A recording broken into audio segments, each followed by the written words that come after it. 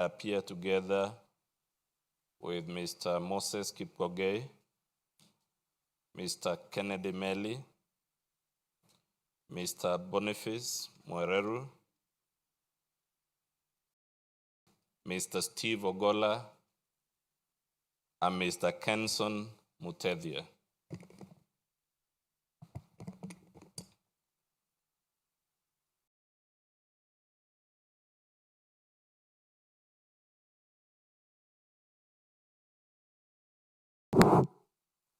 May it please the court.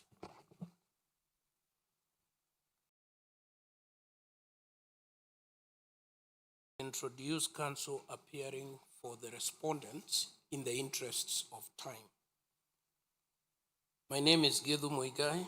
I'm instructed by Christopher Marwa, present, who is instructed by the Honorable the Attorney General. For the National Assembly, second and first ninth respondent is represented by my learned colleagues, Eric Gumbo, Paul Nyamodi, Moses Kipkogei, Alex Baya, and Elias Ouma. For the Senate and the Speaker of the Senate, the third and fourth respondents, my learned friend, Professor Tom Ojenda, appears with Mr. Mokele Moni and Ms. Thanji. Dr. Thionkolu has already introduced himself, and I will not repeat that. For the ninth respondent, Mr. Michael Mushemi. And Ms. Gafira is holding brief for Mr. Kamodo for the 10th respondents. Ms. Joy Anami and Hassan Noor are instructed by the 16th respondent, IEBC. Those are the appearances. Sorry, I would like to amend the representation of the Speaker of the National Assembly to include Mr.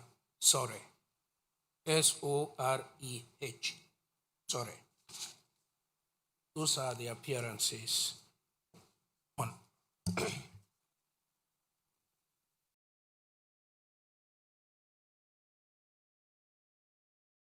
Judgment. My name is Harrison Kinyanjui. With your very kind indulgence, I do appear for petitioner in petition E586 of 2024. And my lords, my lady, we filed an application in the Court of Appeal to arrest the delivery of this judgment.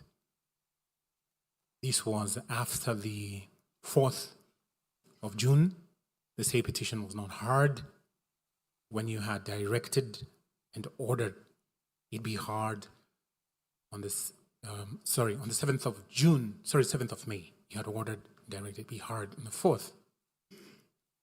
On that 4th, it was not even listed for a mention. It was listed for a hearing.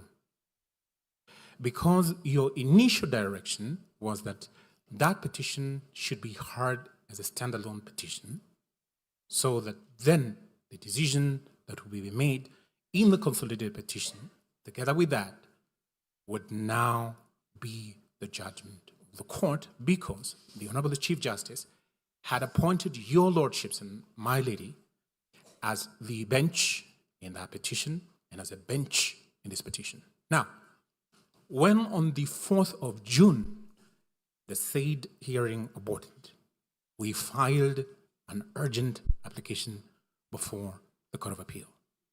CU application number 291, E291 of 2026.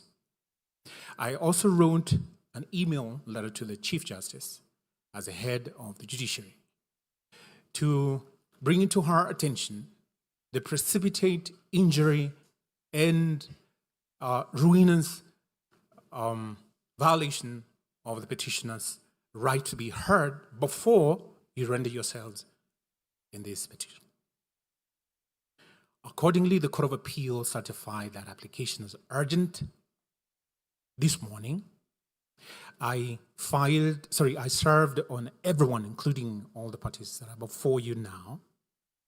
That application relates to the Court of Appeal's jurisdiction under Article 165(3), and therefore, in deference to the authority of the Court of Appeal, the matter being sub judice in the Court of Appeal, to arrest the delivery of a judgment, so that then a judgment can be rendered that is encompassing that petition and the consolidated petitions.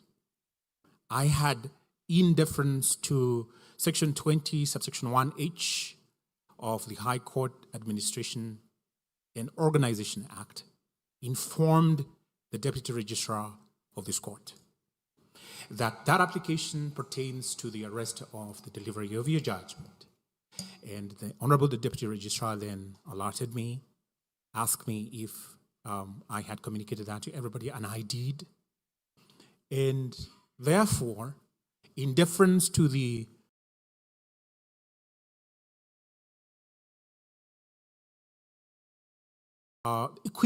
equivalent of the least pendants rule, that application being alive before the Court of Appeal, that this Honorable Court then defers the delivery of the judgment.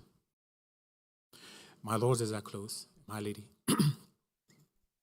the right to be heard, being enshrined in Article 25C of the Constitution, is non-abrogable. It cannot be abridged. But if this judgment is rendered, and peradventure, you find, as indeed you would find,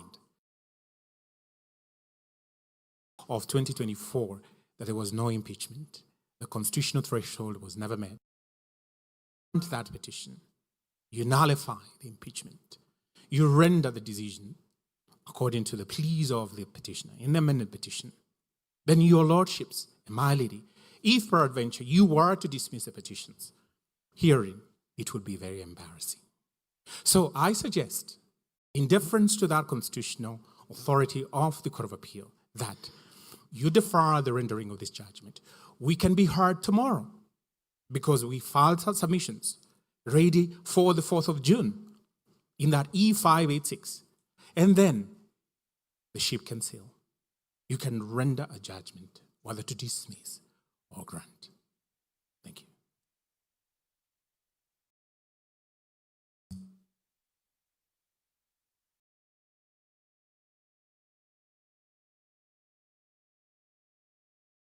Do you have an order from the Court of Appeal on this issue?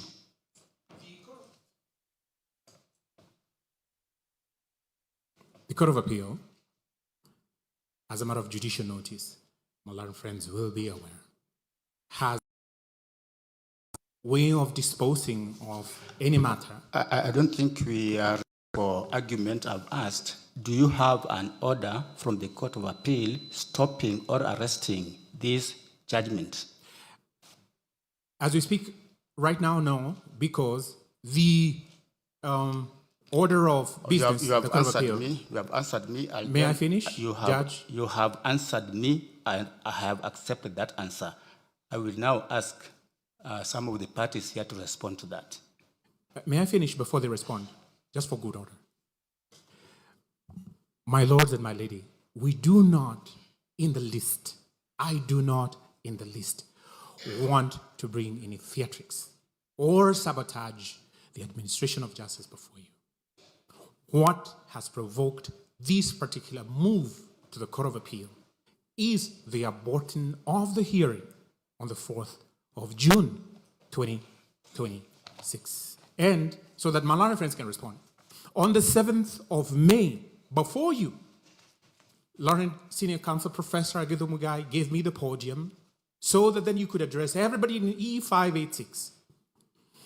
On that day, you gave, in the presence of everybody here, the 4th of June as a hearing date.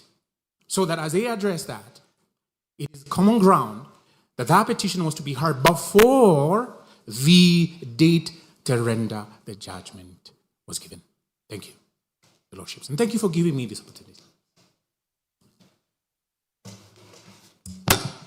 The subject matter raised by Mr. Kinyanjui relates to a file which is not before us here. And we have not taken any record in this particular file. But for the purpose of transparency, I will ask the parties who are expecting a judgment from us for their comment. My lords, my ladies, I have the instructions from the team of the first petitioner, His Excellency Rigathi Gachagua, to make representations on his behalf. We have come here to pick the judgment in the petition before you. We have not received any order from the Court of Appeal stopping today's proceedings.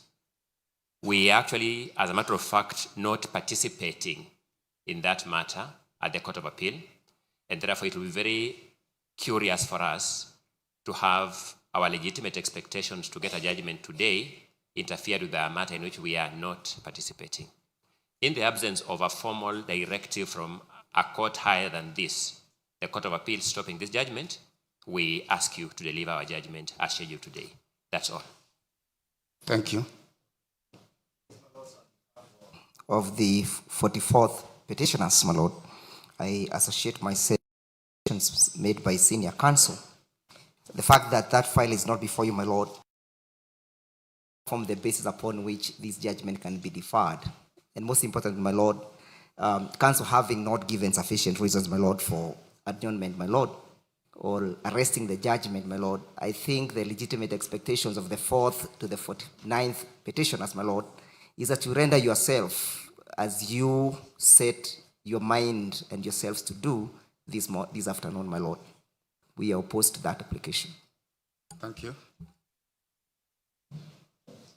In the interest of time, I will speak for all my colleagues, for the respondents, and we associate ourselves with the submission of learned senior counsel, Mr. Ongoya. Yes.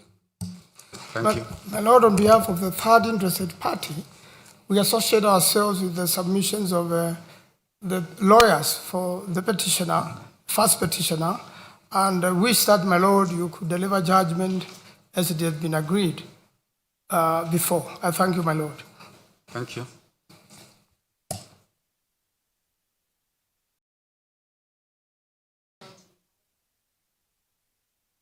Your Honor, on behalf of the second petitioner, we associate ourselves with the submissions of the other petitioners, and we say in the absence of a court order for stay, then we see no need of stopping judgment. That's all.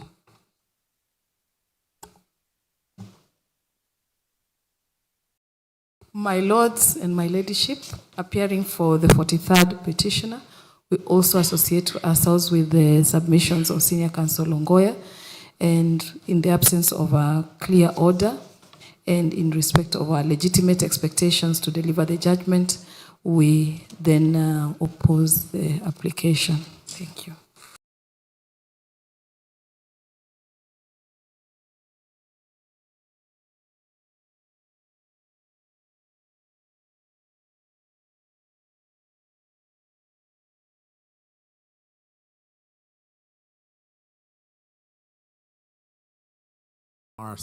The delivery of the judgment. My lords, as I close, my lady, the right to be heard, being enshrined in Article 25C of the Constitution, is non-abrogable. It cannot be abridged. But if this judgment is rendered, and peradventure, you find, as indeed you would find,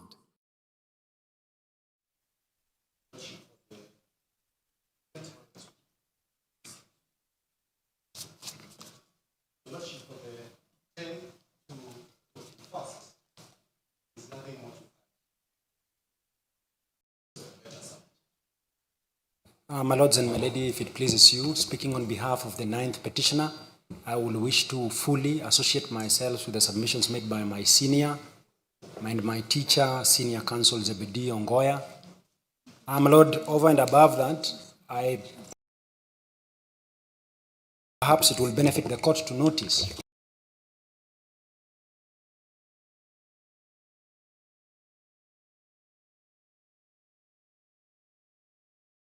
that we have only but been served with the application.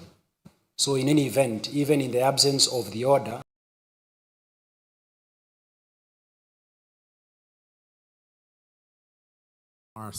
the delivery of the judgment. My lords, as I close, my lady,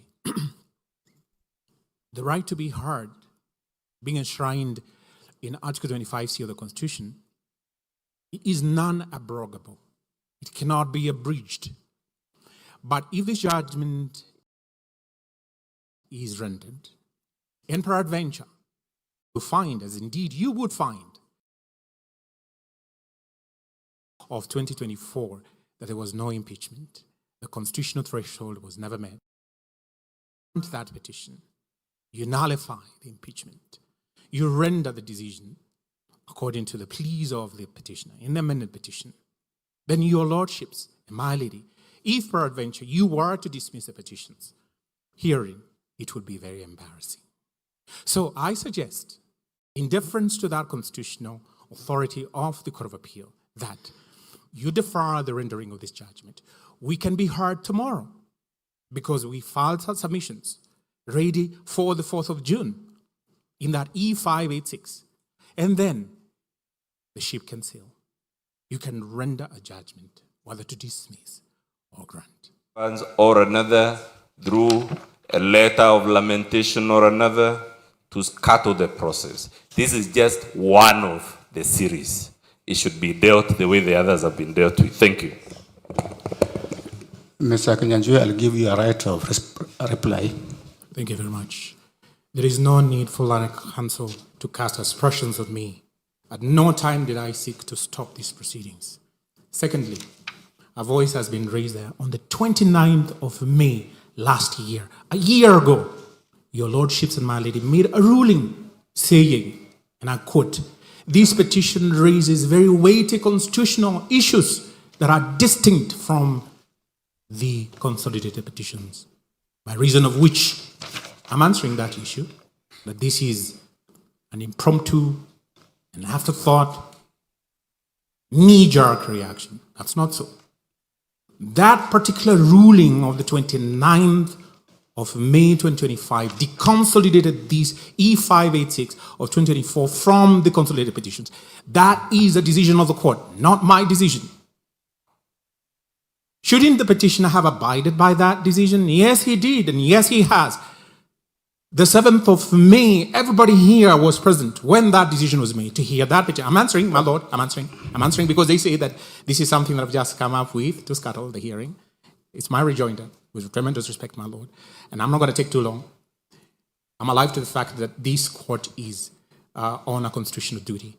My lord, the date for hearing was... I served that application from the Court of Appeal, deference to the Court of Appeal's directions. And we cannot sit here and pretend, as legal practitioners, we do not know the practice of the Court of Appeal. The Court of Appeal is seized of these proceedings. And this court is subordinate to the Court of Appeal. And I'm answering that issue as to no reason has been preferred to defer this judgment. The Court of Appeal being seized of those proceedings, which everybody here is fully aware. My friend has said, yes, he has been served. Everybody has been served. So we ought to give deference to that constitutional issue. The other issue raised is that, your lordship, there's nothing peculiar. There is nothing out of the ordinary from these consolidated petitions. Lion Council, really, having looked at my petition, never having answered in that petition, Mutomi Thiankolu never filed a single sheet of paper in that petition, and he is appearing for the 10th respondent. Your lordship, he cannot be heard to say that he has absolutely no reason to see what is peculiar. Your lordships, you saw the peculiarity of that petition. Lordship, I'm not going to go. So that your lordship, the petitioner wants to be heard on merit because Article 25C says he should be heard and given that right to a fair trial. As I close, none of my learned friends here, when that petition comes up for hearing, should they ever remove from their pocket the res judicata card. None of you. My lord, I say so because They are happy to have the judgment today. And I'm going to demonstrate there was no lawful impeachment. Constitutional threshold was never met, and I'm not delving into that. So none of them, my lords, none of them, no, Prof, please don't point a finger at me. None of them should be heard to say that my client's petition is res judicata. So that your lordship, Mr. Kinanjui, yes, this is my last we have given you enough time. Yes, this is my last remark. This is my last remark. Since the Honorable the DR received this formal communication and was brought to the attention of this honorable court, I very believe this honorable court should have deferred to the Court of Appeal. And I said, we're not adjourning indefinitely. It's not open-ended. Even give me this afternoon, we'll be heard, and then you can render your judgment tomorrow. Thank you for hearing me.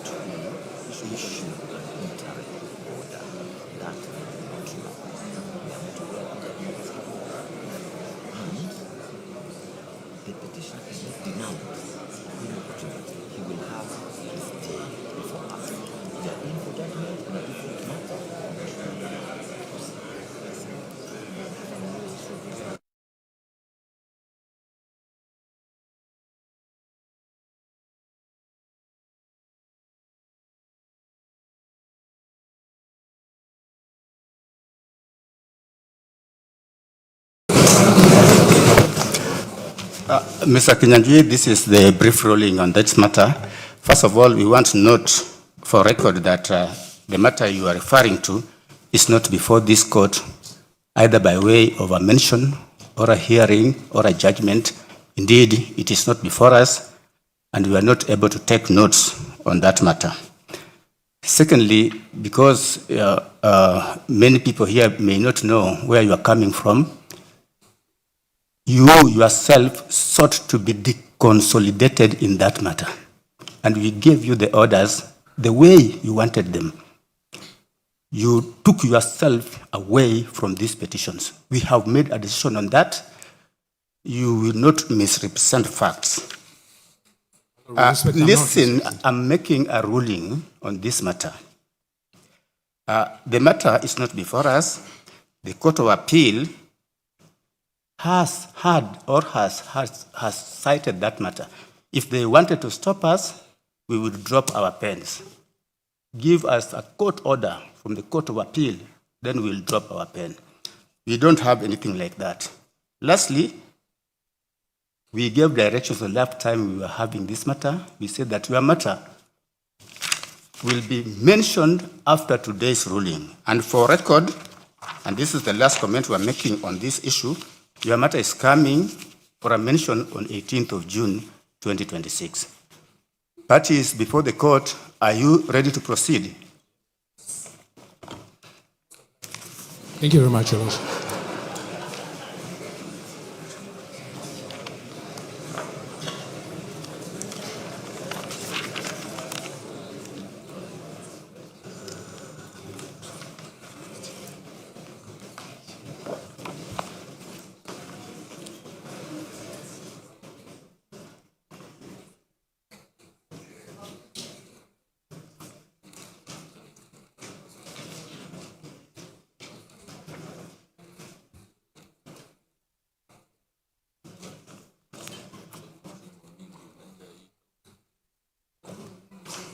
What time is it? 11:41. I take it that parties are now ready to take judgment in the constitutional petition number E65 of 2024, consolidated with Nairobi petition number E550 2024, Nairobi petition 570 of 2024, number E572 of 2024, Kerugoya petition number E013 of 2024, Kerugoya petition number E014 of 2024, Kerugoya petition number E015 of 2024, Nairobi petition number E522 of 2024, Nairobi petition E506 of 2024, Nairobi petition E509 of 2024, Nairobi petition number E525 of 2024, Nairobi petition number E528 of 2024, Nairobi petition number E537 of 2024, Nairobi petition number E541 of 2024, E567 of 2024, E576 of 2024, E586 of 2024, and E598 of 2024 between Honorable His Excellency Rigathi Gachagua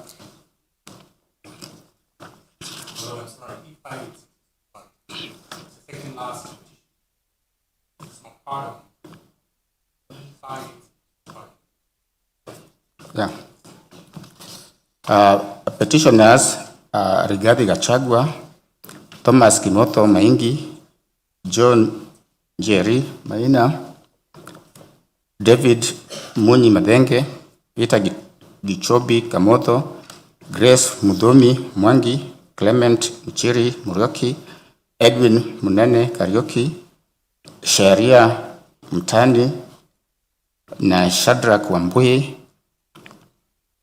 Father Eddie Waiguru, Anthony Muithaga, Victor Gatia, Assunta Wangui Mwiruri, Christine Mukami Njuguna, Peter Kimani Kioira, Alice Wamuhu Mbugwa, Mwangi Anyeki Mbugwa wa Mumbi, Kigo Kahari, Priscilla Wambui Gitari, Muchiri Ngatia, Maria Njeri, Eric Warui Mwaniki, Brian Hunja, Sarah Hubi, Margaret Wanjira, Samuel Njenga, Hebron Gakuru, Samuel Ngari,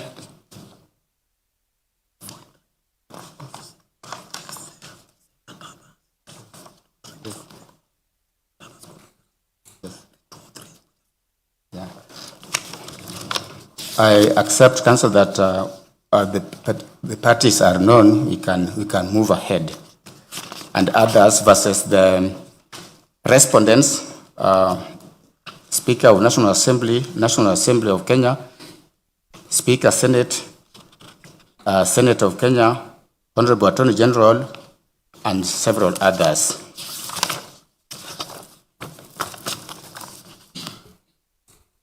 This is the judgment. For the sake of clarity, I believe the lead file in terms of the directions that this Honorable Court gave is E565. Yes. That is not quite what I had. Yeah, that is the lead file. That is the position. Yes. Thank you. This is the judgment. We have a 350 page judgment, and we'll try as much as possible to read it. Introduction and background. In the general election of 9th of August 2022, the first petitioner, hereinafter referred to as His Excellency Gachagua, was elected as the Deputy President of the Republic of Kenya alongside His Excellency William Ruto, whom we refer to as President. Their election was upheld by the Supreme Court, paving the way for their swearing in on 13th of September 2022, beginning what was expected to be a full constitutional term under Article 145 sub-Article 1 and Article 148 sub-Article 6. That expectation, however, was cut short following the successful impeachment proceedings against His Excellency Gachagua. The process leading to his removal commenced on 1st of October 2024, when Honorable Mwengi Mutuse, the 9th respondent and Member of Parliament for Kibwezi West constituency, we shall refer to him as Hon Mutuse, introduce an impeachment motion pursuant to Article 145 and Article 150 of the Constitution. The motion hereafter refers.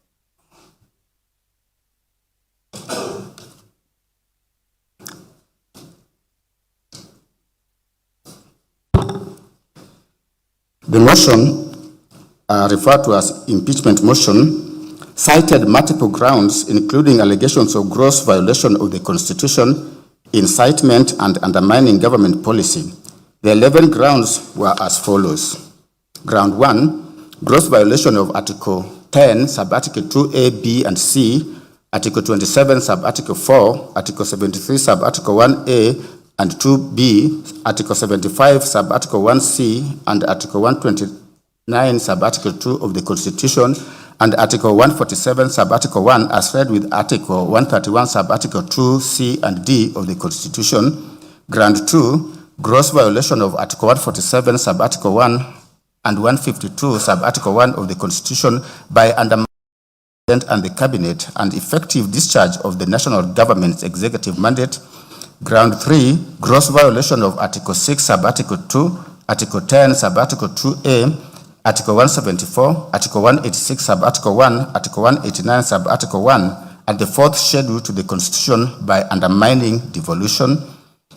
4, gross violation of Article 160, Sub-Article 1 of the Constitution on the institutional and decisional independence of judges. Article 5, Ground 5, gross violation of Article 3, Sub-Article 1 and Article 148, Sub-Article 5A of the Constitution, and fidelity to the oath of office and allegiance.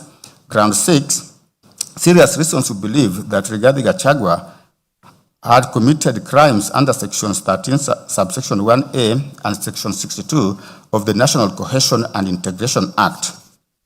Ground 7, serious reasons to believe that Rigathi Gachagua has committed crimes under Section 45, 46, 47, and 48 of the Anti-Corruption and Economic Crimes Act and Section 2, 3, 4, and 7 of the Proceeds of Crime and Money and Anti-Money Laundering Act. Ground 8, serious reasons to believe that Rigathi Gachagua has committed crimes by continuously misleading members of the public through false, malicious, divisive, and insightful remarks contrary to the provisions of Section 132 of the Penal Code and Section 29 of the Leadership and Integrity Act. Ground 9, gross misconduct under Article 150, Sub-Article 1B of the Constitution by publicly attacking and undermining the work of the National Security Intelligence Service and its officers. Ground 10, gross misconduct or insubordination by openly or publicly insubordinating the President, who is the head of state and government. Ground 11, gross misconduct by persistently bullying state and public officers. The impeachment motion was formally initiated before the second respondent, that is the National Assembly. In response, several constitutional petitions were filed in the High Court, challenging both the legality and constitutionality of the National Assembly's proceedings. These petitions, consolidated with Nairobi petitions, which I had mentioned earlier, were consolidated and are collectively referred to as the Cohort 1 petitions, with petition number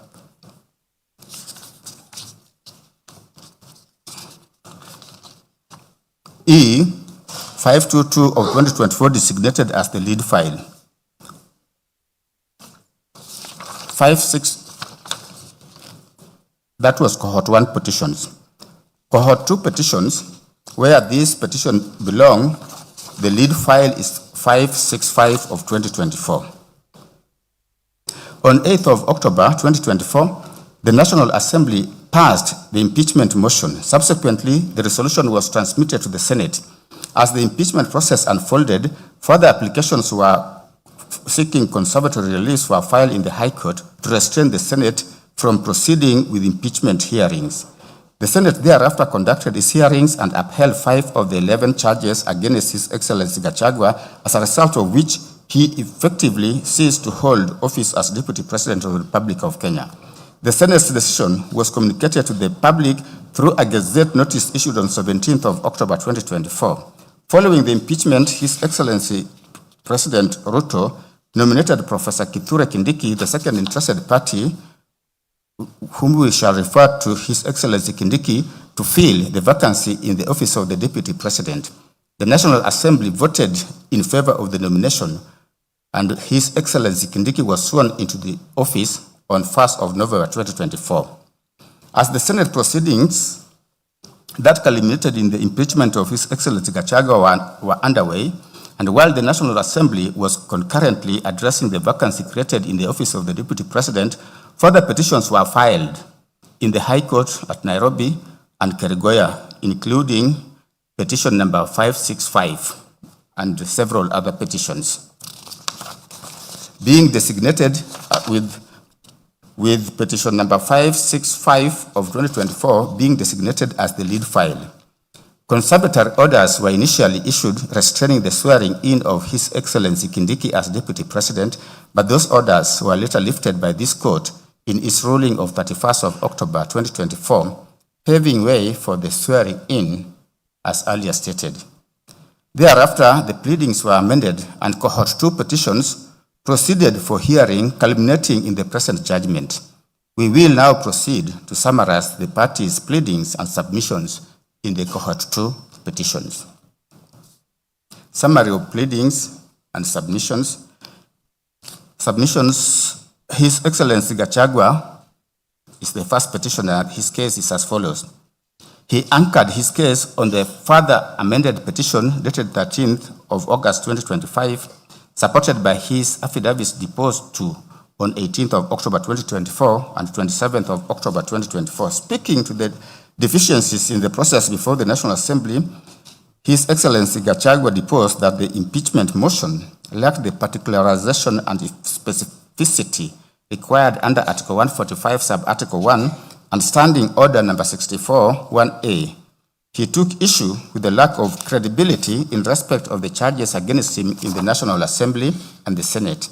As regards the constitutional imperative of public participation, His Excellency contended that the National Assembly's process was deficient in that the notice was unreasonably short and that it lacked adequate designated venues. It was his case that the exercise was biased, with organizers framing it as meant for invited members of specific parties. He stated that the process utilized unverified feedback forms that resulted in fictitious data. In alleging bias exhibited by the Speaker and Deputy Speaker of the National Assembly, His Excellency deposed that they made partisan statements and also failed to recuse themselves despite having conflict of interest as they were signatories to the coalition agreement that formed a substantial part of the evidence. It was his case that the Senate violated Articles 145, Sub-Article 3 to Sub-Article 6 by skipping the appointment of a special committee to investigate the charges against him, thereby denying him a crucial layer of fair hearing. He stated that Senate imposed an unconstitutional 10-day deadline on the plenary proceedings and unlawfully permitted the National Assembly to introduce new evidence by ambush. He was emphatic that the Senate violated his right to a fair hearing and dignity guaranteed under Article 50 and Article 28, respectively, when he was denied an adjournment. In further support of this position, Dr. Daniel Kibuka Gikonyo, a consultant cardiologist and founder of the Current Hospital, saw an affidavit on 28th of April 2026 to confirm the medical status of His Excellency Gachagua on the day he was scheduled to defend himself before the Senate. Speaking to the key medical events, it was his evidence that on 17th of October 2024, at approximately 3 p.m., His Excellency Gachagua arrived at Current Hospital with severe chest pain. He deposed that given his age and underlying risk factors including hypertension, history of diabetes, stress, he conducted ECGs and blood tests and recommended a 48 to 72-hour admission to enable close monitoring, further evaluation, and appropriate medical management. It was his evidence that he supervised His Excellency Gachagua's care until discharge on 20th of October 2024. Far from the impeachment process, His Excellency Gachagua impugned the subsequent nomination and approval of His Excellency Kindiki. He asserted that the process was rushed and there was no public participation despite the dictates of Articles 10 and 118 of the Constitution. It was his case that the clearance from the Independent Electoral Boundaries Commission, or IEBC, was null and void since the commission lacked commissioners, and as such, the Secretariat was legally incompetent to clear the nominee. Further to the foregoing, it was His Excellency Gachagua's position that His Excellency Kindiki was disqualified under Chapter 6 due to gross human rights violation, including abductions, extrajudicial killings during the Finance Bill protest when he served as Interior Cabinet Secretary. Finally, His Excellency Gachagua averred that His Excellency Kindiki was not a member of the UDA party for the requisite 3 months preceding his nomination, and it was his case that the National Assembly unconstitutionally metamorphosed the process into an election rather than an approval under Article 149, Sub-Article 1.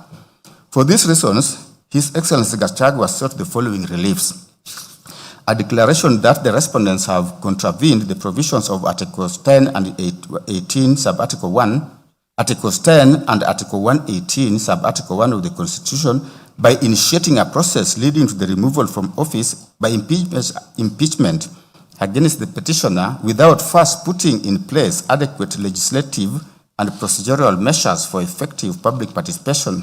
In particular, the Senate's decision was not informed by any input from public engagement.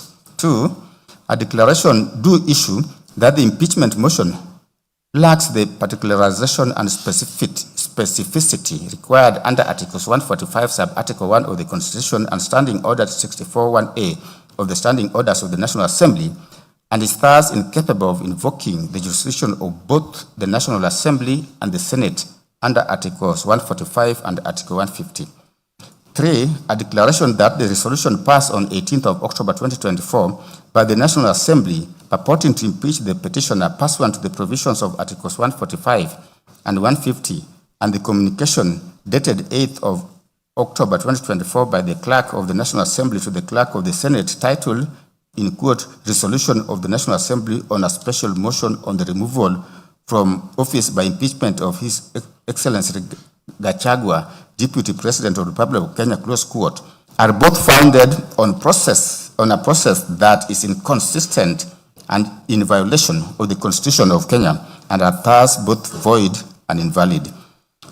4, a declaration that for the purposes of impeachment of the President or Deputy President of the Republic of Kenya, adequate public participation must be undertaken in all the 290 electoral constituencies in Kenya, the diaspora constituency, and the 1,450 electoral wards where the presidential election takes place. 5th, he sought a declaration that the period of 12 days provided under Standing Orders number 64, sub-order 2 and 6 of the Standing Orders of the National Assembly is grossly insufficient time for the National Assembly to facilitate any meaningful and reasonable public participation during the process of impeachment of the President or Deputy President of the Republic of Kenya. Thus, the standing order is unconstitutional insofar as it has the effect of abridging the time for public participation. 6, he sought a declaration that the proceedings before whole house plenary of the Senate of Kenya under Article 145 of the Constitution of Kenya are not limited or time-bound to 10 days, as would be if a special committee is appointed under Article 145, Sub-Article 4A. He also sought in 7th prayer a declaration that the petitioner has right to fair administrative action under Article 47, right to fair hearing under Article 50, Sub-Article 1 of the Constitution were violated on account of the petitioner being denied an adjournment occasioned by illness, thus violating his right to appear in person before the Senate of Kenya to be heard and present his case. He also sought a declaration that the National Assembly and the Senate, in their evaluation of the impeachment proceedings before them, failed to properly assess each of the specified grounds and determine if they collectively or individually constitute a gross violation of the Constitution warranting voting to uphold the impeachment charges against the petitioner. Hence, the resolution of 8th of October 2024 in the National Assembly and the vote upholding the impeachment charges that of the Senate passed on 17th of October 2024 do not meet the threshold for impeachment set out under Article 150 as read with Article 145 of the Constitution. Hence, the same be and are hereby set aside. An order of certiorari to remove into this Honorable Court and quash the decision and or resolution of the National Assembly and the Senate made on 8th of October 2024 and 17th of October 2024 respectively, resolving to remove from office by impeachment His Excellency Gachagua, EGH, Deputy President, Republic of Kenya. At the 9th prayer, the petitioner sought an order of certiorari to bring up into this court to be quashed the resolution of the Senate of Kenya made on 17th of October 2024 to remove from office by impeachment His Excellency Gachagua, EGH, Deputy President, Republic of Kenya, on the grounds expressed in Gazette Notice number 13/400. He also sought at prayer number 11 a declaration does issue that the IEBC could not clear Kithure Kindiki without the involvement or approval of commissioners under Article 88 and Article 250 sub-Article 1 of the Constitution as read with Section 4 and Section 11A of the IEBC Act. The purported clearance was therefore null and void. Further, the overnight clearance violated Article 10 of the Constitution on openness and transparency. At prayer number 12, His Excellency sought a declaration does issue that Kithure Kindiki is disqualified under Article 10 and 72 of the Constitution due to unresolved concerns from his tenure as Cabinet Secretary for the Interior and National Administration, during which Kenya endured gross violation of human rights.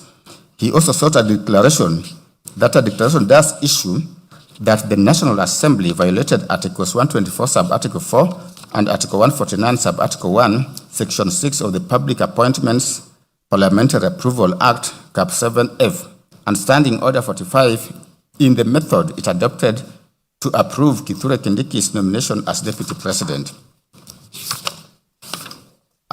He also sought a declaration that Kithure Kindiki was illegally appointed and procedurally cleared and unlawfully approved as nominee for Deputy President in violation of Articles 1, Article 10, Article 8, Article 118, Article 124, Article 137, Article 148, Article 149, and Article 250 of the Constitution, so that his appointment, clearance, and approval for that position is null and void.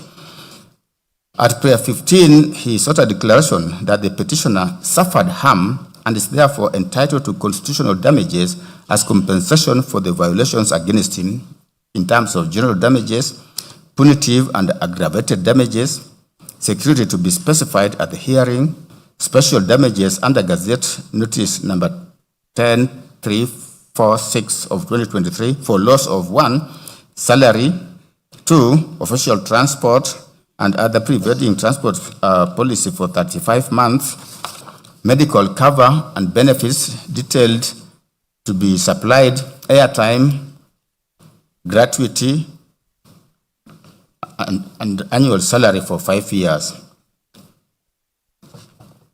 He calculated those sums and gave the figures. At prayer number 16, His Excellency sought pension and other benefits under the Retired Benefits Deputy President and Designated State Officers Act, Chapter 197B of the Laws of Kenya, being a monthly pension equal to 80% of the first petitioner's last monthly salary while in office. 2, a lump sum payment on retirement calculated as a sum equal to 1 year's salary paid for each term served in office.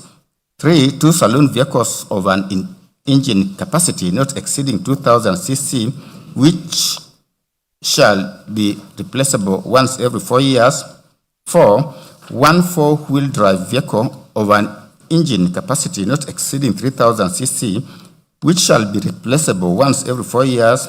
5, a fuel allowance equal to 15% of the current monthly salary of the office holder.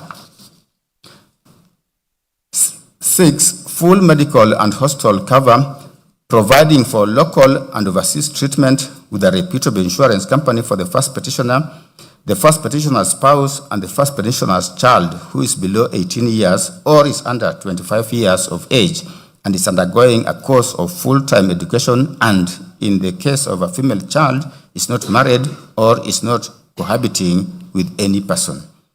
7, 2 drivers. 8, 1 personal assistant. 9, 1 accountant. 10, 1 secretary. 11, 2 housekeepers. 12, 2 senior support staff. 13, 2 cooks. 14, 2 gardeners. 15, 2 cleaners. 16, armed security guards, who shall be provided on the request of the first petitioner. 17, diplomatic passport for the first petitioner and his spouse. And 18, office and office equipment. 19, maintenance expense for the vehicles provided. 20, access to the VIP lounge 2 at all airports within Kenya. He also prayed for cost of this petition and such other reliefs as this court may deem just. In support of his claim, His Excellency Gachagua submitted, or rather in his submissions, he advanced his case further through written submissions dated 7th of October 2025, which were orally highlighted in court by his counsel, Paul Mute Senior Counsel, Elisha Ongoya Senior Counsel, and Mr. Ochiel Dudley, among others. The unifying premise of their submissions was that the impeachment proceedings were not purely political processes insulated from judicial scrutiny. Instead, they constituted constitutionally regulated proceedings subject to the supremacy of the Constitution, the doctrine of legality, and the supervisory jurisdiction of this court under Articles 23, 47, 50, and 165. Overall, they came up with the following issues for course determination. 1, whether National Assembly motion met the constitutional threshold under Article 145. 2, whether the Senate violated Articles 145 sub-Article 3 to 6 by failing to appoint a special committee to investigate the charges. 3, whether the Senate, misled by its misinterpretation of Article 145, rushed the process and denied the petitioner a fair hearing. D, whether there was adequate public participation at both the National Assembly and the Senate. E, whether the speakers of the National Assembly and Senate were biased in reality or in perception. F, whether the overnight clearance and approval of a replacement of Deputy President evidence a predetermined process. G, whether Standing Order number 62 sub order 2 of the National Assembly is valid. And then lastly, what are the available reliefs? They collectively, the lawyers for His Excellency, the petitioner, Rigathi Gachagua, collectively submitted that while Parliament undeniably possesses the authority to undertake impeachment, such authority is neither absolute nor immune from judicial review when allegations of constitutional violations, irrationality, or procedural impropriety arise. They characterize the proceedings as a politically engineered process disguised as constitutional compliance, submitting that Parliament specifically observed procedural forms while deliberately undermining constitutional substance, thereby necessitating judicial intervention to preserve the rule of law. Leading the charge on the constitutional standards of the process, learned senior counsel Elisha Ongoya anchored his arguments on constitutionalism and legitimacy within Kenya's presidential order. He submitted that the Constitution transformed governance from unrestrained political discretion to a system founded on constitutional limitation and accountability, which rendered all exercise of public power, including parliamentary impeachment, subordinate to the Constitution and amenable to judicial scrutiny.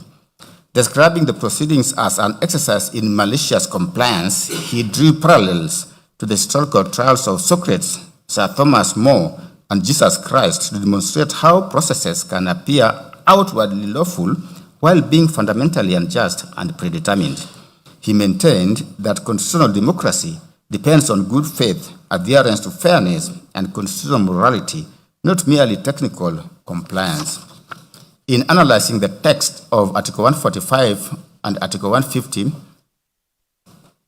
Council noted that the threshold language, gross violation, gross misconduct, and serious reasons prove impeachment is a mechanism reserved strictly for the gravest constitutional transgressions.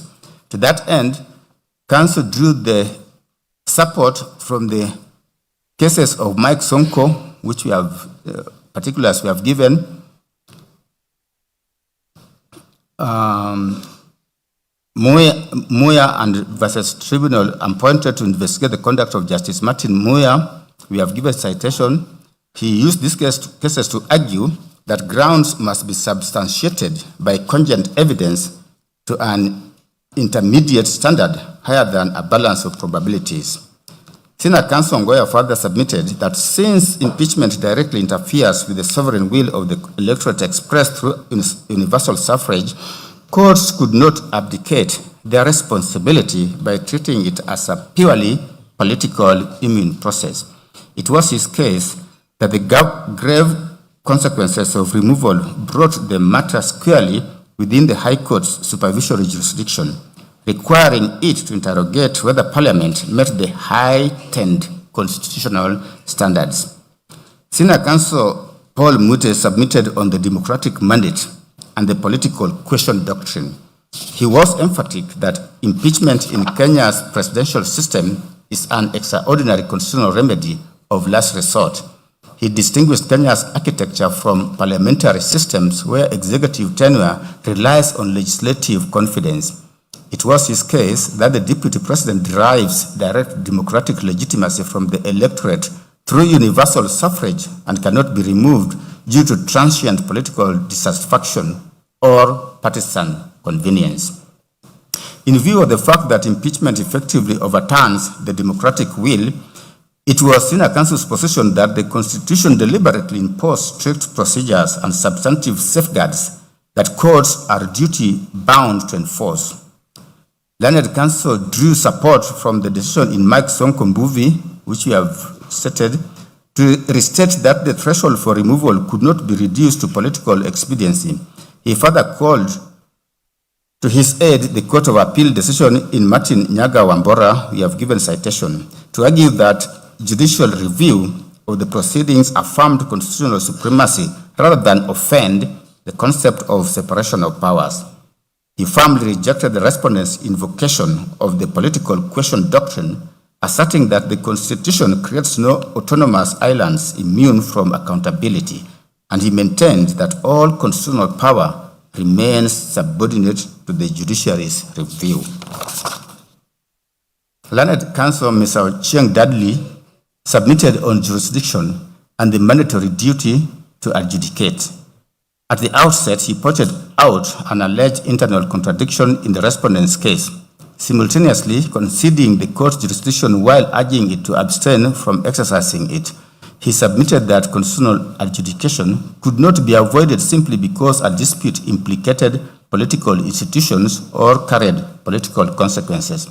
He took the position that once allegations of procedural impropriety or rights infringements arose, the process ceased to be purely political. Drawing on the United States Supreme Court decision in Cohens versus Virginia, we've given citation, he argued that a court acts just as improperly when it declines constitutionally vested jurisdiction as when it arrogates jurisdiction it does not possess. It was his case that Article 165 imposes a mandatory obligation on the High Court to determine disputes whose constitutional violations are alleged as such. The judiciary would itself violate the Constitution by declining to hear politically sensitive questions. Mr. Ochieng submitted further that separation of powers does not establish institutional immunity and that judicial review ensures Parliament acts within its boundaries. Citing the Supreme Court advisory opinion in the matter of Kenya National Commission on Human Rights, Council concluded that constitutional interpretation in such disputes must be transformative, holistic, and purposive rather than mechanical. In the written submissions, His Excellency Gachagua specifically impugned ground 8 of the charges, noting that it relied on Section 132 of the Penal Code, a provision already declared unconstitutional in Robert Alai versus the Attorney General matter.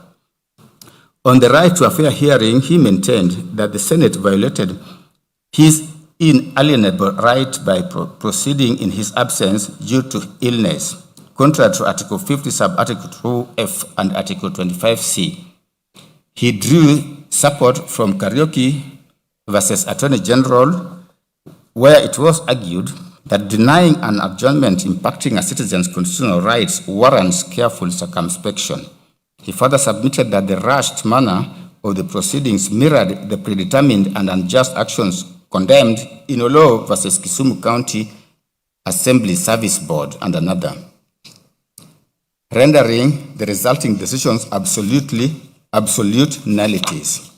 Submitting on public participation and institutional incapacity, it was His Excellency Gachagua's case that both houses entirely failed the threshold. He referred to the decisions in Mohammed and 6 others versus County Assembly of Wajir and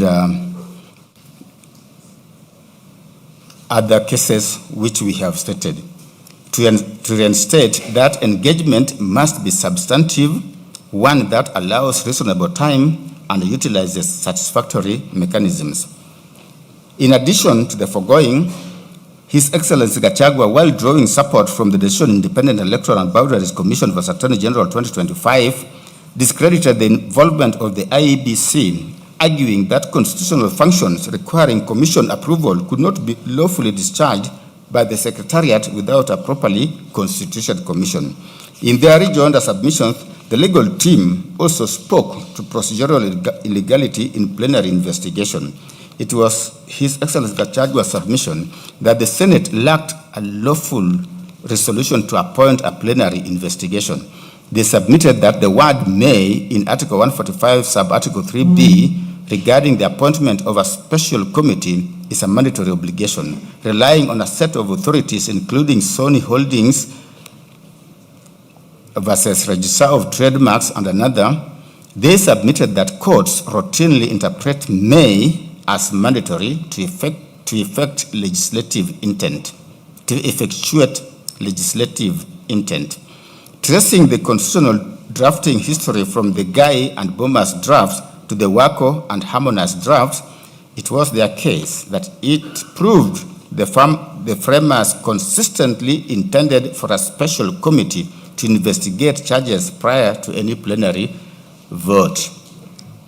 In conclusion, His Excellency Gachagua drew inspiration from the Filipino Supreme Court in Sara Duterte versus House of Representatives. We have given citation to reiterate that impeachment processes remain strictly subject to the Bill of Rights to check grave abuses of discretion. Consequently, they urge the court to utilize its discretion as established in Imanyara and 2 others versus Attorney General to award damages for the constitutional violations to vindicate His Excellency Gachagua's right and deter future legislative infringements.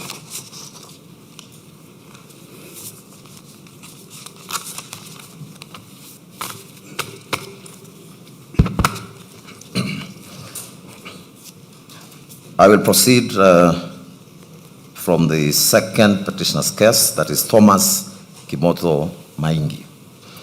Thomas Kimoto Maingi, the second petitioner in the consolidated petitions, filed a petition dated 25th September 2024 before the High Court at Kerugoya.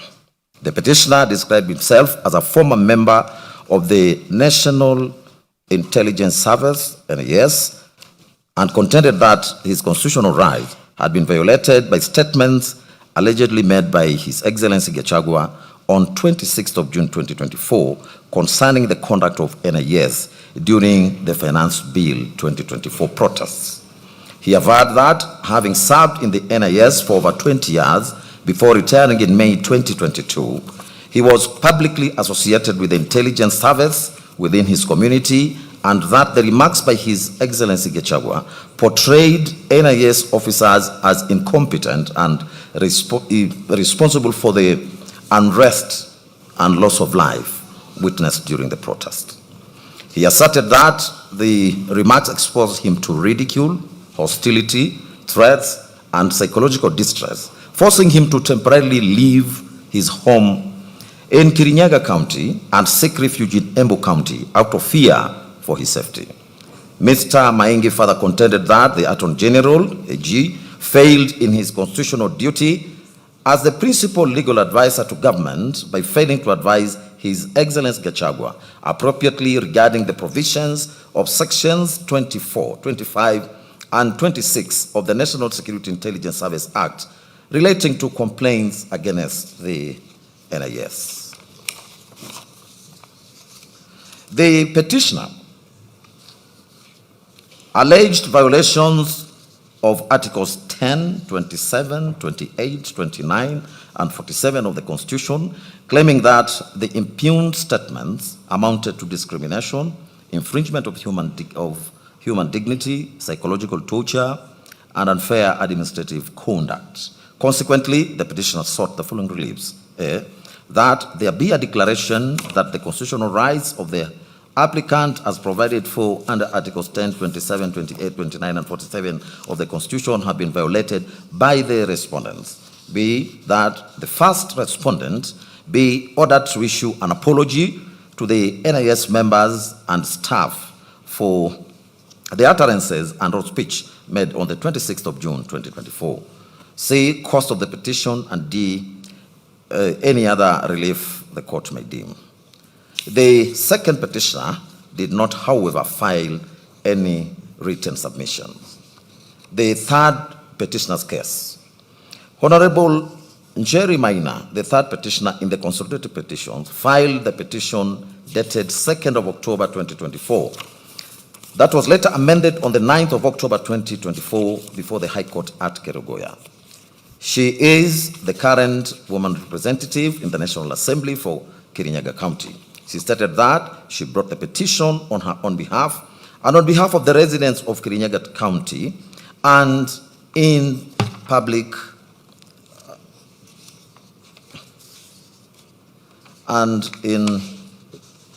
discretion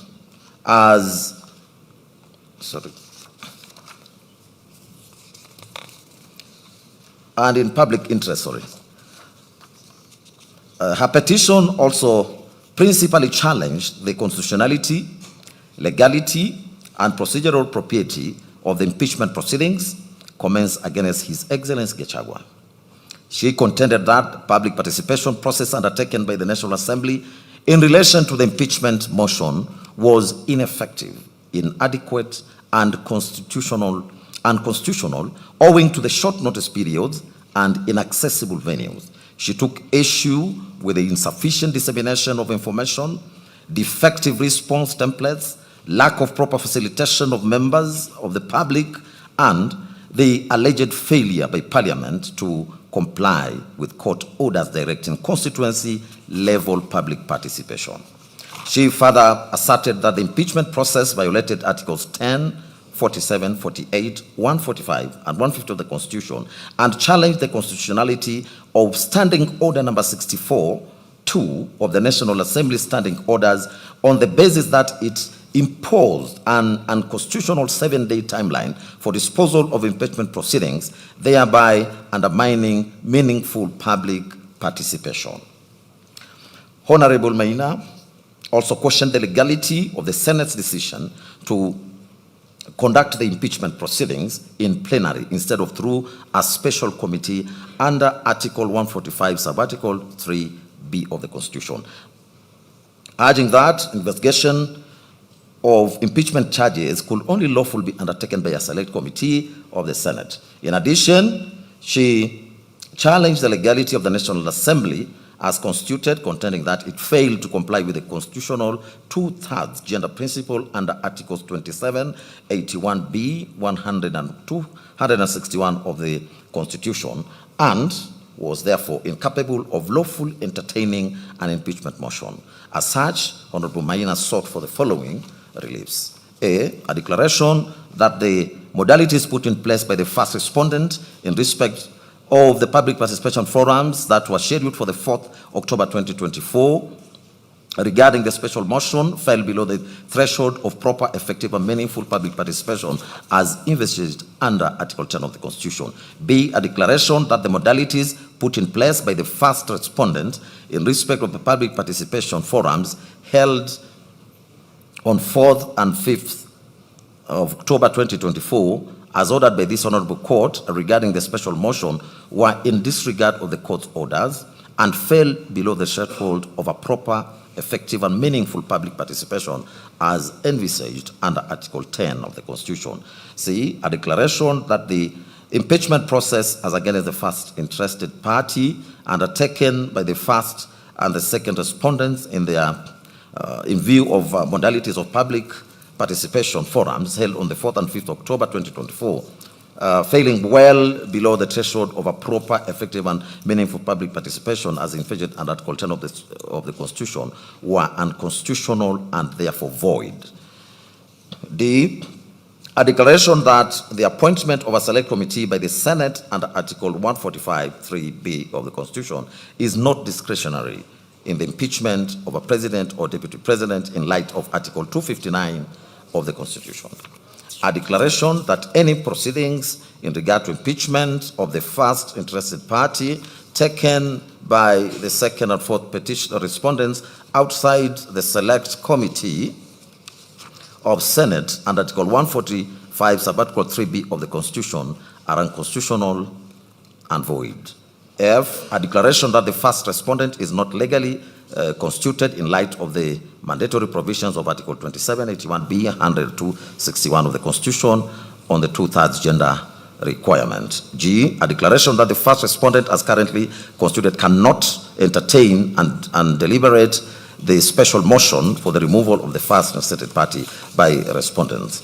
H, cost of the suit, and I, any other order or orders that this court may deem just. The third petitioner's submissions. Honorable Maina supplemented her positions by filing written submissions dated 9th of January 2026, and which she further orally highlighted in court. She identified the following issues for determination. 1, whether the public participation exercise conducted by the National Assembly on the 4th of October 2024 met the constitutional threshold under Article 118 of the Constitution. B, whether the yes-no templates deployed by the National Assembly violated constitutional requirements for meaningful public participation. 3, whether the Senate violated Article 118 by not conducting public participation at the Senate stage. 4, whether the Senate violated Article 145(3)(b) by failing to appoint a special committee of 11 members. 5, whether Standing Order 64-2 prescribing a 12-day impeachment timeline is constitutional. 6, whether the impeachment process violated Article 50 on fair hearing protections. And 7, whether the impeachment proceedings were conducted by impartial officers as required by Article 50, Sub-Article 1 of the Constitution. Honorable Maina submitted that on the 3rd of October 2024. Honorable Justice Mongo, a judge of the High Court sitting at Kariguya, ordered inter alia that public participation be undertaken at the constituency levels so as to accord the public an opportunity to engage and offer their representations. That these orders were duly served and were never appealed, stayed, varied or reviewed, and as such, they remain binding on the respondents, absolutely. Speaking to the obligation to obey court orders, Honorable Maina submitted that such obedience is foundational to the rule of law as was held in Law Society of Kenya and 3 others versus Inspector General of Police and 4 others reported in 2024 KEHC, KLR. She submitted that this obligation extended even to cases where the person affected by an order believes it to be irregular or void, as was held in Refrigeration and Kitchen Utensils Limited versus Gulab Chand, Popatlal Shah, and others, the civil application number Nairobi 1339 of 1990. She further submitted that proper compliance required reasonable notice and not the same day or the next day notice. Physical accessibility at constituency level with open, identifiable venues in each of the 290 constituencies, facilitation of engagement, including civic sensitization, information, language diversity, disability access, and hearings as the primary mode, including oral and interactive engagement. Learned Council further submitted that the orders were not obeyed and only 200,000 participants countrywide who made up to 0.4% of the Kenyan population turned up for the exercise. Council decried the one-day notice published on a Saturday whose contents were vague as they referred to constituency offices without addresses and times. She also pointed out that no hearings were ever organized, no facilitation was provided, and that CDF offices were closed and the MPs absent. Honorable Maina submitted that she became aware of the purported exercise only past midday and that none of her counterparts within the Kirinyaga County were aware of the exercise. She further submitted that even the citizens who visited the constituency venues found them locked and no officials or staff were inside. It was submitted that the National Assembly faced a binary choice of obeying the Constitution through the court order or preserve Standing Order 64-2, which provided for 7 days deadline. They chose the latter, which Honorable Maina describes as contempt, dressed as obedience. That a legislative outcome obtained in defiance of a binding court order cannot stand in a constitutional democracy governed by the rule of law as discussed by Lord Denning in McFoy versus United States Company Limited, United Africa Company Limited, reported in 1961, 3 All England Reports 1169, where the learned judge held that, I quote, if an act is void, then it is in law nullity. You cannot put something on it and expect it to stay there. It will collapse, end of quote. Honorable Maina also took issue with the yes and no template as constitutional fraud, as the National Assembly deployed a standardized template reducing 7 complex constitutional allegations into binary tick box questions. That citizens were asked whether they supported impeachment on each ground without being supplied with evidentiary material, explanatory memoranda, and His Excellency Gachagua's response, relying on the Supreme Court and British American Tobacco BAT versus Cabinet Secretary for Health 2019, which we'll hereinafter be referring to as the BAT case. She articulated attributes of meaningful participation to include clarity of the subject matter for the public to understand, structures, processes that are clear and simple, opportunity for balanced influence from public, commitment to the process such that views can influence outcomes, and inclusive and effective representation. She also listed integrity and transparency of the process and capacity to engage on the part of public, including sensitization of the subject matter.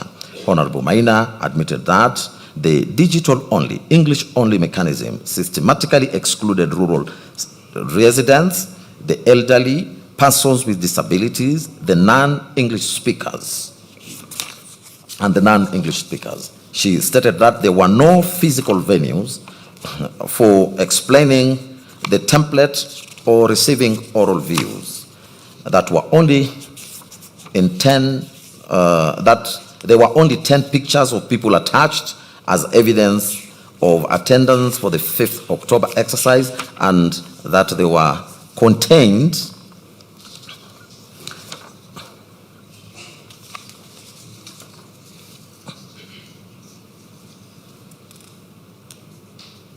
and that they were conflated responses from 4th and 5th October without distinction, obscuring the impact of the court's orders. She identified that the template was not a procedural imperfection, but an endorsement mechanism designed to manufacture numerical support for a predetermined outcome and is therefore constitutionally void. It was her further submission that Article 118 imposes an independent obligation on each House of Parliament to facilitate public participation in its own business, that the Senate is not a subordinate appendage of the National Assembly, as was held in Speaker of Senate versus Attorney General, reported in 2013, she stated that the Senate's role in impeachment is determinative under Article 145(7), as it performs a quasi-judicial function of the highest constitutional order. She held the position that the Senate could not constitutionally rely on the National Assembly's defective process, particularly where that process was conducted in defiance of court orders, that the Senate was aware of these defects as they were documented, litigated, and judicially acknowledged. Counsel submitted further that in Mwangaza versus Speaker of the Senate 2025, reported in 2025 Kinyalo reports, this court held that Senate must satisfy itself that public participation was adequate and satisfaction requires inquiry, assessment, and independent judgment, but the Senate undertook none. That the Senate conducted no public participation whatsoever, as no notices were issued, no invitations were extended, no hearings were conducted, and no submissions were received, and that this is not a case of inadequate participation, but a case of none at all.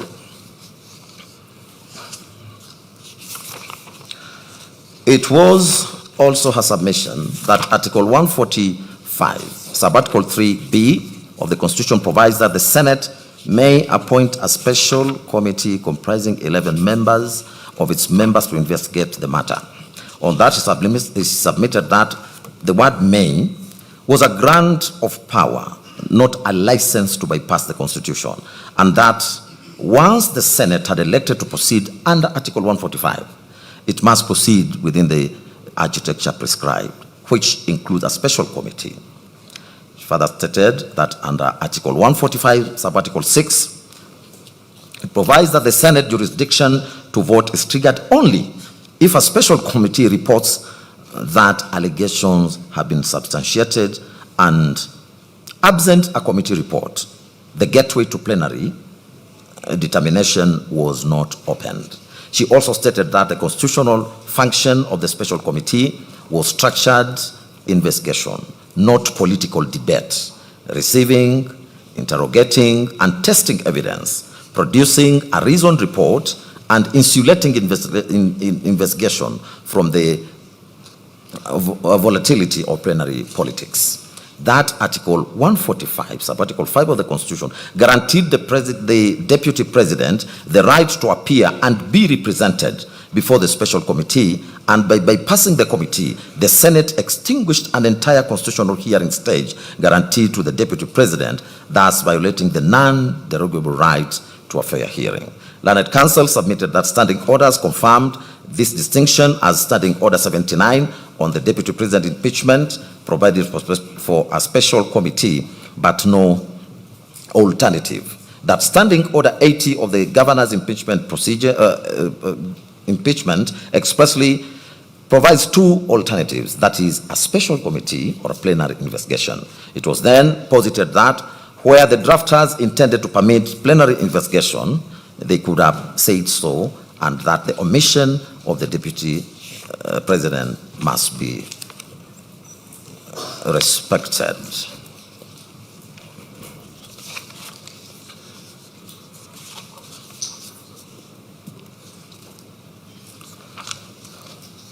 Learned Counsel drew parallels to Section 33(3)(b) of the County Governments Act, which provides that the Senate may appoint a special committee in governor impeachments, and that the courts, including Wambora, have held that this confers discretion and the Senate has lawfully proceeded in plenary. That those decisions underscore the opposite point, that where law expressly provides alternatives, discretion exists, but where the Constitution provides only one investigative pathway, the discretion does not extend to inventing another. She submitted that by proceeding to plenary determination without appointing a special committee, the Senate acted without jurisdiction, bypassed a constitutionally mandated investigative stage, and extinguished a guaranteed hearing right. She also submitted that Senate had collapsed constitutionally distinct phases into a single political exercise, and the impeachment proceedings were therefore unconstitutional, null, and void ab initio. It was a further submission that Standing Order 64-2 lay at the heart of the constitutional infirmity, as it imposed unreasonable timelines that rendered compliance with the Constitution impossible. Council invoked Article 2(4) of the Constitution, which provides that any law that is inconsistent with the Constitution is void to the extent of the inconsistency. She placed reliance on Orange Democratic Movement Party versus Speaker of the National Assembly, reported in 2024, where this court affirmed that standing orders cannot override the Constitution nor substitute the constitutional requirements of public participation as expounded by the courts. In that light, Parliament's invocation of good faith was faulted, it being argued that Standing Order 64-2 structurally precluded constitutional compliance. She submitted that where standing order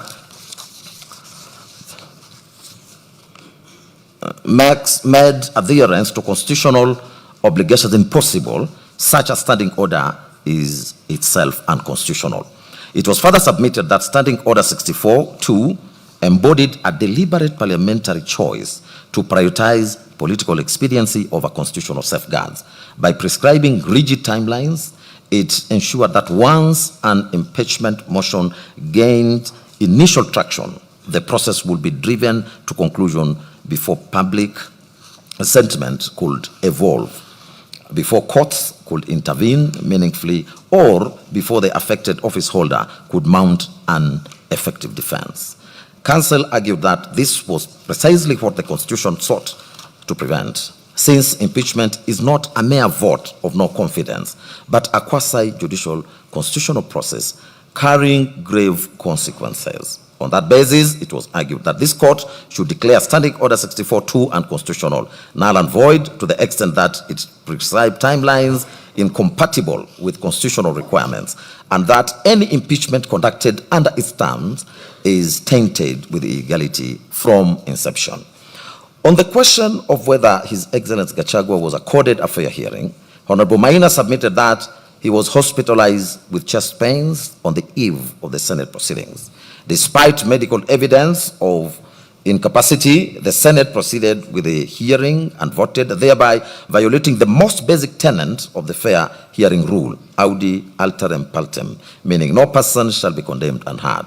Counsel further argued that the 12 days between service of the motion and the National Assembly vote were constitutionally inadequate, given that Article 50, Subarticle 2B, guaranteed the right to have sufficient time and facilities to prepare defense. His Excellency Gachagua, it was emphasized, faced 11 complex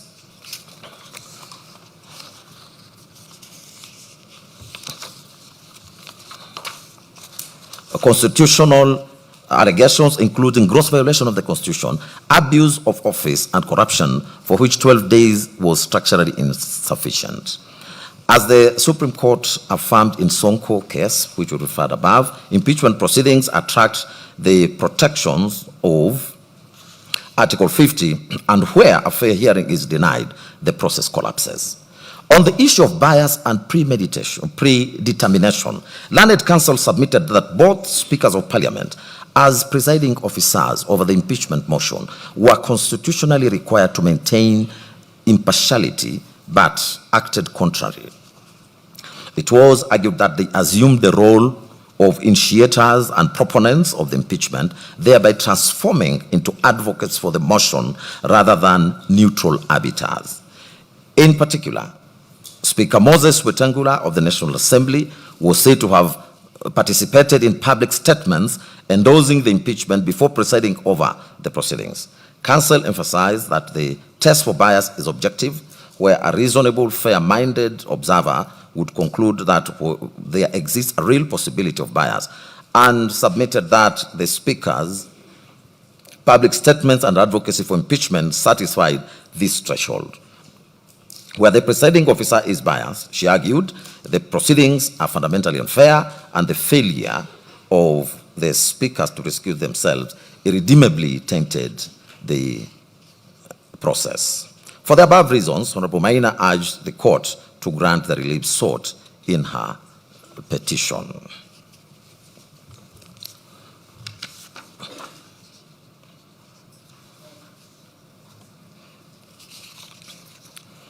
Next is the 4th to 8th petitioners' cases. The 4th to 8th petitioners in the consolidated petitions, that is Honorable David Munyi Madenge, Peter Gachobi Kamoto, Grace Modoni Mwangi, Clement Muchiri Muriuki, and Edwin Munene Kariuki, jointly filed a petition dated 18th of October 2024 before the High Court of Kenya at Kerugoya.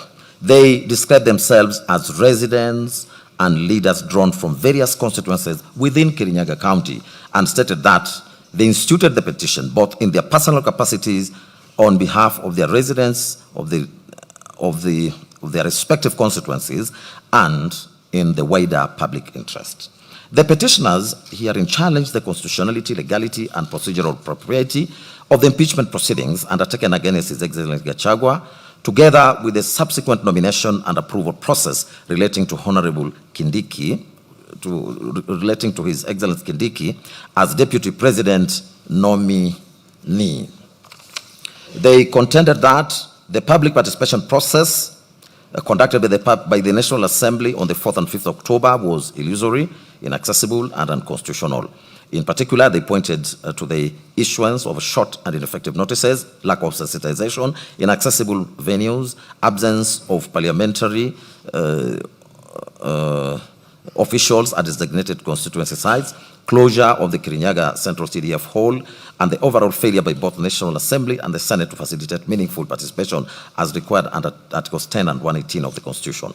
The petitioners further asserted that Senate unlawfully conducted impeachment proceedings in plenary instead of through a special committee under Article 145(3)(b) of the Constitution, and that the rash timelines imposed under Standing Order 64(2) of the National Assembly standing orders were unconstitutional as they curtailed effective public participation and the hearing and the fair hearing rights. They also alleged that the Senate violated His Excellency Gachagua's constitutional allegations.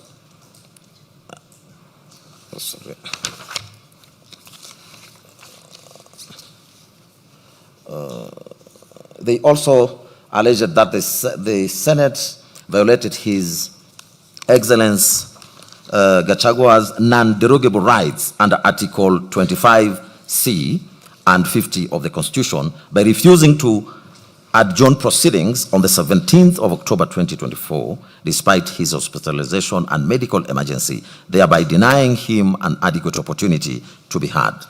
In addition, the petitioners challenged the legality of the nomination and approval process of His Excellency Kindiki as Deputy President nominee, contending that the process contravened Sections 3 and 6 of the Public Appointments Parliamentary Approval Act, Chapter 7 of the Laws of Kenya, for want of adequate notice and public participation. The petitioners then sought the following prayers. A declaration that the appointment of Professor Kithure Kindiki, the second interested party herein, as Deputy President of the Republic of Kenya is invalid, null and void. B, a declaration that the National Assembly as a distinct organ is required to undertake its own distinct, proper, effective, and meaningful public participation as envisaged under Articles 10 and 118 of the Constitution in regard to the impeachment of a president or a deputy president. C, a declaration that the Senate as a distinct organ was required to undertake on its own distinct, proper, effective, and meaningful public participation as envisaged under Articles 10 and 118 of the Constitution in regard to a resolution from the National Assembly to impeach a president or a deputy president. D, a declaration that the public participation as scheduled by the first and the second respondent on 4th of October regarding the special motion was not a proper and effective and meaningful public participation as envisaged in Articles 10 and 18 of the Constitution. E, a declaration that the extended public participation scheduled by the first and second respondents on 5th October 2024 was in disregard of the court orders issued by the High Court sitting at Kerugoya in constitutional petition number E014 of 2024, Honorable Jane Jerry Maina versus the National Assembly and 4 others, and was not a proper, effective, and meaningful public participation as envisaged under Article 10 of the Constitution. F, a declaration that the impeachment process as against the first interested party was undertaken by the first and second respondents in view of the impugned, improper, ineffective, and meaningful public participation held on the 4th and 5th October was unconstitutional and therefore void.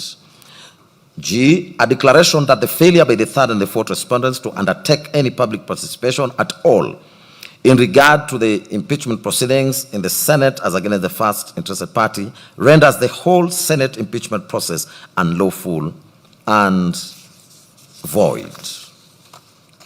H, an order of certiorari to bring up into this honorable court and quash the decision and or the resolution by the first and the third respondents made on the 8th of October 2024 and 17th of October 2024, respectively, resolving to remove the first interested party as deputy president of Kenya by impeachment. I, a declaration that there exists no vacancy in the office of the deputy president, allowing the fifth respondent to nominate anyone to fill such vacancy, and that any such nomination is unlawful and void. J, any other order or orders that this court shall deem just and expedient in the circumstances. K, cost of the suit. Next is the 4th to 8th petitioners' submissions. In their submissions led by counsel, Mr. Evans Ogada, together with Mr. George Sakimpa, the 4th to 8th petitioners identify the following issues for court's determination. A, whether the impeachment process complied with Articles 10, 118, 145, and 150 of the Constitution, whether the public participation conducted by the National Assembly and the Senate met the constitutional threshold of being meaningful, adequate, effective, and lawful. C, whether a standing order 64-2 of the National Assembly is unconstitutional for imposing rigid timelines that undermine constitutional safeguards. And D, whether Article 145 and applicable standing orders require that investigation into impeachment charges be conducted exclusively by a special committee of the Senate, not by the Senate sitting in plenary. They submitted that Article 10 binds all state organs, including Parliament, to the national values such as democracy, public participation, the rule of law, accountability, and good governance. That the impeachment process was conducted with severe haste and limited deliberation, undermining transparency, accountability, and public participation. They relied on the Supreme Court decision in Speak of the Senate versus AG and another reported in 2013, where it was held that Parliament was not exempt from constitutional discipline. They submitted further that Article 118 required Parliament to conduct business openly and facilitate public participation, and that this was not a formality, but a substantive constitutional obligation. They contended that the National Assembly gave the public less than 48 hours to consider complex, voluminous impeachment charges, which is a manifestly inadequate time frame, that no explanatory notes or responses from the deputy president were provided, and that in some counties, like Kirinyaga, designated venues were inaccessible. They further asserted that the Senate conducted no independent public participation at all, as it relied on the National Assembly's deficient exercise, which cannot cure the constitutional breach, And they relied on authorities in Law Society of Kenya versus National Assembly of Kenya, 3 others, reported in 2025 KLR. National Assembly and another versus Okoit and 55 others. Civil Appeal number E003 of 2023, consolidated with others. This is the decision of the Court of Appeal. They also relied on the decision of Doctors for Life and and the decision in Legal Advice Center, and 2 others versus County Government of Mombasa. On the unconstitutionality of the National Assembly Standing Order 64-2, Learned Counsel argued that the provision imposes rigid and unreasonable timeline that make meaningful public participation impossible, and that while Article 124 empowered Parliament to make standing orders, such orders are subordinate to the Constitution and cannot defeat constitutional rights, and Article 2.4 voids any law inconsistent with the Constitution. The petitioners urge the court to declare Standing Order number 64-2 unconstitutional. As the matter in which the Senate proceedings were to be undertaken, Council submitted that Article 145.3 provided that the Senate must appoint a special committee to investigate impeachment charges, and that the use of the conjunctive and between sub-articles A and B makes the special committee process constitutionally inseparable from the investigative phase.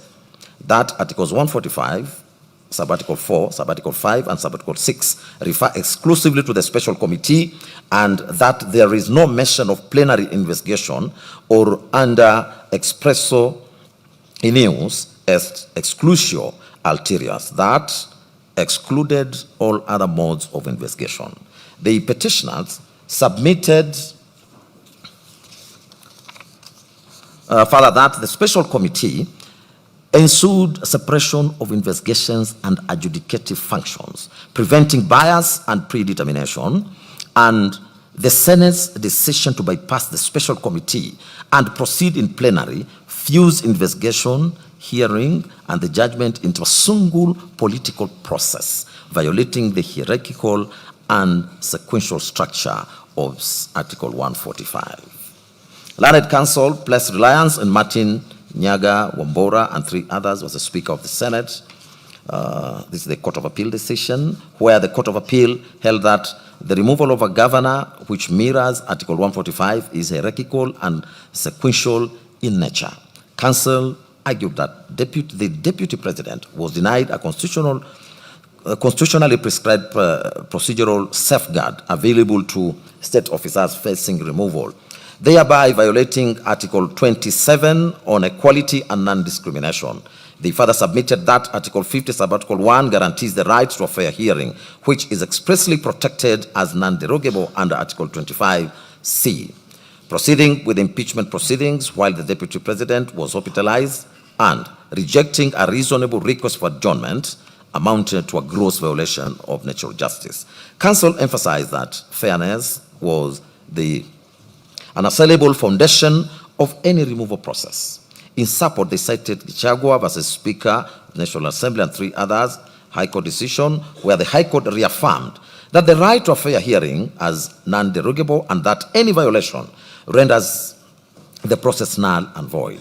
Counsel concluded by submitting that the Constitution does not permit Parliament to sacrifice legality at the altar of expediency, and urged this court to reaffirm constitutional supremacy and protect the sovereignty of the people of Kenya.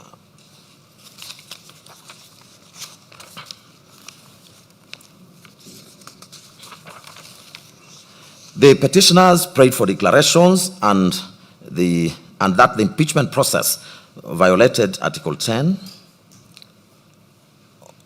118, 145, and 150. A declaration that Standing Order 64-2 is unconstitutional, a declaration that the Senate unlawfully bypassed the special committee, and orders quashing the impeachment resolution. We'll now proceed to the 9th petitioner's case. Sheria Mtaani na Shedrack Wamboi, a public benefit organization, filed the petition dated 18th of October 2024, together with a supporting affidavit sworn by Dorcas Mwai, an advocate of the High Court of Kenya, and a director thereof. The petitioner stated that it is established to assist members of the public in assessing justice, protecting constitutional rights, and promoting the rule of law, constitutionalism, accountability, and good governance. The petition challenged the constitutional and the legal validity of the impeachment proceedings, leading to the removal of His Excellency Gachagua from office as Deputy President, and further questioned the legality of the intended nomination and approval of His Excellency Kindiki as his replacement. It contended that the Senate proceedings conducted on the 17th of October 2024 violated His Excellency Gachagua's constitutional rights under Article 25C, 47, 50, and 45, sub-Article 5 of the Constitution.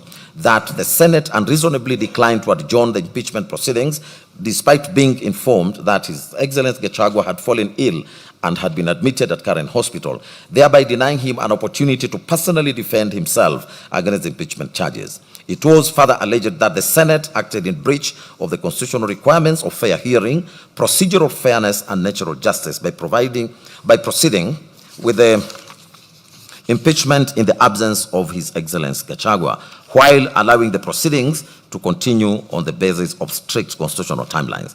It asserted that although the Constitution contemplated an expeditious impeachment process, the constitutional timelines could not override His Excellency Gachagua's non-derogable right to a fair hearing and adequate opportunity to defend himself. Sheria Mtaani na Shedra Kombui further complained that the proceedings before Senate were rushed, insensitive, and conducted in a manner that prioritized speed over substantive justice and constitutional safeguards.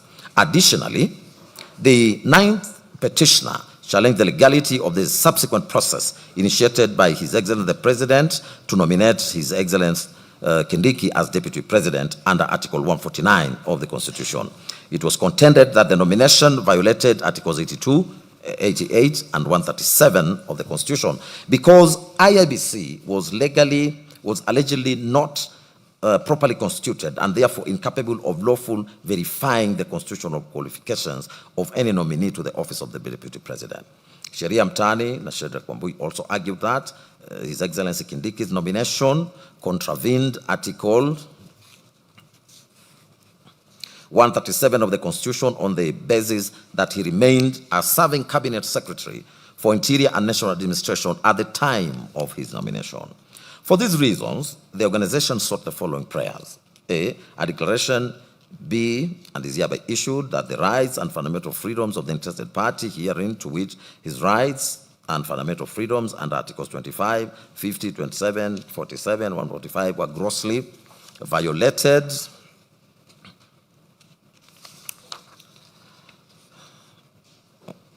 by the third respondent on the 17th of October 2024 for declining to grant him an adjournment on the Senate sitting deliberating on his removal from office by way of impeachment. B, a declaration does hereby issue that the decision by the third respondent to have the interested party removed from office by way of impeachment to the extent that it was done in gross violation of Articles 25, C, 50, 27, 47, and 145.5 of the Constitution was unconstitutional to the extent of its unconstitutionality and null and void ab initio. C, a declaration that any subsequent replacement of the interested party, if at all, to the office of the Deputy President of the Republic of Kenya was unconstitutional and therefore null and void ab initio. D, a judicial review order of certiorari does hereby issue to bring to its court to this court the decision of the third respondent as communicated via Gazette notice dated 17th of October 2024, communicating the removal from office of the Deputy President from the office by way of impeachment. E, a judicial review order of certiorari does hereby issue to bring to this court the decision of the President of the Republic of Kenya nominating His Excellency Kithure His Excellency Kindiki as the Deputy President of the Republic of Kenya for the purpose of quashing and the said appointment, and that the said appointment failed the qualification for the Deputy President as provided for under Article 137(2) B and 3 of the Constitution. F, Alternatively, this court be pleased to make a declaration that the appointment of the Deputy President by the President to fill in the vacancy arising from the removal of the interested party from office pursuant to Article 149 of the Constitution must be read together with Article 82 and 88 of the Constitution to give the IEBC its constitutional mandate to approve the name of the nominee as proposed under Article 149 of the Constitution. G, a declaration be made that the approval of Professor Kithure Kindiki or any other person as Deputy President of the Republic of Kenya is subject to Article 82 and 88 and 137 of the Constitution. Costs of the petition be provided, interest on one above at court rates till payment in full, and this court be pleased to make any further and other relief as it may deem fit in the circumstances. In respect of the 9th respondent submissions, led by Counsel Shadrach Wamoy, the 9th respondent identified 3 principal issues for court's determination. A, whether the nomination of a deputy president can be legally finalized or approved in the absence of a fully constituted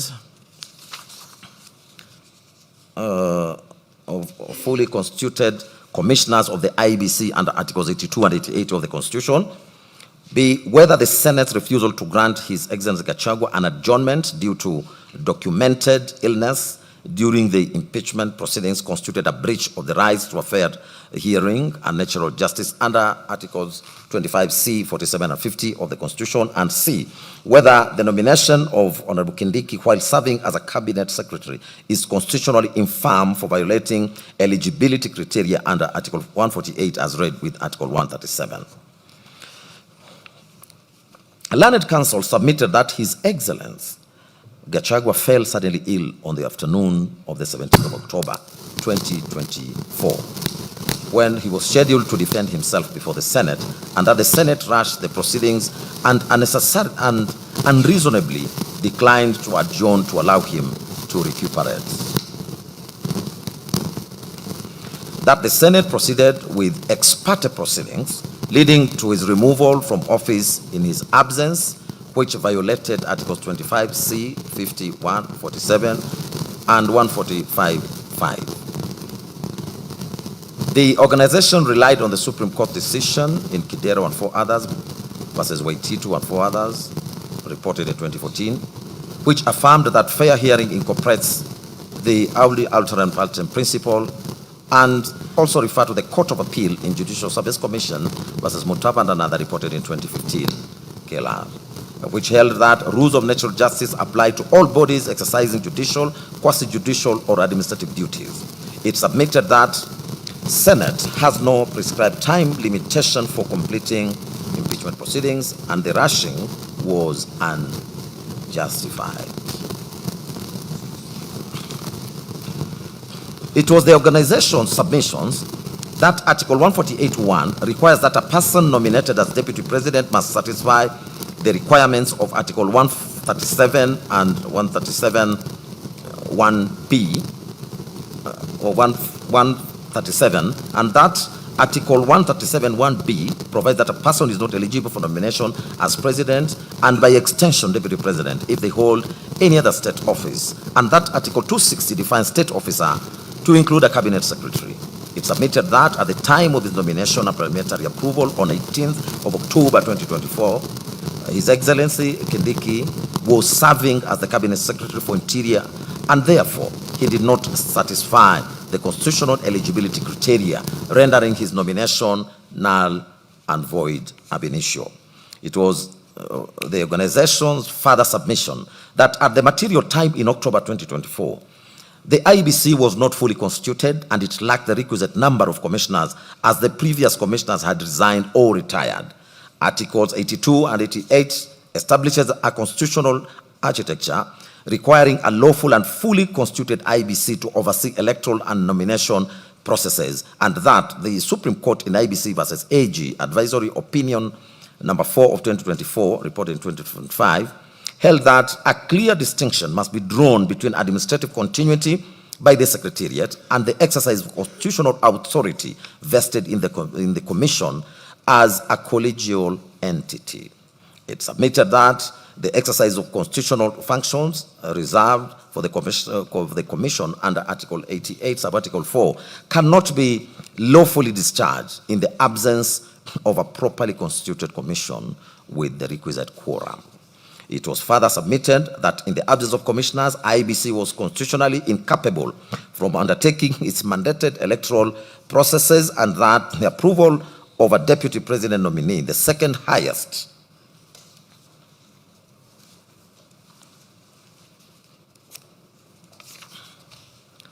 constitutional office, is no less a substantive constitutional responsibility than delimitation of boundaries, and the same principle applies with equal force. The organization urged this court to apply Article 10 on the national values and principle of governance that brings all state organs, Article 20, Sub-Article 3b in the Dubia Pro Libertate doctrine, that where in doubt, the court ought to adopt the interpretation that most favors enforcement of a right or freedom enunciated in Jacqueline Okuta and another versus AG, High Court reported in 2017, and that it further submitted that the unconstitutional exercise of a legislative mandate cannot be shielded from judicial scrutiny, as was held in Commission for Implementation of Constitution versus National Assembly of Kenya and two others, 2013, KLR reported. In the end, the petitioner prayed that the petition be accordingly allowed. I now proceed to the 10th to 41st petitioner's case.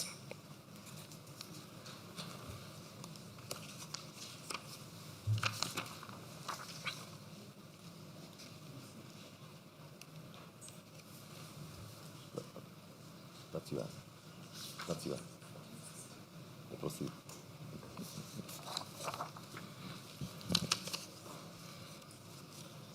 Let me take the 10th to 41st petitioner's case.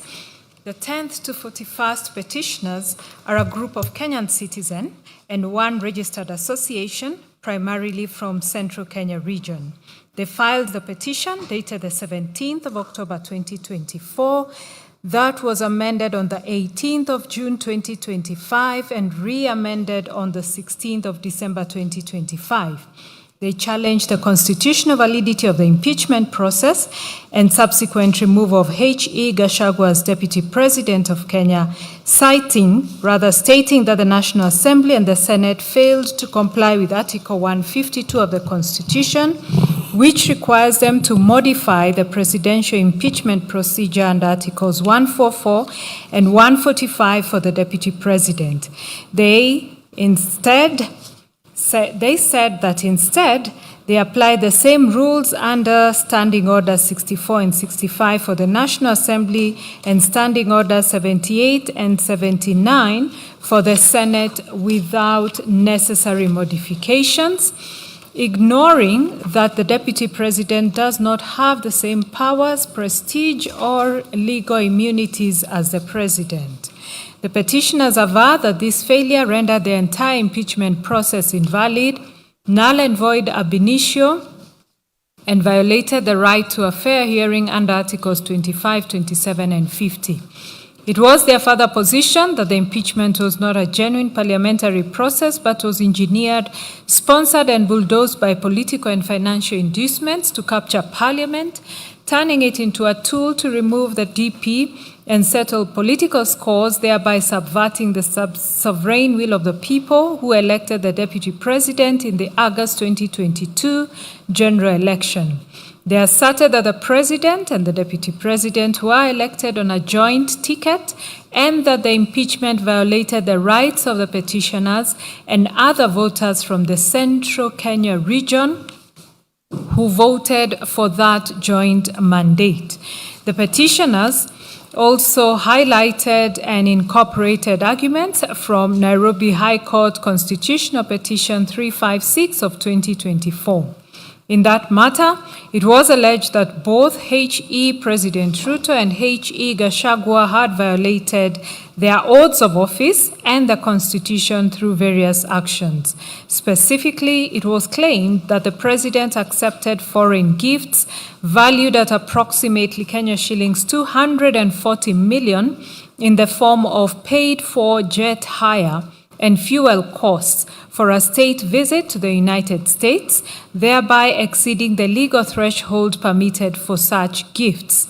It was further alleged that the President entered into a secretive treaty with the United States to designate Kenya as a non-NATO ally without tabling the agreement before the National Assembly and Senate as required by constitutional oversight.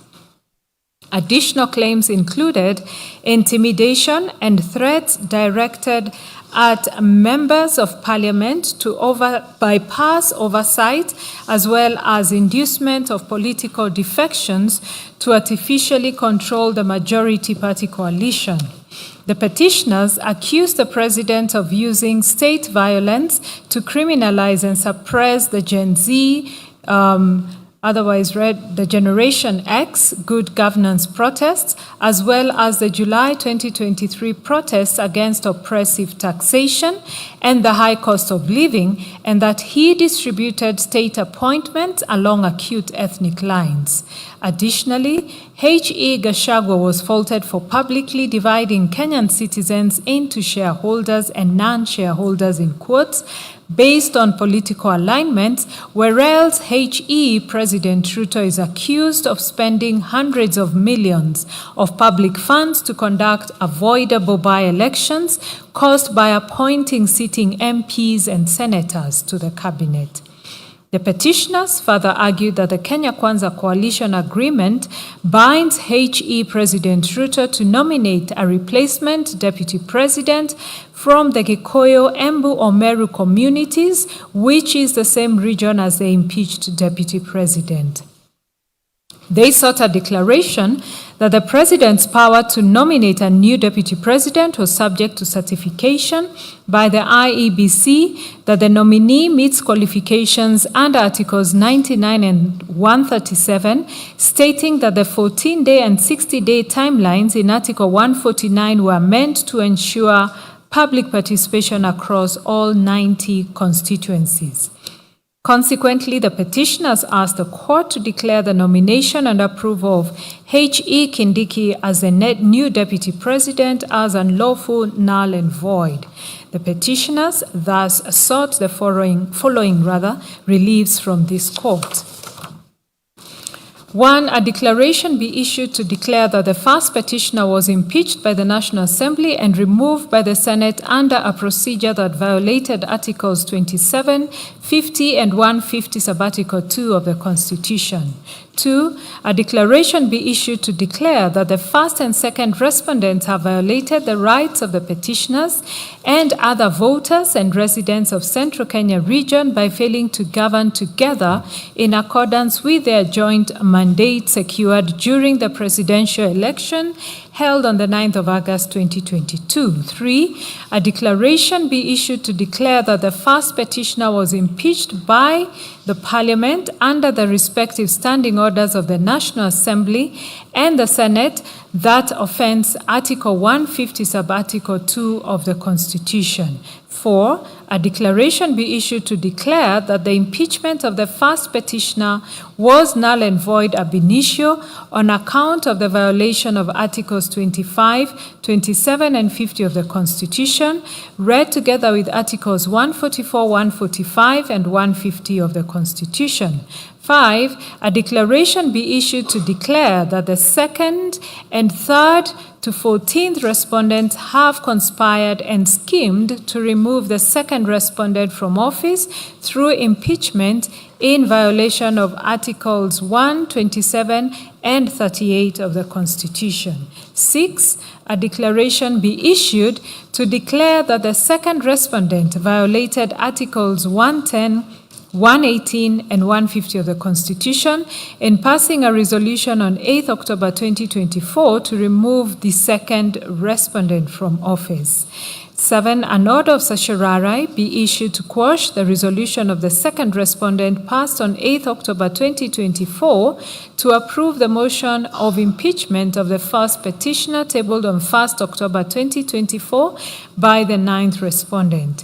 8, a declaration be issued to declare that the 6th respondent's power under Article 149 of the Constitution to nominate a person to occupy the office of the Deputy President is subject to certification by the Independent Electoral and Boundaries Commission under Articles 99 and 137 of the Constitution.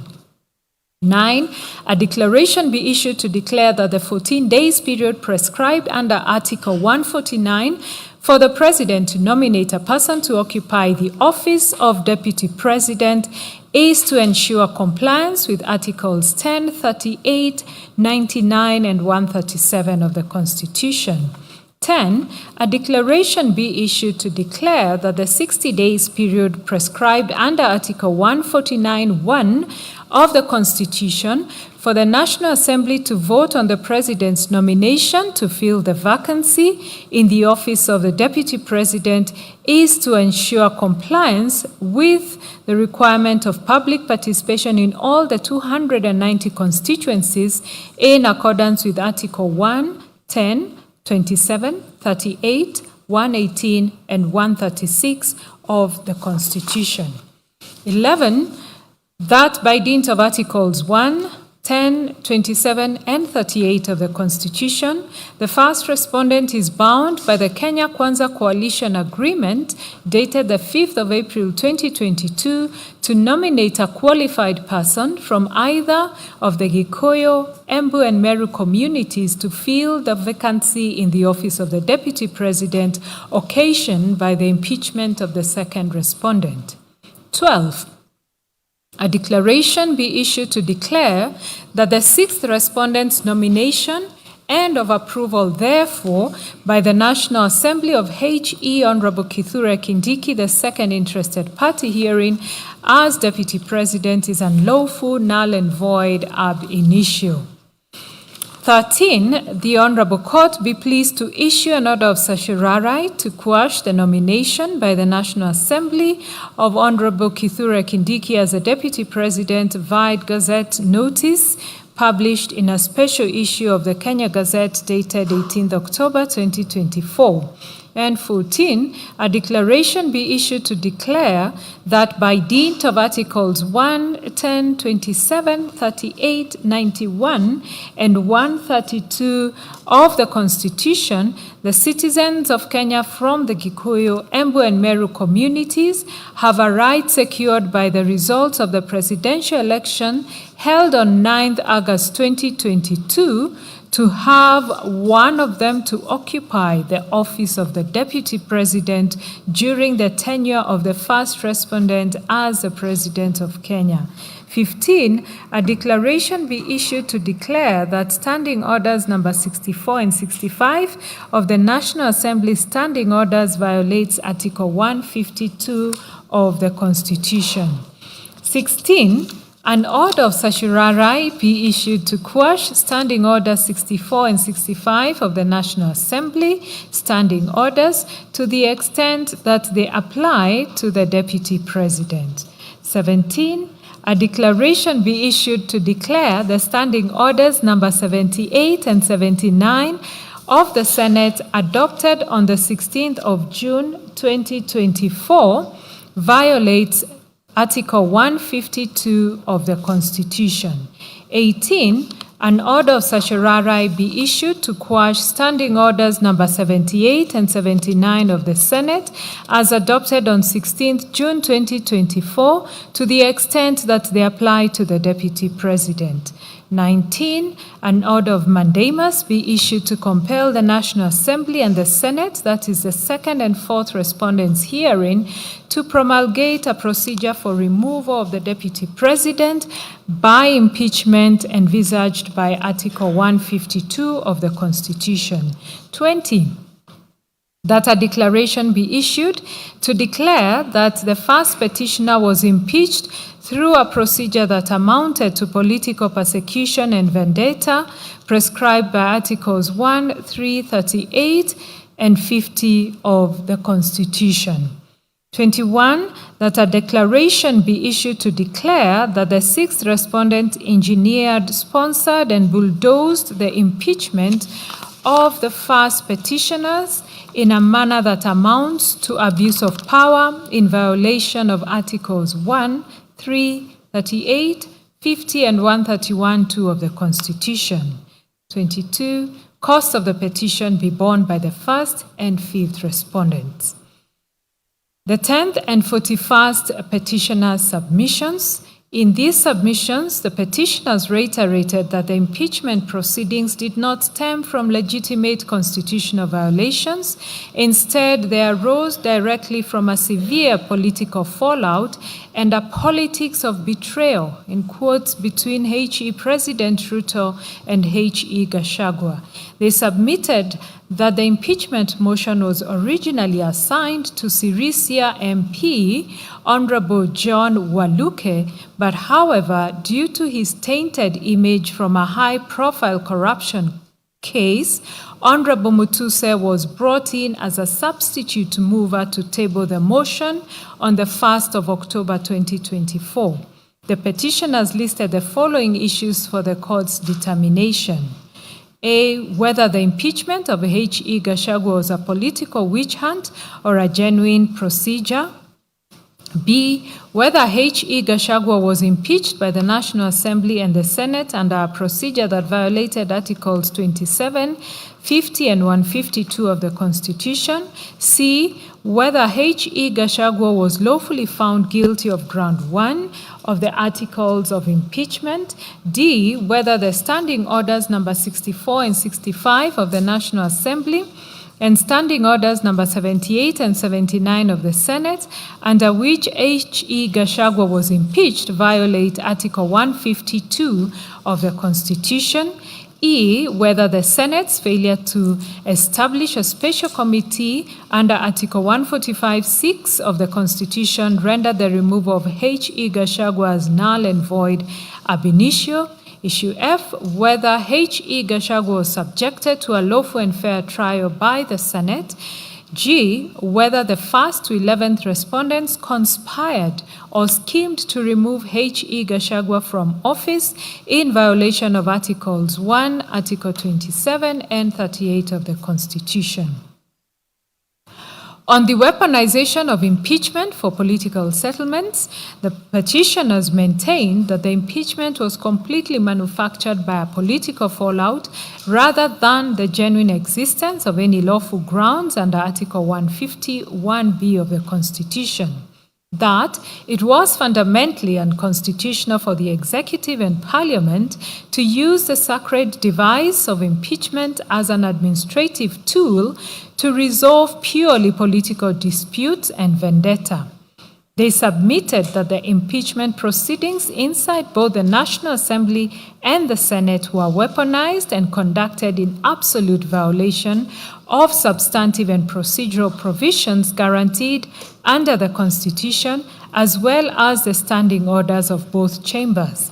They specifically maintained that the current rules governing the process, that is, Standing Orders 64 and 65 of the National Assembly and Standing Orders 78 and 79 of the Senate, violate Article 150 sub-Article 2 of the Constitution and must be quashed. The petitioners equally submitted that H.E. President Ruto's power to nominate a replacement under Article 149 was strictly subject to certification by IEBC under Articles 99 and 137, and because the 14-day and 16-day constitutional windows under Article 149 are designed to guarantee rigorous public participation across all 290 constituencies, the rushed nomination and approval of H.E. Kindiki was unlawful. It was null and void ab initio. That rushing this process directly violated the political rights of the petitioners under Article 38.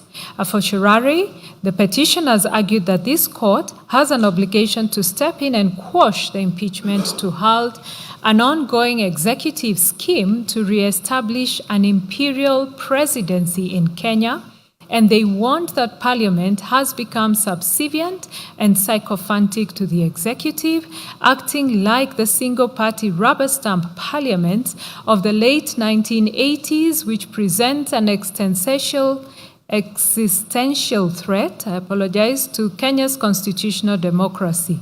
They restated the prayers that sought to declare the impeachment null, void, and an act of political persecution that violated Articles 25, 27, 50, and 150 of the Constitution, and orders of certiorari quashing the National Assembly's 8th October 2024 resolution approving the impeachment motion, and Gazette Notice 13401, which appointed H.E. Kindiki as Deputy President.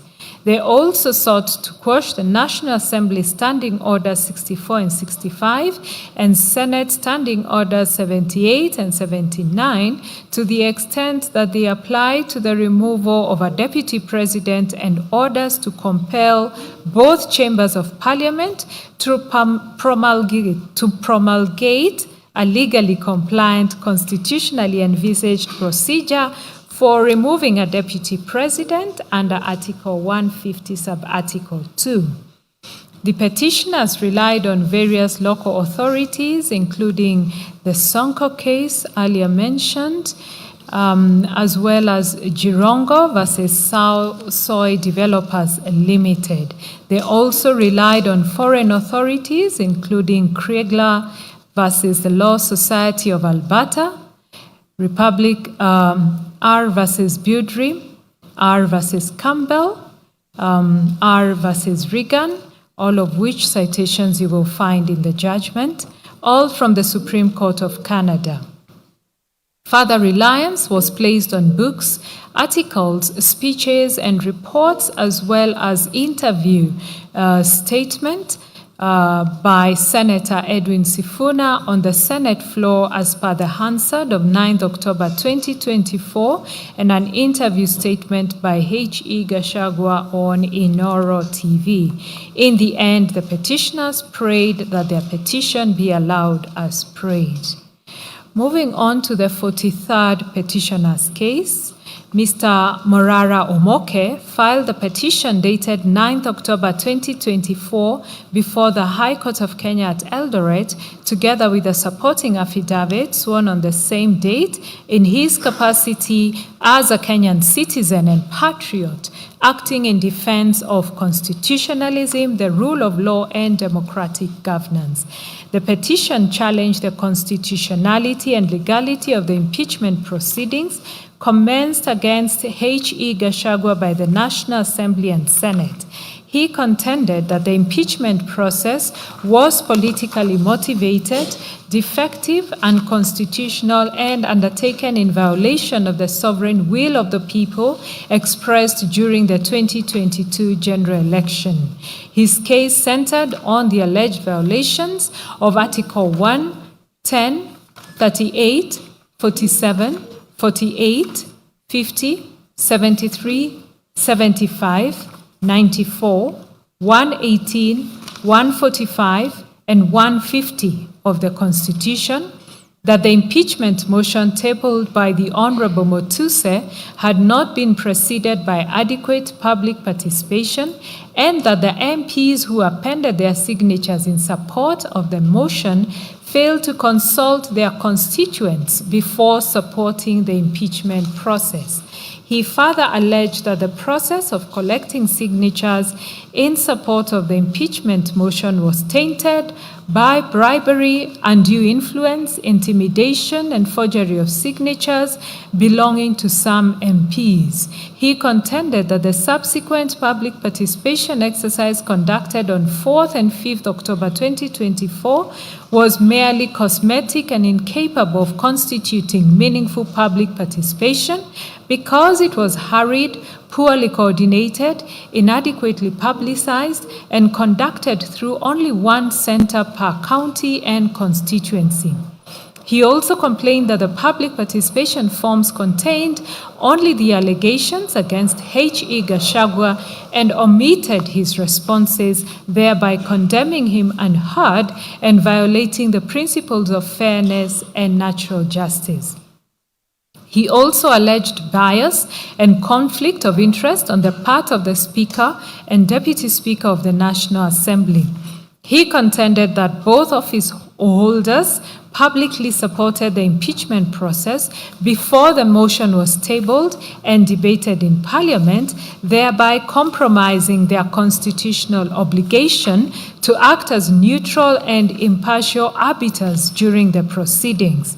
He asserted that the impeachment motion was politically motivated and arose from internal disputes within the UDA party, yet the parties involved had failed to exhaust internal party dispute resolution mechanisms under the party constitution before initiating impeachment proceedings. He also argued that there existed no comprehensive statutory framework governing impeachment proceedings and the collection of signatures for impeachment motions, thereby rendering the process legally deficient and constitutionally uncertain. Mr. Omoke then sought the following orders. A declaration that the impeachment motion moved by the third respondent does not meet the threshold set out in Article 145 as read with Article 150 of the Constitution. B, a declaration that the impeachment of Geoffrey Rigathi Gachagua was unconstitutional. C, a declaration that the Speaker and Deputy Speaker of the National Assembly were biased and ought to have disqualified themselves from the impeachment process. D, a declaration that the impeachment motion violated the interested parties' rights under Article 32, 33, 38, 47, 48, 50, 73, and 75 of the Constitution of Kenya 2010. E, a declaration that the impeachment motion against the interested party was tabled in a manner that violates Article 110, 94, and 118 of the Constitution, as no public participation was conducted by Honorable Mutuse Ekomas Mwengi and by the members who appended their signatures prior to moving the impeachment motion in the National Assembly. F, a declaration that the impeachment motion, which was a result of a dispute in the United Democratic Alliance Party, was tabled before the National Assembly without exhaustion of internal remedies, contrary to the exhaustion doctrine and Article 159 of the Constitution of Kenya. G, a declaration that in the absence of an enabling legislation operationalizing the provisions of Article 150 of the Constitution of Kenya, there is no legislative and administrative framework within which the impeachment of the DP was anchored, and H, that each party bears its own costs. In his submissions, Mr. Omoke focused on two main issues, namely, whether the impeachment of H.E. Gachagua was unconstitutional and whether the lack of legislation to operationalize Article 150 of the Constitution vitiates the impeachment. He wholly adopted H.E. Gachagua's submissions dated 7th October 2025, submitting that the constitutionality of the impeachment transcends him and must be evaluated with a view to advancing constitutionalism and the rule of law. He maintained that public participation was inadequate and a sham, as the mover of the motion and the 291 MPs who appended their signatures in support of the impeachment motion did not conduct any public participation in their constituencies before signing, contrary to Articles 1, 10, 94, and 118 of the Constitution. That public participation was an afterthought, and when questions arose on 1st October 2024 about whether public participation should be conducted, the Speaker directed that it be held on 4th October 2024. The advertisement appeared on 2nd October 2024, which Mr. Omoke submitted was not a genuine intention to conduct any real public participation from the outset, that the public participation form provided by the National Assembly contained only the allegations against H.E. Gachagua and conveniently left out his response, denying the public the ability to effectively weigh the grossness of the alleged violations. He submitted that public hearings occurred for only 9 hours from 8 a.m. to 5 p.m. on a normal workday, which was a Friday, meaning most Kenyans could not attend. That venues were changed on the eve of the exercise. For example, in Embu, it changed from IFAD Hall to Talent Academy, and in Nairobi, it changed from KICC to Bomas of Kenya. He submitted that in Kiambu constituency, only about 2,000 people attended in a county with over 1 million registered voters, that there was no proper coordination, and he described the situation as utter pandemonium akin to the Tower of Babel. He contended that in some areas, especially in Mount Kenya, public participation forms were faulty.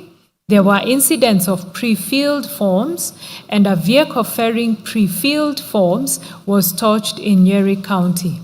That the National Assembly extended the exercise to the following day on the 5th of October 2024, but no proper notification was made and MPs kept away from the exercise. He added that in some constituencies like West Mugirango, the MP never opened the constituency office, and that the one center per county and 1 center per constituency is too deficient, as public participation should have been conducted at least at each polling station or at minimum each ward. Mr. Omoke submitted that the National Assembly neither processed, nor considered the feedback collected, and the entire exercise was a mere sham to hoodwink innocent Kenyans. He accused Deputy Speaker Gladys Bos-Sholei of being biased in that on 23rd September 2024, while speaking at a function in Uasin Gishu County, she swore to spearhead the impeachment motion and put the Deputy President on notice, stating in quotes, "Mimi mwenyewe nitakupeleka nyumbani." In brackets, "I will personally take you home." That she also hinted at some of the grounds of impeachment before the motion was even tabled. He further argued that Speaker Moses Masika Wetangula on 29 September 2024, while attending a church function at Wamonyo Catholic Church in Machakos County, publicly took a stand on the impeachment motion before it was tabled. Using the biblical description in Mark 9:38-50, he stated that H.E. Gachagua, being a part of the body that leads to sin, should be cut off. These utterances he submitted violated Articles 47, 50, and 150 of the Constitution, and that neither the Speaker nor the Deputy Speaker should have presided over the impeachment motion. Mr. Omoke submitted that the Constitution sets a high threshold for impeachment as the measure is a grossness of alleged violations, and that grudges and squabbles cannot be the basis for removal. He contended that extraneous grounds were introduced on the floor on 8th October 2024, as it was alleged that H.E. Gachagua had referred to Honorable Florence Jematea Sergon, the countrywoman rep of Baringo, as a harlot. That Honorable Karoli Omondi, MP Suba North, referred to conversations he had with H.E. Gachagua without providing any proof. Honorable Patrick Makau, MP Mavoko, also made references to conversations without providing any proof. On the vote that 281 MPs supported the motion, 44 opposed, and there was one absentee, Mr. Omoke submitted that MPs abdicated their obligation to weigh the grounds against the intermediate standard of proof set by the Supreme Court in Odinga and 5 others versus IEBC and 3 others. That the impeachment overturned the decision of 7,176,141 Kenyans who voted for the joint ticket on 9th August 2022, a decision upheld by the Supreme Court, and that the motion was an egregious overthrow of the decision of the majority with that of a few. It was Mr. Omoke's further submission that no statutory legislation exists on the process of impeachment of the President and Deputy President from start to completion, as no legal framework exists on the collection of signatures in support of an impeachment motion. Therefore, there is no framework upon which the impeachment of the Deputy President was anchored. He submitted that in D and others, that is the Attorney General, this court was persuaded by Mr. Omoke, who was a petitioner therein, that the lack of legislation on signature collection and verification and on the conduct of referenda initiated the BBI process. He submitted that the same principle applies here, and that legislation is so central to the fairness of the process that the court ought to, at minimum, issue a structural edict requiring enactment of this legislation. He submitted that areas requiring legislation include initiation of the impeachment process, how Parliament is to process impeachment, particularly public participation, and the actual impeachment trial, the replacement of an impeached deputy president, provision for judicial intervention before an impeached president or deputy president is replaced, including grant of conservatory orders to preserve the rights of the impeached official, and expeditious hearing of petitions arising from an impeachment. Mr. Omoke saw no reason why the court could not have maintained the conservatory orders in favor of H.E. Gachagua and had the petitions within a week or two. That the discharge of the orders, followed by an immediate declaration of a public holiday for the swearing in of a new deputy president, left a mind-boggling question on the efficacy of Article 50 of the Constitution. For these reasons, Mr. Omoke prayed for a declaration that the impeachment of H.E. Gachagua was unconstitutional, and that a declaration that the absence of legislation operationalizing Article 150 of the Constitution rendered the impeachment process of the Deputy President flawed.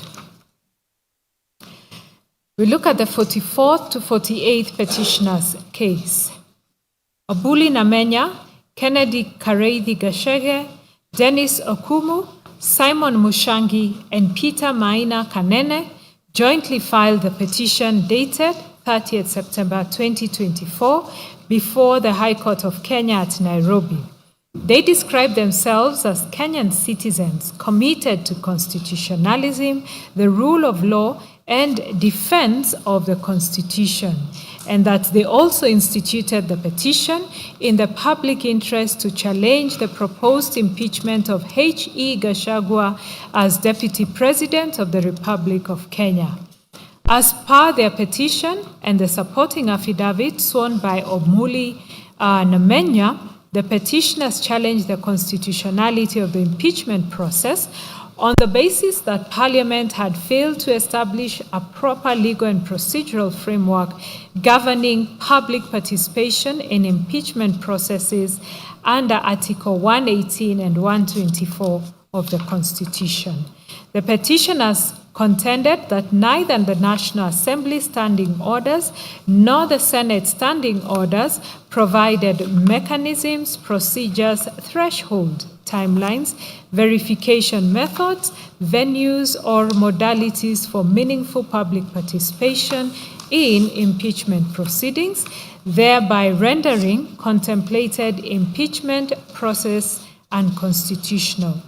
They further argued that public participation was a mandatory constitutional prerequisite which ought to precede any impeachment process, and asserted that the 7-day timelines prescribed under Standing Orders 64 and 73 for disposal of impeachment proceedings were inadequate and unconstitutional, as they undermined effective public participation and violated the rights to fair administrative action and fair hearing under Articles 47 and 50 of the Constitution. The petitioners additionally alleged that the impeachment process was politically motivated and tainted by bias and lack of impartiality on the part of parliamentary leadership, citing public pronouncements by parliamentary leaders in support of the impeachment motion. They advanced a historical argument concerning the office of the Vice President and Deputy President in Kenya, contending that successive Deputy Presidents had historically been subjected to political hostility, dismissals, and frustration, which informed the constitutional design of 2010, requiring the President and Deputy President to be elected jointly. The petitioners then sought the following prayers: A declaration that the impeachment process of a deputy president is a sui generis in nature, and that public participation forms a fundamental background that plays a significant role in attaining the right to a fair trial enshrined under Article 50 of the Constitution. B, a declaration that public participation is the only avenue or means through which the people can exercise their sovereignty contemplated under Article 1 of the Constitution in determining whether an office created under the Constitution ought to be abolished, or whether accountability mechanisms created under this Constitution ought to be put in motion or otherwise, and that the lack of elaborate procedure or certainty as to when the same should commence or conducted will ordinarily amount to usurpation of the people's power and subsequently amount to a violation of the Constitution. C, a declaration that the Article 118, Sub-Article 2, that clearly provides for mandatory public participation, and Article 124, creating the requisite parliamentary standing orders, neither the National Assembly nor the Senate had enacted an Act of Parliament providing for the procedure on how the impeachment of either the President or Deputy President is to be undertaken, nor has the National Assembly Standing Order 64 or 65 or the Senate Standing Order number 74 provided for the procedure governing the crucial element of public participation relating to the impeachment of a deputy president. D, a declaration that the National Assembly Standing Order 64 and 65 or the Senate Standing Order number 74 are unconstitutional, as they were never subjected to the mandatory public participation during their enactment. E, a declaration that the standing orders must with certainty and clarity provide that the public participation contemplated under Article 118 should be a conditional precedent that must precede all other processes relating, connected, or incidental to the impeachment of the Deputy President. F, a declaration that Article 27 requires that all Kenyans must be subjected to the principle of equality and equal protection of the law, while Article 47 requires that a person must be subjected to an administrative process that is procedurally fair, expedited, reasonable, and lawful, irrespective of one's status in society, and that the respondents herein have violated the same by commencing an impeachment process that is constitutionally tainted with illegalities. G, a declaration that public participation in an impeachment process is a fundamental infrastructure that facilitates the enjoyment of Article 50 and that the absence of the same will amount to the respondents herein violating, denying, threatening, or infringing the interested party's right to a fair trial during his impeachment. H, a declaration that time is an important resource for any judicial or quasi-judicial tribunal contemplated under the Constitution, and that the 7 days period for impeachment provided for under Standing Order 64-2B of the National Assembly Standing Orders and the Senate Standing Order 73-1 amounts to conducting a sham trial in, and the same will amount to a violation of Article 50. I, a declaration that Standing Order 64-2B of the National Assembly Standing Orders and the Senate Standing Order number 73-1 does not provide for the sufficient and adequate time for carrying out a qualitative, quantitative, meritorious, accurate, and secure public participation, the hearing and determination of the impeachment trial before Parliament that will result into a fair, just, impartial, and judicious determination of the impeachment trial as contemplated under Article 47 and 50 of the Constitution. J, a declaration that for purposes of authenticating and verifying the results of the participants taking part in the public participation, confirming all the requisite legal thresholds like that of citizenship, the total number of participants, public participation ought to be undertaken by an impartial state organ separate from Parliament. Looking at the 44th to 48th petitioners' submissions,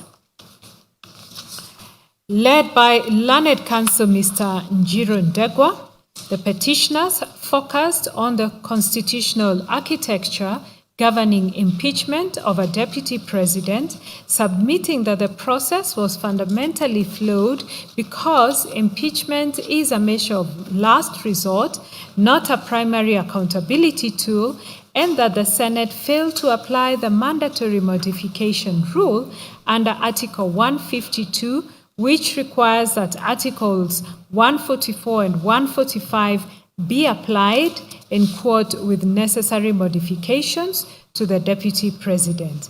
Mr. Ndegwa submitted that the proceedings violated fair hearing rights under Article 50, including the refusal to adjourn when the deputy president fell ill, that the process was infected with bias, irrelevant considerations, and procedural violations of the Standing Order 75, 78, and 80, and that the cumulative defects render the entire impeachment null and void. The petitioners adopted and relied on H.E. Gachagua's submissions and the Wambora principles on quasi-judicial impeachment proceedings and identified the following issues for determination: whether the impeachment of the deputy president met the constitutional threshold of a measure of last resort in light of the availability of alternative constitutional and statutory mechanisms, whether the constitutional framework governing the impeachment of a deputy president under Article 150, Sub-Article 2, was properly invoked, applied, and distinguished from the regime governing the impeachment of a president under Article 145, whether the Senate complied with the mandatory requirement to apply Articles 144 and 145 with necessary modifications as contemplated under Article 152 and Standing Order 79. Whether the failure to apply the modification rule undermined the constitutional principles of sovereignty of the people, national values, and political rights, including the legitimate expectation of tenure. whether the impeachment process satisfies the constitutional and jurisprudential standards applicable to quasi-judicial proceedings as articulated in the Wambora decisions, whether the Senate's failure to comply with constitutional requirements renders the impeachment process null and void, whether the impeachment process violated the Deputy President's right to equality and equal protection of the law under Article 27, whether Parliament, in conducting the impeachment proceedings, acted as an impartial and unbiased quasi-judicial body as required by law, whether the debates and proceedings in both the Senate and the National Assembly were confined to the substantiation of the charges or were contaminated by irrelevant, extraneous, and prejudicial considerations, whether the refusal to grant an adjournment upon the Deputy President falling ill violated his right to a fair hearing under Article 50, including the right to be present and to be adequately present, to adequately present his defense, whether the Senate misapplied Standing Order 78 by proceeding under a plenary hearing without affording procedural safeguards and by improperly treating the proceedings as time-bound, whether the impeachment proceedings violated the Deputy President's right to adequate time and facilities to prepare a defense under Article 50, Subarticle 2A, and the right to be heard under Standing Order 80. Whether the Senate acted in violation of its own standing orders, including Standing Orders 75, 78, and 80, and the legal effect of such violations. Whether sufficient time existed within the constitutional and procedural framework to accommodate adjournment and ensure a fair hearing, and whether failure to utilize such time rendered the process unconstitutional. Whether the continuation of proceedings in light of the Deputy President's illness violated his fundamental rights to life, dignity, health, and access to justice under Articles 26, 28, 48, and the state obligations under Articles 10, 19, 20, and 21. And finally, what reliefs are available where a constitutional process is found to be procedurally and substantively defective. Learned Counsel submitted that impeachment is not intended to be a primary or convenient mechanism for addressing alleged misconduct, but rather an extraordinary remedy reserved for the clearest and most compelling cases where no other lawful avenue exists. They argued that the Constitution establishes a graduated hierarchy of accountability, beginning with civil liability, criminal prosecution, and administrative action, and only thereafter impeachment. It was emphasized that Article 143 expressly removes immunity from civil and criminal proceedings for the Deputy President, unlike the President. According to Mr. Ndegwa, this signals that allegations against a Deputy President should, in the first instance, be addressed through ordinary legal processes. Parliament, however, bypassed these mechanisms and resorted to impeachment as a first recourse, which Council contended offends the principles of proportionality, rationality, and legality. They further submitted that no evidence exists that Parliament considered whether the allegations could have been addressed through criminal investigation or civil proceedings before invoking impeachment. Council also drew attention to Article 152, which provides that Articles 144 and 145 apply to the Deputy President with the necessary modification. Counsel argued that this phrase is not ornamental, but a deliberate constitutional command requiring contextual adaptation of the presidential impeachment framework to the distinct office of the Deputy President. In their view, the requirement imposes an active obligation on the Senate to interrogate, adjust, and tailor the procedure rather than merely transplant it without reflection. Standing Order 79, they submitted, operationalizes this obligation by requiring the Senate to consciously and expressly apply the modification principle. Mr. Ndegwa submitted that nowhere in the Senate Hansard is the Speaker recorded as guiding the House on the necessity, the scope or content of the required modifications as the Senate proceeded, as though Article 145 applied mutatis mutandis and in toto without any modification. He stated that this failure is not merely procedural, but a substantive and jurisdictional issue which renders the entire process unconstitutionally defective ab initio. The petitioner submitted that this modification requirement ensures that impeachment is not invoked where alternative legal mechanisms such as the courts, EACC, or DCI are adequate. It was their case that the failure to modify denied the Deputy President the procedural safeguards that would have arisen from a properly tailored process, including consideration of alternative accountability mechanisms, flexibility in procedure to ensure fairness, and enhanced scrutiny of the necessary and proportionality of the impeachment. It was their submission that the office of Deputy President derives its legitimacy from the sovereign will of the people expressed at the ballot under Article 1, and impeachment without proper modification undermines this sovereign will and defeats the legitimate expectation of tenure for both the office holder and the electorate.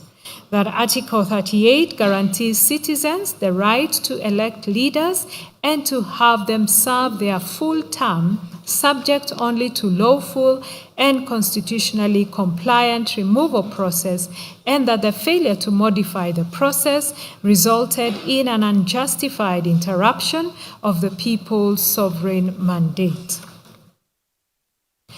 Mr. Ndegwa submitted that the Deputy President fell ill during the proceedings while actively engaged in his defense, and that this is not disputed and is recorded in the Senate Hansard. That the Senate refused to grant an adjournment, proceeding instead to a conclusion in his absence, and he submitted that this violated Article 52 on the right to adequate time and facilities to prepare a defense, and Article 52F on the right to be present when being tried, and Standing Order 80 on the right to be heard within Senate proceedings. That a hearing conducted in the absence of the principal defense participant due to verified illness cannot satisfy the conditional threshold of fairness. He stated that the Senate had sufficient procedural latitude under Standing Order 75 2B to adjourn without violating any constitutional timeline, but the refusal was not dictated by lack of time, but by a failure to exercise discretion fairly. The petitioner submitted that under Article 26 on the right to life, the state must refrain from actions that undermine physical well-being or exacerbate medical vulnerability, and that proceeding with impeachment during illness reduced the Deputy President to a procedural object rather than a rights-bearing participant. They stated that Article 48 on the access to justice extends to all adjudicative processes, including parliamentary impeachment, and that meaningful participation requires reasonable accommodation and denial of adjournment rendered and denial of an adjournment rendered access to justice illusory. They also submitted that the test for bias is objective and whether a reasonable and informed observer would apprehend bias, and that senators acknowledged imperfections in the case but still voted to impeach, which demonstrated bias.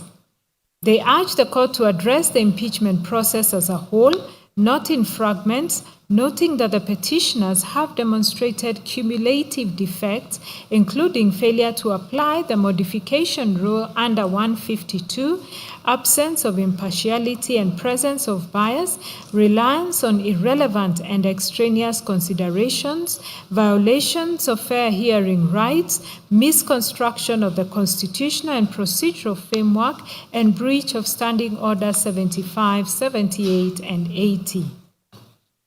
They submitted that individually, each defect is serious, and collectively, they reveal a process that is constitutionally unsound from inception to conclusion. That Article 165(3)(d) Roman 2 vests the High Court with jurisdiction to determine whether anything done under constitutional authority is inconsistent with or in contravention of the Constitution. They contended that this court is not being invited to interfere with parliamentary politics, but is being invited to perform its core constitutional function as guardian of legality and fundamental rights, and where Parliament acts within constitutional bounds, the court defers, but where it acts outside those bounds, the court must intervene, not as an intruder, but as a constitutional necessity. As such, the petitioners urged the court to find that impeachment was not a measure of last resort when ordinary legal mechanisms were available and bypassed, that the Senate failed to apply the mandatory modification rule under Article 152, rendering the process unconstitutional ab initio, that the refusal to adjourn during illness violated Articles 50, 26, 28, and 48, that the proceedings were infected with bias and irrelevant considerations, and that the cumulative defects render the impeachment null, void, and of no legal effect. They then prayed that their petition be allowed in entirety. I will then take over from the 51st petitioner's case. Wambui Mwangi, the 51st petitioner, in the consolidated petitions, filed a petition dated 26th of September 2024 before the High Court of Kenya at Milimani as a public-spirited Kenyan citizen and a defender of the Constitution. Ms. Mwangi contended that the impeachment process was unconstitutional, unlawful, and politically motivated. She relied on public statements allegedly made by Honorable Didmas Baraza and Honorable Gladys Bosholei in September 2024, indicating that the impeachment of H.E. Gachagua had already been predetermined, and further referred to a motion by Honorable Danson Mungatana expressing displeasure with the conduct of His Excellency Gachagua. Ms. Mwangi asserted that the allegations leveled against his H.E. Gachagua were vague, unsupported by evidence, and lacking in specificity and peculiarity, contrary to the constitutional requirements of fair hearing and due process under Articles 47 and 50 of the Constitution. She further alleged that the intended impeachment process mounted to a political witch hunt designed to settle political scores rather than a lawful constitutional process, and contended that the respondents had violated the national values and principles under Article 10, including the rule of law, transparency, accountability, equality, and protection of human rights. She maintained that His Excellency Gachagua had not been accorded adequate notice of the charges against him, sufficient particulars of the allegations, nor an opportunity to adduce and challenge evidence in violation of Articles 25C, 35, 47, and 50 of the Constitution. As such, she sought for the following orders. A declaration that within the purview of Articles 25C, 35, 47, and 50 of the Constitution of Kenya, a person facing impeachment proceedings under Article 150 is entitled to be informed substantially with peculiarity and specificity and supported with evidence the grounds of impeachment before the commencement of the impeachment proceedings by the National Assembly and Senate. B, conservatory orders do issue against the respondents, restraining them from a collection of signatures in support of a motion to impeach His Excellency Rigathi Gachagua, lodging any motion and or carrying on proceedings seeking to impeach the Deputy President of the Republic of Kenya, the interested party herein. See, an order of compensation enshrined and provided for under Article 23A of the Constitution of Kenya, made up of damages as shall be assessed and quantified by the petitioner, general damages, cost of the petition, and any other relief. The 51st petitioner neither filed any written submission nor attended the physical highlighting of submissions. In respect to the 54th petitioner's case, Emmanuel Elijah Otieno was the 54th petitioner in the consolidated petitions. He is an advocate of the High Court of Kenya who filed the petition dated 18th of October 2024, together with a supporting affidavit also challenging the constitutionality and legality of the impeachment and removal from office of His Excellency Gachagua as Deputy President. He stated that instituted proceedings in the public interest pursuant to Articles 3 and 258 of the Constitution, and contended that impeachment process undertaken by the National Assembly and the Senate was procedurally unfair, politically motivated, unconstitutional, and inconsistent with the constitutional principles governing impeachment under Articles 145 and 50 of the Constitution. He maintained that impeachment was a constitutional mechanism intended to promote accountability and good governance, and not a tool for settling political disputes or managing political differences among leaders. He challenged the legality of public participation process and the fairness of the proceedings before the National Assembly and the Senate, and the substantive threshold applied in removing His Excellency Gachagua from office. He contended that the National Assembly failed to conduct meaningful and constitutional compliant public participation as required under Articles 10 and 118 of the Constitution and Section 5 of the Fair Administrative Actions Act. Mr. Otieno stated that the public participation exercise was hurried, inadequate, both quantitatively and qualitatively, and incapable of reflecting the sovereign will of the electorate, given that only about 223,000 persons participated, despite His Excellency Gachagua having been elected together with His Excellency President Ruto by over 7 million voters. He further asserted that the public participation template prepared by the National Assembly was biased because it only contained the allegations against His Excellency Gachagua and failed to include his responses, thereby portraying him to the public as guilt before he had been heard. Mr. Otieno additionally stated that the Speaker, Deputy Speaker, and members of the National Assembly demonstrated bias from the outset, failed to accord His Excellency Gachagua a fair hearing, and debated the impeachment motion before proper public participation and before considering His Excellency Gachagua's defense. He maintained that no impeachable offense meeting the constitutional threshold of gross violation, gross misconduct, or commission of crimes under national or international law had been substantiated either before the National Assembly or the Senate.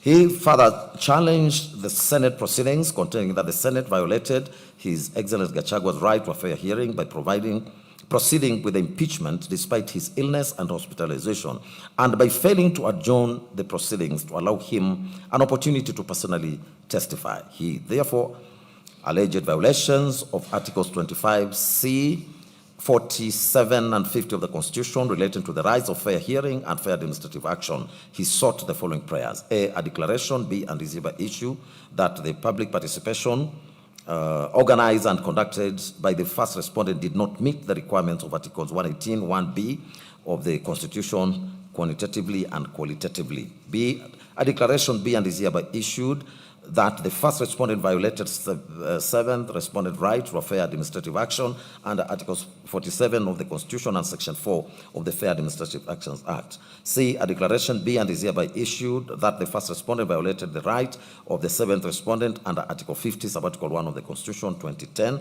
D, a declaration be and is hereby issued that the resolution of the first respondent to impeach the seventh respondent was invalid and null and void. And E, respondent shall bear the cost of the petition.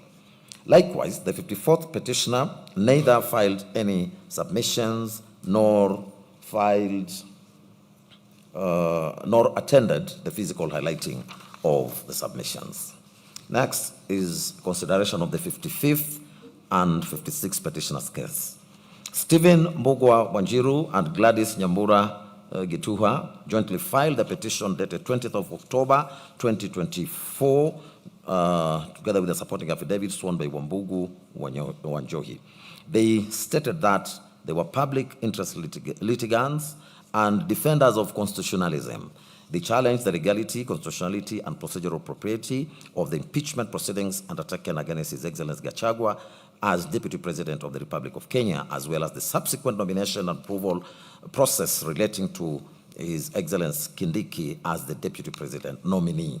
The petitioners contended that the impeachment process before both the National Assembly and the Senate were marred by procedural irregularities, bias, denial of fair hearing, and unconstitutional conduct, that the Speaker and the Deputy Speaker of the National Assembly had publicly pronounced themselves in favor of the impeachment before presiding over the proceedings, thereby violating the constitutional principles of impartiality, neutrality, and natural justice. The petitioners further challenged the adequacy and constitutionality of the public participation exercise conducted on the 4th and 5th October 2024, asserting that the notice period was too short to permit meaningful participation, that the questionnaires used by the National Assembly only presented the accusations against His Excellency Gachagua without his responses, and that the Parliament failed to avail documentary and electronic evidence to the public to facilitate informed participation.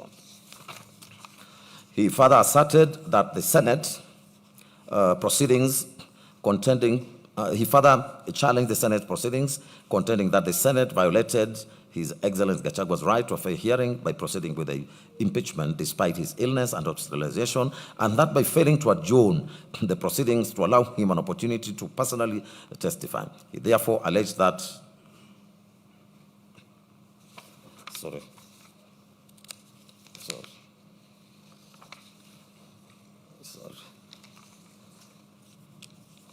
Sorry, I had repeated that bit, but I'll proceed from paragraph 133. They additionally alleged that public participation process was chaotic, disorderly, and marred by violence and characterized by low turnout in several constituencies and undertaken on days when many Kenyans were engaged in religious worship, thereby undermining the constitutional threshold for meaningful participation under Articles 10 and 118 of the Constitution. The petitioners also challenged the conduct of the Senate proceedings. They contended that the Senate acted in violation of Articles 25C, 47 and 50 of the Constitution by refusing to adjourn the impeachment hearing despite His Excellency Gachagua's illness and hospitalization, and thereby denying him an adequate opportunity to personally defend himself. Further, the petitioners alleged bias and conflict of interest arising from participation of Governor James Orengo, Senior Counsel, and Honorable Otieno Omolo, Senior Counsel, in the Senate proceedings, stating that their roles compromise the fairness and impartiality of the impeachment process. The petitioners maintained that the impeachment proceedings before both houses of Parliament were characterized by constitutional violations, procedural inconsistencies, and disregard for due process. The petitioners also challenged the subsequent nomination and approval of His Excellency Kindiki as Deputy President, contending that the nomination was tainted by the same constitutional and procedural violations that affected the impeachment process and was therefore null and void. As such, sought the following prayers: a declaration that the grounds of impeachment laid in the special motion dated 24th of September 2024 did not meet the constitutional and legal threshold for impeachment of a deputy president, that a declaration do issue that public participation exercise conducted on the 4th and 5th of October was flawed and incapable of meeting the constitutional standards required for such processes, and the outcomes of this flawed participation do not reflect the will of the people and cannot be considered a legitimate basis for advancing the impeachment motion. See, a declaration that the impeachment process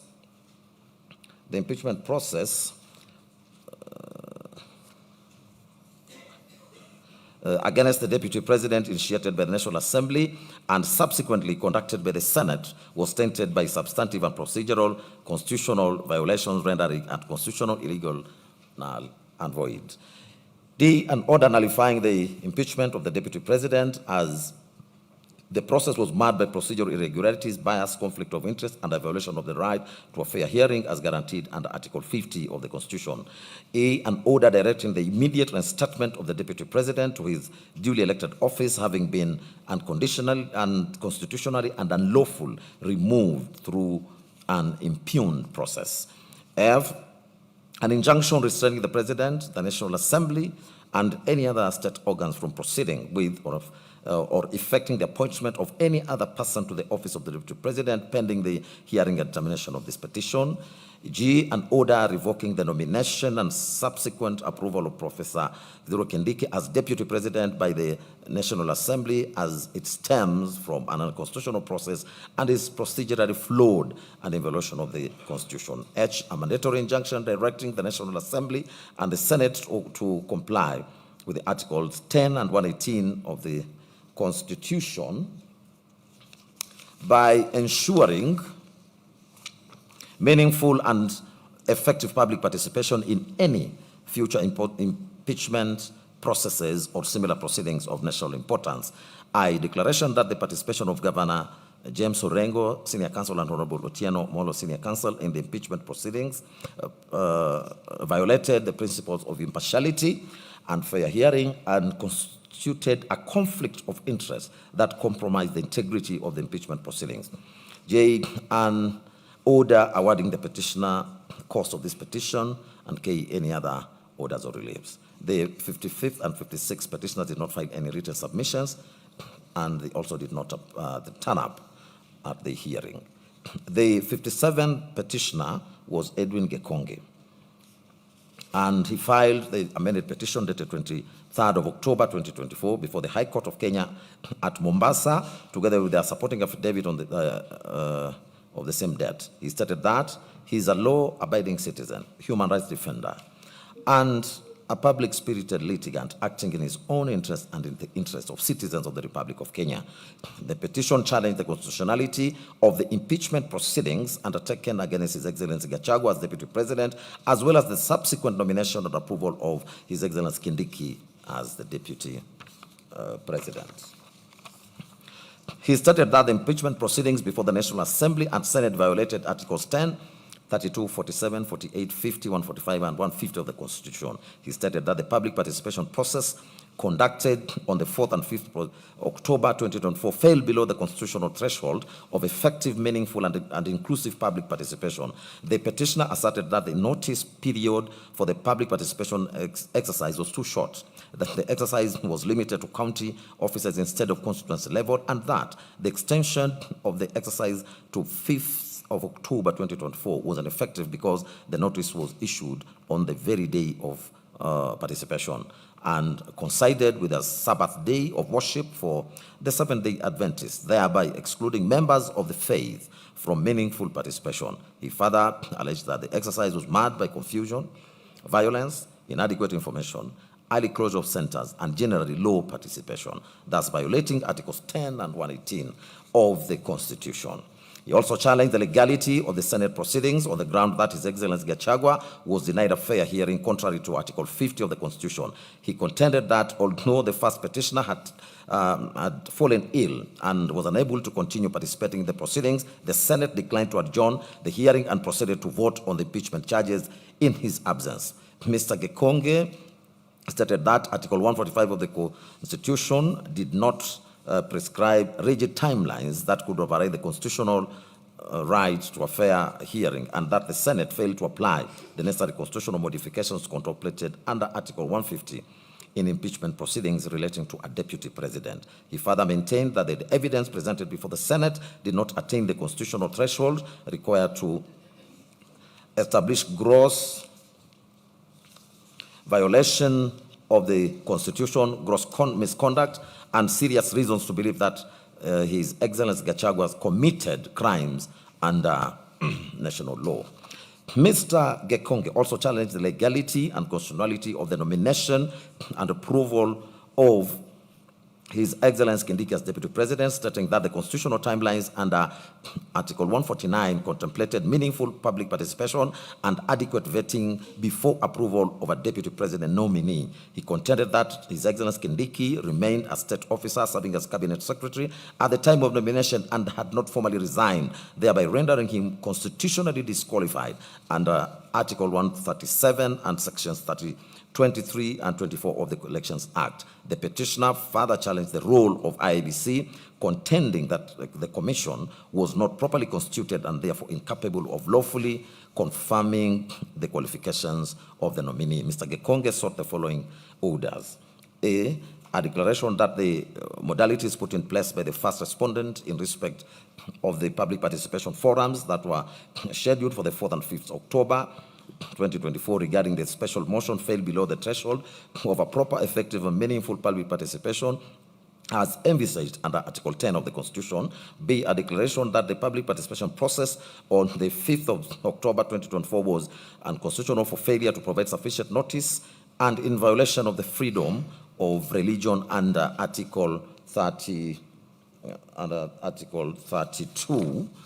C, a declaration that the impeachment process against the first interested party undertaken by the first and the second respondents was unconstitutional and did not meet the requirements set under Articles 145 and 150 of the Constitution of Kenya. D, a declaration that the impeachment process as against the first interested party undertaken by the first and the third respondents was unconstitutional as it violated Article 50 of the Constitution of Kenya in terms of providing a fair hearing. E, a declaration that the impeachment proceedings of the first interested party taken by the first and third respondent was unconstitutional, void for failing to meet the evidential threshold of the impeachment of a deputy president under Article 150, subarticle 1B.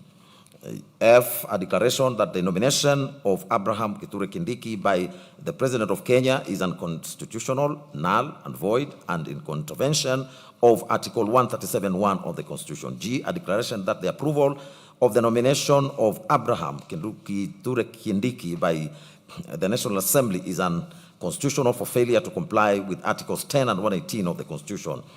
H, a declaration that the approval of the nomination of a deputy president by the National Assembly under Article 149 of the Constitution must include public participation in every constituency. I, a declaration that the approval and nomination of Abraham Kithure Kindiki by the National Assembly is unconstitutional as Abraham Kithure Kindiki had not resigned as a state officer. J, a declaration that the IEBC at the time of nomination of Abraham Kithure Kindiki was not properly constituted to approve or confirm the qualification of Abraham Kithure Kindiki under Article 137(1) of the Constitution. K, a declaration that IEBC had violated Article 149 of the Constitution by confirming that Abraham Kithure Kindiki was qualified to stand as a member of Parliament as per Article 137(1) of the Constitution. L, any other orders as the court may deem just. Mr. Gachagua likewise did not file any submissions. In respect of the 50th, the 52nd and the 53rd petitioners, that is John Njomo, Clarence Eboso, and Wanjiru Mwangi, their petitions were withdrawn from the consolidated proceedings on the 7th November 2024, as well as on the 16th of May 2025. On the 7th interested parties case and submission, that is Kituo cha Sheria, it appeared as the 7th interested party in these proceedings and filed a replying affidavit sworn on the 15th of April 2026 by Dr. Wambua Kituku, who is its executive director, as well as written submissions of even debt. Kituo identified 4 issues for court's determination, being whether the National Assembly process met the constitutional threshold for meaningful public participation and Articles 1 and 10, 110 and 118 of the Constitution. Secondly, whether impeachment proceedings were quasi-judicial to the extent that they meet constitutional and statutory procedural fairness standards. Thirdly, whether the court could review the procedural regularity of impeachment proceedings consistently with the doctrine of separation of powers. And lastly, whether the refusal to adjourn and the decision to proceed with in absentia violated the first representant's petitioner's right to fair administrative action and fair hearing under Articles 10, 27, 28, 47, and 50 of the Constitution. Kituo cha sheria averred that Article 118 of the Constitution mandated Parliament to facilitate public participation and involvement in legislation and all other business of the Assembly and its committees. They further argued that the removal of a deputy president from office was one of the most significant constitutional functions assigned to the National Assembly and the Senate and directly affected the sovereign will of the people. It was their understanding that public participation in such a constitutional process had to be both quantitative to mean that a sufficient number of citizens had to be reached and accorded an opportunity to participate, and qualitative to mean that the participation had to be meaningful and capable of influencing the decision-making process. Kituo further averred that the one-day public participation notice given by the Speaker of National Assembly and the National Assembly itself was inadequate to reach a substantial portion of the Kenyan population, particularly ordinary citizens who relied on accessible and localized communication channels. They deposed that the said notice did not necessarily reasonably reach rural communities, citizens without access to national media, citizens relying on vernacular radio stations, and those who depended on local public fora for information. It stated that National Assembly reduced 290 potential local hearings to only 47 hubs for public engagement forums, including venues such as Kiambu Social Hall, Gatundu, Nakuru ASK Shule, and Tomoya College, thereby drastically limiting accessibility and diluting representation. Kituo cha sheria averred that the National Assembly and the Senate did not take adequate steps to ensure that sufficient citizens were made aware of the intended impeachment process. In particular, they had failed to disseminate information through churches, mosques, temples, public barazas, community meetings, vernacular radio stations, and county-level public participation forums. They further averred that the alleged public participation conducted by the National Assembly and the Senate lacked adequate structures for public engagement, including ICT-based platforms for the submission of views, decentralized citizens forums, structured mechanisms for receiving memoranda from citizens across counties, and organized town hall meetings. As a result, members of public were largely reduced to observers of the proceedings rather than participants in the process. They deposed that in the impeachment proceedings conducted by the Senate, by the Speaker of the Senate and the Senate on the 16th and 17th of October, His Excellency Gachagua was denied an opportunity to appear and be heard, to be present when being tried, and to challenge the evidence. That during the proceedings on the material day, it was communicated to the Speaker of the Senate and the Senate that His Excellency Gachagua was present but subsequently fell ill. He was then rushed to hospital for urgent medical attention, and his legal counsel duly communicated his admission to hospital to the Speaker. Notwithstanding the request for adjournment on this ground, the Senate declined the request and proceeded to hear the case in the absence of His Excellency Gachagua and his counsel. The Senate subsequently decided to remove His Excellency Gachagua from office by impeachment for gross misconduct and on grounds of violation of the Constitution. Kituo stated in the proceedings of that the proceedings of the removal from office of the deputy president before the Senate involved the reception of evidence, evaluation of contested facts, and the making of determinations that directly affected the fundamental rights of His Excellency.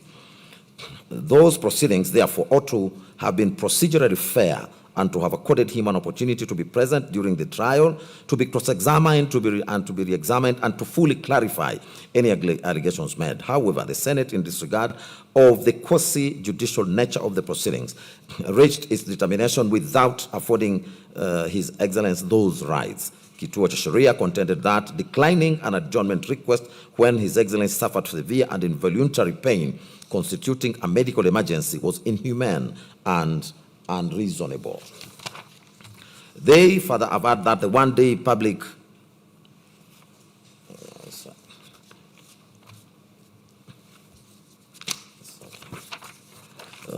it was further averred that the Senate, as a state organ, was bound to follow the Constitution and to observe, respect, protect, promote, and fulfill His Excellency Gachagua's rights. That upholding the impeachment as conducted set a dangerous precedent by normalizing procedural shortcuts in constitutional processes and weakened safeguards meant to protect constitutionalism and the respect for the rule of law.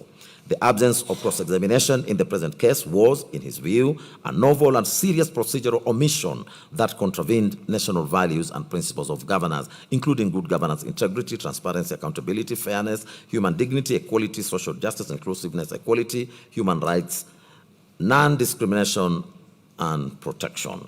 They expressed their belief that the court had a solemn duty in interpreting the Constitution to adopt a purposive and progressive approach that advanced good governance, constitutionalism, accountability, and the public interest. They further averred that the determination of the petition would provide critical guidance on the constitutional standards applicable to future impeachments of holders of the offices of the Deputy President and the President, and that it must therefore reinforce rather than dilute the public participation threshold and fair hearing protections. Kituo submitted that the standard for public participation envisaged under Article 118 was meaningful participation and not tokenism, and that it had to be assessed on reasonableness and meaningfulness and meaningful opportunity, considering the nature and the impact of the decision. It was submitted that the removal of a deputy president from office was not an ordinary procedural matter, but constitutional event with profound democratic implications. That Article 118 had to be read together with Articles 1 and 10 of the Constitution, and that sovereign power belonged to the people, and Parliament merely exercised that power in a delegated capacity. When Parliament embarked on a process that might remove from office a deputy president who was directly elected by the people, it was obliged to ensure that the people themselves were accorded a meaningful opportunity to be heard. It was further submitted that in such a context, public participation became a constitutional condition precedent to valid impeachment processes. The organization submitted that public participation in a constitutional democracy had to satisfy both quantitative and qualitative standards, and that this dual requirement was particularly important where the process concerned the removal of a nationally elected office holder.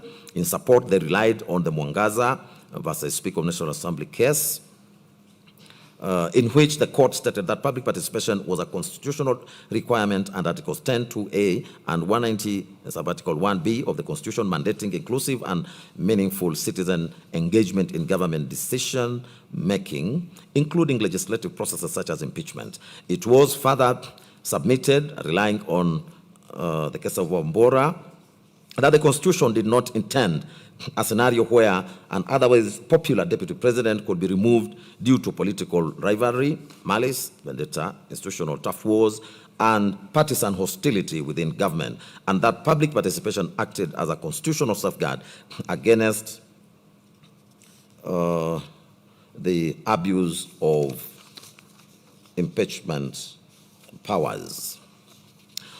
On the inadequacy of the notice period, the interested party submitted that the one-day Gazette notice and a national radio announcement coupled with two-day public engagement period was grossly inadequate to facilitate meaningful public participation, as such short time could not reasonably reach most Kenyans, particularly ordinary citizens who relied on accessible and localized information channels. On the over-centralization of venues, They submitted that the Speaker of National Assembly and the National Assembly failed to utilize several well-established participatory mechanisms ordinarily available to them, including ICT platforms for structured public input, county-based citizen engagement forums, public notice boards, and accessible announcements, town hall meetings, engagement through representation of the people, and decentralized partisan platforms across counties. Instead, the National Assembly adopted a centralized and restrictive mode whereby all 290 constituencies were grouped into only 47 participation centers, one per county. This arrangement overloaded single venues, diluted constitutional high-level representation, and transformed public hearings into mass gatherings where individualized contributions were particularly impossible. The structural barriers disproportionately undermined meaningful engagement, especially for marginalized communities, people with disabilities, workers unable to leave employment on short notice, those without transportation, and citizens living far from county headquarters. It was submitted that a process of this gravity required decentralized, not consolidation of engagement forums. On the rigid and non-deliberative format of engagement, they submitted that the National Assembly employed a highly structured and restrictive model of engagement in which parliamentary clerks read out the charges, provided a general explanation of the processes, attendees were given limited time to offer their views, and those views were recorded in a pre-designed format for compilation. That format did not allow robust deliberation, did not permit cross-examination of claims, and did not facilitate informed submissions on the constitutionality or factual basis of the impeachment. It was submitted that public participation had to be interactive and not merely a formalistic exercise. On the inadequacy of the online submission mechanism, they submitted that the National Assembly's website provided template forms where citizens could tick boxes indicating support or opposition to the impeachment, but those forms offered only binary choices, allowed no uploading or supporting documentation, and permitted no opportunity for dialogue or nuanced analysis. This reduced public participation to checkbox voting rather than substantive constitutional engagement. They acknowledged in their submissions that the standard required was not perfection, but reasonableness. However, reasonableness is in a matter of this magnitude required the Speaker of the National Assembly and the National Assembly to have actively mobilized public awareness through non-public convergency points such as churches, mosques, temples, public barazas, national radio stations, vernacular broadcasting stations, and other accessible civil forums. The failure to which those avenues significantly restricted the reach of the notice and consequently diminished participation. The process was submitted to have been conducted on an extremely short notice, centralized into two venues, and structured in a rigid and non-deliberative manner, and procedurally shallow through form-based engagement, all of which demonstrated a failure to meet constitutional standards and called into question the validity of the impeachment of His Excellency Gachagua. It was further submitted that the removal of a deputy president from office was not merely an internal matter of parliament, but a matter of national constitutional significance affecting the democratic will of the electorate, the integrity of the executive structure, the political stability of the Republic of Kenya, and the sovereignty of the people, and that accordingly the electorate had to be accorded an opportunity to participate in a process that sought to overturn their democratic choice. Kituo cha Sheria submitted that even where Parliament acted within its constitutional mandate, when it undertook a process that received and evaluated evidence and reached determinations adverse to rights, reputations, and the tenure of office, it was obliged to meet minimum content on procedural fairness. It was submitted that the Senate proceedings bore all the hallmarks of a quasi-judicial trial from pleadings, evidence, contested facts, adverse finding to a grave sanction in the form of removal from office. And that Articles 47 and 50 of the Constitution and the Fair Administrative Actions Act 2015 therefore applied with full force. Impeachment of a national executive was not a mere political debate, but a structured constitutional trial with legal standards burdened with reputational, civil, and democratic consequences, which made the rights to be present, to cross-examine, and to be re-examined all the more imperative. It was submitted that Article 50, read together with Article 25C of the Constitution, and that scored that fair trial rights were non-derogable in substance, relying on Stephen Odede versus Court Maxwell, in which the court confirmed that the right to a fair hearing and right and fair trial ought not to be unduly impeded, and that a trial body had to be circumspect in purporting to limit and take away such crucial right, since Article 25C specifically provided that there was never to be any derogation from the right to a fair hearing. It was further submitted that while impeachment was sui generis, the logic of adversarial testing of allegations applied with equal, if not greater force. His Excellency Gachagua fell ill, was admitted for urgent medical care, and his counsel sought an adjournment, which was refused. The Senate proceeded in absentia without counsel, received and assessed evidence, and removed him from office, thereby extinguishing his ability to be present, to be cross-examined, and to be re-examined, and to participate meaningfully. It was submitted that a fair process entailed reasonable accommodation, including adjournment, where good cause was shown and no prejudice will be suffered that could not be compensated by way of cost or by way of time.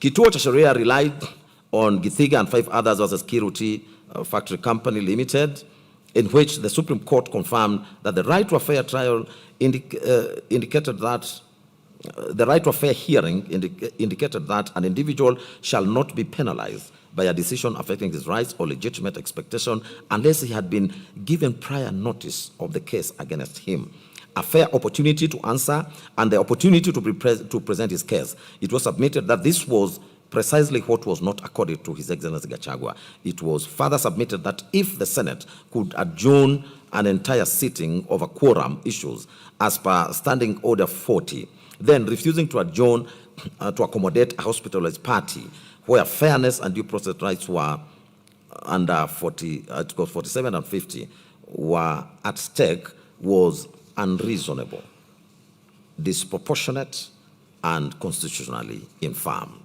They argued that the right to be heard required a real and effective opportunity to participate, not a mere formality, and included the right to attend and to answer the case one first, as well as the right to correct and contradict the allegations made against one. Further, that an adjournment was a recognized incident of a fair hearing where unavoidable circumstances prevented attendance or effective participation, and accordingly, the denial of a reasonable adjournment amounted to a denial of the right to be heard.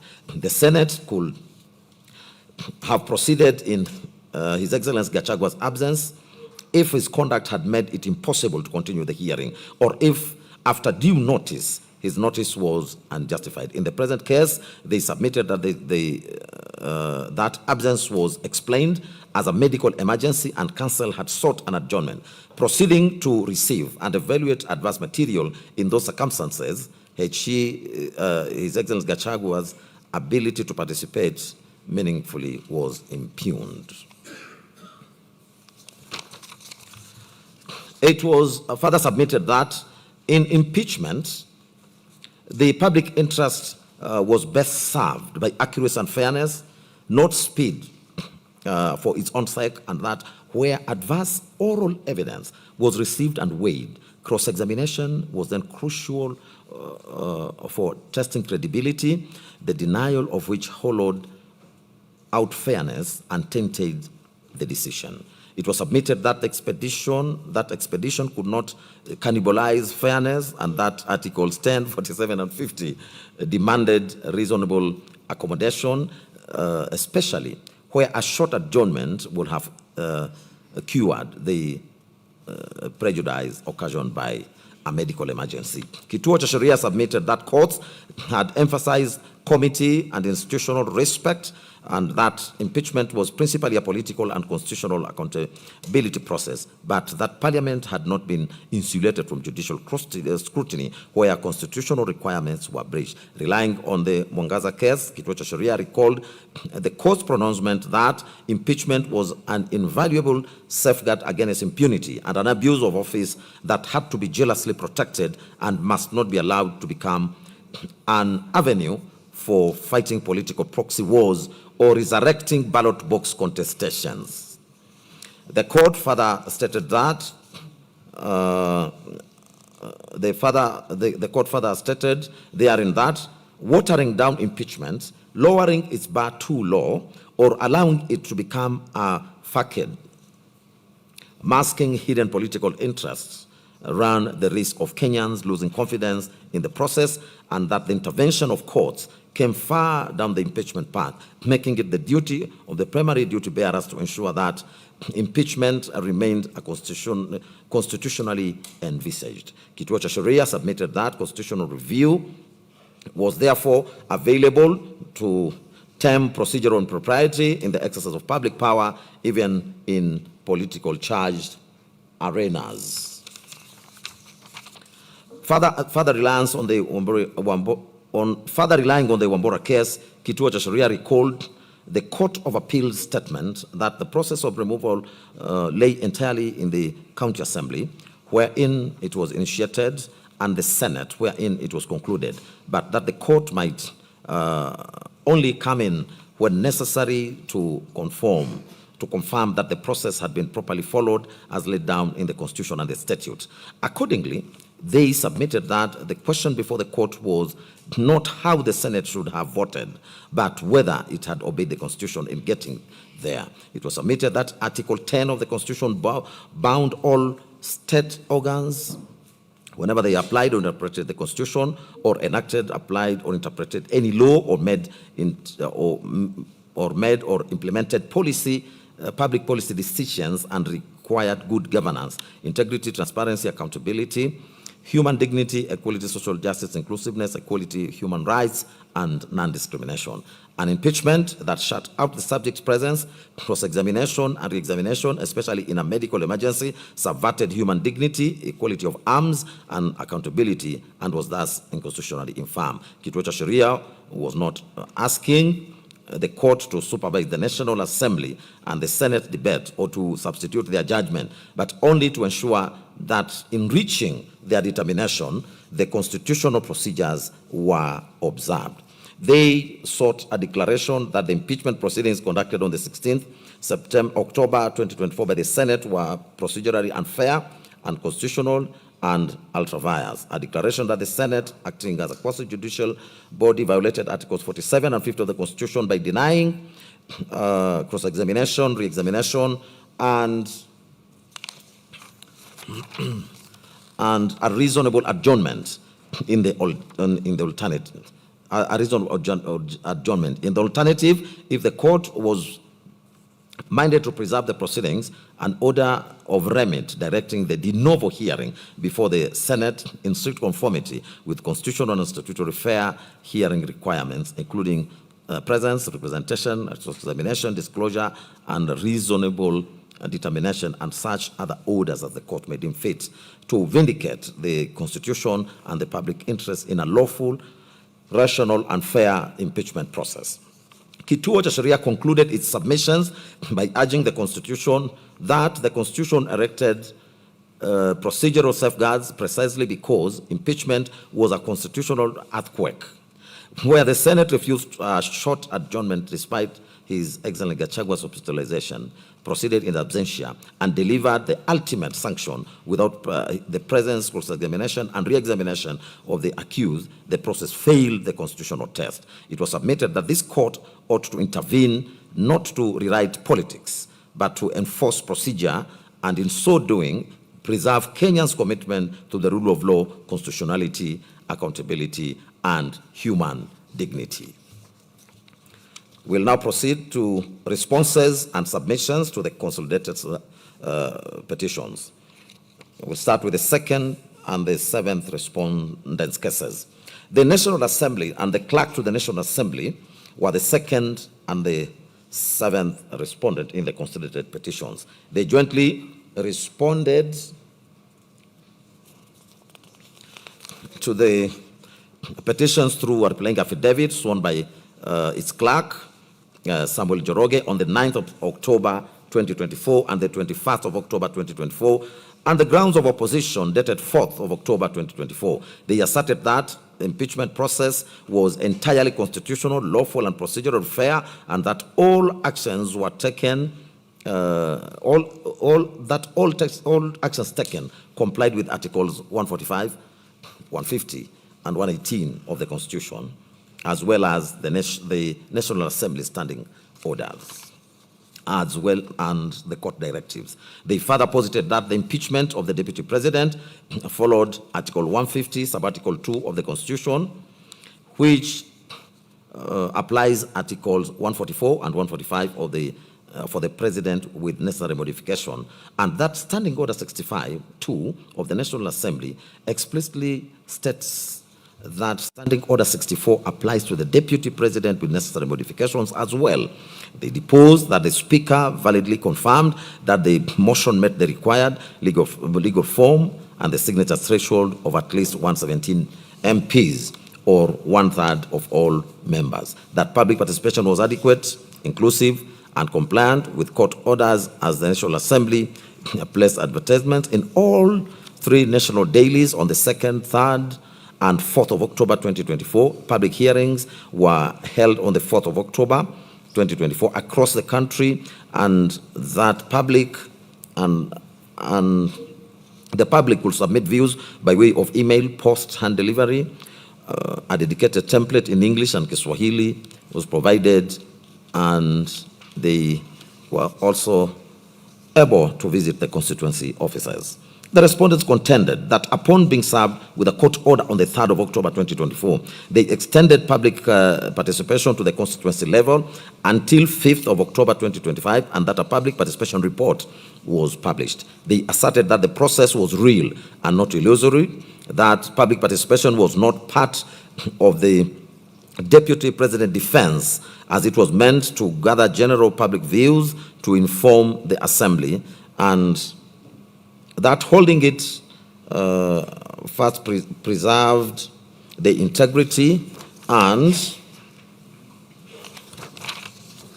the independence of public input, preventing it from being influenced by the Deputy President's defense or parliamentary debate.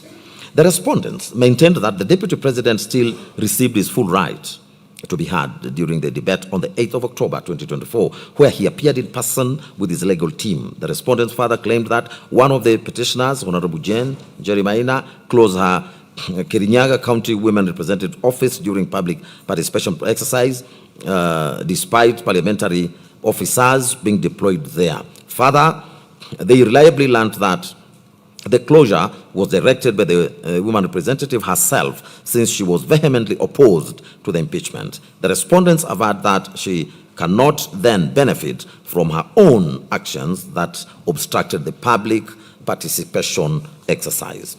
The respondents deposed further that after debate on the 8th of October 2024, the motion was put to a vote, and 282 members voted in support of the impeachment and 44 voted against, which exceeded the required 2/3 majority under Article 145(2) of the Constitution. That on the 9th of October 2024, the Speaker of the National Assembly formally notified the Speaker of the Senate of the resolution by transmittal.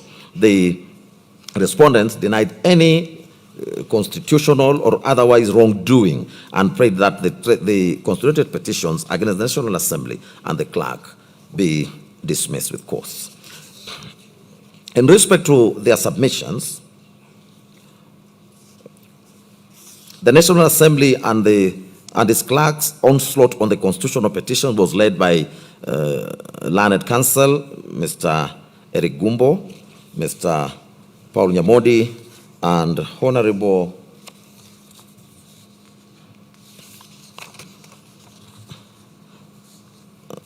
Gitonga Murugara.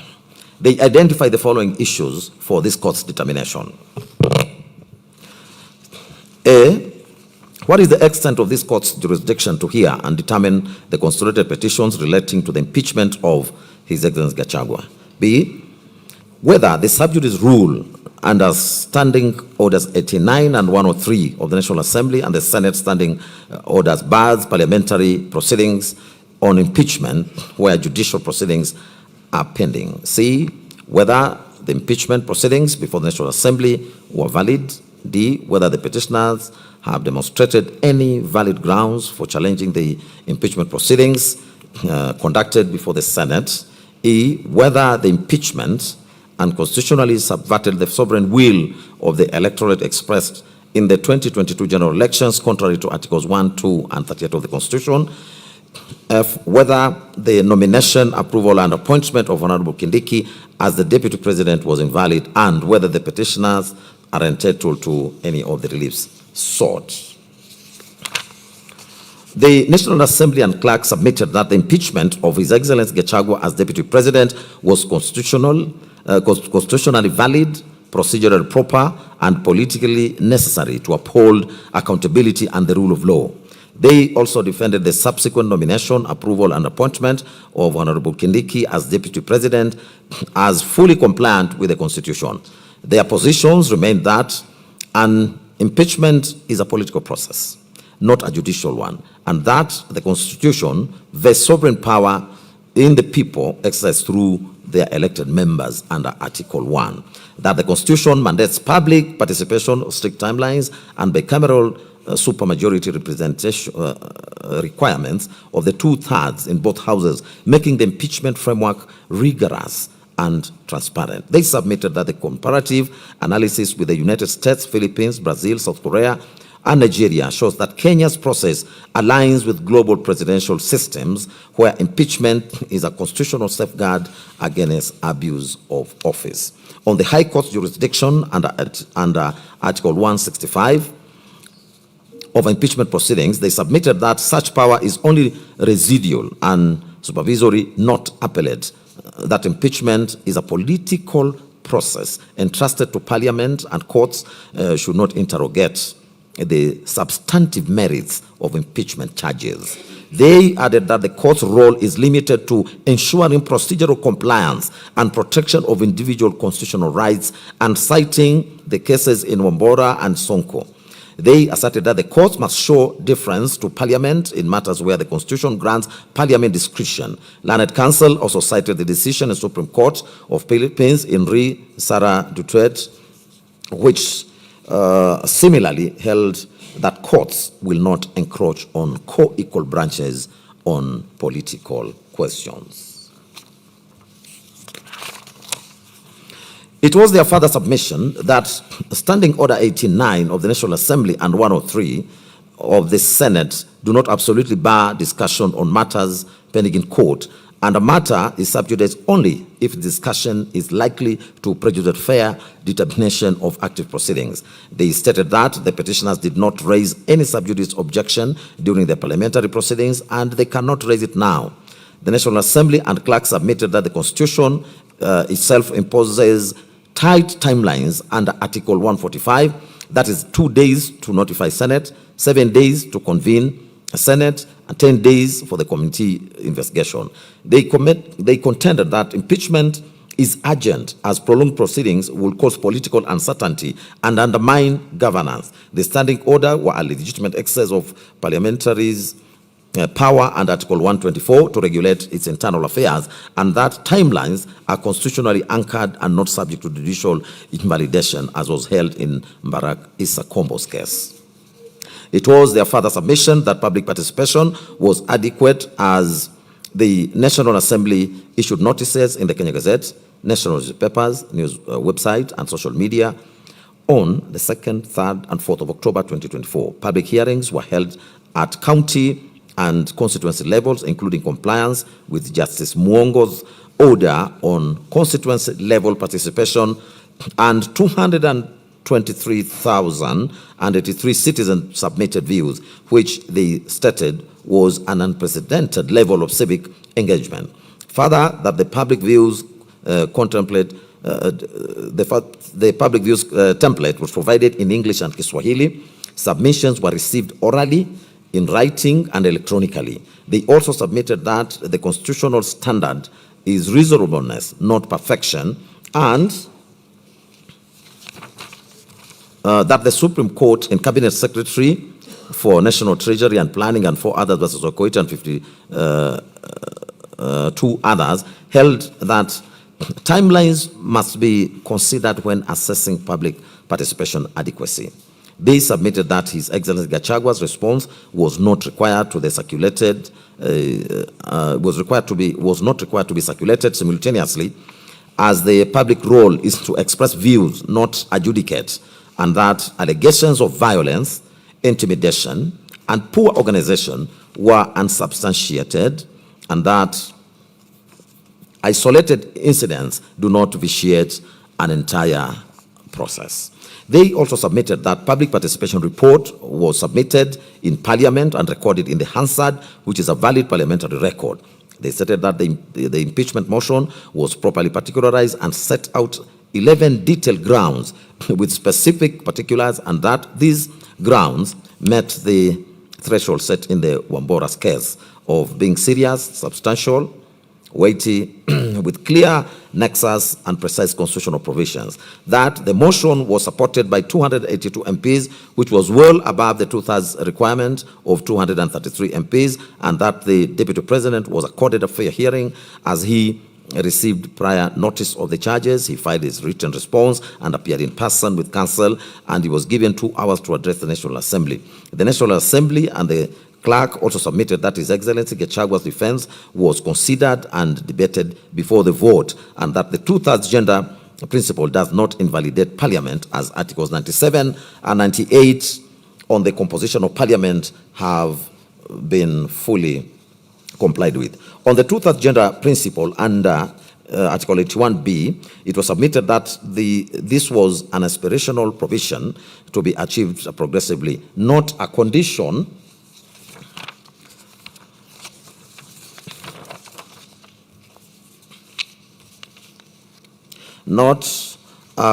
precedent to Parliament's validity, and that Article 261 provides a mechanism for addressing legislative delays, and that no advice from the Chief Justice or action by the President has occurred to dissolve Parliament. They contended that accepting the petitioner's argument would void all legislation and action since 2013 and will be an absurd and constitutionally impermissible outcome.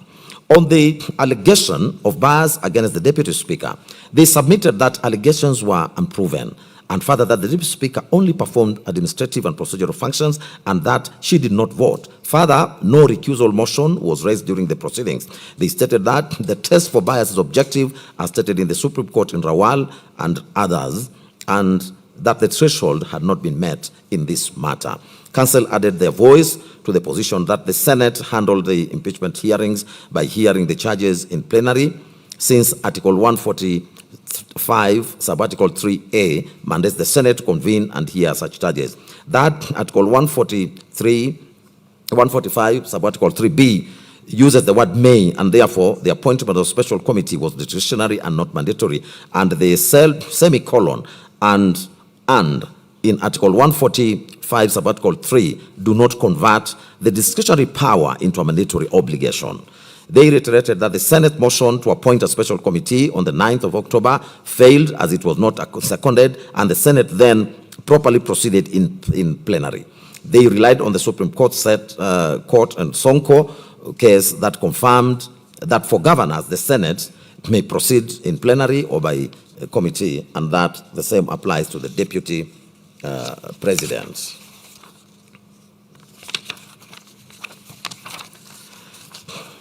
It was also their submission that the 10-day timeline for plenary proceedings was constitutional, as where the Constitution is silent, the Senate may regulate its own procedures under Article 124, Subarticle 1, and the 10-day deadline was a reasonable exercise of procedural autonomy to ensure expedition. Council submitted that impeachment must be concluded without undue delay, and the timeline reinforced accountability and good governance.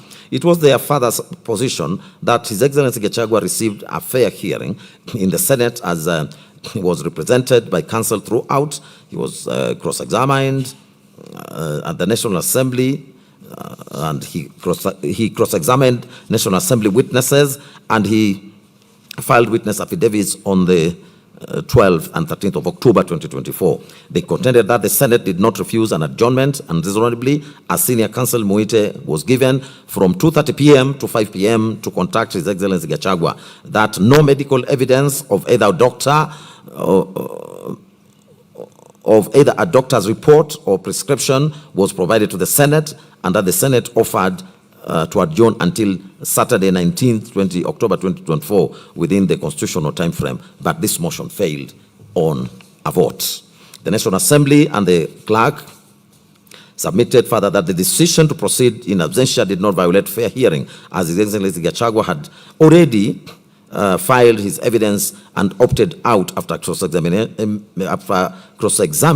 the National Assembly's witnesses. That no new evidence was introduced. All material before the Senate had already been placed before the National Assembly and forwarded to the Speaker, and time allocation was not disproportionate, as both parties were accorded equal time. The National Assembly submitted that it also could not call all its witnesses due to time constraints, and that this was a consequence of expedition and not bias. They further submitted that the Senate had no independent duty to conduct public participation, which under Articles 10 and 118 applies primarily to legislative functions. The Senate, when hearing impeachment, acts as a quasi-judicial capacity, not a legislative one, and that public participation occurs at the National Assembly during the initiation stage, not at the Senate at the trial stage. Council submitted that comparative practice in South Africa, USA, and in the USA, Nigeria, and Brazil confirms that the upper house role is adjudicatory, not participatory, and that the court in Mwangaza versus Speaker of the Senate held that public participation in gubernatorial impeachment occurs at the county assembly level, and the same applies in equal measure in this matter. The respondents contended that allegations of bias against the Senate Speaker remained unproven, as a Speaker's role is presiding and procedural, and he has no deliberative vote. That mere coalition membership does not establish bias, and that the petitioners have not pointed to any specific act or omission showing a real possibility of bias. They restated that the test for bias is objective, and the petitioners failed to meet it, as well as in respect of the Senate Speaker. It was the submission of the National Assembly and the clerk that the participation of Honorable Orengo and Honorable Amolo as counsel did not invalidate the proceedings, in that Article 77(1) restricts gainful employment that is inherently incompatible with state office, and that presenting a party in proceedings is not such an employment. That any alleged illegality would affect the advocates personally and not the validity of the impeachment process, and that no actual bias or procedural fairness has been shown. They further submitted that the Senate applied the correct standard of proof for impeachment, which is above a balance of probabilities but below beyond reasonable doubt, as set out by the Supreme Court in the Sonko and Wambora cases. The Senate found 5 charges substantiated, including gross constitutional violations, attacks on judicial independence, ethnic incitement, gross misconduct, and that the evidence was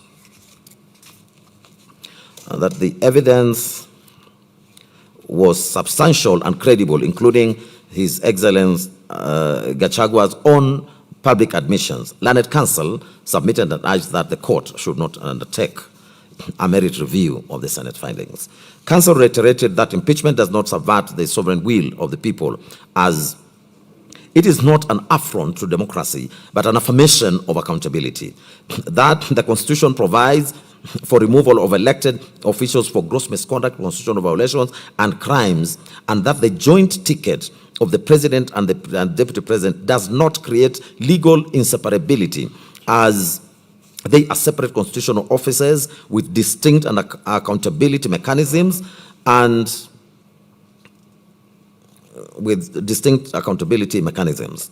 Council gave comparative analysis of the US Vice President resignations while President Nixon remained, and Brazil's President Rousseff's impeachment while Vice President Temer assumed office when they submitted that removal of deputy does not require removal of the principal. They contended that Article 150 of the applies Article 145 with necessary modifications, and that this acknowledges that distinct offices are not a merger. On the validity of His Excellency Kindiki's nomination, approval, and appointment, the National Assembly and the clerk submitted that a lawful vacancy arose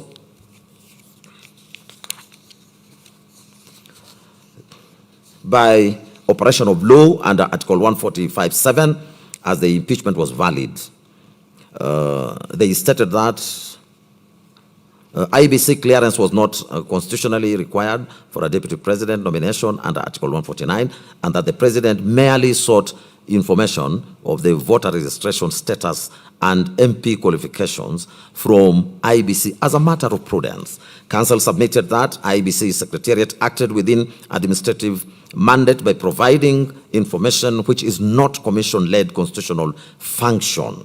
Council referred this court to the Supreme Court advisory opinion in IBC versus AG 2025, where it drew a distinction between commission-led functions such as boundary delimitation and secretariat administrative functions, including the day-to-day operations. They submitted that providing information falls within the latter.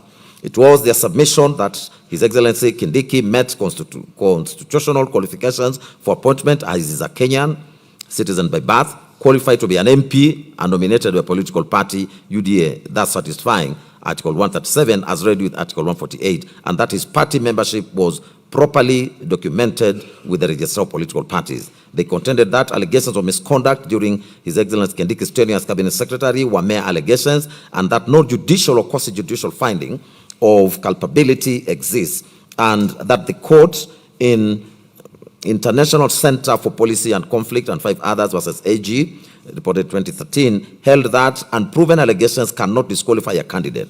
That holding a cabinet secretary position did not disqualify him under Article 77, as this provision prohibits gainful employment that creates a conflict of interest, but does not bar a state officer from seeking elective office. Council submitted that disqualification for holding state office is governed by Article 137, sub-Article 2B, that requires resignation 6 months before a general election. But it is not applicable to a midterm vacancy, which process under Article 149 is sui generis. The National Assembly submitted that the voting process complied with Article 149(1), which requires the National Assembly to vote on the nomination, which is an electoral determination by plenary, not an approval process requiring committee vetting. That the Speaker correctly distinguished between appointive officers subject to committee approval and the elective process of Deputy President under Article 149(1). It was argued that the Public Appointments and Public Appointments in brackets Parliamentary Approval Act and the Standing Order 45(3) do not apply to this sui generis constitutional process, and that the Supreme Court entrusted Society for Human Rights Alliance versus Matemo and 3 others held that where the Constitution provides a specific procedure, statute cannot add to or amend it. It was also their position that no public participation was required for the nomination under Article as Article 149, Subarticle 1, does not prescribe public participation, and that the nomination and approval is an executive-led elective process, not legislative business, under Article 118. That it will be incongruous to require more process for a mid-term vacancy than a general election, where the ticket is approved by popular vote without prior public hearings. For the aforementioned reasons, the National Assembly and the clerk urged the court to dismiss all relief sought in the, with the council submitting that no constitutional violations had been proved. The impeachment was procedurally regular and substantively justified.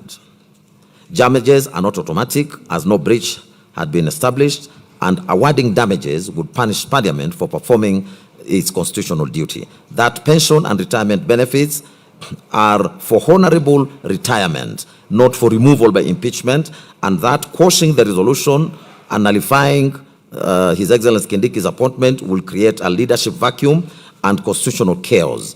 Council thus urged this court to dismiss the constitutional petitions with cost to them, find that the impeachment of His Excellency Gachagua was lawful, constitutional and procedurally proper, and that the nomination, approval, and appointment of His Excellency Kindiki as Deputy President was valid and constitutional, and that the court should decline to grant any of the relief sought by the petitioners.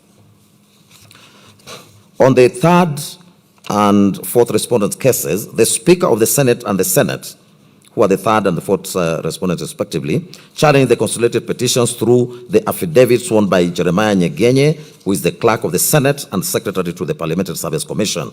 The affidavit was deposed on the 21st of October 2024. From the outset, it was their case that under Articles 93(1), 96, Subarticle 4, and 145 and 150 of the Constitution, the Senate is mandated by with the role of considering the impeachment of a deputy president. They asserted that process is guided by the National Assembly's Standing Order 64 and 5, which dictates the procedure for introducing and supporting an impeachment motion. To that end, it deposed that on the 1st of October 2024, Honorable Mutuse introduced a motion in the National Assembly seeking the removal of His Excellency Gachagua on the basis of 11 grounds,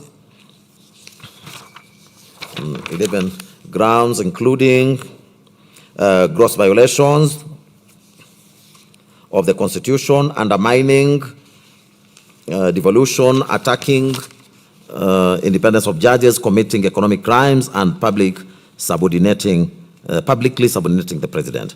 It was their position that the National Assembly conducted extensive public participation from 2nd to 5th of October 2024 and formally approved the motion on the 8th of October 2024. Following the approval, the Speaker of the National Assembly notified the Speaker of the Senate of the resolution in a letter received on the 9th of October 2024, which included the motion, electronic evidence, relevant Hansard reports, public participation, advertisement, and reports, and court orders. He asserted that the Senate Speaker convened a sitting on the 9th of October 2024 through Gazette Notice number 13170, during which a motion to establish a special committee to investigate the matter was defeated. As such, the proceedings had to be held in plenary, and it was deposed that the Speaker designated 16th and 17th of October 2024 for the plenary hearings formalized in Gazette Notice number 13178. Speaking to the fairness in the process, the clerk deposed that on the 9th of October 2024, the Senate served an invitation to His Excellency Gachagua and the National Assembly to appear to submit witness details and evidence. It was the case that on the 14th of October 2024, His Excellency Gachagua indicated his presentation by Mrs. Swanya and company advocates and filed his response to the allegations alongside supporting evidence. They stated that the plenary hearings commenced on the 16th and 17th October 2024, and after the National Assembly concluded its case on the 17th of October 2024 at 1:15 p.m. His Excellency Gachagua, lead counsel Mr. Paul Muite, senior counsel, informed the Senate at 2:30 p.m. that his client was missing and had been taken ill. It was pointed out that after suspending the proceedings until 5 p.m. Counsel requested an adjournment to 22nd October. He stated that a substantive, subsequent procedural motion to sit on Saturday, 19 October 2024, to meet the constitutional deadlines was defeated, prompting His Excellency Gachagua's counsel to exit the proceedings. They maintained that the Senate, a quasi-judicial body, exercised discretion in granting adjournments, and His Excellency Gachagua's counsel failed to provide cogent material evidence of his illness. As regards the constitutional timelines, it was their case that impeachment could not be posed without violating the Constitution. They refuted the claim that the trial occurred in absentia since His Excellency Gachagua had actively participated through his advocates' opening statements, cross-examination, and the National Assembly's witness and filing of the respective witness affidavits. In challenging the claim that the public participation was not conducted, the Senate and the Speaker stated that an order of the High Court in Kerugoya did not mandate the Senate to conduct public participation, as the Senate functions exclusively as a trial chamber akin to a court. In conclusion, it was disposed that the Senate voted on the impeachment charges, where 5 charges comprising ground 1 on gross violation of the Constitution, ground 4 on undermining the independence of judges, ground 5 fidelity to the oath of office, ground 6 on crimes under national cohesion, and ground 9 on gross misconduct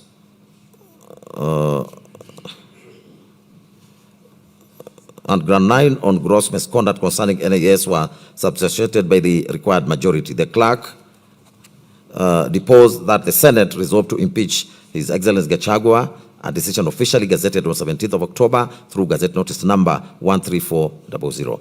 On the foregoing, this court was urged to find that the impeachment power is inherently political and vests solely in Parliament, which triggered the political question doctrine, thereby inviting this court to exercise judicial restraint. Ultimately, the Speaker of the Senate and the Senate prayed that the petitions be dismissed with cause. The third and fourth respondents filed submissions dated for the 24th of April 2026, and they were highlighted by their legal team led by Professor Tom of Gender Senior Counsel, Mr. Edwin Mukele, Ms. Mercy Thanji, Ms. Opola, and Honorable Hilary Sigei. They maintained that the entire impeachment process meticulously complied with all constitutional timelines, including standing orders and the principles of natural justice. On the question whether His Excellency Gachagua was accorded a fair and reasonable opportunity to be heard, they submitted that the hearing aligned with the due process and the Audi Alteram Partem rule to define the threshold of a fair trial. They relied on the Black's Law Dictionary, 7th edition, at page number 725, and the Halsbury's Laws of England, 5th edition, 2010, volume 61, at paragraph 639.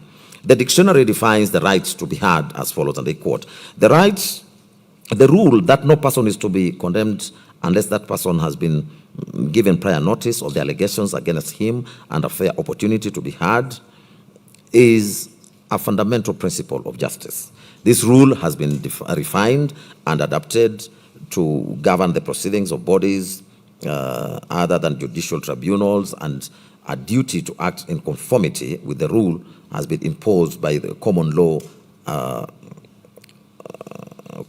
administrative bodies not required by statute or contract to conduct themselves in a manner analogous to a court. End of court. To bolster their case, the Senate and the Speaker referred to the President in Evans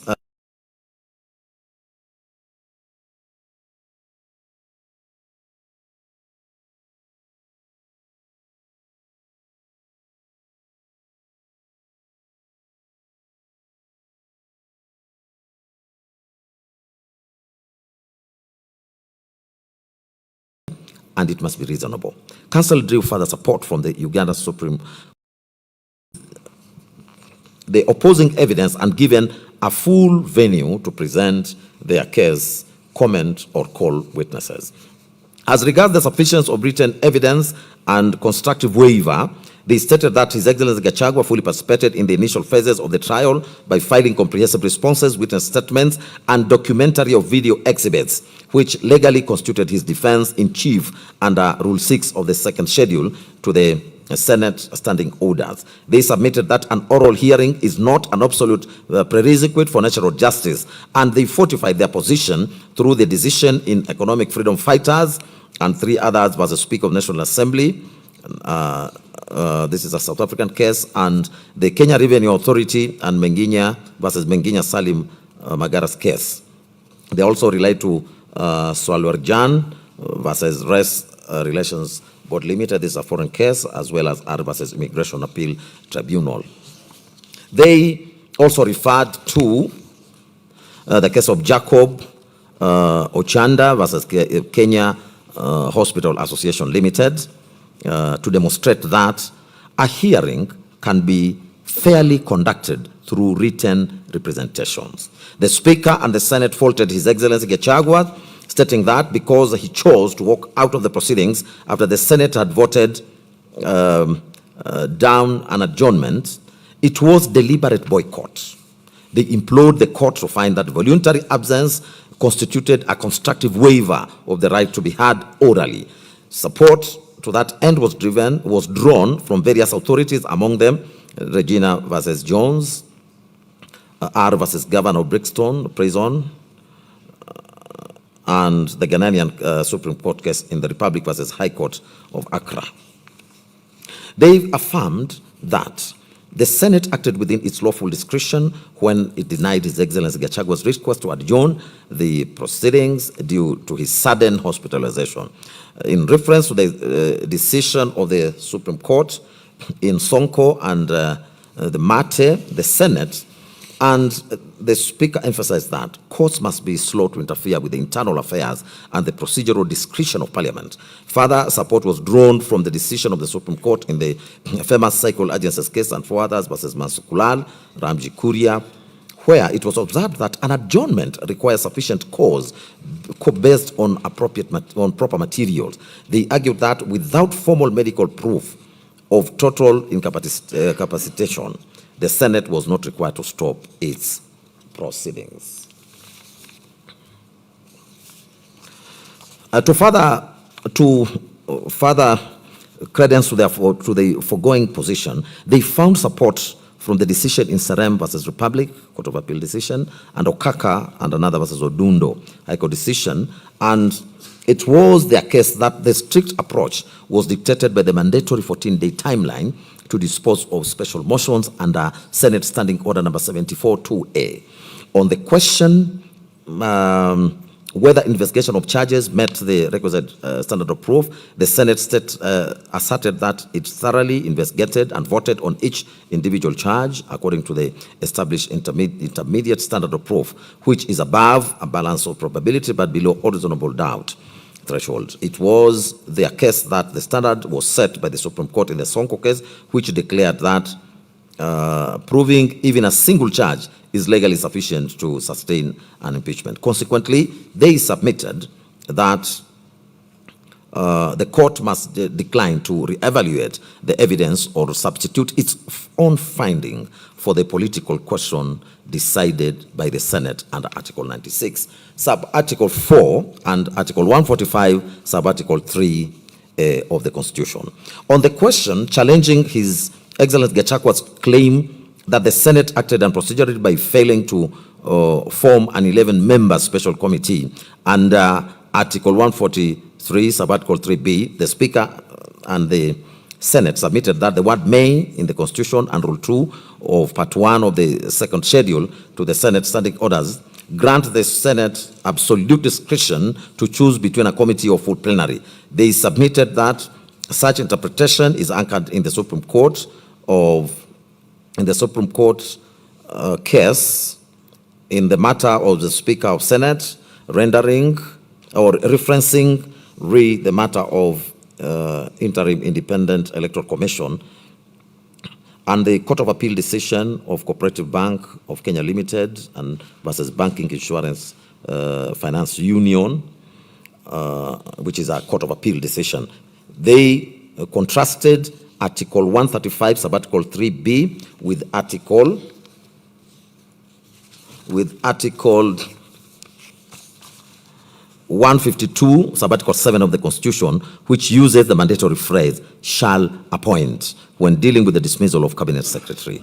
It was their case that since a motion to form a special committee was moved but failed to be seconded under Standing Order 70, the Senate properly proceeded in plenary, meticulously satisfying the oversight parameters affirmed in the by the Supreme Court decision in the Sonko case. As regards the contentious issue of public participation, they contended that there was no legal basis for the Senate to conduct a secondary round of public participation because the National Assembly had already completed a rigorous national public participation drive between the 2nd and the 5th of October 2024 through extensive media notices and public feedback templates. They submitted that to demand a repetitive exercise from the Senate would be an imprudent waste of state resources. Separately, the Speaker and the Senate submitted that during an impeachment trial under Article 145(3)(a), the Senate acts exclusively as a quasi-judicial body evaluating specific charges rather than performing a standard legislative function, exempting it from public participation requirements of Articles 10 and 118. They dismissed the argument that Parliament was illegally constituted due to a threshold failure to implement the two-thirds gender rule. They further submitted that although the former Chief Justice David Maraga issued a dissolution advisory to the 4th President, the 12th Parliament dissolved by operation of law and the 13th Parliament was lawfully established following the general elections of the 9th August 2022. Seeking to rely on Article 261, Subarticle 5 running to 7, the Senate and the Speaker submitted that the ground that the gender rule mechanism is intended to compel future compliance and not to retroactively invalidate state operations. They warned that declaring Parliament unlawful would cause an absurd constitutional crisis, invalidating national budgets, legislation, and public appointments, which violates the governance promotion mandate of Article 259 of the Constitution. They urge the court to practice judicial restraint as the gender dispute is actively pending before a 5-judge bench in Conchela and others as the Chief Justice and President of the Supreme Court in Kenya and others. The Speaker and the Senate rejected the allegation that the Senate was mandated to conduct an approval hearing for filling the subsequent vacancy of the office of the Deputy President. They pointed out that Article 149, Subarticle 1 of the Constitution, expressly grants the exclusive mandate to vote on and approve a nominated Deputy President to the National Assembly, entirely omitting the Senate. It was their case that by applying the statutory construction principle established in the case of Federation of Women Lawyers Kenya, FIDA versus AG, the Initiative of Strategic Litigation in Africa, statutes could be interpreted to override the explicit statutes could not be interpreted to override the explicit text of the Constitution. On the strength of the foregoing submissions, the Speaker and the Senate urged the court to dismiss all the consolidated petitions with costs.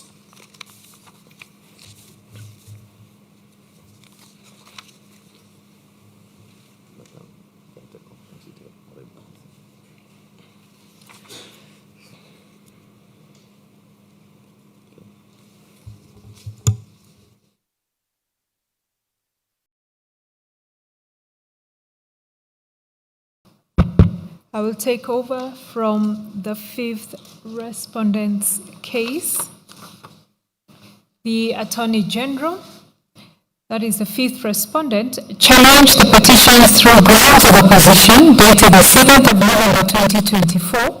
She argued that the court should not elevate Parliament's factual assessments since its role is strictly to ensure that reasonable inferences were drawn from the available evidence. It was her case that the removal proceedings against H.E. Gachagua were purely legislative, neither entirely administrative nor judicial, and therefore were not subject to standard administrative or judicial review as suggested under Article 47(3)(a) of the Constitution. Further, the Attorney General asserted that the court could not substitute the legislature's discretionary decision with its own, as doing so would constitute a usurpation of the constitutional functions of an independent branch of government. She maintained that the proceedings before the legislature were lawful, efficient, expeditious, and procedurally fair, since the adopted procedure successfully balanced the need to protect H.E. Gachagua's constitutional rights, safeguard the process from abuse, and prevented unnecessary disruptions to public administration. Regarding public participation, the AG clarified that the Constitution did not permit members of the public to vote on an impeachment motion, as that discretion was expressly reserved for legislators who constitutionally represent the sovereign will of the people.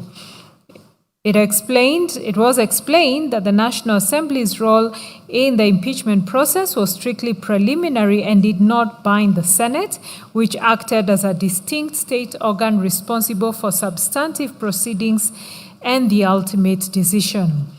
It described the consolidated petitions as disguised appeals regarding the merits of Parliament's decision and argued that the judiciary lacked an appellate mandate over the impeachment of a deputy president, since it is ill-equipped and constitutionally not designed to review or reevaluate the socio-economic and political utilitarian calculations made by elected officials. Finally, the Attorney General defended the subsequent nomination and voting into office of His Excellency Kindiki, and it was her case that the replacement process under Article 149(1) of the Constitution was sui generis, qualifying neither as an election nor an appointment, which meant that the provisions of Article 137 did not apply. The Attorney General concluded that there were no procedural infractions that affected the outcome, that the transition process was conducted within constitutional timelines by the proper constitutional repositories, and that the consolidated petitions lacked merit. The fifth respondent's submissions are dated 4th March 2026. They were orally highlighted by a team of counsel led by Professor Githu Muigai, Senior Counsel, alongside the Solicitor General, Mr. Shadrach Mose, Mr. Emmanuel Bita, now a judge of the High Court, and Mr. Charles Mutinda. The Attorney General submitted that accountable governance was a core part of the Constitution, which established removal from office through impeachment as one of the tools of governance amongst the many avenues of exercising oversight and facilitating accountability.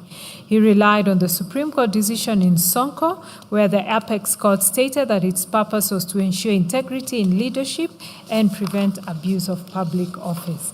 It was the Attorney General's submission that the removal proceedings for a deputy president were textually committed by the Constitution to the National Assembly and Senate, and that both institutions were vested with exclusive power to remove the deputy president, subject only to procedural requirements set out in the Constitution and in the standing orders, that both houses were free to determine the procedures for receiving and considering the evidence necessary to discharge their duty to conduct impeachment hearing.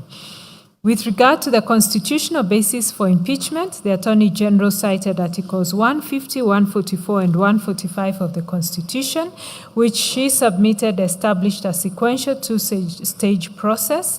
In the first stage, a member of the National Assembly initiated the process by filing a notice of motions supported by at least a third of all the members. which motion, if passed by at least 2/3 of all the members, was then transmitted to the Senate for substantive hearing. On the substance of the charges, the Attorney General submitted that the charges against H.E. Gachagua were substantiated to the prescribed standard to warrant his impeachment. She identified the specific charges upon which H.E. Gachagua was found culpable. On the standard of proof applicable to impeachment proceedings, the Attorney General relied on Sonko and the Court of Appeal decision in Wambora, both of which we have already referred to, which had held that the standard was above a balance of probability but below reasonable doubt, and that the allegations must be serious, substantial, and weighty, and must disclose with a degree of precision the constitutional provisions alleged to have been grossly violated. The Attorney General submitted that this court should not sit on appeal over Parliament's evaluation of facts and should not substantiate the discretion of the members of the legislature with its own. The Attorney General further relied on the advisory opinions of the Supreme Court in the Speaker of Senate and another, as well as the matter of the IEBC 2011 Supreme Court decision for the proposition that governmental powers were distributed among different organs, each exercising distinct functions under the Constitution, and that courts were required to respect the institutional mandate of a Parliament. The doctrine of presumption of regularity was equally invoked, encapsulated the doctrine of presumption of regularity, and it was submitted that government action enjoyed a presumption of legality and that the burden lay on the challengers to demonstrate unlawfulness. The Attorney General relied on the Supreme Court's decision in Odinga and another versus IEBC, our court and another, as well as it's the same decision, Odinga and another versus the IEBC, including our court and another, the Attorney General and another as interested parties and amicus. On a comparative jurisprudence, the Attorney General submitted that both the United States and the Philippines recognize the political nature of impeachment proceedings, and the power is vested in the legislature, thereby warranting judicial deference to the merits of legislative decisions.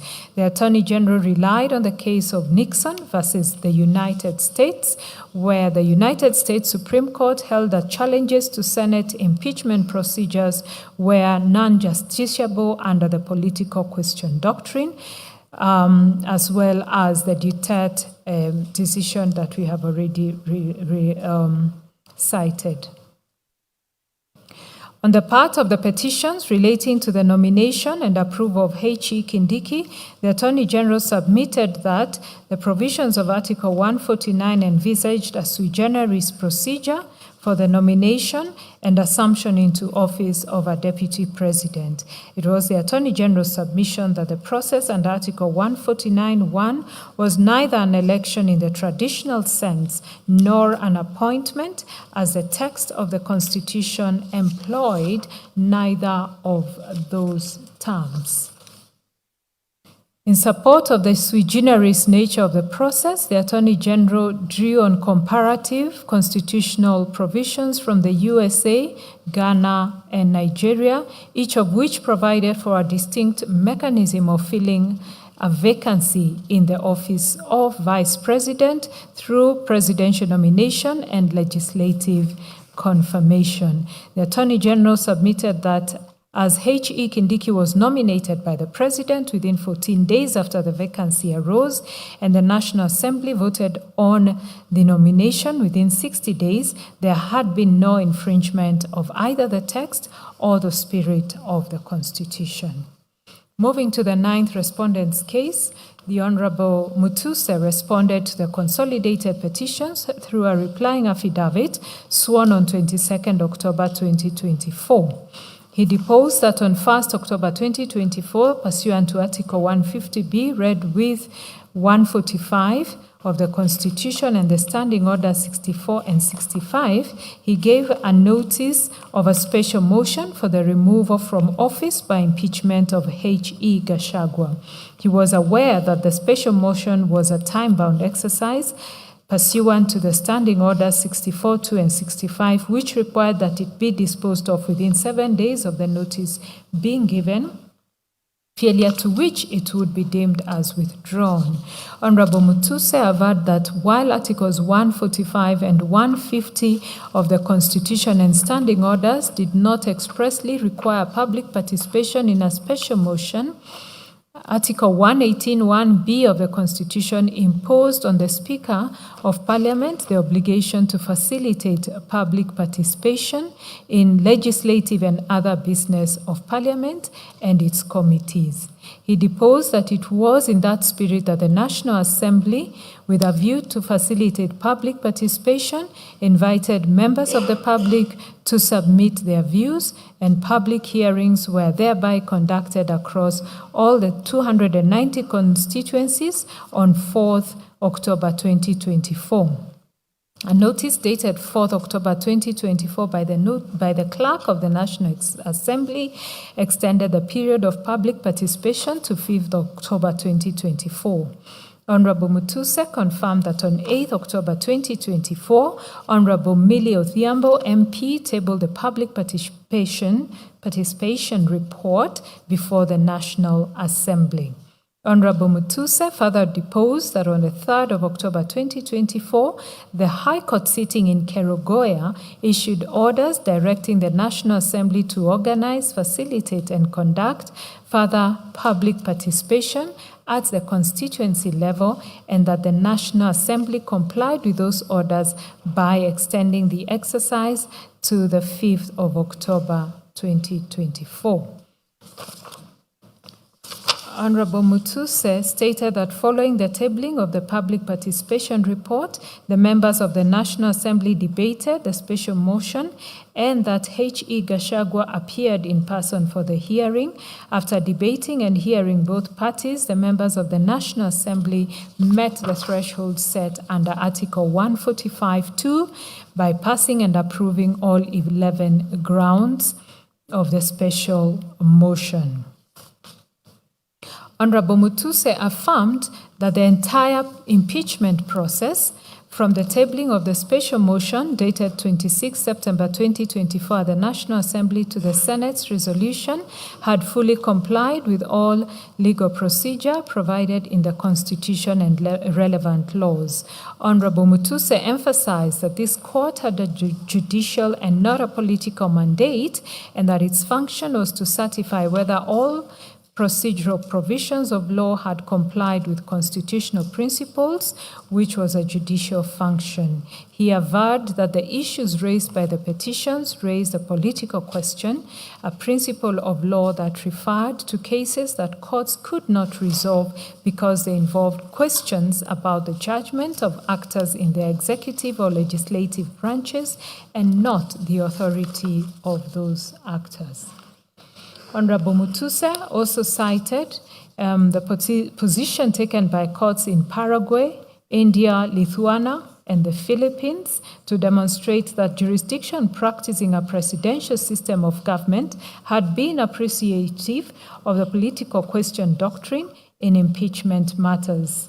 He tabulated comparative examples of impeachment proceedings of USA presidents to show that in those jurisdictions the fate of impeachment was left to political devices as opposed to judicial determination. Honorable Mutuse further deposed that under Article 94(2) of the Constitution, the National Assembly and Senate manifested the diversity of the nation and represented the will of their people and exercised their sovereignty. In conclusion, he urged the court to appreciate the prudential standing principle of self-restraint as a jurisdictional limitation on its power and prayed that the petitions be dismissed. Honorable Mutuse filed written submissions. Those were dated the 15th of February 2026 and were supplemented on 5th of May 2026. They were anchored on two issues: whether H.E. Gachagua was validly impeached, and secondly, whether the impeachment process was procedural. He submitted that H.E. Gachagua was impeached on grounds on various grounds under the Constitution, violation of national laws, and gross misconduct arising from his conduct. It was Honorable Mutuse's submission that the question for the court was not the political wisdom of the impeachment, but whether the grounds for removal had met the constitutional threshold under Article 145(1). Honorable Mutuse further reiterated his position that public participation was not expressly required under Article 145 and 150 or the standing orders, and relied on the case of BAT, submitting that even if there were allegations of lack of public participation, the same would not automatically vitiate the process. He further submitted that the petitioner's demand for public participation in the Senate was legally untenable, as the Senate acted as a quasi-judicial forum during impeachment processes. He submitted that the duty of Senate was to ensure a fair hearing for the accused, not to solicit public opinion on the charges. Honorable Mutuse further relied on the mandatory constitutional timelines governing impeachment proceedings and relied on the Supreme Court's decision in Mate, which held that constitutionally prescribed timelines were of mandatory character and binding on governance processes. In his supplementary submissions, he expounded on the six-part Baker test to Kenya's constitutional framework. On the first formulation, on textual commitment to a coordinate political department, he submitted that Article 150 expressly delegated impeachment to the National Assembly and Senate, satisfying the first condition. He relied on the Supreme Court statement in Sonko that where the Constitution required Parliament to determine a matter in the first place, the courts would be slow to interfere. On the second formulation, on the lack of judicially discoverable and manageable standards, he submitted that Article 145(7) envisaged the finality of the Senate's determination with no provision for judicial appeal or standard or review. On the third formulation, on the impossibility of deciding without an initial policy determination, he submitted that assessments of gross misconduct incompatible with the high calling and dignified status of the office and serious reasons to believe crimes had been committed were inherently political and policy-laden beyond the competence of courts. On the fourth formulation, on the impossibility of independent resolution without expressing lack of respect for coordinate branches, Honorable Mutuse submitted that a merit review of the Senate's determination would substitute the court's judgment for that of elected representatives, constituting a profound expression of disrespect for a coordinate branch. On the fifth formulation, that is the unusual need for adherence to political decision already made, Honorable Mutuse submitted that the vacancy created by the Senate's resolution had already been filled through the nomination, approval, and swearing in of His Excellency Kindiki as Deputy President. He submitted that to reopen the impeachment question at that stage would create constitutional chaos, cast doubt on the legitimacy of the current office holder, undermine executive suitability, expose the political life of the country to prolonged chaos as cautioned in Nixon.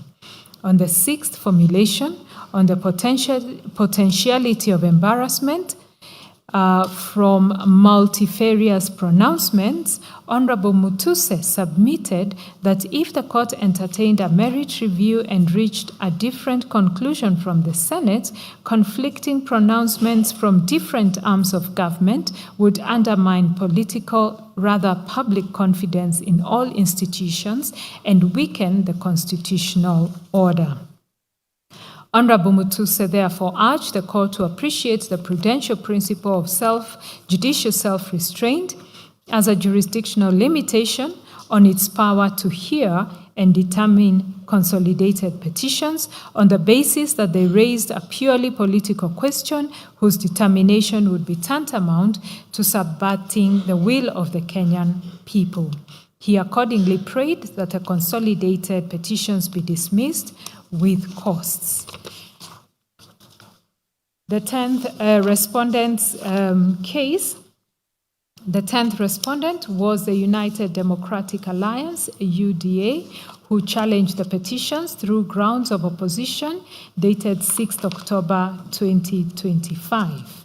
UDA claimed that the petition is untenable since it irregularly and craftily sought to convert political grievances into constitutional disputes, contrary to the Supreme Court decision in Sonko. Pursuant to the Supreme Court's advisory opinion in Speaker of the Senate versus the Attorney General, UDA urged this court to exercise restraint and avoid interfering with the proceedings of Parliament, except in the clearest cases of constitutional violations. The 10th respondent filed written submissions dated the 24th of August 2026, which were highlighted by Counsel Dr. Adrian Kemotho. On the procedure for impeachment, UDA submitted that Article 151 provided for the grounds of impeachment of a deputy president being gross violation of a provision in the Constitution or any other law, serious reasons to believe that the deputy president had committed a crime under national or international law or gross misconduct. It's admitted that Article 152 applied the provisions of 144 and 145 with necessary modifications to the removal of the deputy president. The UDA submitted that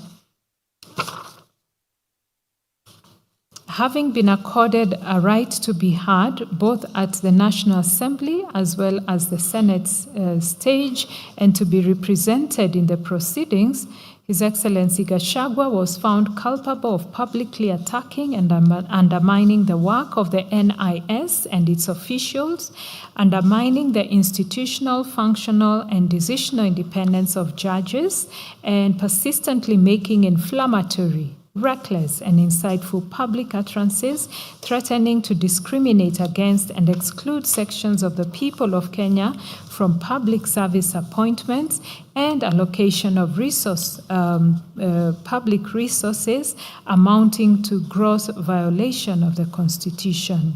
It was submitted that the charges were proven to the requisite standard and that the procedure of impeachment under Article 145, 1 and 2 of the Constitution, as well as the applicable standing orders, was followed to the required standards.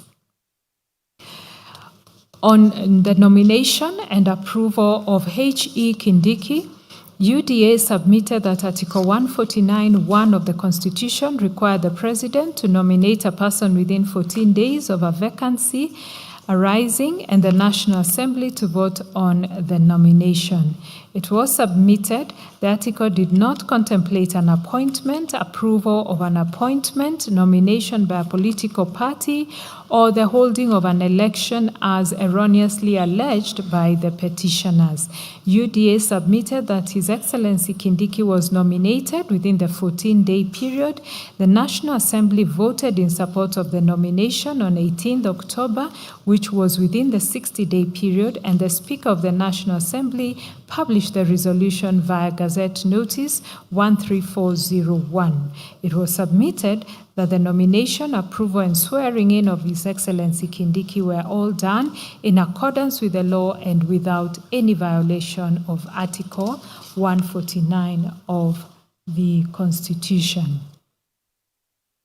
UDA concluded by submitting that the people of Kenya, through their duly elected representatives in the National Assembly and the Senate, had impeached His Excellency Gachagua in order to safeguard integrity in leadership in accordance with the Constitution, the National Assembly and Senate standing orders, and all applicable laws. It was submitted that the decision to impeach His Excellency Gachagua reflected the will of the people of Kenya, which the court should uphold, and that the consolidated petitions were without merit and ought to be dismissed. I look at the 16th respondent's case. That was the IEBC. Responded to the consolidated petitions through the replying affidavit of Marjan Hussein Marjan, the then Chief and Commission Secretary, deposed to on the 25th of October 2024. IEBC refuted the petitioner's claims that it was legally incapacitated. Deposed to on the 25th of October 2024. Its case primarily addressed two distinct legal issues raised by the petitioners, namely the constitutional validity and capability of IEBC as currently constituted, and the purported role of the IEBC in clearing or approving a deputy president appointed under Article 149 of the Constitution. IEBC refuted the petitioner's claims that it was legally incapacitated due to the vacancies of the commissioners, and that it is an independent commission with perpetual existence established under Articles 88(1) and 253 of the Constitution, as read with Section 13 of the IEBC Act. Specifically, it relied on Section 7(3) of the IEBC Act, which states that the IEBC shall be properly constituted, notwithstanding any vacancy in its membership. It was its deposition that Sections 11A and 11(2) of the IEBC Act structurally divide IEBC into commissioners who are responsible for policy and strategy, and a fully staffed secretariat which is responsible for day-to-day administration and implementation. It was further its deposition that under Articles 145 and 150, the Constitution dictated the actors, the timelines, the procedures involved, which exclusively empower the legislature and exclude the IEBC. Similarly, it was the IEBC position that Article 149(1) of the Constitution mandates the President to nominate a replacement deputy president within 14 days of a vacancy for parliamentary approval. Flowing from the foregoing, the IEBC deposed that the omission of the IEBC in the process signified that the framers of the Constitution did not intend for an electoral body to validate executive midterm appointments. Finally, the IEBC addressed the petitioner's flawed reliance on Sections 99 and 137 of the Constitution. It clarified that the articles relate strictly and unequivocally to the qualifications of individuals seeking election as a member of parliament or president, respectively. The IEBC claimed that because a midterm vacancy under Article 145 and 150 trigger a nomination rather than a by-election, the clearance protocols under Articles 99 and 137 were not activated. The IBC stated that while the IBC maintains the voter register under Article 88(4)(a) of the Constitution and the IEBC Act and provides public information as required by Section 35 of the Constitution and the Access to Information Act, it is not mandated to vet a nominee's educational, moral, or criminal background, as those duties belong to other state agencies like the EACC and the DCI, and as such, IEBC urged the court to dismiss the consolidated petitions. The IEBC filed submissions dated 27 October 2024, reiterating the deposition of Marjan Hussein Marjan.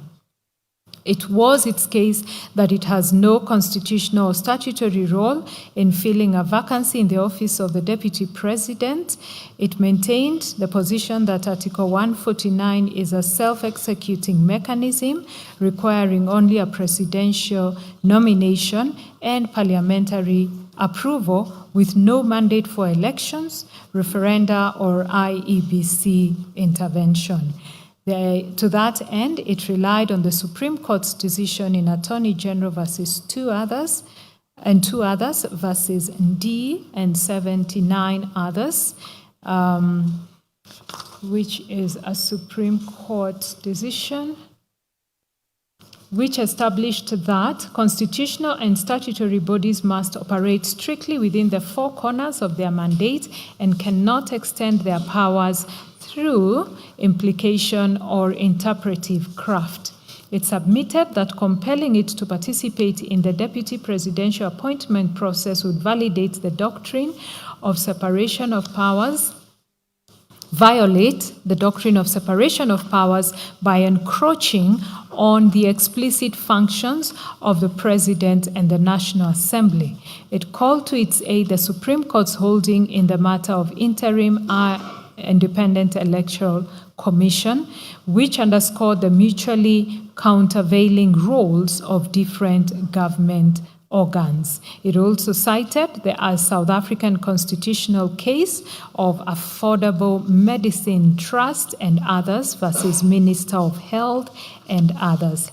Lastly, the IEBC reiterated that it enjoys perpetual succession and corporate legal personality under Article 253 of the Constitution and Section 13(1) of the IEBC Act, and it was its submission that despite temporary vacancies in its membership, it remained properly constituted. The IEBC therefore invited the court to dismiss the petitions against it as unmerited. The case presented by His Excellency Kithure Kindiki, who was the second interested party in the consolidated petition.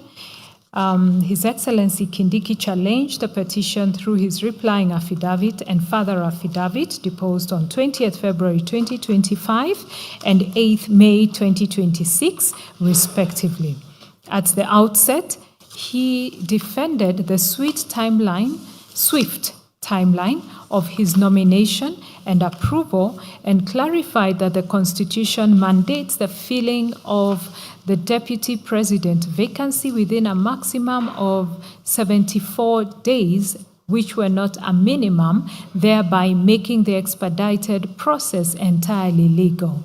Regarding public participation, it was his case that the National Assembly conducted extensive and adequate public engagement that met the legal thresholds. To that end, he deposed that there were newspaper advertisement, public hearings, and comprehensive reports. It was his position that the Senate acted as a trial forum rather than a legislative body during the impeachment hearings, meaning it was not constitutionally required to conduct public participation. In addressing the allegations regarding his eligibility, he maintained that the IEBC Secretariat had the administrative capacity to confirm his voter registration status without requiring a fully constituted commission. He also dismissed claims that he was ineligible for failing to hold a 3-month political party membership, explaining that this requirement applied strictly to general elections, not to the filling of an unforeseen vacancy. Further to the foregoing, it was his case that he provided Gazette notices proving that he had resigned from his position as Cabinet Secretary prior to his appointment. He clarified that the law permitted Cabinet Secretaries to hold ordinary political party membership. As regards the Senate refusal to grant His Excellency Gachagua an adjournment after he allegedly fell ill during the trial, His Excellency Kindiki observed that His Excellency Gachagua was granted an opportunity to appear in person and be represented by advocates of his choice before both houses of parliament. He deposed that he made both oral and written representation at both houses of parliament, challenged the inculpatory evidence before houses of parliament, and through cross-examination of all adverse witnesses in the trial held at the Senate. Further, he deposed that H.E. Gachagua appeared healthy during his initial testimony and found it highly suspicious that he failed to present any formal medical diagnosis or report to the Senate to substantiate the sudden illness. He argued that granting the requested 3-day adjournment would have violated strict constitutional timelines under Article 145(4) of the Constitution that required the Senate to conclude impeachment proceedings within 10 days, failure to which would have potentially plunged the country into a constitutional crisis. In his supplementary affidavit, His Excellency Kindiki opposed the late introduction of medical records by Dr. Daniel Gikonyo. He faulted the affidavit for having been sworn a year and a half after the impeachment events and was introduced only after the primary petitioner had already closed their case. He highlighted material inconsistencies regarding the timing, preparation, and late disclosure of the medical records. Specifically, he highlighted that they were never presented to the Senate, the primary constitutional forum. His Excellency Kindiki urged his case further through written submissions dated the 1st of October 2025, which were highlighted by Learned Counsel Dr. Muthomi Thiankolu, Senior Counsel, and Mr. Kenson Muteithia.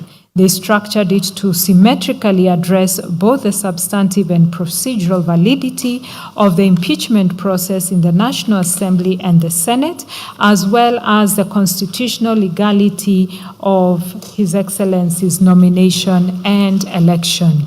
Regarding the substantive validity of the impeachment, Dr. Thiankolu, Senior Counsel, submitted that His Excellency Kindiki was lawfully apologies, there's a mistake here. That His Excellency Gachagua was lawfully removed from office on 5 distinct counts, which included making persistent inflammatory public statements, undermining the decisional independence of the judiciary, and publicly attacking the NIS. To support the argument that the judiciary should not substitute its own judgment for that of Parliament, it was his case that the Supreme Court, in the case of Sonko, and the High Court decision in Wambora, held that the courts exercised only supervisory jurisdiction over impeachment disputes and could not act as a super legislature to review the sufficiency of the evidence presented to Parliament. In defense of the procedural mechanisms employed, His Excellency Kindiki urged that the National Assembly fulfilled its mandate by adequately informing the public and facilitating public participation, referring to the BAT case. He further implored the court to find that the strict 12-line impeachment timeline was a rigid constitutional framework, and to fortify its position, he referred to the Supreme Court's decision in Mate, where it was observed that timelines were not subject to alteration. In challenging the claim of denial of the right to fair hearing, His Excellency Kindiki asserted that the Senate's refusal to grant a 3-day adjournment was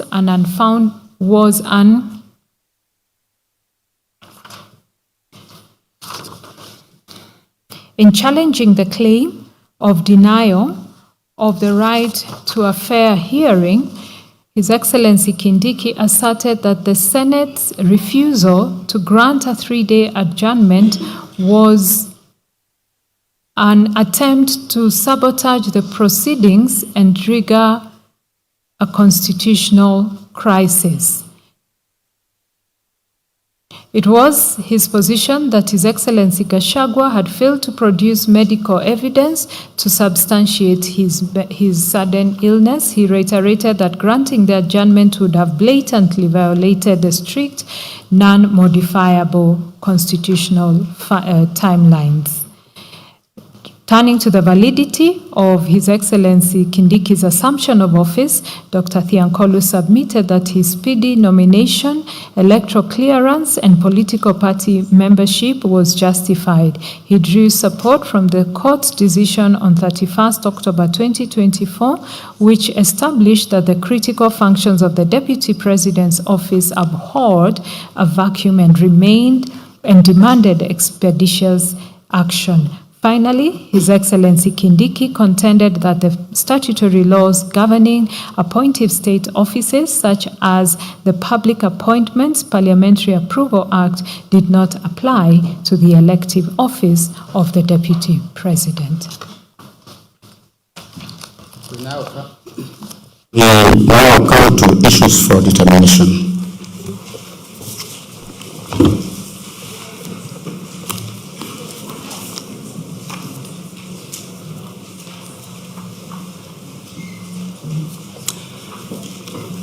Upon careful consideration of the petitions, the responses thereto, the written and oral submissions of all parties, we have distilled the following issues for dissemination. For clarity and issue of reference, the principal issues and their attendant sub-issues are set out below. Issue number 1, jurisdiction, and under jurisdiction, the issue is the justiciability of the petitions filed in light of the doctrine of separation of powers and the political question doctrine. Issue number 2, predetermination of and bias. Whether there was predetermination and bias by the mover of the motion, the Speaker of the National Assembly, and the Senate during the proceedings. And 2, whether the first to the 11th respondents conspired or schemed to remove Honorable Gachagua from office in violation of Articles 1, 27, and 38 of the Constitution. Issue number 3, public participation. Whether there was adequate public participation at the National Assembly. 2, whether the Senate was obligated to conduct public participation, and if so, to what extent. 3, whether public participation was required at the point of nomination and appointment of His Excellency Kindiki. Issue number 4, constitutionality and legality of the standing orders. 1, whether standing order number 64, sub-order 2, and 65 of the National Assembly are unconstitutional. 2, whether standing order number 75, 78, 79, and 80 of the Senate are unconstitutional. Issue number 5, composition of the National Assembly and the IEBC and the nomination of the Deputy President. 1, whether the National Assembly was properly constituted to consider the impeachment motion in light of the 2/3 gender rule. 2, whether the nomination of a Deputy President can be legally finalized or approved in the absence of fully constituted commissioners of the IEBC under Articles 82 and 88 of the Constitution. 3, whether the nomination of Hon Kindiki while serving as a cabinet secretary is constitutionally infirm for violating the eligibility criteria under Article 148 as read with Article 137. Issue number 6, constitutional processes. Whether the Senate was obligated under Article 150 sub-Article 2 to apply Articles 144 and Article 145 with the necessary modifications to the Deputy President, and whether its failure to do so rendered the process invalid and unconstitutional ab initio. We'll also look at relevant standing orders and doctrine of immunity. 2, whether Parliament was obligated to consider and exhaust alternative accountability mechanisms, that is, criminal, civil proceedings, EACC, DCI, etc., and whether the lack of legislation to operationalize Article 150 of the Constitution vitiates the impeachment. 3, whether the Senate ought to have established a special committee under Article 145 sub-Article 3 of the Constitution. 4, whether the speed of the gazettement of the Senate resolution, the nomination of His Excellency Kindiki by His Excellency President Ruto, and the voting by the National Assembly on His Excellency Kindiki as the DP nominee contravened the Constitution and the law. And issue number 7, fair trial, whether the trial conducted by the Senate in respect of His Excellency Gachagua was lawful, fair, and in conformity with the constitutional guarantees of fair administrative action and fair hearing under Article 47 and Article 50 of the Constitution, respectively. We shall now turn to the analysis of each issue and its attendant sub-issues in the order set out above. Jurisdiction. The position in owners of the motor vehicle vessel Lydian S versus Caltex Oil Kenya Limited 1989 KLR1 remains as instructive today as it was when it was first pronounced, that jurisdiction is everything and a court that proceeds without it does so in vain.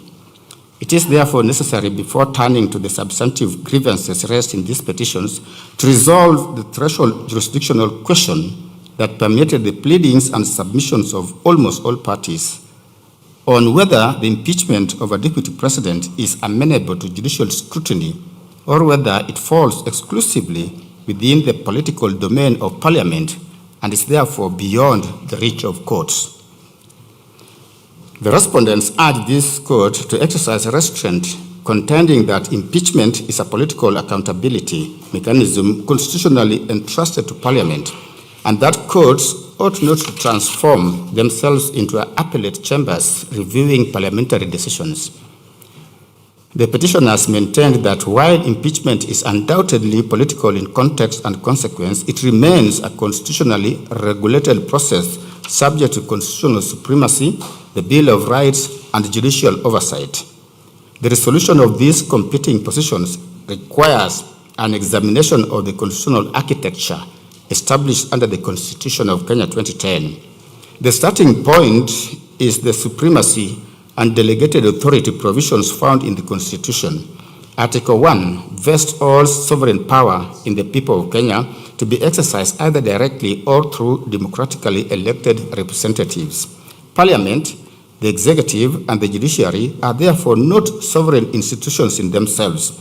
They are repositories of delegated sovereign authority, deriving their legitimacy from and remaining accountable to the people.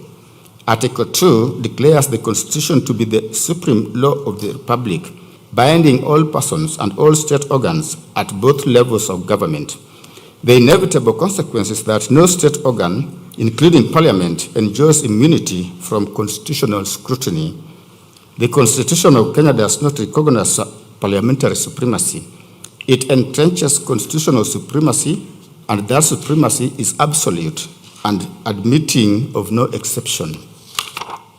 The Supreme Court gave authoritative expression to this principle in Justice Kariuki Mate and another versus Martin Nyaga Wambora and another 2017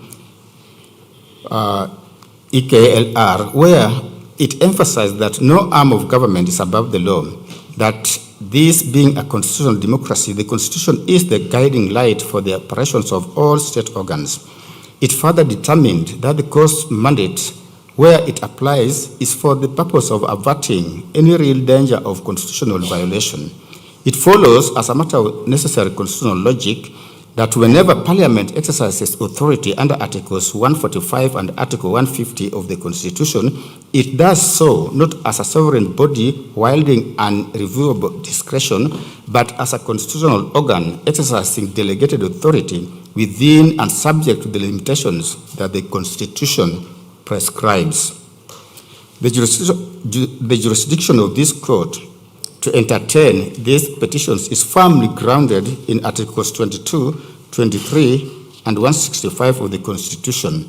Article 165, sub-article 3D, expressly empowers the High Court to determine questions of constitutional interpretation, including whether anything done under the authority of the Constitution or any law is inconsistent with or in contravention thereof, and it is precisely that question that lies at the heart of these proceedings.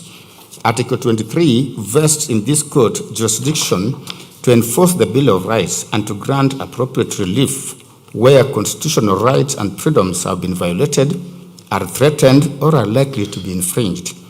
The breadth of that jurisdiction is a deliberate constitutional design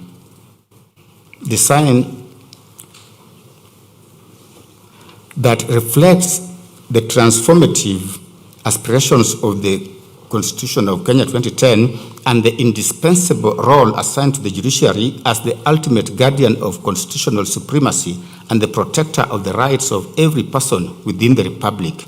This court does not approach the jurisdictional question as one of first impression.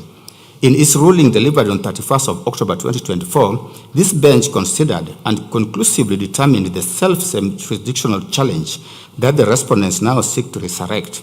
The court held that the broad jurisdiction vested in the High Court under Articles 23, 22, and 165 extends to determining whether the powers exercised by the National Assembly and the Senate in impeachment proceedings conformed to constitutional requirements. Had the framers of the Constitution intended to exclude the High Court's jurisdiction in matters arising under Article 145, they would have done so in express terms, as they demonstrably did in relation to certain proceedings under Article 144. The argument that impeachment proceedings are beyond judicial scrutiny sits uneasily with the constitutional text. The Constitution contains no provision excluding impeachment from judicial review and no clause creating islands of authority immune from constitutional control. Where allegations are made that constitutional procedures are violated, rights infringed, or constitutional standards disregarded, as in the present case, this court would itself violate the Constitution were it to decline jurisdiction merely because the dispute arises in a politically sensitive context. As Chief Justice Marshall observed in Cohens versus Virginia, 19 U.S. 6-264 in the year 1821, the court said, "It is most true that this court will not take jurisdiction if it should not, but it is equally true that it must take jurisdiction if it should. We have no more right to decline exercise of jurisdiction which is given than to usurp that which is not given. The one on the other or the other would be treason to the Constitution," close quote. That observation resonates fully within Kenyan's constitutional order. The presence of political implications does not extinguish this court's constitutional duty to interpret, protect, and enforce the Constitution. Even within the argument on separation of powers, this court accepts that impeachment is principally a parliamentary function under Articles 145 and 150. However, separation of powers does not mean separation from the Constitution. As the Supreme Court held in the matter of the Speaker of the Senate and another 2013, KLR, none of the arms of government can claim an exclusive preserve free from constitutional scrutiny, and it is the responsibility of the courts to ensure that the exercise of power by state organs remains within constitutional bounds. The Court of Appeal affirmed in Mumu Matemu versus Trusted Society of Human Rights Alliance and 5 others, that was in 2013, that the Constitution establishes not a rigid wall of separation, but a system of separation of powers tempered by checks and balances within which no arm of government is superior to another. The doctrine therefore requires mutual respect among constitutional institutions, not mutual exclusion, and Parliament cannot invoke it as a shield against constitutional accountability. Within the realm of impeachment proceedings, specifically the Supreme Court in Justice Karaoke Mate and another versus Martin Nyaga Wambora of 2017, the Supreme Court signaled that it would be reluctant to question parliamentary procedures as long as they did not breach the Constitution, and that the mandate of the courts is restricted by the doctrine of separation of powers to deciding on matters of individual rights and fundamental freedoms, and not to inquire into how the County Assembly and the Senate perform duties in which they alone have discretion, nor to review the merits of the decision to impeach. We are therefore satisfied that this court is being correctly called upon to scrutinize and pronounce itself on the constitutional regularity of the impeachment process. To do so neither impinges upon nor offends the doctrine of separation of powers. As the Constitutional Court of South Africa observed in Doctors for Life International versus Speaker of the National Assembly and others, in quote, while the doctrine of separation of powers is an important one in our constitutional democracy, it cannot be used to avoid the obligation of a court to prevent the violation of the Constitution. The right and the duty of this court to protect the Constitution are derived from the Constitution, and this court cannot shirk from that duty, close quote.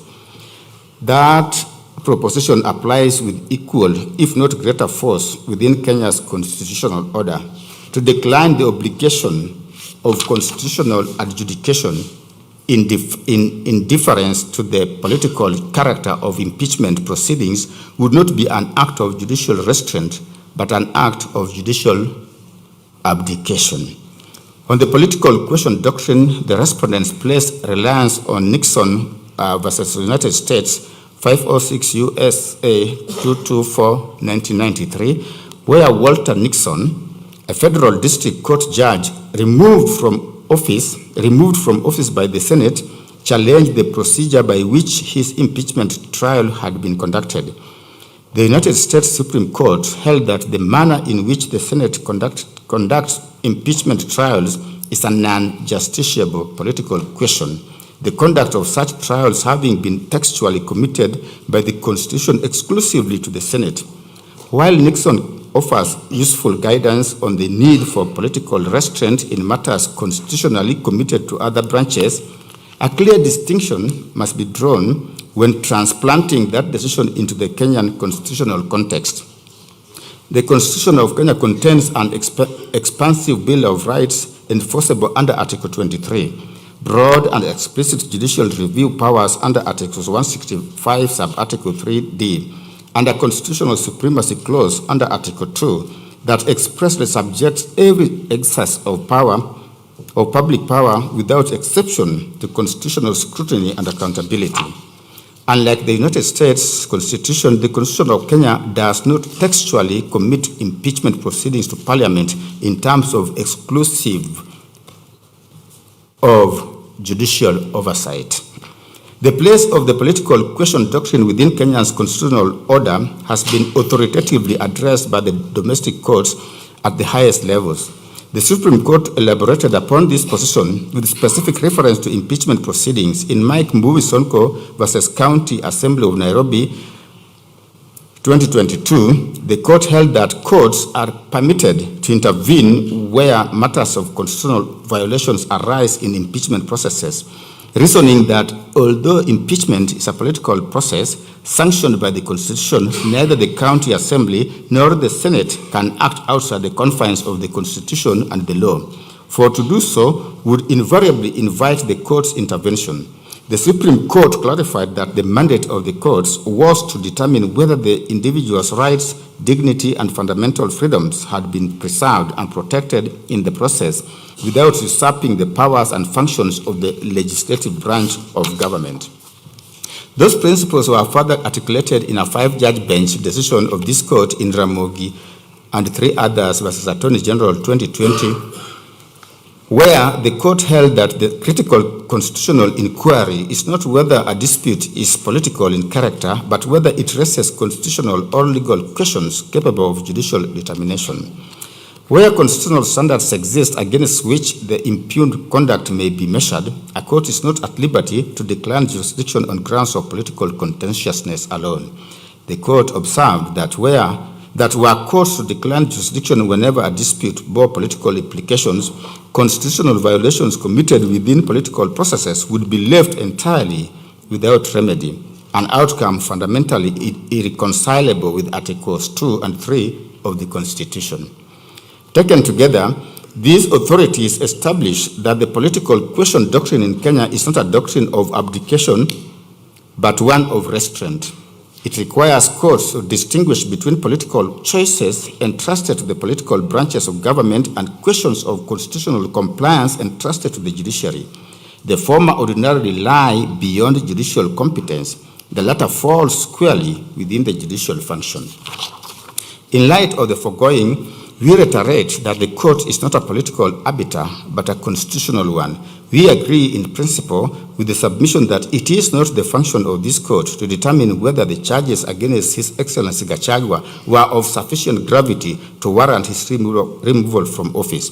Those are quintessentially parliamentary judgments, constitutionally entrusted to the National Assembly and the Senate. We decline any invitation to venture into the merits of the charges upon which the impeachment was founded. The court's obligation is to ensure that the impeachment process, however political its character and however significant its consequences, was conducted in accordance with the Constitution, the rule of law, and the procedural and substantive safeguards the Constitution prescribes. Where that standard was met, we will say so. Where it was not, we are equally bound to say so. For it is in the faithful discharge of that obligation, and not in deference to political outcomes, that the legitimacy of this court's intervention ultimately rests. Accordingly, we find that the impeachment proceedings challenged in these petitions are justiciable, and that this court possesses jurisdiction under Articles 23, 22, and 165 of the Constitution to determine whether the National Assembly and the Senate acted within constitutional bounds, complied with constitutional procedures, respected constitutional rights, and remained faithful to the constitutional safeguards governing the impeachment of a deputy president. Second sub-issue, predetermination and bias.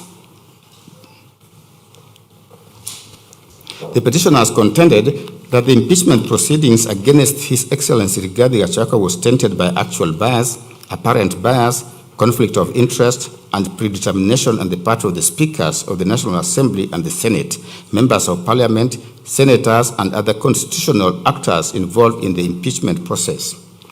It was their case that various public statements, political conduct, and procedural decisions demonstrated that the outcome of the impeachment had effectively been determined before the proceedings commenced, and that the constitutional actors involved had failed to approach the process with the impartiality and openness required under Articles 27, 47, and 50 of the Constitution.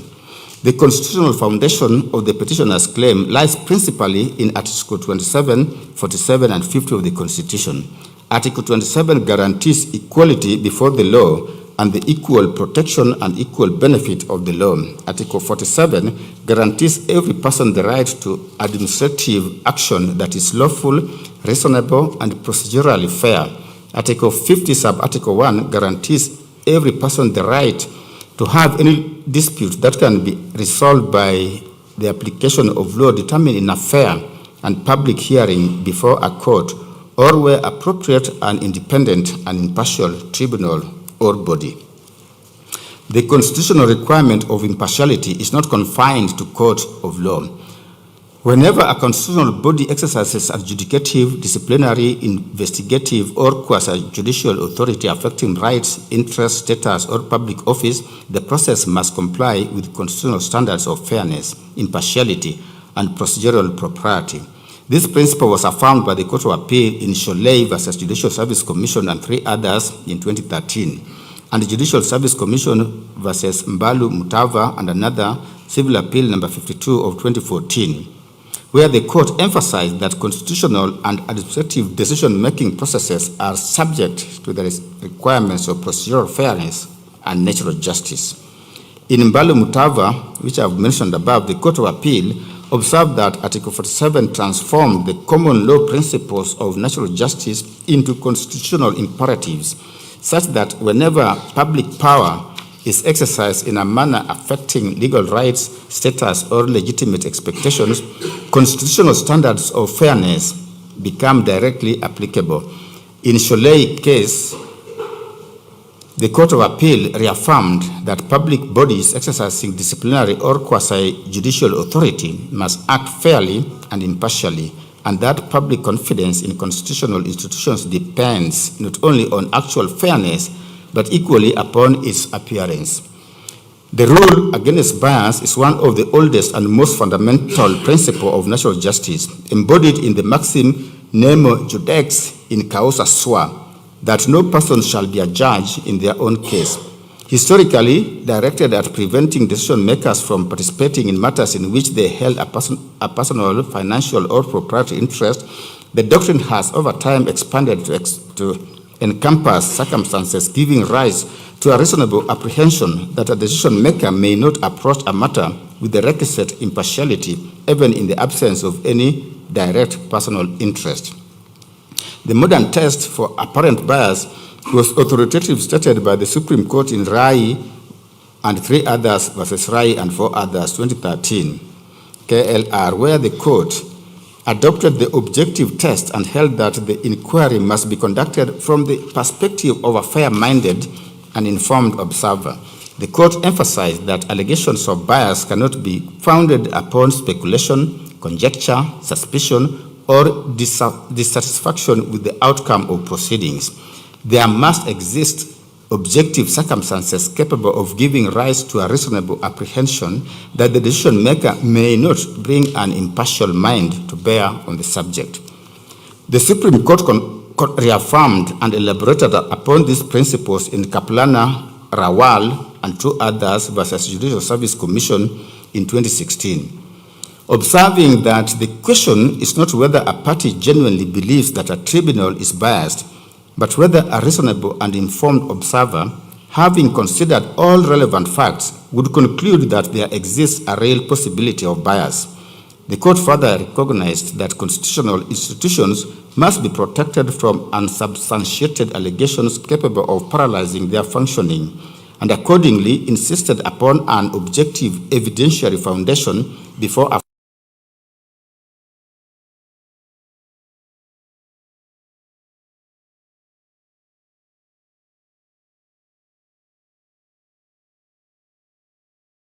juring principle first established in R versus Sussex Justices ex parte McCarthy, 1924, 1 KB 256, that justice must not only be done, but must manifestly and undoubtedly be seen to be done, and underscored that public confidence in constitutional institutions depends significantly upon the appearance of impartiality and not merely its substance.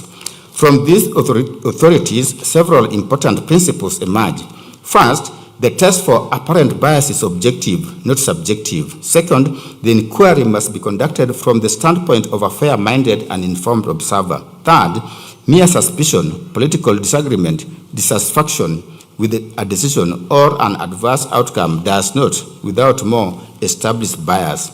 Fourth, and critically, there must exist objective circumstances capable of giving rise to a reasonable apprehension that the decision maker did not or could not approach the matter impartially. Jurisprudence further establishes that bias and predetermination, though related in concept, are legally distinct. Bias concerns the existence of actual or apparent partiality or on the part of the decision maker. Predetermination concerns a state of mind in which the decision maker has effectively closed their mind to the evidence and argument and reached a final conclusion before the process has run its course. The distinction was illuminated by the English Court of Appeal in Lewis versus Redder and Cleveland Borough Council in 2008, where the court drew a clear line between predisposition and predetermination. Decision makers may legitimately hold predispositions, inclinations, or preliminary views on matters before them. That is the inevitable consequence of experience and engagement in public affairs. What the law prohibits is predetermination, which is a state of mind so close to persuasion that no amount of evidence or argument is capable of altering the ultimate outcome. In light of the authorities that we have cited, we hold the view that the mere fact that members of parliament or senators publicly supported or opposed the impeachment of His Excellency Gachagua cannot, standing alone, establish constitutional bias. To hold otherwise would render impeachment proceedings practically unworkable and would be inconsistent with inherently political character that the Constitution itself recognizes in such proceedings. Legislators are not expected to approach impeachment as blank slates devoid of political opinion or prior knowledge. What the Constitution requires is that they remain genuinely open to considering the evidence, listening to argument, and discharging their constitutional responsibilities in good faith and within constitutional limits. We are accordingly not persuaded by the proposition that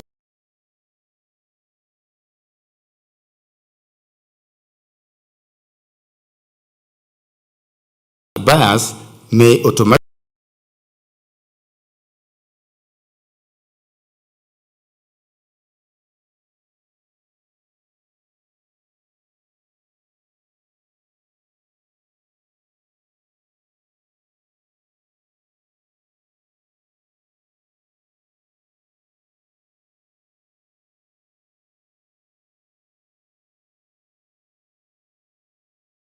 of 2024, Kerugoya petition number E013 of 2024, Kerugoya petition number E014 of 2024, Kerugoya petition number E015 of 2024, Nairobi petition number E522 of 2024, Nairobi petition E506 of 2024, Nairobi petition E509 of 2024, Nairobi petition number E525 of 2024, Nairobi petition number E528 of 2024, Nairobi petition number E537 of 2024, Nairobi petition number E541 of 2024, E567 of 2024, E576 of 2024, E586 of 2024, and E598 of 2024 between Honorable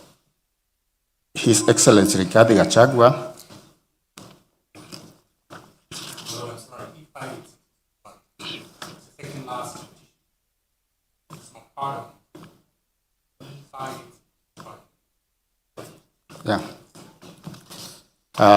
petitioners Rigathi Gachagua, Thomas Kimotho Maingi, John Jerry Maina, David Munyi Madenge, Peter Gichobi Kamotho, Grace Mudhomi Mwangi, Clement Mchiri Murioki, Edwin Munene Karioki, Sharia Mtani na Shadrack Wambui,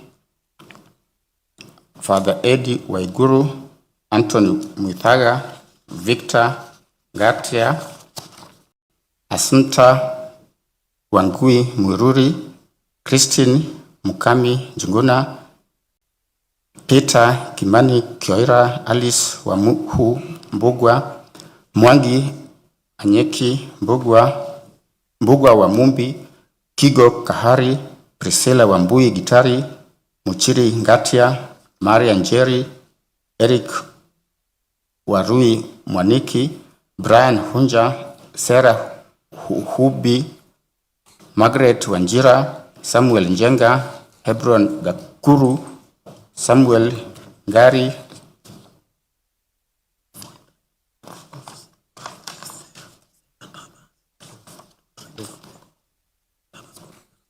whether the Senate, upon receipt of the impeachment motion, was itself obligated to carry out a public participation exercise before voting on the impeachment.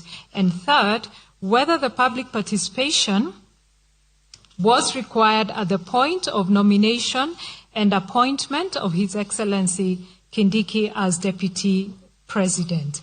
The petitioners collectively contended that public participation in the impeachment process was constitutionally deficient, inadequate, and in certain stages wholly absent, rendering the entire process null and void. Their challenge was mounted at the three levels, and the petitioner advanced, they attacked the National Assembly's public participation exercise as being deficient, both in substance and procedure. They argued that the public was given less than 48 hours to digest complex charges, that the template used reduced the participation to binary support or not support choice, that His Excellency Gachagua's own response was withheld, depriving citizens of balanced information, that many venues were inaccessible, changed without notice, or restricted to party members. Anomalies in the participation report, such as a report support rate exceeding 100%, and tabling of that report moments before the debate. They also concluded that the scale of participation of about 200,000 citizens out of a population of 52 million was negligible and incapable of meeting the constitutional standards. With respect to the Senate, they contended that Senate conducted no public participation at all, no notices were issued, no hearings convened, no submissions received. They emphasized Senate's role was determinative and quasi-judicial, and therefore attracted an independent obligation to facilitate public participation. They argued that this obligation could not be discharged vicariously through the National Assembly, and that by proceeding without its own engagement, the Senate compounded the defects of the Assembly's process and arrogated sovereign power that the Constitution requires to be exercised by the people. Finally, they challenged the approval of H.E. Kindiki as Deputy President and argued that no public participation preceded the vote, yet that approval constitutes what is known as other business under Article 118(1)(b), which requires public involvement. They highlighted the compressed timelines in the Senate impeachment vote on the 17th of October, the nomination of His Excellency Kindiki the same night, and approval by the National Assembly the following morning as evidence that the process was concluded overnight without public input. They distinguished this midterm vacancy scenario from a general election, noting that in elections, the people exercise sovereignty directly through the ballot, whereas in midterm appointments, public participation is the only available mechanism for engaging the people's will, and on that basis prayed for declaration that the nomination, approval, and appointment of His Excellency Kindiki were unconstitutional. The respondents, quite in summary, maintained that the National Assembly's public participation exercise was adequate, it was reasonable, and fully compliant with the constitutional requirements. They argued that notices were disseminated through the Gazette, through newspapers, through Parliament website and social media, and that multiple channels of participation were available. They defended the 2 to 3 day notice period as reasonable given the strict timelines under Article 145. They further justify the tick box template as a deliberate design to structure responses and prevent manipulation, noting that citizens could still submit their memoranda or oral views. They argue that participation by over 223,000 citizens was characterized as unprecedented civic engagement, and they dismissed the isolated disruptions as immaterial. They argued that there was no obligation to share His Excellency Gachagua's report with response with the public, since the public's role was to express views, not to adjudicate. On the Senate stage, the respondents in summary, contended that the public participation was not required as the Senate seats as a quasi-judicial capacity during impeachment and not as a legislature. That Article 118 applied only to legislative business and not impeachment. That impeachment was a single continuous exercise with the public participation required only at the initiation stage. Regarding the nomination and approval of His Excellency Kindiki, they submitted that public participation was not required, that Article 149(1) established a unique self-executing process where the National Assembly voted as an electoral college exercising delegated sovereignty rather than conducting legislative business, that the Constitution's silence on participation in this context was very deliberate, and that elected MPs themselves embody public representation, that the debate was open, televised, and recorded, and they concluded that the nomination, approval, and appointment of His Excellency Kindiki were fully compliant with the Constitution. We have considered the cases advanced by both parties and take the following position on this issue. It is common ground among the parties, and this court affirms that public participation is not merely a procedural formality, but a foundational constitutional value, one deeply woven into the democratic fabric of this nation. It is an expression of the sovereign will of the people, who, by virtue of Article 1, Sub-Article 1 of the Constitution, are the ultimate repository of all sovereign power. That sovereignty, though delegated to state organs under Article 1(3), is not thereby surrendered. It is retained by the people and continuously exercised through, amongst other mechanisms, active and meaningful participation in the process of governance. Public participation is therefore not a gift of the state to the citizen, but a constitutional right that the state is obligated to facilitate, to protect, and to give full effect to. Under Article 10(2)(a) of the Constitution, public participation is expressly enumerated as one of the national values and principles of governance. Article 10(1) makes clear that the national values and principles of governance bind all persons, state organs, state officers, and public officers whenever they make or implement public policy decisions, apply or interpret the Constitution or any law.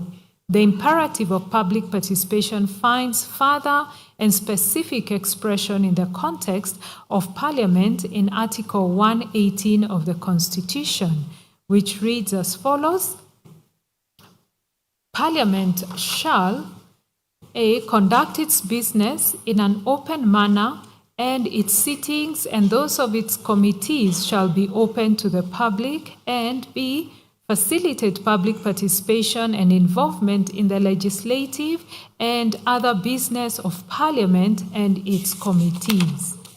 At its core, public participation refers to an active process of interaction and engagement among various stakeholders who have an interest in or are affected by a particular decision or course of action. The word active is of constitutional significance. It signals that the Constitution does not contemplate a passive, cosmetic, or performative exercise in which the exercise is merely notified of a decision, in which the public is merely notified of a decision already made.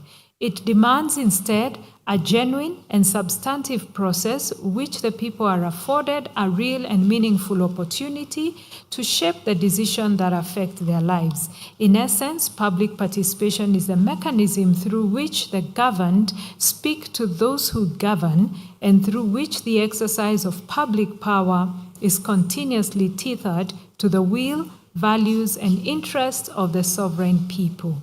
The robust jurisprudence on this subject in Kenya supports this position. The Supreme Court, in the matter of National Land Commission, this is an advisory opinion application number 2 of 2014, placed the principle of public participation at the very core of the concept of checks and balances in governance, recognizing it as integral to the manner in which various arms of government discharge their constitutional functions. Subsequently, in the British American Tobacco Kenya PLC versus Cabinet Secretary for Ministry of Health, commonly referred to as the BAT case, the Supreme Court delimited the following binding framework for public participation.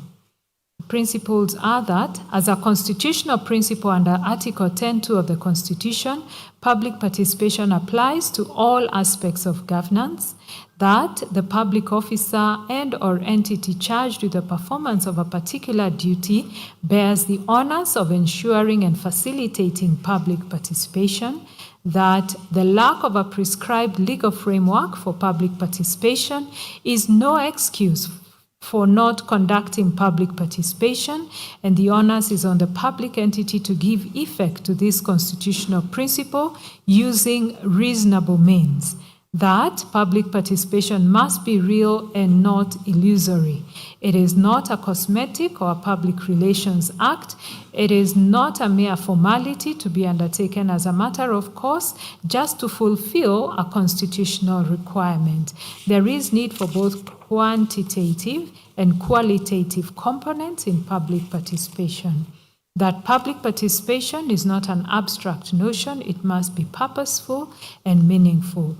That public participation must be accompanied by reasonable notice and reasonable opportunity.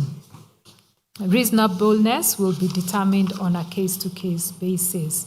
That public participation is not necessarily a process consisting of oral hearings. Written submissions can also be made. The fact that someone was not heard is not enough to annul the process.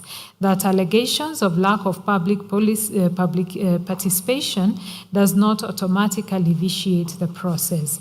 The allegations must be considered within the peculiar circumstance of each case, including the mode, the degree, the scope, the extent of public participation is to be determined on a case-to-case basis. Additionally, in Cabinet Secretary for National Treasury and Planning and 4 others versus Okiya Mtata, the Supreme Court held that the constitutional threshold for public participation is one of reasonableness, that the process must afford the public a genuine and meaningful opportunity to be heard, and that Parliament must take reasonable measures to ensure the proposal, views, and suggestions received. The court spoke as follows. In the BAT case, this court established the standard that duty bearers must meet and the threshold courts should use to determine whether duty bearers have fulfilled their obligations with respect to public participation. This threshold is set at a reasonableness standard. In its guiding principles on public participation, this court defined this threshold as follows: that public participation must be accompanied by reasonable notice and reasonable opportunity. reasonableness will be determined on a case-to-case basis, close of quote. This and the broader corpus of jurisprudence firmly established that when the Constitution, the Constitution demands rather, is not necessarily the most intensive form of participation in every case, but always a form that is meaningful, purposeful, and proportionate to the nature and gravity of the decision being made. This principle finds its clearest expression in the decision of the Constitutional Court of South Africa in Doctors for Life International versus the Speaker of National Assembly and others, where the court held that the degree and nature of participation must be calibrated to the subject matter and the potential impact of the decision on affected persons. The proposition has been consistently adopted by our courts in Mui Coal Basin Local Community and 15 others versus the Permanent Secretary, Ministry of Energy.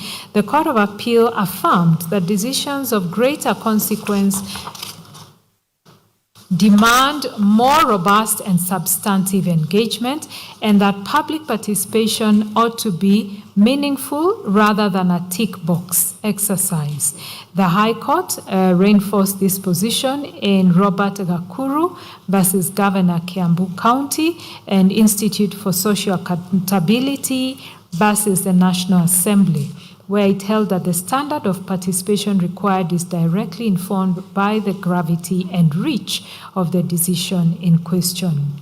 We believe that it is within this rich conceptual context that the courts must approach questions about the adequacy of public participation in any given case, whether arising from the legislative process or from any other exercise of public power in which the Constitution demands the people's involvement.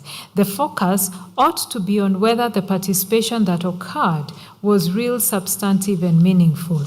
As we now turn to apply these principles to the specific facts of this matter, we do so bearing in mind that the constitutional standard is not one of perfection, but equally, it is not one of mere tokenism.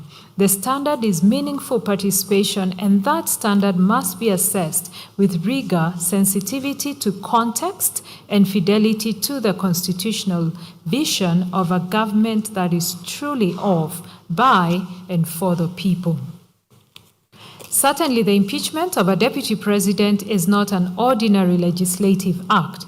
It is amongst the most consequential, solemn, and irreversible decisions that any parliament can make. It involves the removal from office of a person who holds the second highest constitutional office in the republic, and an office to which the holder was elected by the sovereign will of the people through a general election. The gravity of that decision cannot be overstated. It affects not only the individual whose tenure is at stake, but the constitutional architecture of the executive, the stability of government, and the democratic expectations of millions of citizens who cast their vote in the 2022 general election. It is precisely because of this gravity that the public participation required in connection with an impeachment process must be held to a standard that is both qualitatively and quantitatively meaningful. It is equally against this exacting standard that we assess the public participation conducted by the National Assembly in connection with the impeachment of His Excellency Gachagua. On the question of notice, the National Assembly adduced evidence that notices of the public participation exercise were published in multiple newspapers of wide national circulation, including the Daily Nation, the Standard, the Star, and Taifa Leo on the 2nd, the 3rd, the 4th, and the 5th of October 2024. We recognize that the publication of the notices in both English and Kiswahili was a deliberate effort to reach citizens across the linguistic divide and to ensure that the exercise was not confined to the English-speaking, urban, and formally educated segment of the population. Notice was additionally published in the Parliament's official website and on social media platform, therefore extending the reach of the process to citizens who access information through digital means. On the question of accessibility and channels of engagement, a public views template was provided in both English and Kiswahili, further reinforcing the inclusive character of the exercise. Constituency offices and county women representative offices, altogether totaling 337 access points spread across every corner of the country, were directed to remain open, including on the 5th of October 2024, to receive public submissions. Citizens were further afforded the option of submitting their views by email, by post, hand delivery, and online submissions could be made through Parliament's website, which further meant that participation was not contingent on physical presence or geographic proximity to a hearing venue. On the question of numbers, the evidence shows that just over 223,000 members of the public participated in the exercise. We are mindful that the significance of a participation number cannot be assessed in a vacuum. It must be considered in the context of the time available, the channels provided, the nature of the decision being made, and the standards previously endorsed by the courts. The Supreme Court in the BAT case affirmed that both quantitative and qualitative components are relevant to such an assessment. Equally, in Robert Gakuru, the Court of Appeal affirmed the principle that the quantitative component of public participation is a relevant but not determinative consideration, and that the adequacy of participation must be assessed in light of all the circumstances. Viewed against these standards, a participation figure of 223 citizens achieved within the constrained timeline represents a considerable level of civic engagement in a single parliamentary process. We say so further considering the relationship between the state's obligation to facilitate public participation and the public's exercise of the right to participate. These are two distinct constitutional responsibilities, and the law does not conflate them. The constitutional obligation that falls upon Parliament and upon all state organs charged with facilitating public participation is an obligation of facilitation, not an obligation of outcome. Parliament is constitutionally required to provide adequate notice, accessible channels, sufficient information, and a genuine opportunity for the public to engage. That obligation, once discharged, exhausts the constitutional duty of the facilitating organ. At least that is our understanding of the Supreme Court's pronouncement in Cabinet Secretary for National Treasury and Planning that, I quote, based on the textual markers herein, Parliament's duty is to facilitate public participation and involvement in the legislative and other business of Parliament and its committees. As is plain from its wording, this provision only imposes a duty to facilitate public participation and involvement in the legislative process, end of quote. We hold the view that what the public chooses to do with the opportunity is a matter of individual and collective civic agency, and that agency belongs to the people and not to Parliament. To hold Parliament responsible for the volume of public participation and to judge the constitutional adequacy of a public participation exercise by the number of citizens who choose to avail themselves of it would be to conflate the duty to provide an opportunity with the duty to compel its uptake. We take the position that a process that was accessible to all but availed by a few is not, by reason of low turnout alone, constitutionally deficient, provided that the low turnout was not the product of inadequate notice, inaccessible venues, suppression of participation, or any other failure on the facilitating organ. This principle finds support in comparative jurisprudence. The Constitutional Court of South Africa in Doctors for Life International case was emphatic that Parliament bears a duty to facilitate public participation and that the standard against which that duty is measured is one of reasonable facilitation. It therefore follows that the adequacy of the exercise ought not to be measured by the number of members of the public who ultimately chose to engage or by whether any particular outcome was achieved. The true measure is whether the state discharged its obligation to create conditions in which meaningful participation was genuinely possible. We are therefore persuaded that the appropriate legal standard against which compliance by the National Assembly must be measured is not one of perfection, but one of reasonable sufficiency in the circumstances. As we have stated, the Constitution does not demand flawless execution of public participation. What it demands is a genuine, accessible, and meaningful opportunity for the public to be heard. Even accepting, as we do, that logistical and operational challenges may have arisen in certain isolated cases, which is not an uncommon occurrence in any large-scale nationally coordinated exercise conducted under time pressure, such localized deficiencies would not invalidate the entire process, as guided by the Supreme Court in the BAT decision. The evidence before this court shows that the door was opened widely, accessibly, and in good faith. Additionally, the fact that His Excellency Gachagua's response to the charges was not availed to the public during the window does not, without more, render the exercise deficient.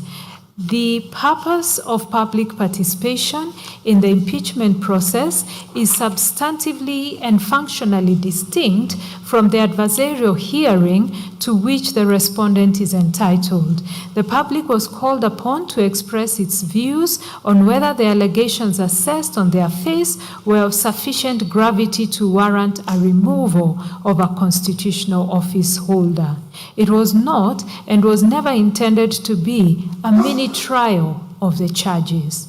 The Constitution vests the final decision-making authority in the National Assembly and the Senate, both of which are representative bodies exercising a delegated mandate from the people. These institutions heard, considered, and weighed both the allegations and His Excellency Gachagua's full response before proceeding to vote. On the question of compliance with the court orders of 3rd October 2024, which directed the National Assembly to organize public participation at least at constituency level, we find upon careful evaluation of the evidence placed before us that the National Assembly took demonstrable and timely steps to give effect to those directions. A memo from the Clerk of the National Assembly contained at page 996 of the National Assembly's documents provided as follows. The title of the memo was Collection of Public Views on the Special Motion for Removal from Office by Impeachment of the Deputy President of the Republic of Kenya.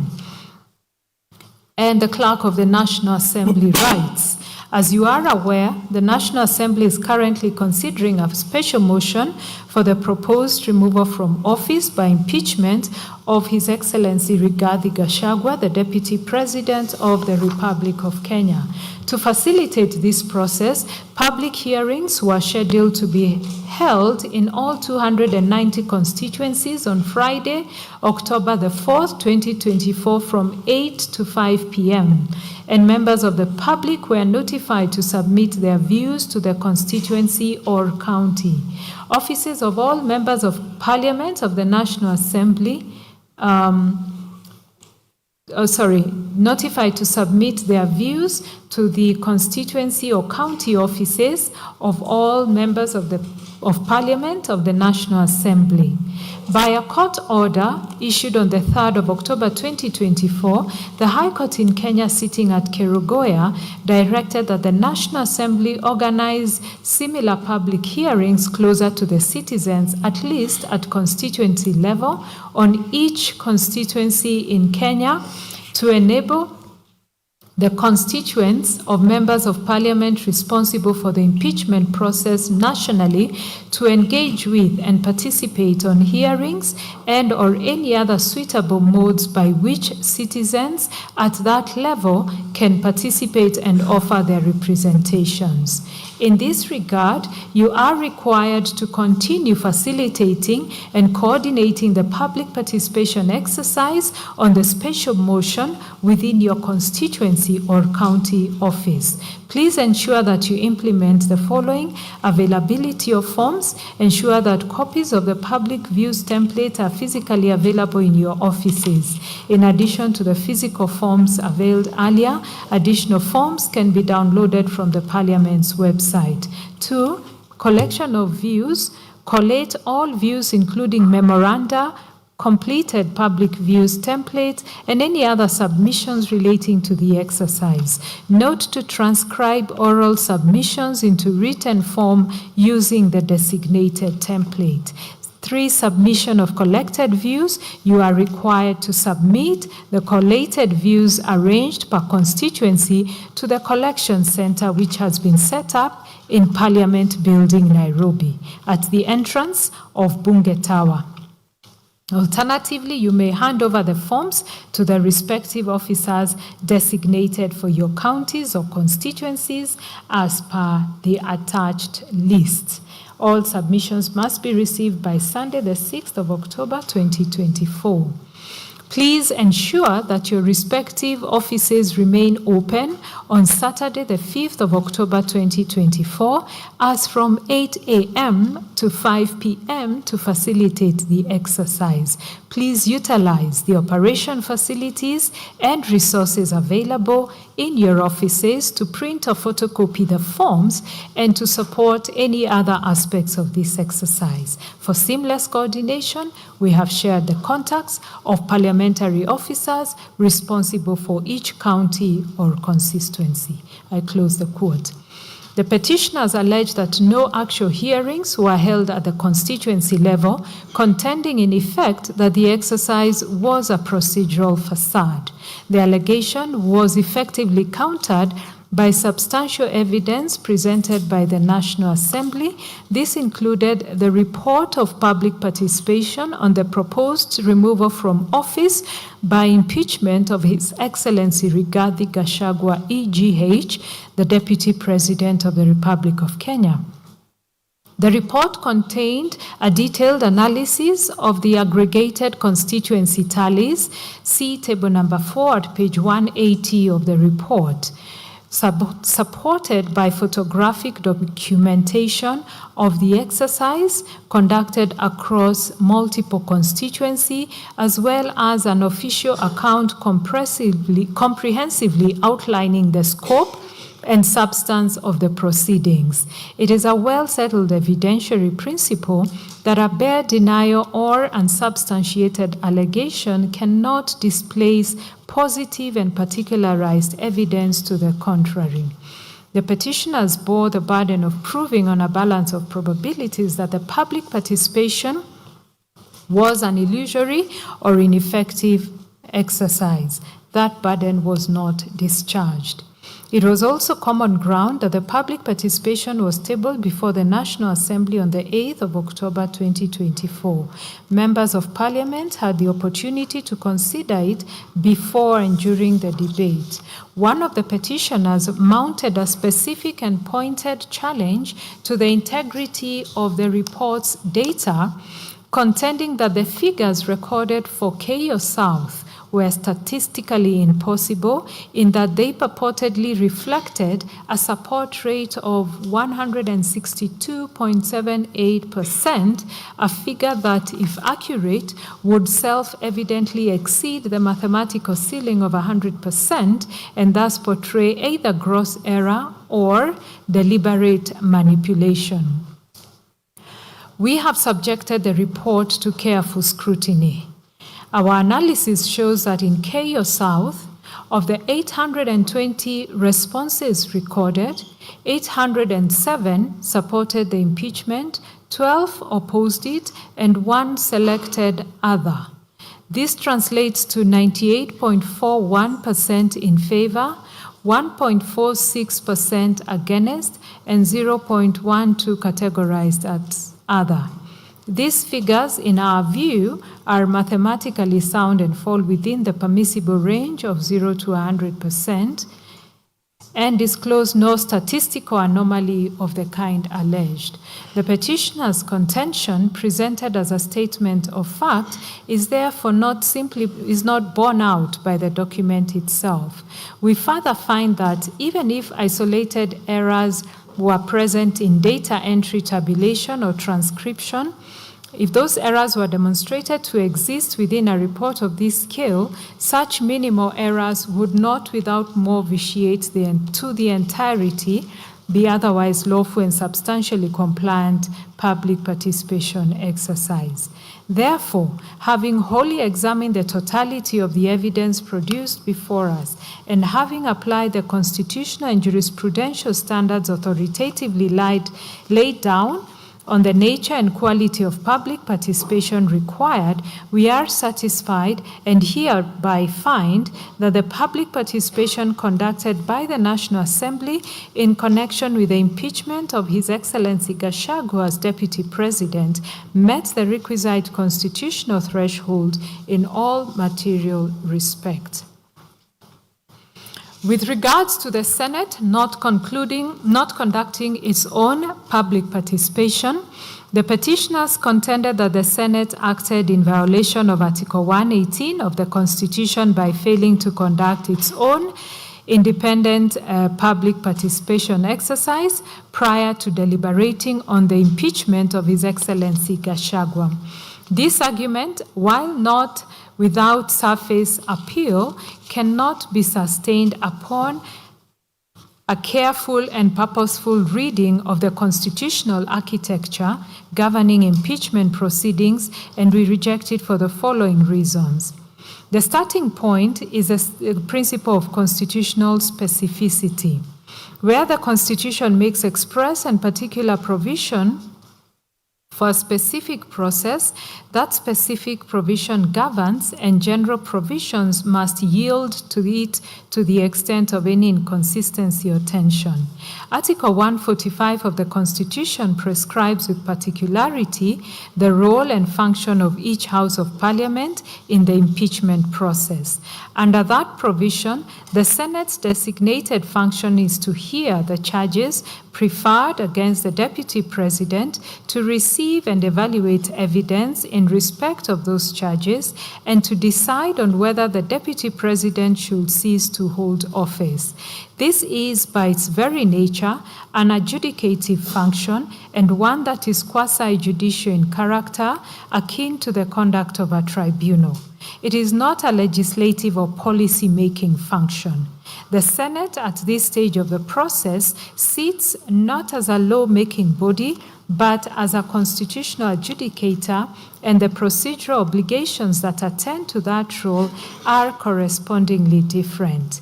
Article 118, by contrast, imposes obligations on Parliament in the conduct of its legislative and other business. It provides in material part that Parliament shall conduct its business in an open manner, that its sittings and those of its committees shall be open to the public, and that Parliament shall facilitate public participation and involvement in its legislative and other business. The operative phrase is legislative and other business.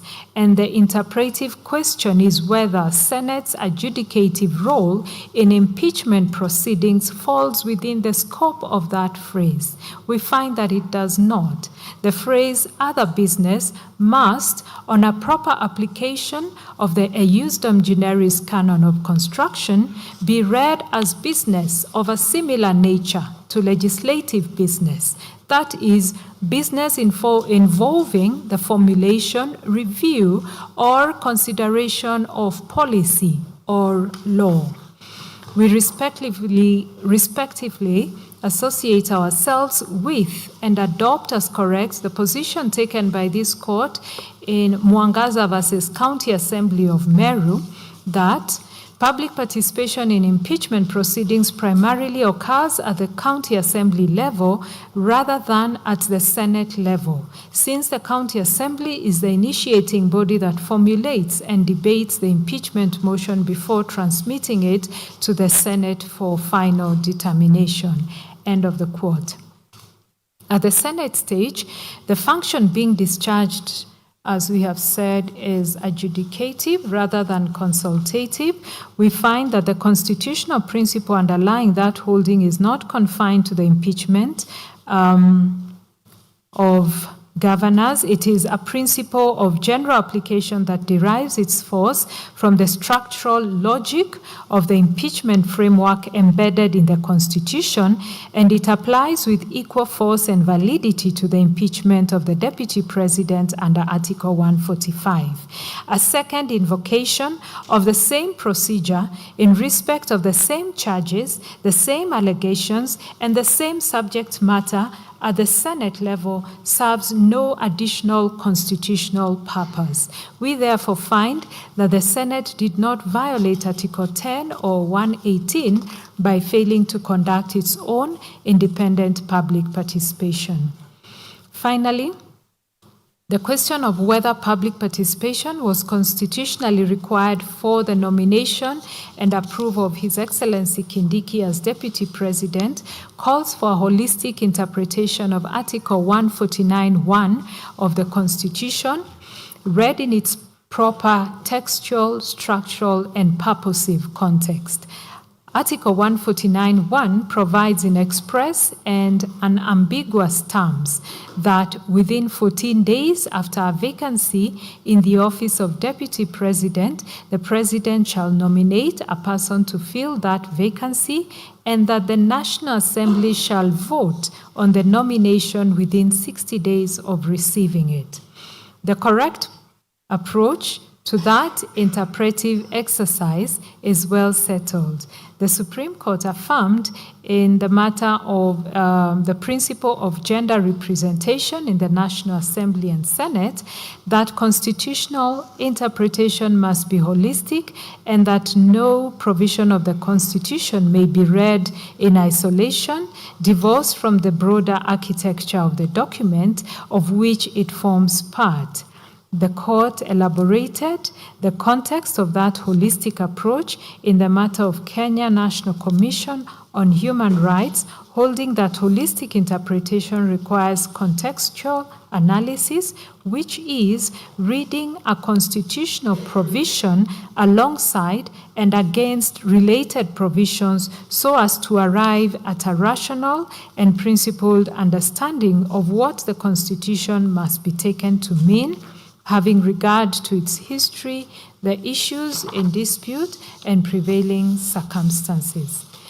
It is this disciplined, context-sensitive methodology that we apply to the question at hand. A holistic reading of Article 149(1) in its contextual context reveals compellingly that this provision is self-executing. It prescribes a complete and self-contained procedure of nomination by the President within 14 days, followed by a vote by the National Assembly within 60 days. It makes no cross-reference to any other article for supplementary procedure. Critically, it makes no mention of public participation, nor of committee vetting, nor of any other consultative mechanism. The The framers of the Constitution were not silent on public participation by inadvertence.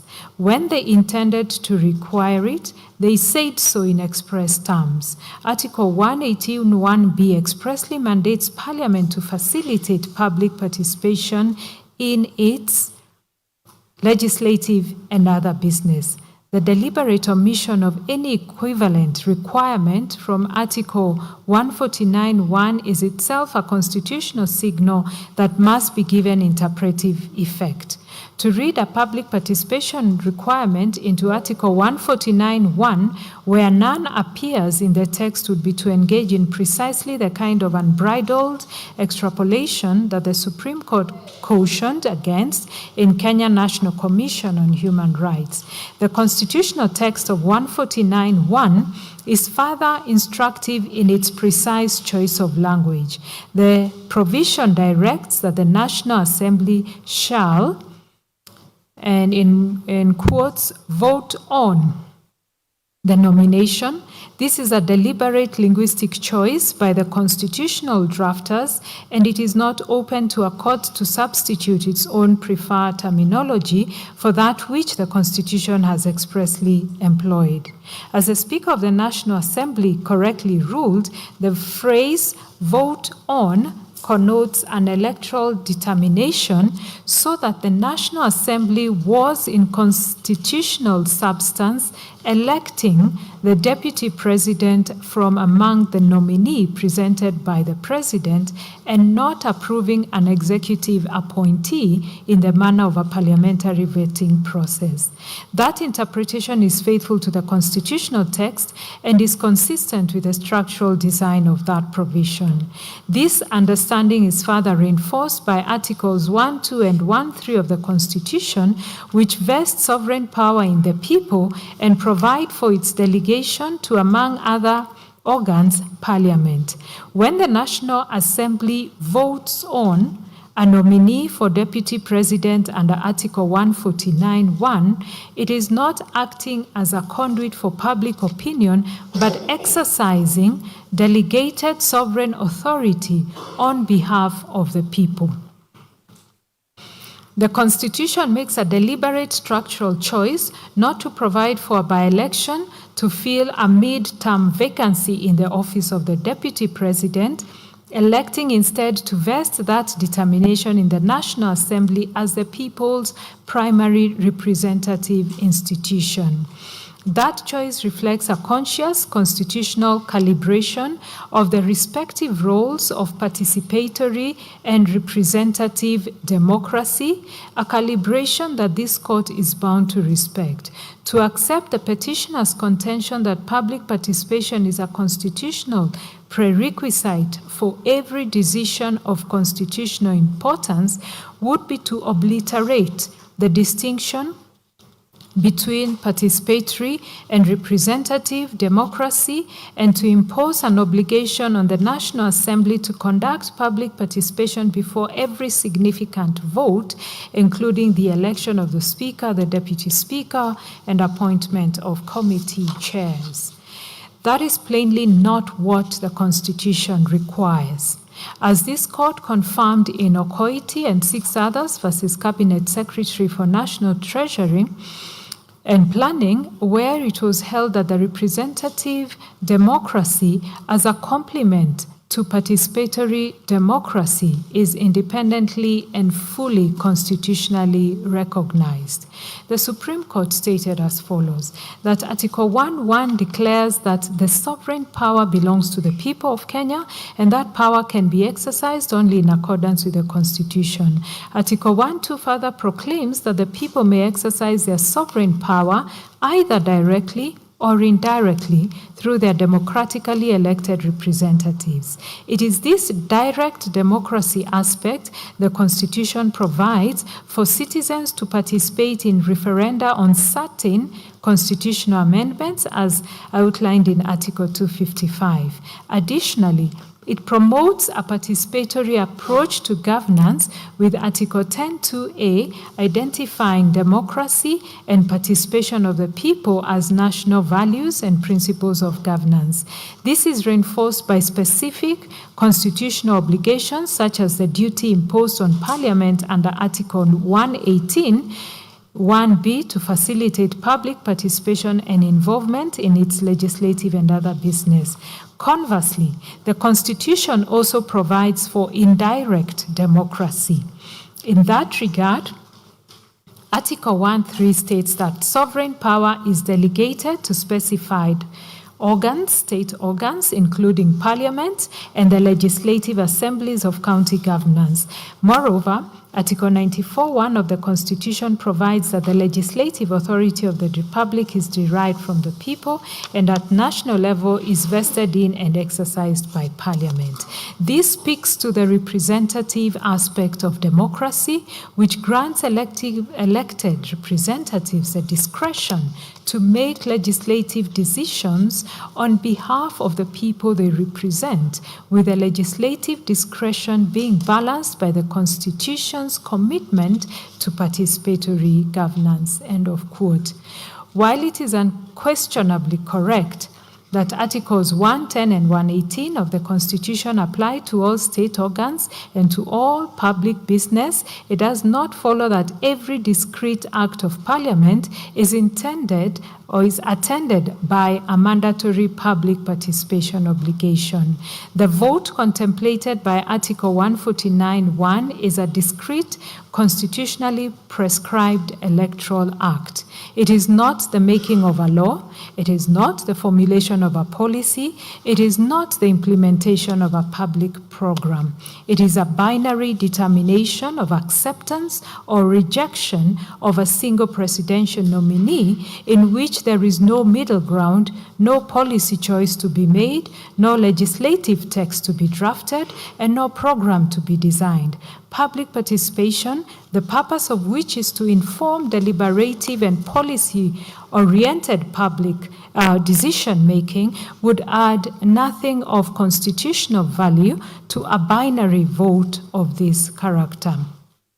Furthermore, even where one to extend the concept of public participation to encompass public observation and accountability, we do find that the proceedings of the National Assembly on the nomination of His Excellency Kindiki were conducted in a fully open and transparent manner. The debate was televised, the proceedings were recorded in Hansard, the press was free to report, and members of Parliament were directly accountable to their constituents for the manner in which they exercised their votes. We are therefore satisfied that this openness and transparency, which is the constitutional core of Article 118(1)A's requirement that public conducts its business in an open manner, was amply satisfied. For the foregoing reasons, we hold that public participation was not constitutionally required for the nomination and approval of His Excellency Kindiki as Deputy President under Article 149(1). Next, I will look at the main issue on constitutionality and legality of the standing orders. The petitioners asked this court to consider and pronounce itself on the National Assembly's Standing Orders number 64(2) and 65, as well as Senate Standing Orders 75, 78, 79, and 80. Beginning with the National Assembly, some of the petitioners assailed the constitutionality of Standing Order number 64(2), contending that the provision imposed an impermissibly truncated 7-day timeline for the disposal of impeachment proceedings. They argued that such compressed timelines undermined meaningful public participation and curtailed the rights to a fair hearing guaranteed under the Constitution. They thus prayed for a declaration that Standing Order 64(2) is unconstitutional, null and void to the extent that it prescribes a timeline that is incompatible with constitutional requirements for public participation, fair hearing, and compliance with court orders, and an order of certiorari to quash Standing Order number 64 and 65 of the National Assembly standing orders to the extent that they apply to the Deputy President. The respondents in answer defended the constitutional validity of Standing Order 64-2 and 5, contending that they are necessary for the expeditious conduct of impeachment proceedings. They pointed to the Constitution itself as a source of the condensed timelines, including Article 145(2)(a), which requires the Speaker to notify the Senate within 2 days, Article 145(3), which requires the Senate to convene within 7 days, and Article 145(4), which requires a special committee to report within 10 days, and submitted that it would be illogical to impugn a standing order that prescribes a 7 to 12-day time frame when the Constitution itself operates within a similarly compressed time frame. The respondents further submitted that Article 124(1) expressly empowered each House of Parliament to make standing orders for the orderly conduct of its proceedings, and that Standing Order 64(2) is a legitimate and necessary operationalization of that constitutional framework. They urged the court to exercise restraint in accordance with the separation of powers on the issue. Having carefully considered the rival contentions of all the parties, we now pronounce ourselves as follows. It is trite that standing orders are subordinate legislation, deriving their authority not from Parliament itself, but from the Constitution. Article 124(1) of the Constitution expressly empowers each House of Parliament to make standing orders for the orderly conduct of its proceedings, including those of its committees. Article 124(2) further entrenches the role of parliamentary committees within this framework. Being creatures of the Constitution, we agree with the submission that standing orders must at all times conform to the spirit of the Constitution, its values, and animating principles. They cannot rise above the instrument that gives them life. Standing Order 64 prescribes a procedure for removal of the Deputy President under Article 145 of the Constitution. Standing Order 65(2) extends this procedure with necessary modifications to the impeachment of a Deputy President under Article 151(b) of the Constitution. Standing Order 64(1) requires that a member seeking to initiate such a motion must submit it in writing to the clerk, clearly stating the grounds of removal supported by at least 1/3 of all members. The motion must particularize the alleged gross violation of the Constitution or other written law, cite the precise provisions alleged to have been violated, and be accompanied by evidence sufficient to substantiate the allegations. The specifically impugned provision, Standing Order 64(2), by the Speaker within 3 days in accordance with Standing Order 47, and thereafter by the Assembly within 7 days of notice. Should the Assembly fail to act within that period, the motion is deemed withdrawn and may not be revived in the same session save with the leave of the Speaker. The combined effect is that once an impeachment motion is properly filed, it is subject to strict and unforgiving timelines. 3 days for the Speaker's action and 7 days for the Assembly's disposal, failing which the motion lapses in its entirety. It is these rigid timeframes that the petitioners impugned as unconstitutional. Now, the constitutional provisions engaged by the challenge are uncontested. Article 2(4) of the Constitution, which provides in terms that admit of no ambiguity that any law, including subordinate legislation that is inconsistent with the legislation with the Constitution is void to the extent of the inconsistency, and any act or omission in contravention of the Constitution is invalid.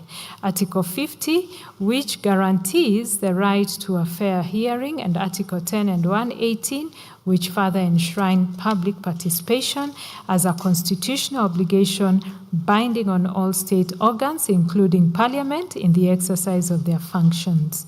We have examined at length the constitutional requirements and parameters that govern public participation in impeachment proceedings, and we have set out the applicable principles in detail in the preceding sections of this judgment.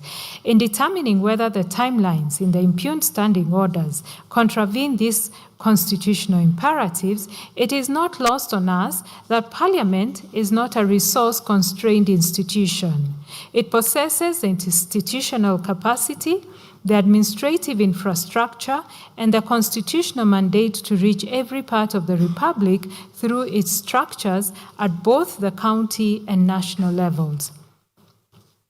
If Parliament genuinely considered 7 days to be a sufficient window for public participation, it bore a corresponding constitutional obligation to deploy its resources adequately to ensure that the process was not merely open in form, but accessible in fact, and that it met the participation threshold authoritatively settled in the BAT decision. A compressed timeline, standing alone, is therefore not necessarily a constitutional infirmity. A compressed timeline, accompanied by an under-resourced and inadequately facilitated process, is an altogether different matter.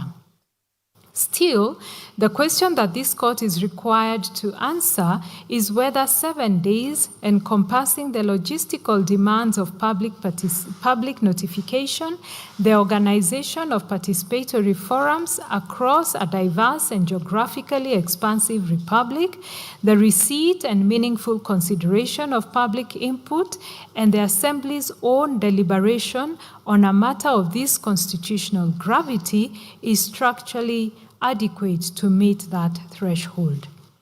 We draw from the Supreme Court of Canada's holding in Hyde Nation versus British Columbia, Minister of Forests, a 2004 decision, that the adequacy of any participatory process must be measured against the gravity, as we have said, of the decision that is being made, and that the more consequential decision, the more robust the participation exercise must correspondently be.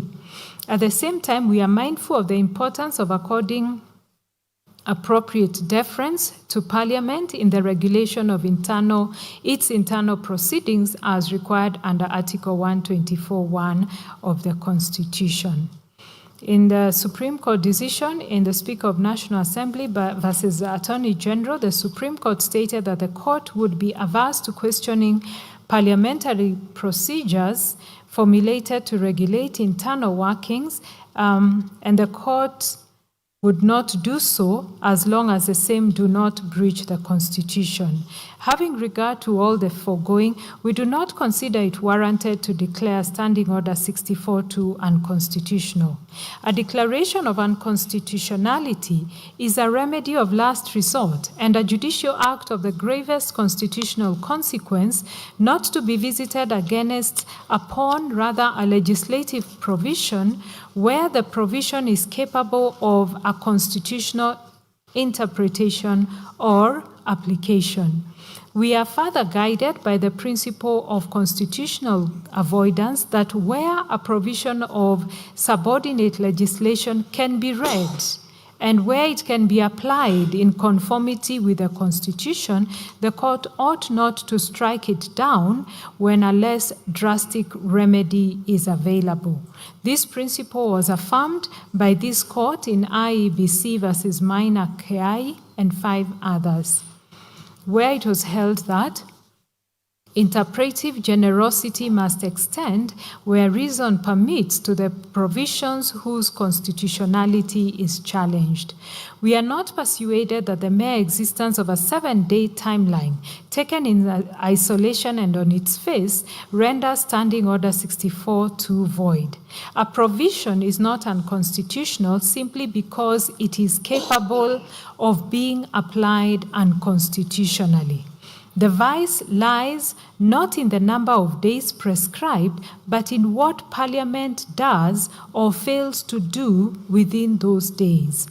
The timeline, considered as an abstract legislative proposition, is therefore not in itself the source of any constitutional infirmity. The infirmity, where it arises, lies in the manner of implementation, and in whatever Parliament operating within that compressed window deploys, Parliament operating within that compressed window deploys adequate resources, establishes genuinely accessible structures, and puts in place meaningful mechanisms sufficient to discharge its constitutional obligations of public participation under Articles 10, 50, and 118 in substance and not merely in form. The distinction we draw is between a provision that is unconstitutional on its face and void in all its applications, regardless of how it is applied, and one that is conditionally constitutional, as in valid in law, but only where its application is accompanied by the institutional effort and constitutional seriousness that the gravity of impeachment proceedings demands. Standing Order 64-2 falls, in our judgment, in the latter category. In declining to strike down Standing Order 64-2, we instead note that the timeline prescribed in that standing order is not constitutionally mandated. Unlike certain procedural requirements that derive their specific content from express constitutional text, the 7-day window is a creature of parliamentary regulation alone. Parliament was free to prescribe a longer period and still remains free to do so. The experience of the first impeachment of a deputy president to come before the National Assembly under the Constitution of Kenya 2010 might have been a sobering constitutional experience. It may have exposed in real time the structural tensions that compressed timelines have the potential to create when applied to proceedings of national consequence. We commend to Parliament for its serious consideration in the exercise of its sovereign authority to regulate its own proceedings, the question of whether the timelines prescribed in Standing Order 64-2 remain adequate in light of this experience, and whether a timeline that builds in more time for public participation and for the Assembly to deliberate with the gravity that removal from constitutional office demands would not be more befitting of the constitutional moment that the impeachment invariably represents. As it stands, however, we find nothing unconstitutional about the standing order. With respect to the Senate standing orders, the petitioners assailed the constitutionality of Standing Orders 75, 78, 79, and 80 to the extent that they apply to the Deputy President, advancing their challenge on 3 grounds. First, that Standing Order 79 was a mechanical imputation of the presidential impeachment framework to the Deputy President's distinct constitutional position without any effort to modify the required identify the required modifications as required by Article 150 to 152. Second, that the appointment of a special committee was mandatory under Article 145(3)(b, and that Standing Order 79 did not mirror this requirement.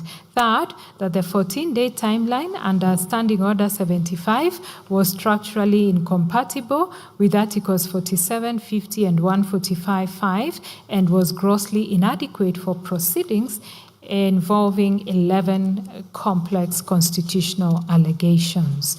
The respondents maintain that Article 145(3)(b uses the word may, which confers a discretion and not a mandatory obligation, that the fact that Standing Order 80 expressly provided for a plenary alternative, while Standing Order 79 did not, was constitutionally significant, as the discretion was conferred by the Constitution itself.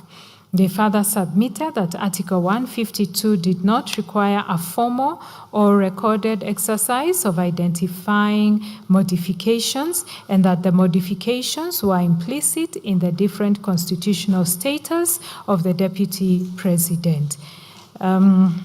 They relied on Speaker of the Senate and another versus Attorney General and another for the proposition that courts should not read into the Constitution obligations that its framers deliberately chose not to include.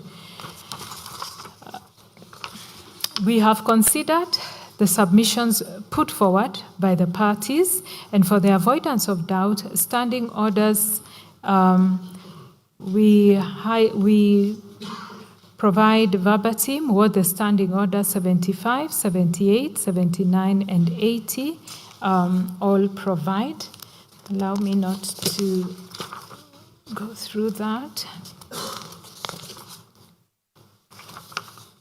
The principle that standing orders must conform to the Constitution applies with equal force to the Senate as it does to the National Assembly, for the reasons we have already set out in the preceding section of this judgment.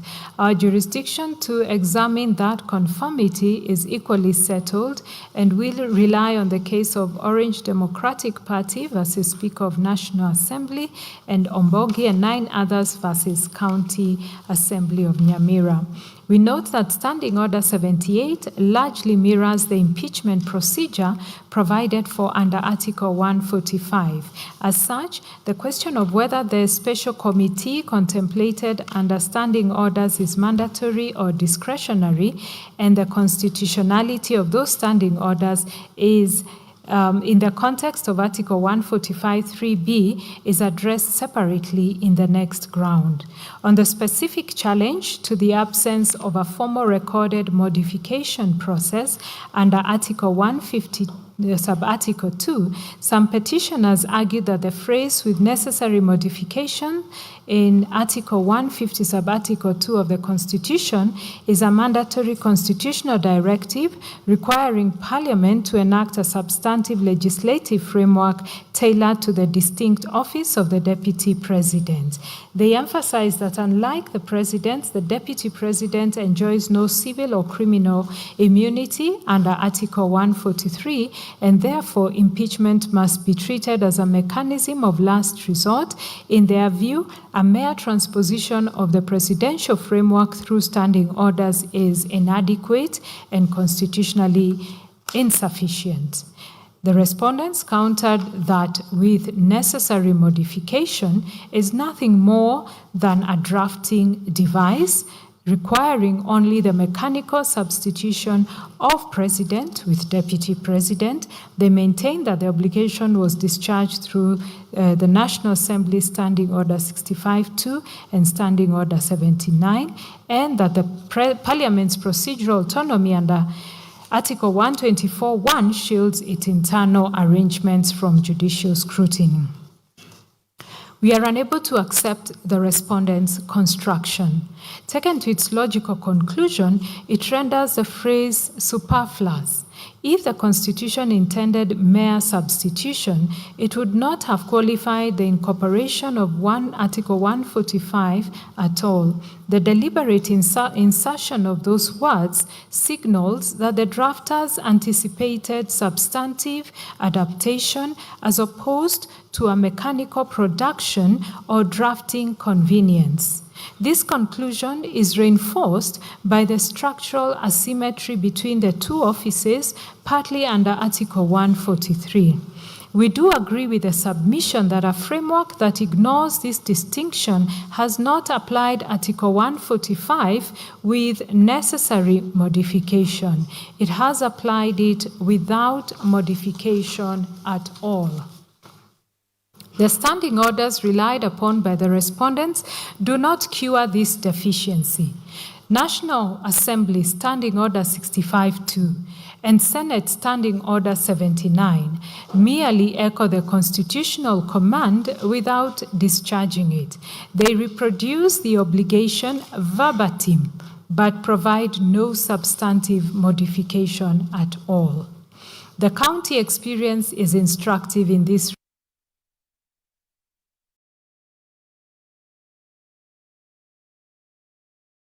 Fundamental procedural questions that a comprehensive statutory framework ought to have addressed in advance. The subsequent county government's state officers' removal from office procedure bill of 2024 was Parliament's legislative acknowledgement of that inadequacy.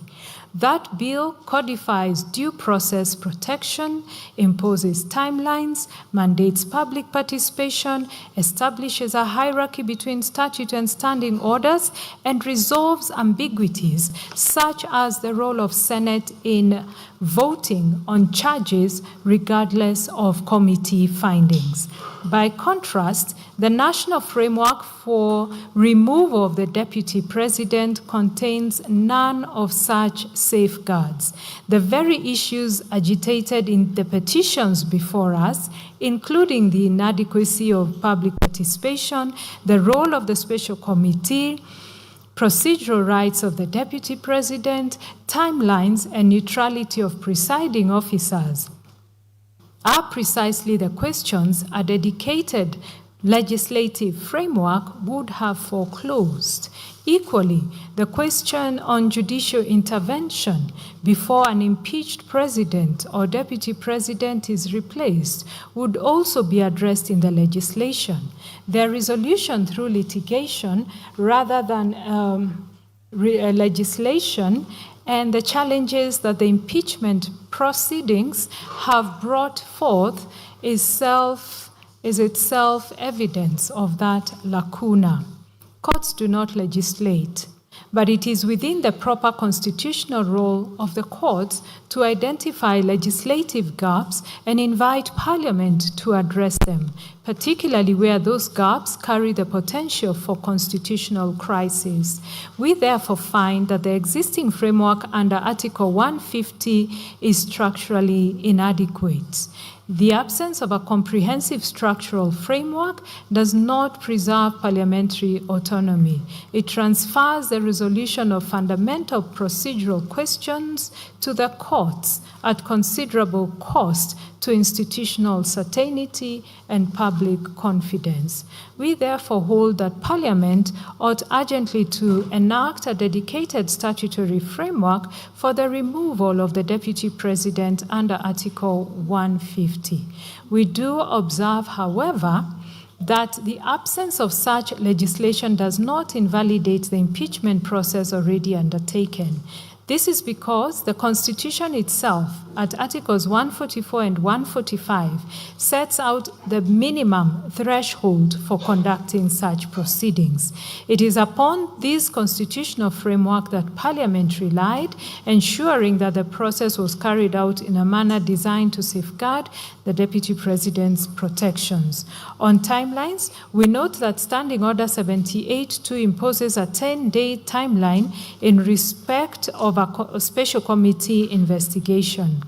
Neither the standing orders nor the Constitution prescribes a timeline for plenary proceedings. The Senate's adoption of a 10-day deadline for its plenary hearing was therefore a self-imposed procedural choice and not a requirement of the standing orders or the Constitution. The Senate was not obligated by any applicable rule to impose that timeline when it elected to proceed by way of plenary. And the petitioners have not demonstrated that the choice to do so was in itself a constitutional violation.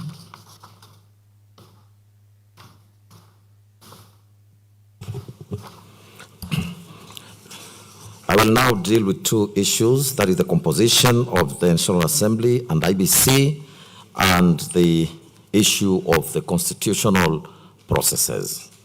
I'll start with the issue of composition of the National Assembly and the IEBC. Three other issues were raised under the heading, including whether the National Assembly was properly constituted to consider the impeachment motion, whether the nomination of His Excellency Kindiki could take place in the absence of fully constituted IEBC, and whether his nomination as Deputy President was infirm. We shall address these issues in turn. The third petitioner, Honorable Jane Njeri Maina, invited this court to declare that the National Assembly, as presently constituted, was not legally constituted for failure to comply with the constitutionally two-thirds gender principle under Articles 27, 81B, 100, and 261 of the Constitution. She submitted that, as a consequence, the National Assembly is incapable of entertaining or deliberating on the impeachment motion against the Deputy President. She therefore sought declarations impugning both the legality of the National Assembly and the validity of the proceedings arising from its resolution. The respondents opposed that contention. The National Assembly and its clerk maintained that the constitutional requirements concerning the composition of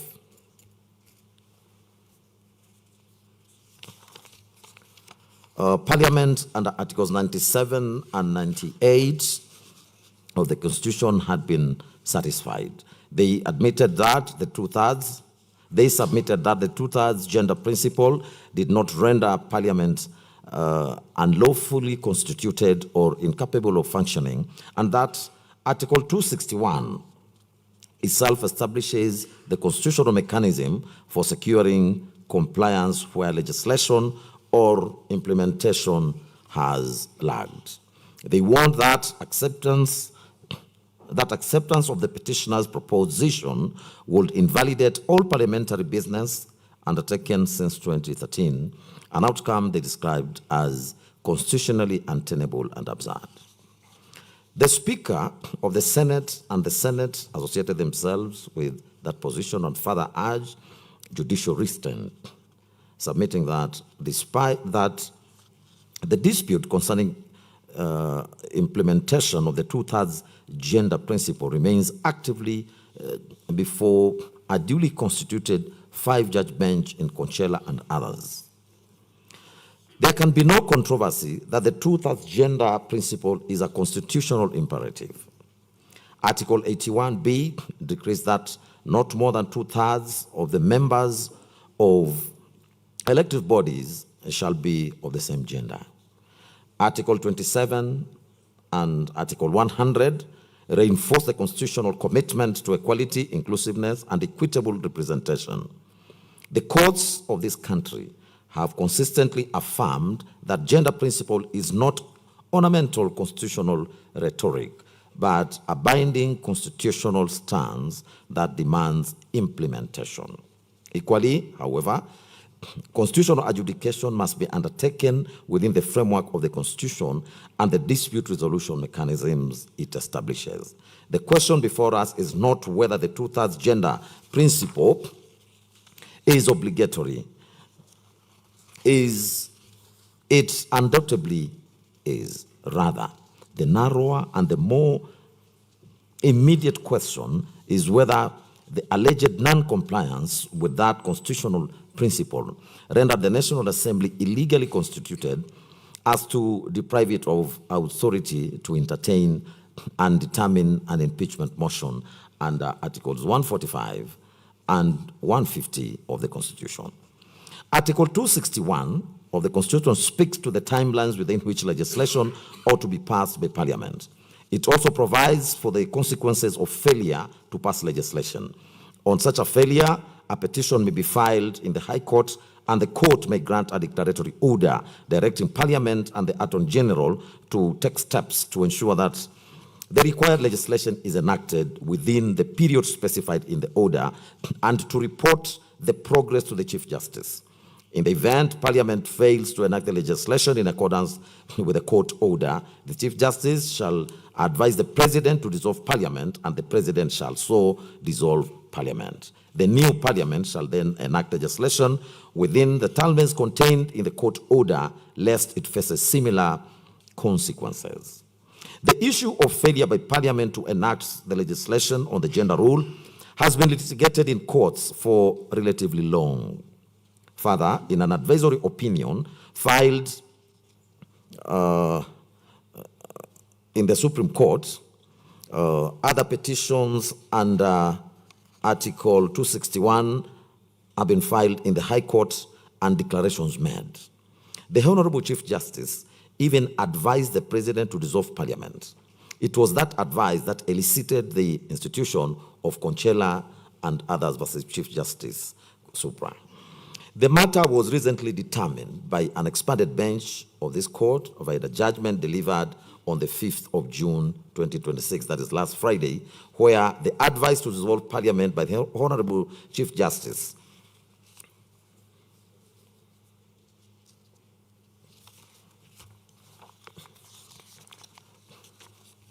to the President was declared unconstitutional and subsequently quashed for failure to comply with some fundamental procedural steps. The court, however, clarified that the parties were still at liberty to comply with the requisite procedural steps, and that which the law will then follow its course. Therefore, as long as the redress in Article 261 is yet to be fully realized, it will be premature for this court to declare that the National Assembly was not properly constituted to consider the impeachment motion. To that end, the contention fails.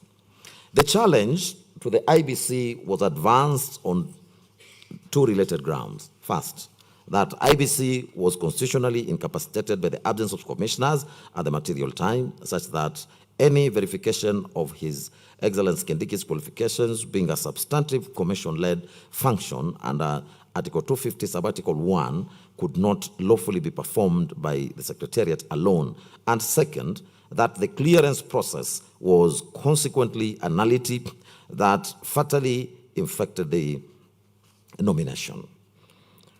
The respondents, however, maintained that the midterm replacement mechanism under Article 149, Sub-Article 1, was a sui generis self-executing constitutional process that did not engage the IBC electoral mandate under Article 88, Sub-Article 4, and that the strict eligibility and clearance protocols under Articles 99 and 137 applied exclusively to general elections and not to midterm nomination vetted directly by the National Assembly.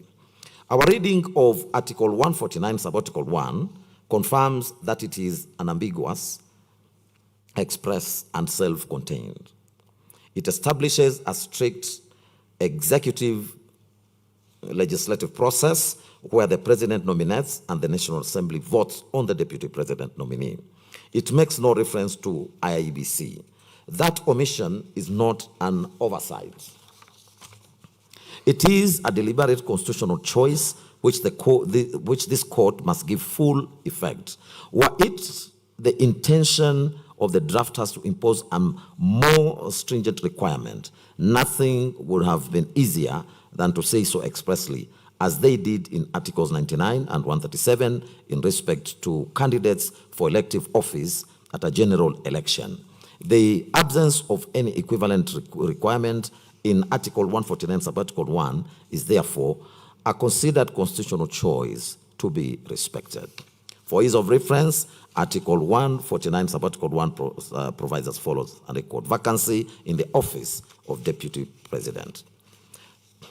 Within 14 days after a vacancy in the office of Deputy President arises, the President shall nominate a person to fill the vacancy, and the National Assembly shall vote on the nomination within 60 days after receiving it. From a plain reading of the above, we are convinced that no clearance was required by the Deputy President, and that the vote by the National Assembly was an expression of representative authority by the sovereign's elected representative, precisely the constitutional mechanism that Article 149, Sub-Article 1 contemplates. Under Article 1 of the Constitution, sovereign power belongs to the people of Kenya and may be exercised either directly or through their democratically elected representatives. When the National Assembly voted on His Excellency Kindiki's nomination, it did so as the constitutional repository of delegated sovereign authority acting on behalf of the people in accordance with the specific mechanism the Constitution provides for filling in a midterm vacancy in the office of the Deputy President.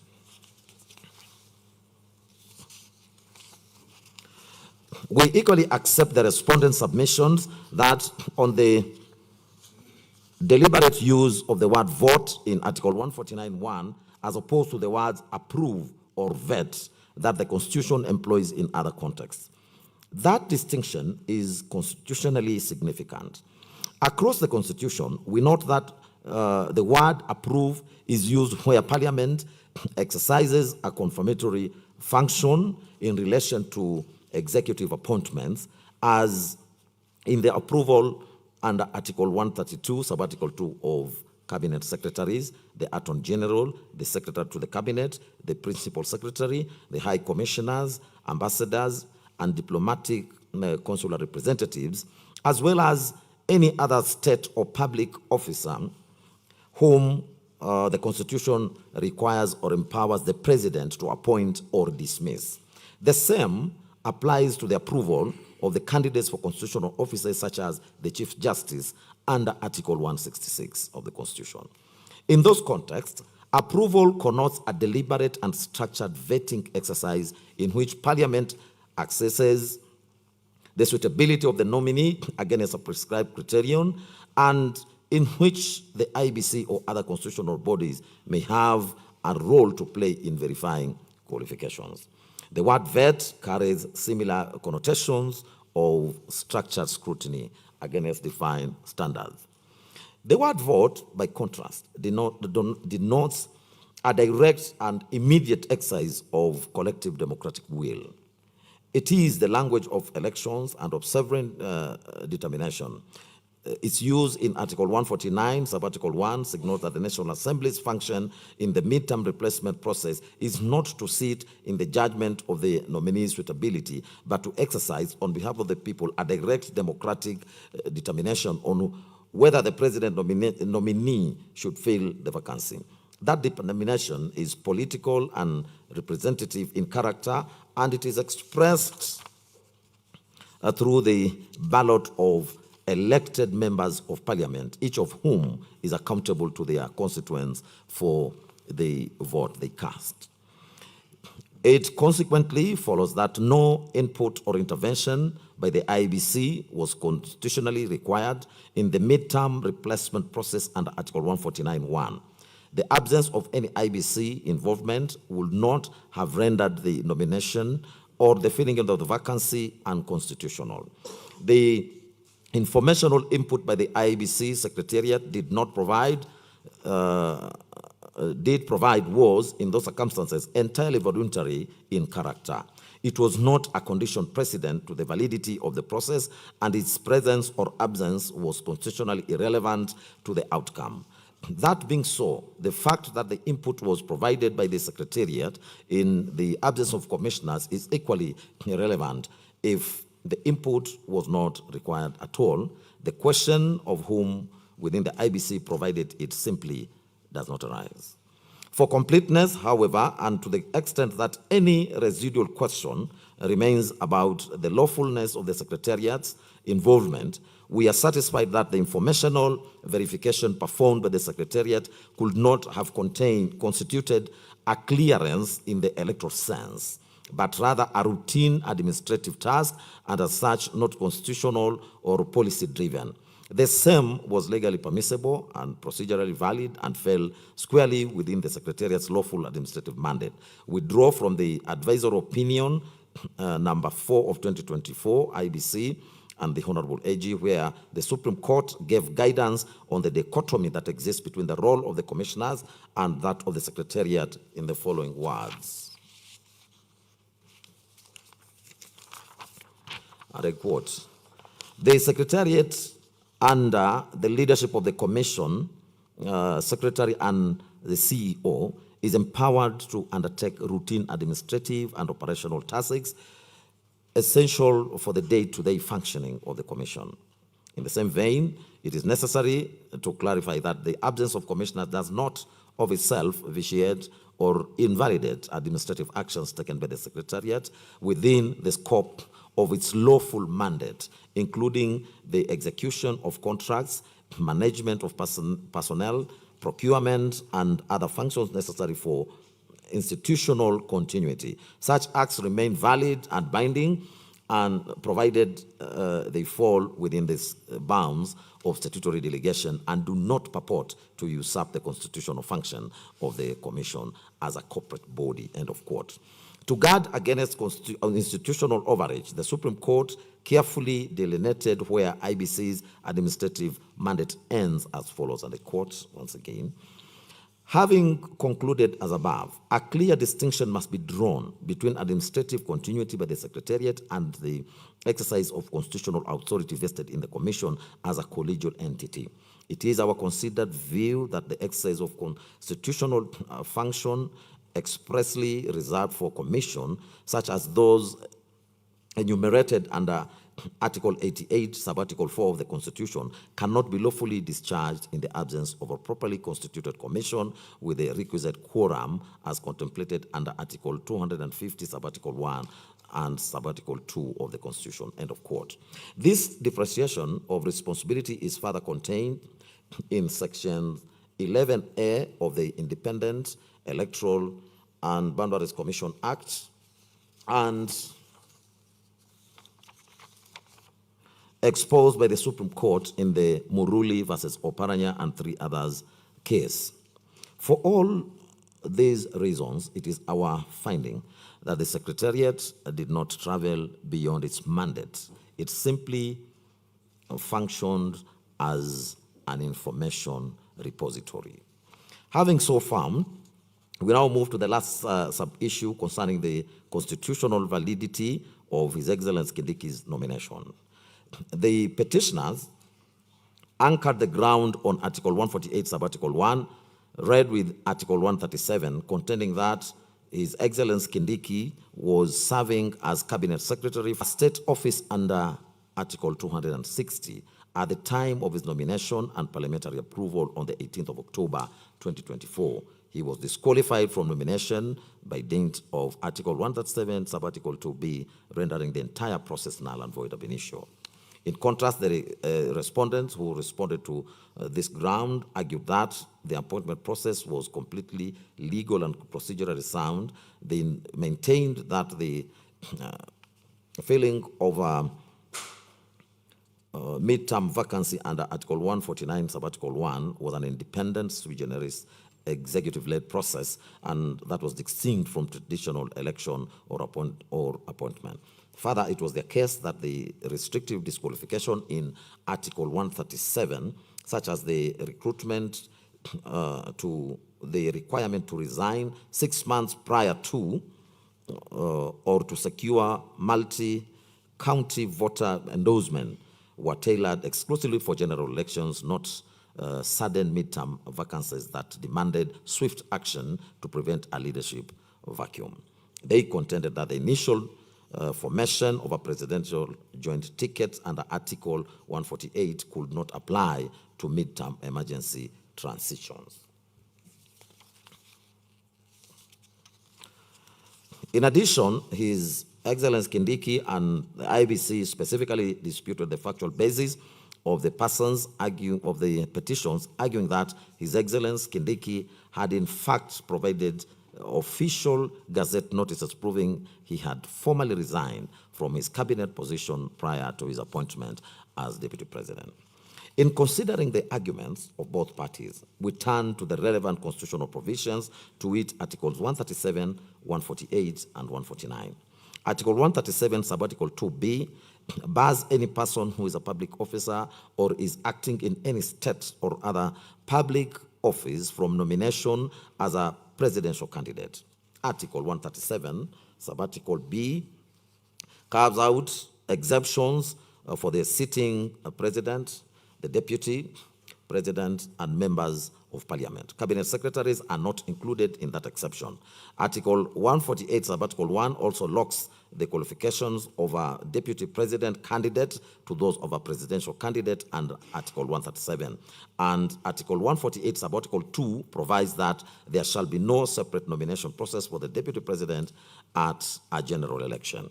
Article 149, subarticle 1, however, creates an entirely distinct pathway of filling a mid-term vacancy, as we have already observed, through a direct electoral machinery or disqualification timelines that apply under Articles 137 and 148 in the general election context. A strict textual reading of Article 148, subarticle 1, and Article 137, subarticle 2b together would, if applied without contextual qualifications, bar an active cabinet secretary from nomination unless a timely resignation had occurred. However, we are satisfied that Article 149, subarticle 1, creates a sui generis process that cannot be evaluated by mechanical application of the general election framework. Article 149, subarticle 1, omits the standard electoral requirements, including the signature collection requirement, and Article 137, subarticle 1d, which signals the framers' intention that this provision operates independently of the general election machinery. To apply the strict disqualification timelines of the electoral context to a sudden or unforeseen midterm vacancy would risk creating an executive leadership vacuum of precisely the kind that Article 149, subarticle 1 was designed to prevent.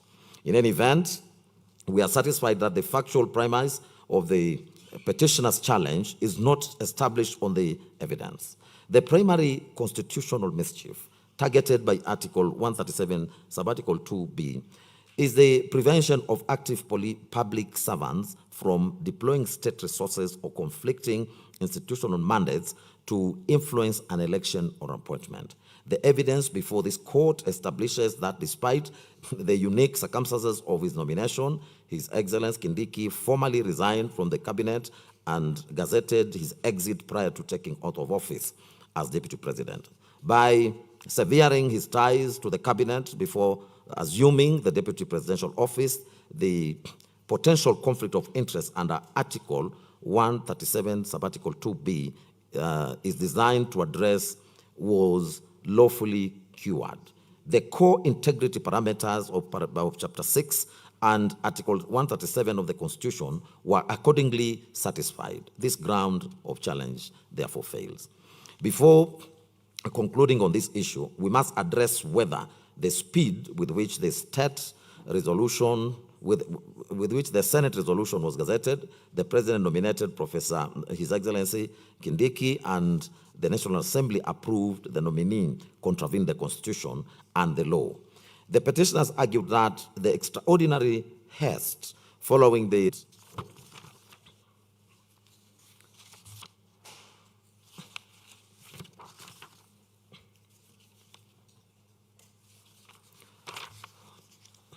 impeachment process.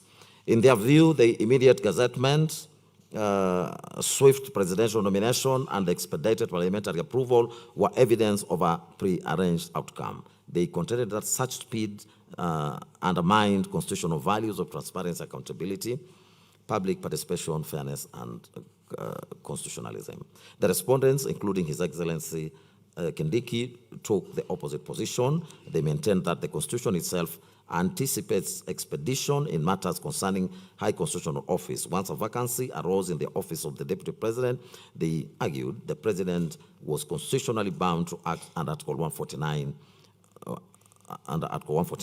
Prompt compliance with such a duty, they insisted, cannot be itself amount to constitutional impropriety.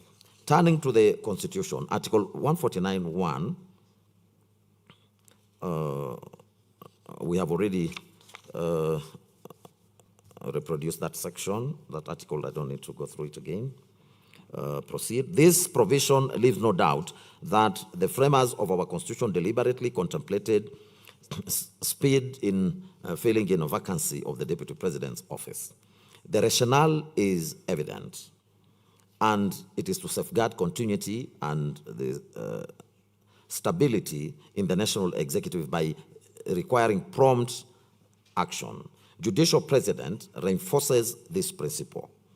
In Ali Hassan Joho and another versus Suleiman Said Shabal and others, this is a Supreme Court petition number 10 of 2013, the court held that constitutional timelines are substantive requirements, not procedural conveniences, and cannot be extended by legislation or judicial discretion. Similarly, in the Mankin Aramat versus Harun Meitamei, Lenpaka, and two others, the Supreme Court, it's a Supreme Court matter petition, the court emphasized that constitutional timelines are binding commands, cautioning against reliance on Article 159 to circumvent them. The same principle was affirmed in Moses Masika Wetangula versus Muskari Kombo, Muskari Nazi Kombo, and two others, and in Harun Meitamei Lempaka versus Lempakian Aramat, where the Court of Appeal underscored the constitutional significance of timelines. Collectively, these authorities certainty, legitimacy, and orderly governance. The Supreme Court's decision in Raila Odinga and five others versus Independent Electoral and Boundaries Commission and three others, this is presidential petition number 5 of 2013, is also instructive. Addressing timelines under Article 140, the court had the following to say, and I quote, according to Article 140 of the Constitution, it is clear that in the resolution of presidential election disputes, I repeat that. According to Article 140 of the Constitution, it is clear that expedition in the resolution of presidential election disputes is of essence, end of quote.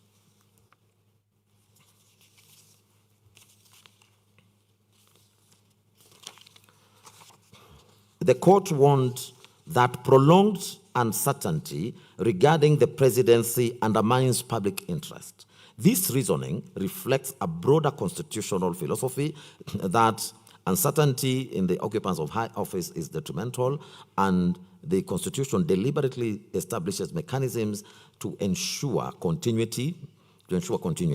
Applying these principles, we are not persuaded that the prompt gazettement of the Senate's resolution was unconstitutional. Once the Senate concluded its process, the Deputy President ceased to hold office, and nothing in the Constitution required a waiting period before gazettement. Likewise, the President cannot be faulted for acting swiftly under Article 149. He was constitutionally obligated to nominate a replacement within 14 days. Compliance with this duty cannot be construed as wrongdoing. To hold otherwise would penalize constitutional actors for fulfilling their obligations. The same reasoning applies to the National Assembly. Article 149 allows up to 60 days to vote on a nomination, but it does not require Parliament to exhaust that period. Acting sooner than the deadline is not evidence of illegality. Speed alone does not establish predetermination. The law requires objective proof that a decision maker had closed their minds before exercising power. Mere expedition does not meet that threshold. We therefore find that the gazettement of the Senate resolution, the President nomination of His Excellency Kindiki, and the nomination National Assembly's approval did not contravene the Constitution simply because they were undertaken expeditiously. I will now turn to the constitutional processes. Under this heading, this court is called upon to interpret Articles 144 and 145 of the Constitution to determine whether the Senate was obligated to establish a special committee to investigate the charges against the Deputy President, or whether the formation of such a committee was discretionary. The court is equally invited to examine the procedures applied in the impeachment process, with particular focus on Article 150, sub-Article 2, and the extent to which, if at all, the Senate ran afoul the Constitution in that respect.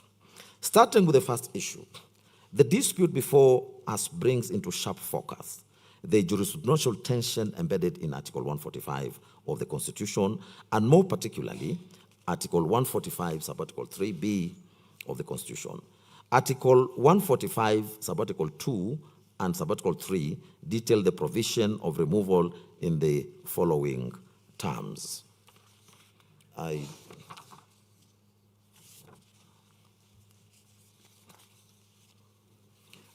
do not need to read those ones, those provisions, and I proceed. The true import of Clause 3b cannot be discerned in isolation. It demands a historiographical examination and a forensic appreciation of historical continuum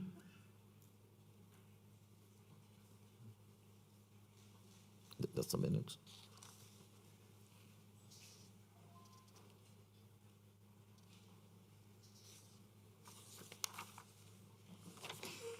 Yes, I proceed. The true import of Clause 3b cannot be discerned in isolation.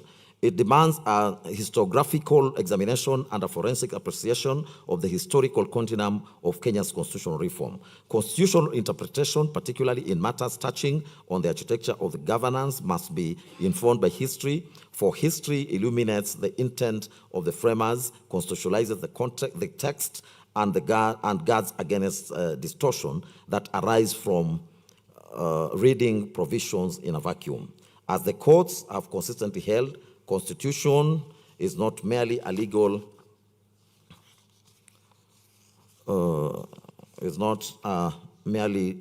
instrument, but a living charter whose meaning is enriched by the struggles, compromises, and aspirations that birthed it. Accordingly, this inquiry necessitates tracing the evolution of impeachment clause through the Bomas draft, the Wako draft, and the harmonized draft to appreciate the context of Article 145, sub-Article 3b was ultimately incorporated into the Constitution. Article 164 of the Bomas draft outlined the procedure for impeachment, vesting the Senate with ultimate authority. It provided that upon receipt of a resolution from the National Assembly, the Speaker of the Senate would convene the Senate, and if the motion was passed, a special committee of the 13-member would be appointed to investigate the matter. The language of the Bomas draft was rigid and prescriptive. The investigatory phrase was mandatory, and the committee route was the inescapable mechanism for digesting evidentiary complexities prior to a final vote. If the committee found the allegations unsubstantiated, no further proceedings would ensue. For avoidance of doubt, it provided as follows. The Speaker of the Senate shall, if Senate is then sitting or has been summoned to bring the motion to the notice of the Senate for the consideration within 7 days, or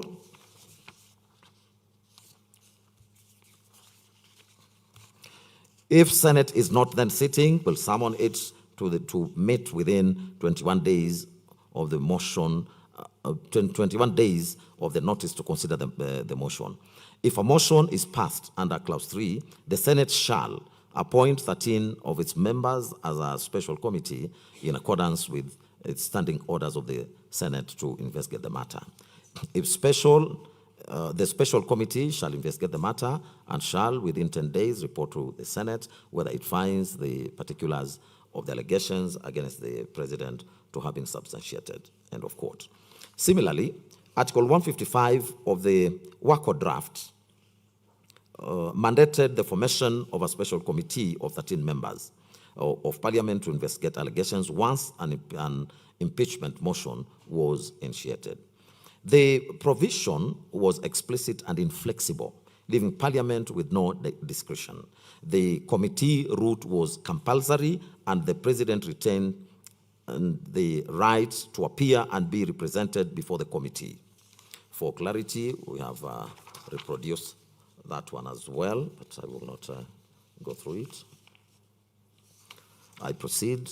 The harmonized draft of 2009 and its subsequent revision in 2010 represents the constitutional settlement now embodied in Article 145, which is the subject of contestation before us. To our mind, there appears to have been a deliberate harmony in the manner the previous drafts treated the committee stage of the impeachment proceedings. We are convinced that the framers intended to preserve this consistency across the drafts rather than to depart from it. This conclusion is fortified by a wholesome reading of the Constitution, which we explain in detail. Interpreting the text before us requires a careful and nuanced exercise in constitutional interpretation. Fortunately, the Constitution itself provides guidance on how it should be read. Articles 20, subarticle 4, and Articles 259, subarticle 1 establish the interpretive framework. Article 20, subarticle 4 directs courts when interpreting the Bill of Rights to promote the values of an open and democratic society founded on human dignity, equality, equity, and freedom, while giving effect to the spirit and the objects of the Bill of Rights. Article 259, subarticle 1 further commands courts to interpret the Constitution in a manner that advances its purpose, values, and principles, threatens the rule of law, protects human rights and fundamental freedoms, permits development of the law, and contributes to good governance. Over time, our courts have consistently emphasized that the 2010 Constitution demands a transformative approach to interpretation. Recognizing its highly progressive nature, courts have articulated several interpretive canons. In David D. and others, as AG, the High Court, that is the BBI case, the High Court identified 4 guiding principles: that the Constitution must be interpreted holistically, that it should not be approached with rigid formalities or treated as a mere statute, that its own theory of interpretation must be applied to safeguard its values, objects, and purpose, and that non-legal considerations are essential to uncover the true meaning and values. The Supreme Court, in the matter of Kenya National Commission on Human Rights 2014, clarified that a holistic interpretation requires contextual analysis, which means reading provisions alongside and against each other, informed by history, disputes, and prevailing circumstances. Similarly, in the Tunyefuza versus AG case, this is a Ugandan court, stressed that a constitution must be read as an integrated whole with each provision sustaining rather than undermining the others. The principle that the Constitution must not be interpreted through rigid formalism was also emphasized by the Supreme Court in Interim Independent Electoral Commission 2011 and the Communication Commission of Kenya versus Royal Media Services 2015. The courts observed that constitutional interpretation requires more than positivity positivistic approaches. The court noted that Articles 20, sub-article 4, and Articles 259, sub-article 1 incorporate non-legal considerations such as historical, social, cultural, and political realities that must inform judicial reasoning. The court highlighted that Kenya's modern Bill of Rights envisages a human-based approach and social justice-oriented society, and judicial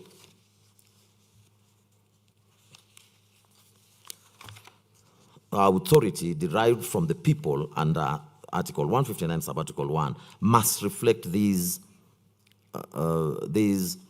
values in court decisions. The former Chief Justice Emeritus Mutunga, in his concurring opinion in the Speaker of the Senate and another versus the AG, this is 2013 reported, also underscored the constitution making was an ongoing process, and acknowledged that compromises in drafting often create vagueness, and it is the court's responsibility to resolve contradictions and clarify gaps. In his words, I quote, "Constitution making does not end with the promulgation.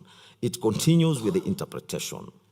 Finally, the Court of Appeal in Center for Rights, Education and Awareness, and another versus John Harun Mwau, 2012 reported, linked constitutional interpretation with the statutory interpretation principles. It reiterated that courts must avoid absurd, unpracticable, illogical, and artificial results, and must always strive to serve the public interest. Fidelity to both the letter and the spirit of the Constitution requires interpretations that advance justice, rationality, and the common good.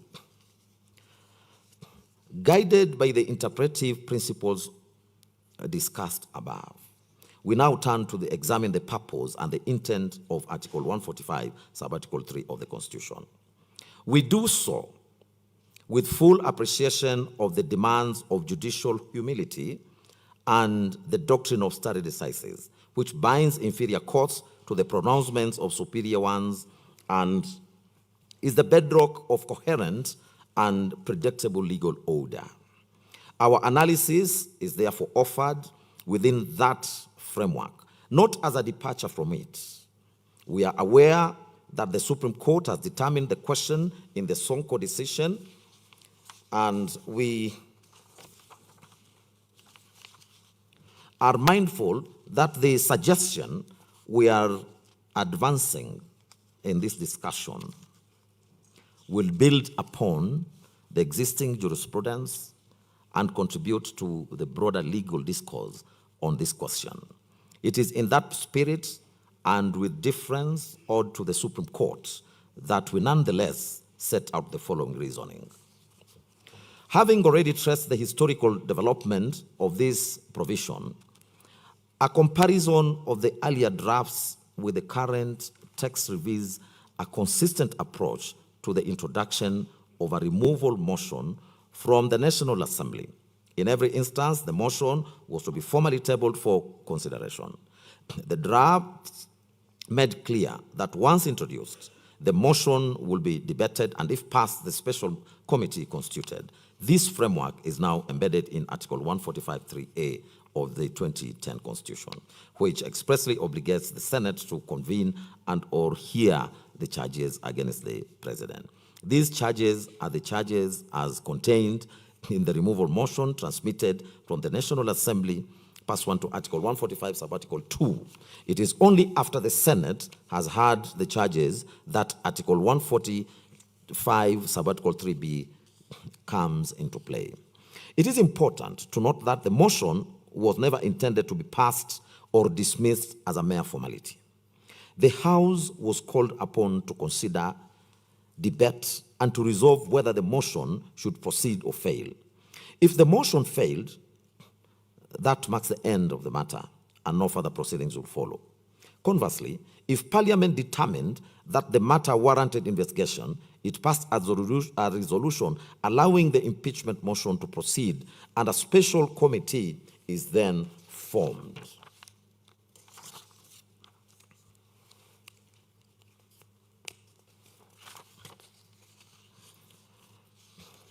Returning to Article 145, Subarticle 3A, upon receipt of the removal motion, the Senate is required to hear the charges.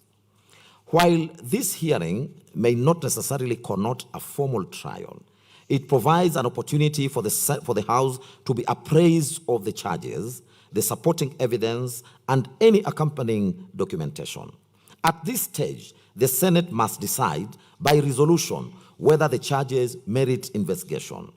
It is also at this point that the House considers whether the other preliminary requirements, such as the constitutional threshold, were properly satisfied by the National Assembly in the first place. We have examined the Hansard record of the Senate sitting on Wednesday, the 9th of October 2024, convened pursuant to Kenya Gazette Notice number 13170. The record shows that the Honorable Speaker of the Senate duly appointed the session for the purpose of hearing the charges against the then Deputy President. During the sitting, the Speaker read out all 11 charges and formally laid before the Senate the documents conveying the resolution of the National Assembly. These materials included the notice of special motion, affidavit of Honorable Ekoman Mwengi Mutuse, MP, electronic evidence relating to the motion, order papers, communications from the chair, certified Hansard record, votes and proceedings, public participation notices, correspondences from the advocates, press statements, court orders, and other supporting documentation.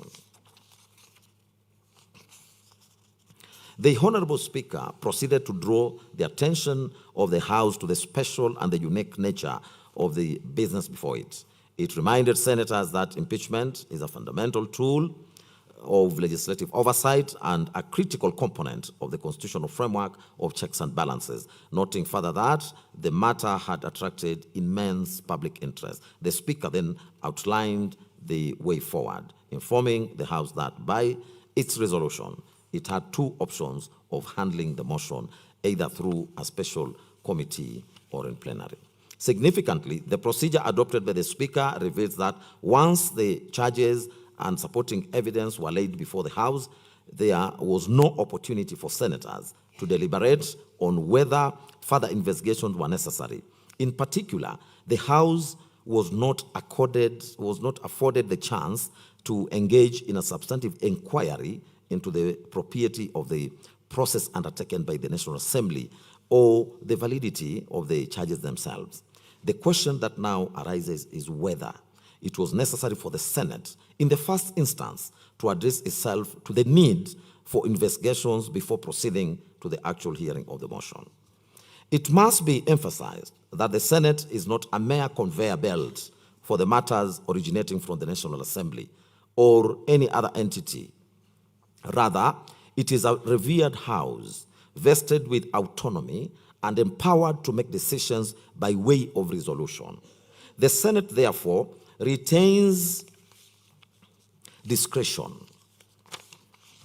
to determine whether to accept any motion, petition, or request for further deliberation, save in circumstances where the Constitution or statute expressly removes such discretion.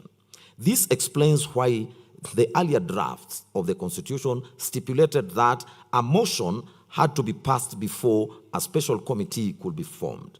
The design was deliberate. The House was first required to decide whether the motion should pass or fail, and only upon passage will the question of constituting a special committee arise. A useful instruction of this principle is found in the legislative process. Not all legislation automatically passes to the Senate. Article 114, for example, requires the Senate to consider whether a bill transmitted from the National Assembly falls within its jurisdiction and warrants deliberation in the House. Article 145, Subarticle 3B, is therefore not unique in this regard. It was intended to give the Senate an opportunity to hear the charges, examine the evidence, and satisfy itself that at least the bare minimum constitutional and statutory requirements had been met on a prima facie basis. In doing so, the Senate would address fundamental preliminary issues, such as whether the grounds of the special motion fall within those provided for in the Constitution or law, whether the jurisdiction had been properly invoked, whether the president was previously tried on the same charges, whether prima facie evidence supports the charges, and whether the requisite threshold was attained in the National Assembly. It is only after the Senate has addressed these preliminary issues that it proceeds to take a vote by way of a resolution on whether to admit the motion for a full hearing or to defeat it.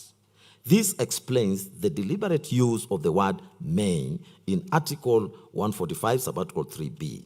The term may signifies discretion on the part of the Senate to determine whether the motion, as presented, satisfies the minimum constitutional and statutory requirements and therefore warrants further consideration.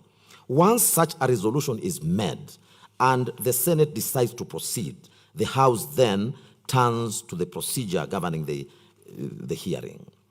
Conversely, if the Senate is not satisfied that the motion merits further interrogation, the matter ends there.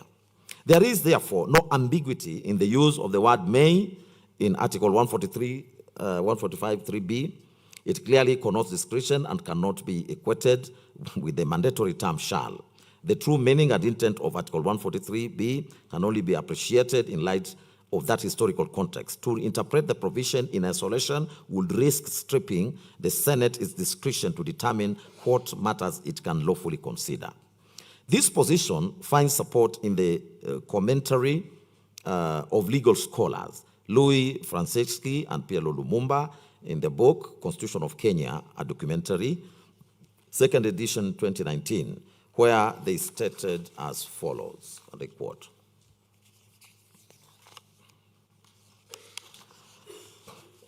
"In order to avoid abuse of Parliament's power to impeach a president, the Constitution appropriately provides for 2/3 majority threshold of the total number in both houses of Parliament. Furthermore, the Senate is called to constitute a special committee to investigate the charges against the president and present a report as opposed to just voting at the National Assembly.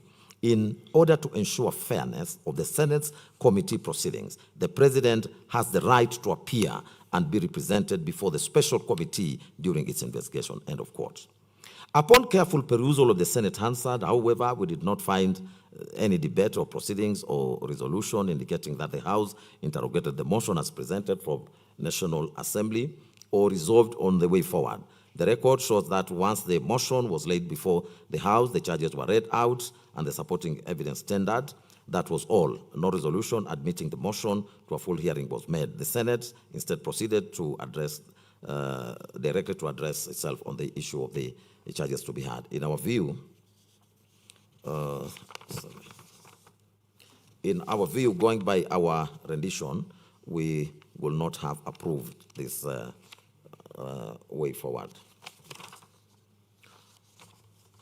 Having so established, we take the position that once Senate resolves to admit and proceed with the hearing of the motion, its discretion is spent. The only cause available is to appoint the special committee to investigate the matter. This conclusion flows naturally from the foregoing discussion and from the deliberate manner in which sub-articles 145, sub-article 4, 5, and 7 are structured. These provisions build upon the process once the special committee is constituted, setting out the subsequent stages of investigation and the right of the Deputy President to appear and be represented before the committee, the tabling of the committee's report before the plenary, a second opportunity to the Deputy President to be heard, and finally, the Senate's vote. We ask ourselves, if the intention had been to follow a direct plenary route, why would the drafters not have said so? Why would they have crafted such a detailed provision for the committee process, only to mention the Senate at the tail end of that process? The deliberate sequencing of sub-articles for 145, 4, 5, 6, and 7 leaves no doubt in our minds that the committee mechanism was intended to be the exclusive path once the Senate resolved to proceed. The plenary option was never envisaged as a substitute for the committee process, but rather as the forum for receiving and debating the committee report. To hold otherwise, according to us, will create an absurdity in which the Senate as a house would investigate and then present to itself the investigative report for voting.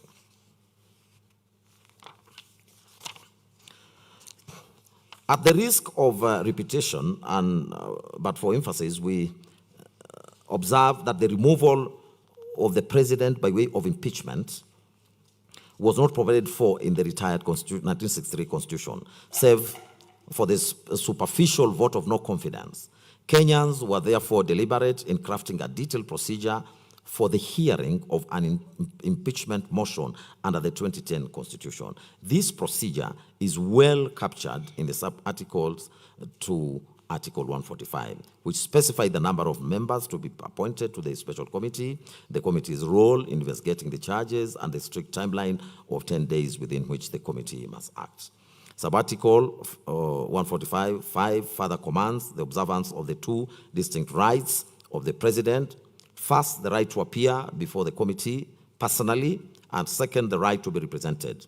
These rights are not synonymous. The right to appear is exercised by the president as an individual, whereas the right to be represented allows the president to appear alongside counsel or to have counsel appear on his or her behalf. These two rights must be juxtaposed with the right provided for in sub-article 145(6)(b), which grants the president an opportunity to be heard at the plenary once the committee finds any of the charges substantiated. This right is again distinct, as an opportunity to be heard is not limited to physical or oral hearing, but encompasses the broader ability to present a defense in whatever form the Senate deems appropriate. This interpretation ensures a generous reading of the rights of the president, who is afforded representation and opportunity to be heard both at the committee stage and again before the plenary. Such a generous interpretation is precisely what the Constitution commands. For all the foregoing reasons, we do find that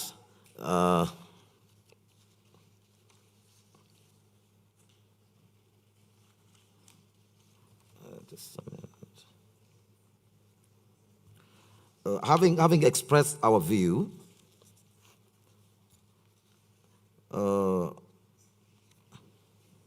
we again defer unreservedly and with the deepest respect to the binding authority of the Supreme Court as settled in Soko versus County Assembly of Nairobi, where the court pronounced itself as follows.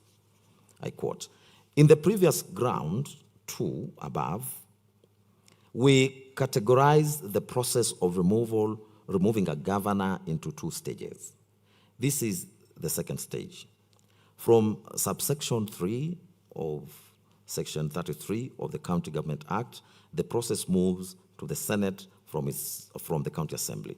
Within 7 days after receiving notice of a resolution from the Speaker of the County Assembly confirming the passage of the impeachment motion, the Speaker of the Senate must convene the meeting of the Senate to hear the charge against the governor. The charges can be heard in the Senate plenary or in a forum of a special committee of the Senate that reports to the full Senate. In either case,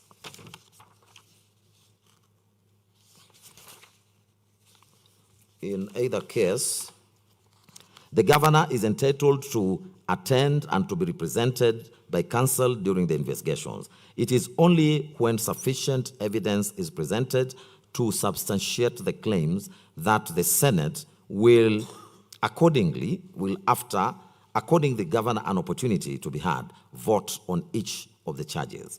If a majority of all the members of the Senate vote to uphold any of the charges, then the governor shall cease to hold office. We reiterate that Proof of even a single charge will be sufficient for purposes of Article 181 of the Constitution. But should the vote for removal fail, that brings the proceedings to an end. End of quote. That pronouncement represents that settled and binding position of law. We are constitutionally obliged to follow it, and we do so without reservation, notwithstanding the views which we express above. We observe in passing that although the Supreme Court pronouncement in Sonko was referred in the context of interpreting the County Government Act, the provisions of the Act mirror the virtual identical terms, the language of the Article 145 of the Constitution. That correspondence reinforces its application to the present matter. We now move to the final issue that we considered, and that is the issue of a fair trial. The gist of this issue turns on whether His Excellency Gachagua was subjected to a lawful and fair trial process within the meaning of Articles 47 and 50 of the Constitution. The petitioners contended that the Senate's conduct of the impeachment trial was fundamentally and irreparably flawed, falling far short of the constitutional standards of fairness, legality, and procedural propriety granted to His Excellency Gachagua under the stated provisions. Their challenge on this ground was advanced on several distinct and cumulative bases. They argued that His Excellency Gachagua was denied his right to a fair trial when, having fallen ill and being hospitalized on the 17th of October 2024, the Senate refused adjournment request and proceeded in his absence, ultimately voting on 5 of the impeachment charges. That the Senate was constitutionally bound under Article 145(3)(b) and 145(4)(6) to appoint a special committee of 11 members to investigate the charges. By defeating the motion to establish such a committee and proceeding by plenary, the Senate deprived him of his right under Article 145(5) to appear and be represented before an independent investigative body. Insulated from political pressure, and that the time afforded to H.E. Gachagua was grossly inadequate, only a few days to respond to 11 complex allegations, and just 2 hours to present his defense compared to the extensive time given to the National Assembly. The respondents in defense maintained that the Senate had accorded His Excellency Gachagua a lawful and fair trial consistent with Articles 47 and 50 of the Constitution, that the Senate acted reasonably by granting a short adjournment and offering a further extension to 19th October 2024, and when the formal motion was defeated, they submitted that discretion had been properly exercised, especially since no medical evidence was produced.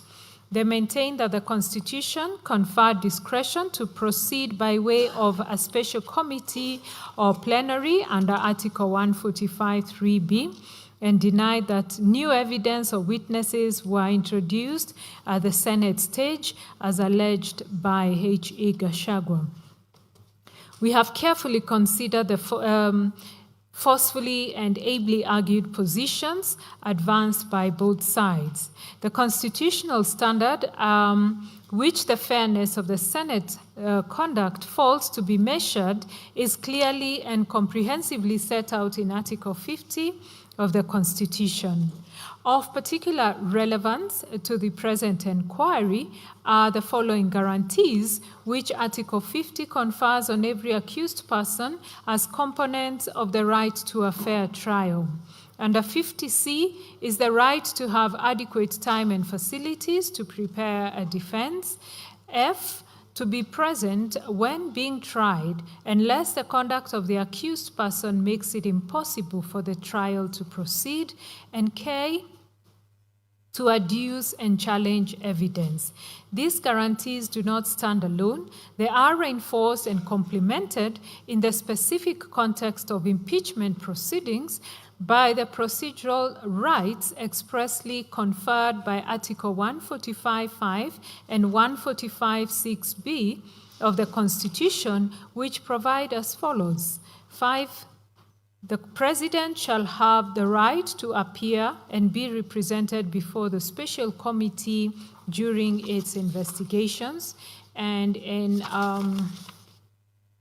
6b, that Senate shall, after according the President an opportunity to be heard, vote on the impeachment charges. To the foregoing must be added Article 47 of the Constitution, which guarantees every person the right to fair administrative action that is lawful, reasonable, and procedurally fair. That right is not confined to purely judicial proceedings. It attaches to any exercise of public power that affects a person's rights, interests, or legitimate expectations, and it applies with full force to the impeachment process before a decision to remove is taken. The Supreme Court in Sonko reaffirmed this position, holding that during the process of removal, both the right to fair administrative action under Article 47 and the right to a fair hearing under Article 50 accrue to the office holder whose removal is sought. This court reads that holding as applying with equal force to His Excellency Gachagua in the present proceedings. The Supreme Court further held that while impeachment is a political process, it is equally subject to constitutional discipline and the principles of natural justice, and that courts will not interfere with the merits of Parliament's decision unless a violation of fair hearing rights or procedural improprieties established. These two propositions together define both the standard the Senate was required to meet and the scope of this court's supervisory jurisdiction in assessing whether it did so. Against that framework, we turn to the specific circumstances of the present case. It is clear that during the proceedings, the National Assembly, as the prosecuting party in the Senate proceedings, presented its case through witnesses who were examined in chief and subjected to cross-examination in the full and formal sense of adversarial proceedings. There is no controversy about this fact. The petitioners contend that the Senate's refusal of the adjournment application denied His Excellency Gachagua equality of arms and equal protection of the law by preventing him from participating in the oral proceedings at the precise stage when his own evidence was to be led. The constitutional right to equality of arms has been expressly affirmed by the Court of Appeal in Olo versus Kisumu County Assembly Service Board and another, when the court cited with approval the following passage from Pinnacle Project Limited versus Presbyterian Church of East Africa, Gong Parish, and another. I quote, "Fair trial in civil cases includes the right of access to a court, the right to be heard by a competent, independent, and impartial tribunal, the right to equality of arms, the right to adduce and challenge evidence, the right to legal representation, the right to be informed of the claim in advance before the suit is led, the right to a public hearing, and the right to be heard within a reasonable time." The question in the present case is not whether H.E. Gachagua was given any opportunity to be heard. From the evidence before us, he was. The precise and constitutionally significant question is whether, having been partially heard, the remainder of his participation was unlawfully curtailed at the point when the opposing party had already completed a full adversarial presentation. The National Assembly had presented its case in its entirety, Its witnesses had testified, been examined, and cross-examined. His Excellency Gachagua had not completed his. It was at that precise point of procedural imbalance, with the scales of participation tilted irrevocably in favor of one party, that the Senate refused the adjournment and proceeded to vote. That is not a case of a party who was heard and then outvoted. It is a case of a party who was prevented from completing his hearing after his opponent had completed his. What we heard the petitioners to be saying is that His Excellency Gachagua critically was not merely a respondent who had filed documentary evidence. He was, on the uncontroverted evidence before this court, his own sole witness.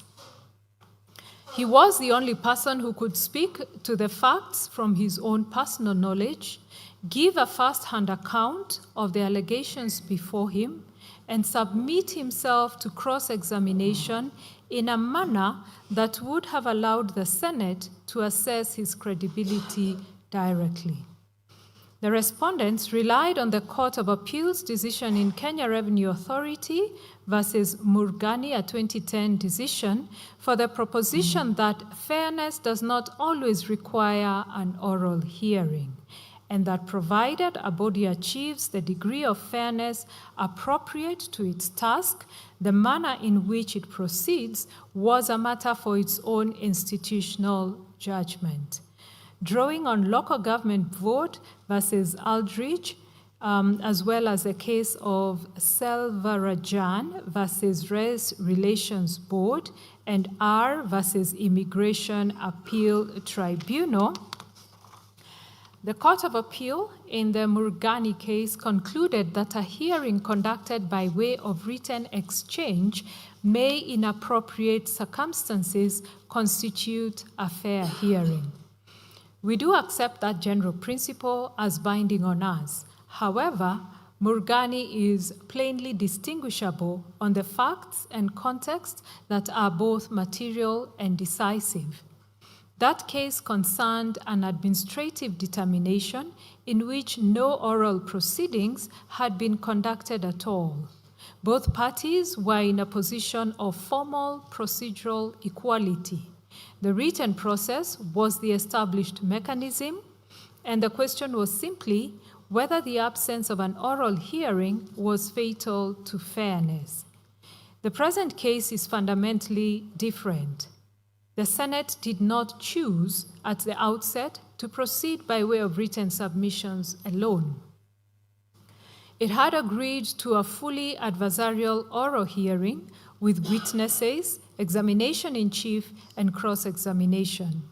Having adopted that mode of proceeding, the Senate could not, at the moment His Excellency Gachagua was to take the stand as his own sole witness, abandon the adversarial framework it had established for itself without satisfactory reason.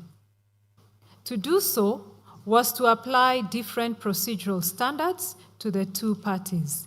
That disparity is the antithesis of equality of arms and is irreconcilable with the constitutional guarantees of Article 47 and Article 50.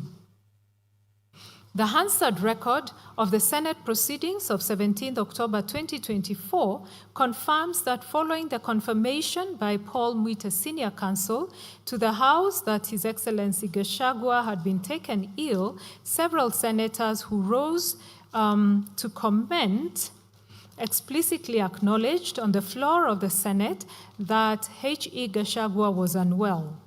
Not one of these senators disputed the illness. They acknowledged it, and then proceeded, notwithstanding that acknowledgement, to oppose the adjournment application. The circumstances must also be taken within the directions issued by the Speaker of Senate at the time. The Honorable Speaker stated in part as follows, I quote, as this process is time-bound by the Constitution to be concluded in not more than 10 days pursuant to Article 145 as read together with Article 150 of the Constitution, and noting that the period provided for ends on Saturday the 19th of October 2024, the only window open to the Senate, if it is so obliged, the requests for adjournment sought by counsel for the Deputy President would be to gazette Saturday the 19th of October 2024 as a further and final day for hearing of this matter. Honorable Senators, ladies and gentlemen, such a request is not made to the Speaker but to the Senate and is accordingly a matter for the Senate to determine. To facilitate this decision, I direct the Clerk of the Senate to circulate a supplementary order paper incorporating a notice of motion and a motion for adjournment sought. This being a procedural matter, the motion, if carried, will result in the Speaker gazetting Saturday the 19th of October 2024 as a sitting day to conclude the hearing and determination of this matter.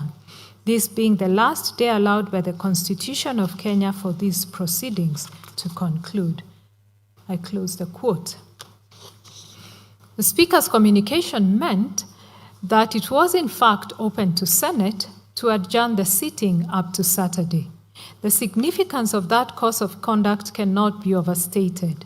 The Senate, despite having the option to adjourn and having expressly acknowledged the incapacity of the party before it, nonetheless proceeded to determine his fate in his absence. That was not a proper exercise of constitutional discretion. It was a negation.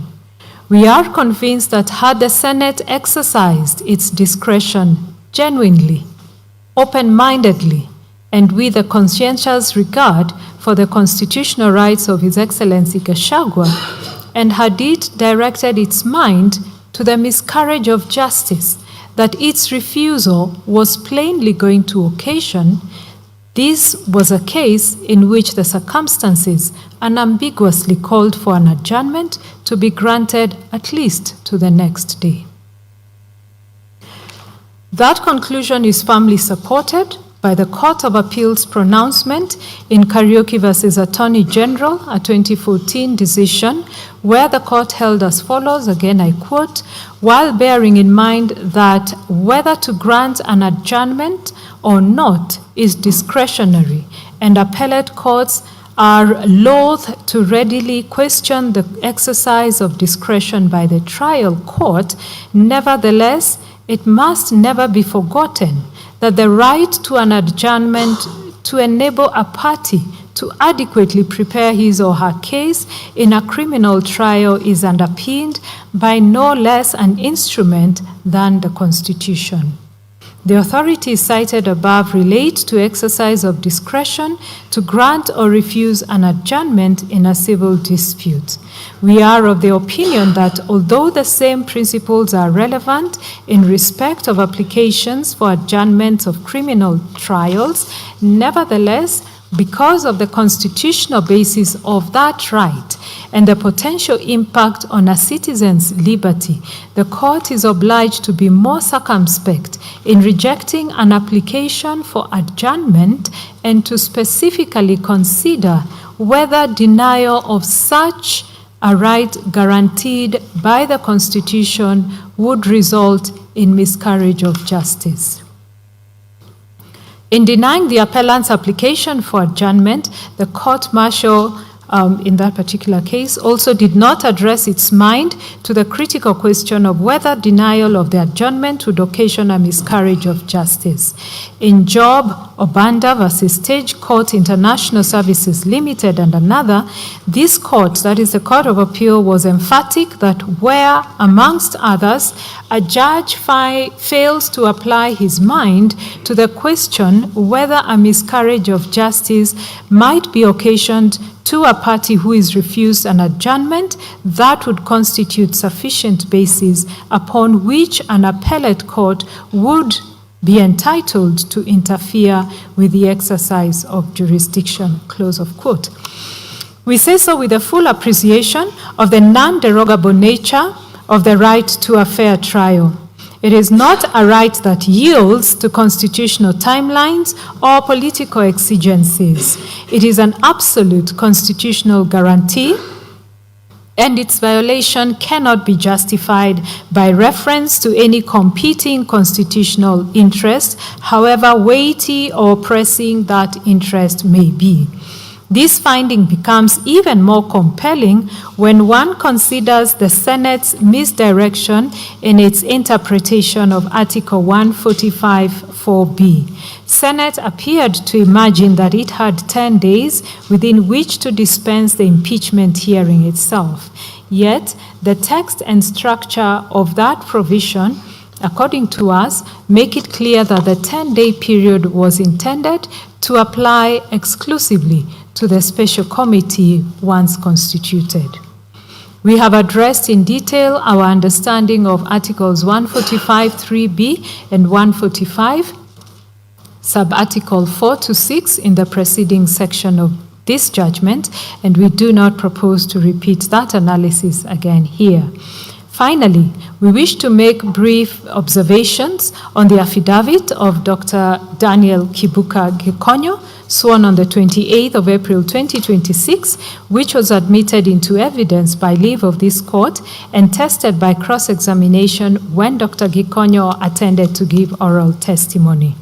There is no doubt that the affidavit was not before the Senate on the 17th of October 2024 when the request for adjournment was made. And on that ground, we do agree with Senate's submission that it could not have informed the House's determination at the time. The affidavit was additionally filed almost 2 years after the petitions were instituted, and no explanation was offered to us, including by Dr. Gikonyo himself, for that delay. For those reasons, we do not attribute significant probative value to it. The circumstances, as we have analyzed, were independently and collectively sufficient to warrant a reasonable adjournment. Dr. Gikonyo's evidence neither adds nor detracts from that conclusion. In conclusion, therefore, upon careful consideration of the consolidated petitions, the responses filed, the submissions of counsel, and following our deliberations and analysis, we now pronounce ourselves on the issues presented. On jurisdiction, we hold that the impeachment proceedings challenged herein are justiciable. This court possesses jurisdiction under Articles 22, 23, and 165 of the Constitution to determine whether the National Assembly and the Senate acted within constitutional bounds, complied with constitutional procedures, respected constitutional rights, and remained faithful to the constitutional safeguards governing the impeachment of a deputy president. On allegations of bias, the allegations of bias, predetermination, and conflict of interest advanced against the speakers, members of parliament, and senators are unsubstantiated. They rest on political inference and suspicion rather than objective evidence capable of satisfying the required threshold. On public participation, we are satisfied that the public participation conducted by the National Assembly in connection with the impeachment of His Excellency Gachagua met the constitutional threshold. The Senate did not violate Articles 10 or 118 by failure to conduct its own independent public participation. We further hold that public participation was not constitutionally required for the nomination and approval of His Excellency Kindiki as Deputy President under Article 149, Sub-Article 1. Constitutionality and legality of standing orders. We find and hold that the impugned standing orders of the Senate and the National Assembly are not unconstitutional. Composition of the National Assembly, role of IEBC, and nomination of the Deputy President.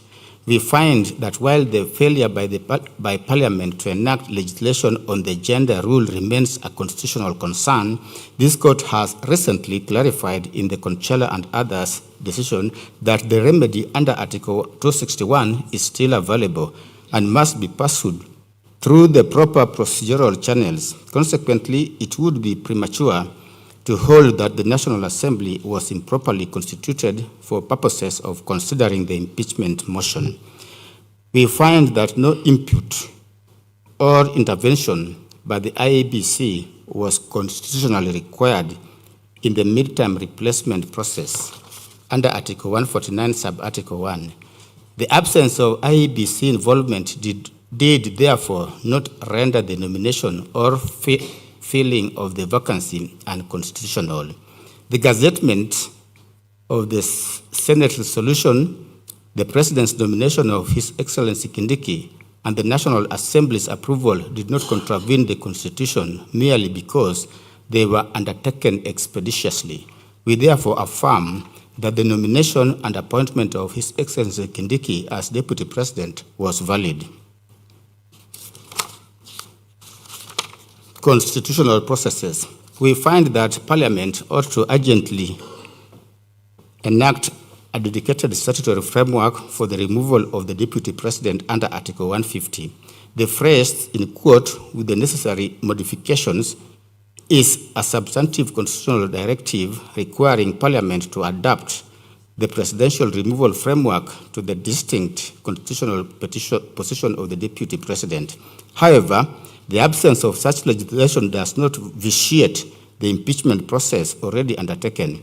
We further hold that under Article 145, the Senate was at liberty to conduct the trial either by way of plenary or through special committee. The right to fair trial under Article 47 and Article 50, we find that His Excellency Gachagua's rights were infringed when the Senate declined to allow an adjournment. This violation constitutes both a vindication of his rights and a recognition of the constitutional infirmity in the process, but does not undo the impeachment itself, given the finality of Article 145, Sub-Article 7, and the constitutional absurdity that would arise from dual incumbency. The Constitution is the grundnorm, and where that grundnorm deliberately and unequivocally withholds authority from the court, such limitation must be respected.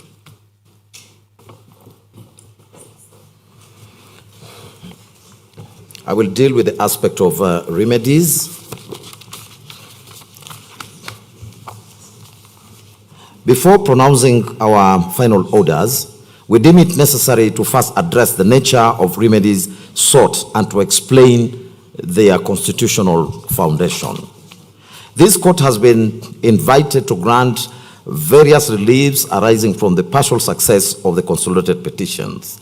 Our jurisdiction to issue such reliefs is firmly anchored in Article 23 of the Constitution, which empowers the court to grant appropriate remedies for the enforcement of rights and fundamental freedoms. These remedies include declarations of rights, injunctions, conservatory orders, declaration of invalidity of any law that denies, violates, infringes, or threatens a right or fundamental freedom in the Bill of Rights and is not justified under Article 2, Sub-Article 4, orders of compensation, and orders of judicial review. The courts have, over time, provided guidance on the considerations applicable in granting constitutional reliefs. In affirming that a court is not confined to the remedies expressly enumerated under Article 23, the Court of Appeal in Total Kenya Limited versus Kenya Revenue Authority 2013 reported, held that even where specific reliefs are expressly provided, a court is not precluded from issuing any other orders under the inherent jurisdiction, as long as such orders are necessary to ensure that justice is done between the parties. In the same vein, the High Court in Simeon, Kioko, Kitheka, and 18 others of the county government of Machakos and others, held that Article 23 of the Constitution does not expressly bar the court from granting conservatory orders where the constitutionality of legislation is challenged. Similarly, in Republic versus Ex parte, Chudasama, the court emphasized that courts remain retains inherent jurisdiction to fashion appropriate remedies to secure the ends of justice.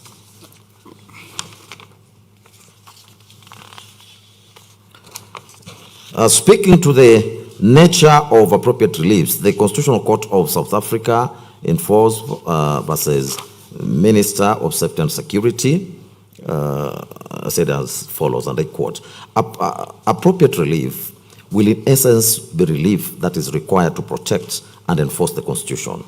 Depending on the circumstances of each particular case, the relief may be a declaration of rights, an interdiction, an interdict, a mandamus, or such other relief as may be required to ensure that the rights enshrined in the Constitution are protected and enforced. It is, if it is necessary to do so, the courts may even have to fashion new remedies to secure the protection and enforcement of these all-important rights, end of quote. Regarding declarations and damages for constitutional violations, the Court of Appeal in Gitobo, Imanyara, and others versus Attorney General, report in 2016, emphasized that constitutional remedies are not confined to declarations alone, but may extend to compensatory relief where rights have been infringed. The court observed that damages serve not merely as recompense to injured party, but also as a means of vindicating the Constitution itself, and ensures that violations are met with effective and meaningful redress. In referring to Lord Nichols at paragraph 18 and 19 of that decision, the Court of Appeal affirmed the position that, and I quote, when exercising this constitutional jurisdiction, the court is concerned to uphold and vindicate the constitutional right which has been contravened. A declaration by the court will articulate the fact that the violation of the violation, but in many cases, more will be required than words. If the person wronged has suffered damage, the court may award compensation. The comparable common law measures of damages will often be a useful guide in assessing the amount of this compensation. But this measure is no more than a guide, because the award of compensation under Section 14 is discretionary, and moreover, the violation of the constitutional right will not always be conterminous with the cause of action at law. An award of compensation will go some distance towards vindicating the infringed constitutional right. However, how far it goes will depend on the circumstances, but in principle, it will not suffice. It may not suffice. In fact, that the right is violated was a constitutional right adds an extra dimension to the wrong. An additional award, not necessarily of substantial size, may be needed to reflect the sense of public outrage, emphasize the public outrage, emphasize the importance of the constitutional right and the gravity of the breach, and to deter further breaches, end of quote. All these elements have a space in this additional, in the additional award. Redress in Section 14, sorry, that's still the quotation, which I need not go through it.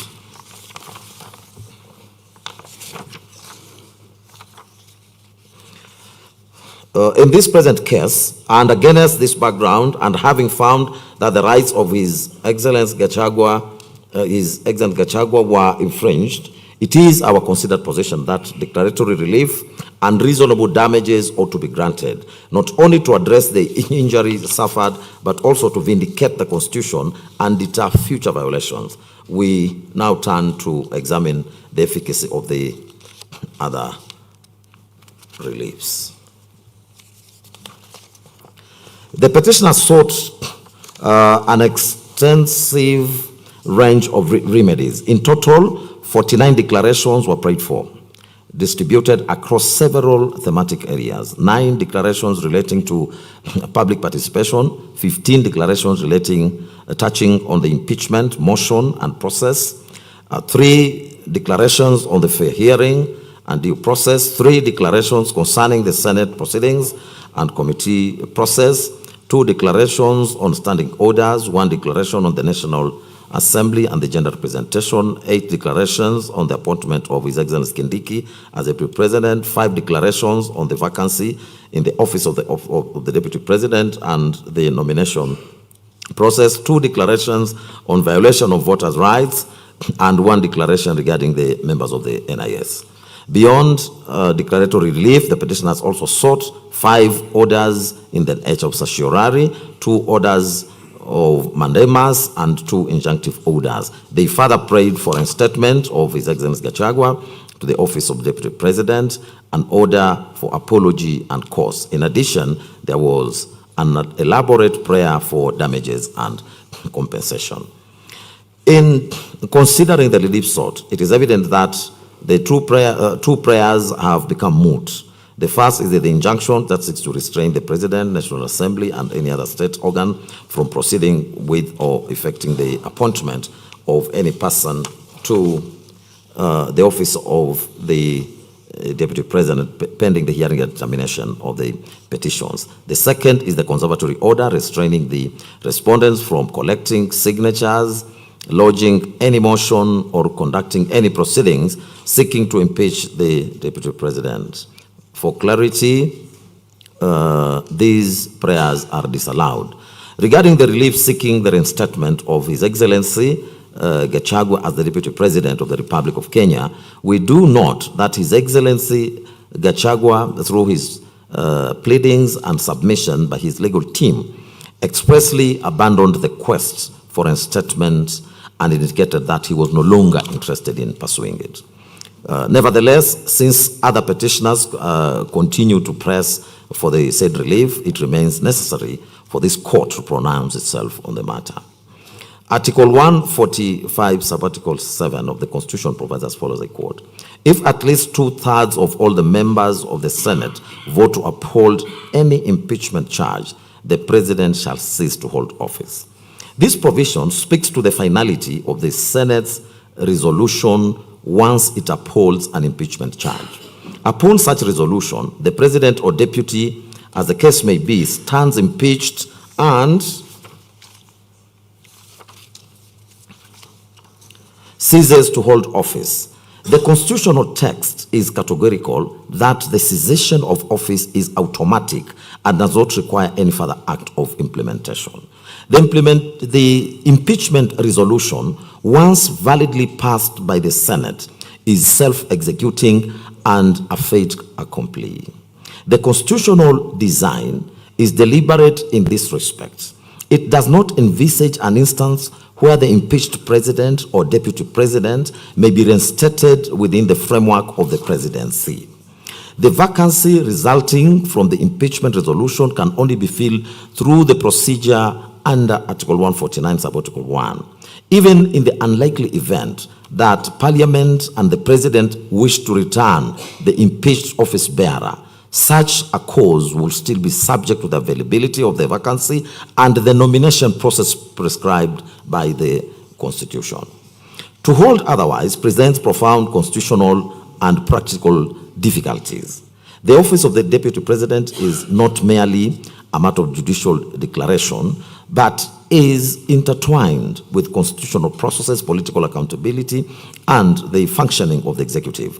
To order a statement in circumstances where the vacancy has already been filled would amount to the court usurping powers reserved to the people and their representatives under the Constitution. It would upset the delicate balance of separation of powers and create a constitutional absurdity. For the Constitution does not envisage 2 serving deputy presidents at any one time. The court cannot undo what the Constitution itself declares to be conclusive. Reinstatement, therefore, is not a viable or appropriate relief in the circumstances of this matter.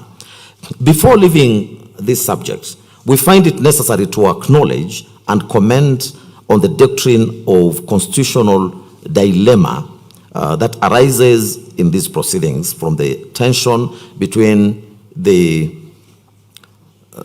constitutional finality of impeachment and the vindication of rights. This tension is highlighted by the comparative jurisprudence, most notably in the United States, where courts have adopted a principle of total avoidance, treating impeachment as non-justiciable. Yet our own constitutional framework demonstrates that avoidance cannot resolve the question that persists. In view of the recurring tension, a constitutional amendment clarifying the scope of impeachment finality and the role of judicial review may be warranted. At this juncture, we also find it necessary to distinguish the process of removal of a county governor from that of the president and the deputy president. To begin with, Article 181 of the Constitution sets out the grounds upon which the county governor may be removed from office. They are gross violation of the Constitution or any other law, B, serious reasons to believe that the governor has committed a crime under national or international law, C, abuse of office or gross misconduct, and D, physical or mental incapacity to perform the functions of the office. Article 181, subarticle 2, assigns Parliament the responsibility of enacting legislation to provide for the procedure for removal of a county governor. That legislation is the County Government Act, which we'll be referring to as the County Act in this discussion. And Section 33 thereof prescribes the detailed procedure. It provides for initiation of a motion in the County Assembly, transmission of the resolution to the Senate, investigation by a special committee, the governor's rights to be heard, and ultimately a vote by the Senate delegations. If upheld, the governor ceases to hold office. If rejected, the motion may only be reintroduced after 3 months. When this process is juxtaposed with the removal of a president and deputy president, and Article 144 and 145, several key differences emerge. First, whereas the president and the deputy president may be removed either on grounds of incapacity or impeachment, a county governor is removable only on the 4 grounds enumerated in Article 181. Section 33 of the County Act, however, introduces impeachment terminology, thereby expanding the constitutional parameters in a manner that is troubling. Second, the removal of the president and the deputy president is provided for directly in the Constitution, while the removal of a governor is legislated under the County Act. This distinction is critical. Under Article 2, subarticle 4, legislation is subordinate to the Constitution and may be declared unconstitutional by a court, whereas constitutional provisions themselves cannot be impugned. Thus, while the Senate vote under Articles 144 subarticle 10 and 145 subarticle 7 is final and beyond judicial review, the Senate vote under Section 33 subsection 7 of the County Act is susceptible to challenge. Courts may proceed to stay and quash a resolution to remove a governor and even halt the filling in of the vacancy, but such judicial interventions cannot be imagined in the case of a president or the deputy president. Third, the manner of filling in the vacancies also differs. Under Article 149, a vacancy in the office of the deputy president is filled by presidential nomination and voting in the National Assembly, whose vote stands final and is self-executing. By contrast, the Constitution does not prescribe how a vacancy in the office of deputy governor is filled. Section 32D of the County Act provides for nomination by the governor, approval by the county assembly, and appointment thereafter. This statutory process, unlike the constitutional one, is amenable to judicial review and may be stayed or quashed.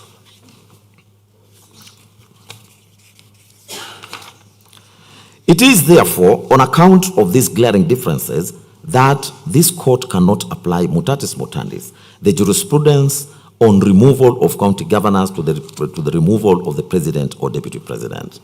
We nonetheless affirm that where binding judicial findings on governors' removal are squarely applicable to issues before us, we cannot run away from the same.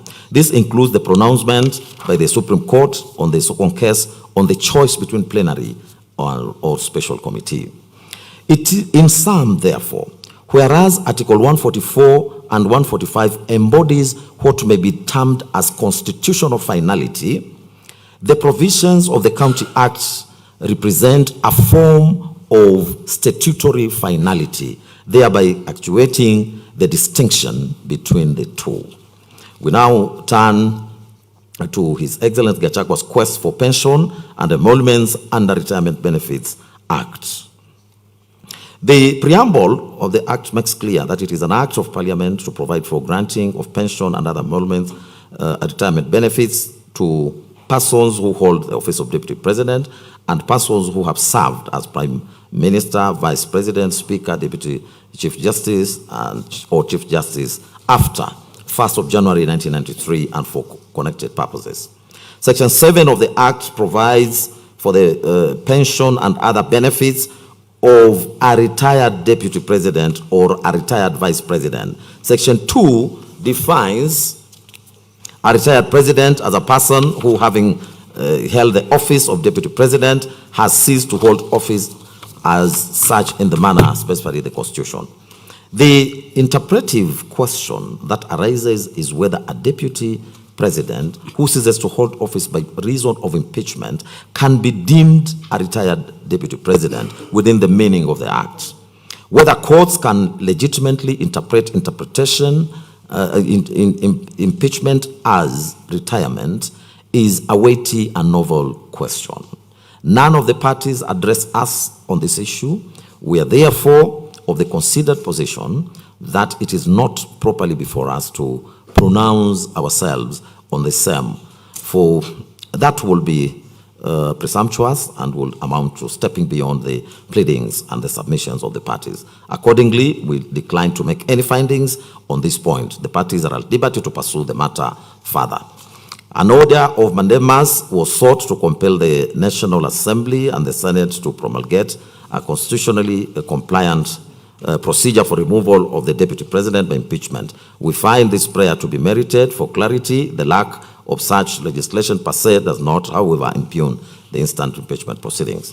Next, having found that the fair trial rights of His Excellency Gachagua were infringed when the Senate declined to allow the adjournment, that is a vindication of His Excellency Gachagua. We, however, hasten to add that the violation does not have the effect of quashing the Senate's resolution to impeach His Excellency Gachagua for precisely the same reasons we have provided with respect to the finality of the impeachment process. If the Senate's resolution were to be quashed or set aside, then by operation of law, the status quo ante will be restored, thereby effectively creating a scenario where there will be two deputy presidents in office at the same time. The impeached deputy president, reinstated by judicial fiat, and the successor duly appointed under Article 149, sub-Article 1. We have no doubt that Kenyans did not intend such scenario, and the Constitution does not contemplate dual incumbency in the president. Accordingly, while the infringement of fair trial rights is acknowledged and vindicated, it does not undo the impeachment itself. The appropriate remedy lies in declaratory leaves and damages to vindicate the Constitution, not in quashing the Senate's resolution. In light of the foregoing, that is not to say that His Excellency Gachagua has no constitutional remedies given the violation of his rights. As we said, we are convinced that this is a case where the infractions on the part of His Excellency's right can be adequately vindicated by way of appropriate declarations and damages. Applying Gitwabu Manyara's case, it is our position that the violation of His Excellency Gachagua's fair trial rights during the impeachment proceedings calls for a remedy that goes beyond mere acknowledgement. Declaratory relief serves to formally recognize the infringement, while damages will provide redress and underscore the seriousness of the violation. This amount is not intended to compensate for the loss of office, but rather to vindicate the Constitution, restore the dignity of the affected party, and deter similar infractions in future impeachment proceedings. Lastly, we find that since most of the prayers sought in the consolidated petitions have failed, coupled with the public interest nature of this matter, parties herein ought to bear their respective course. Given that the Gitobu case was resolved a decade ago with Mr. Gitobu receiving damages of 15 million, the lapse of time justifies an upward adjustment of the award. These are now the final orders.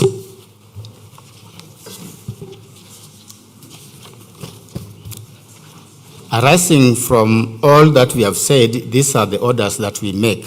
1, the prayer seeking to quash the resolution of the Senate to impeach His Excellency Gachagua is hereby declined. 2, a declaratory order is hereby issued that His Excellency Gachagua's fair trial rights were infringed when the Senate declined to allow an adjournment in the impeachment proceedings despite his absence.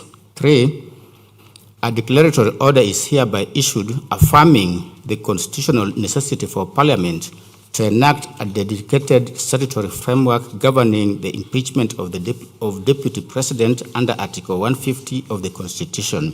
4, the court makes no findings on pension and emoluments. The first petitioner is at liberty to pursue the matter before an appropriate forum.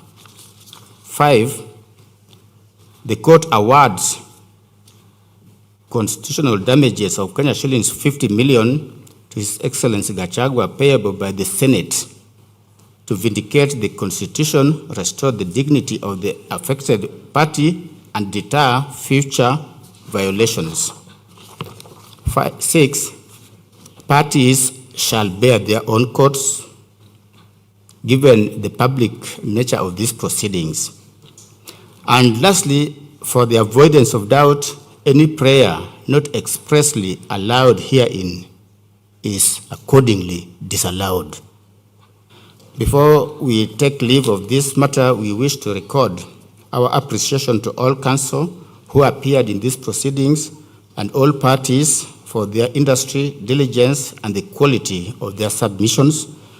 Your collective effort has contributed to the development of constitutional jurisprudence on this subject. We also extend our gratitude to the judiciary staff who worked tirelessly to support the bench in ensuring that this decision, the first of its kind under the Constitution 2010, was rendered in time. Thank you very much.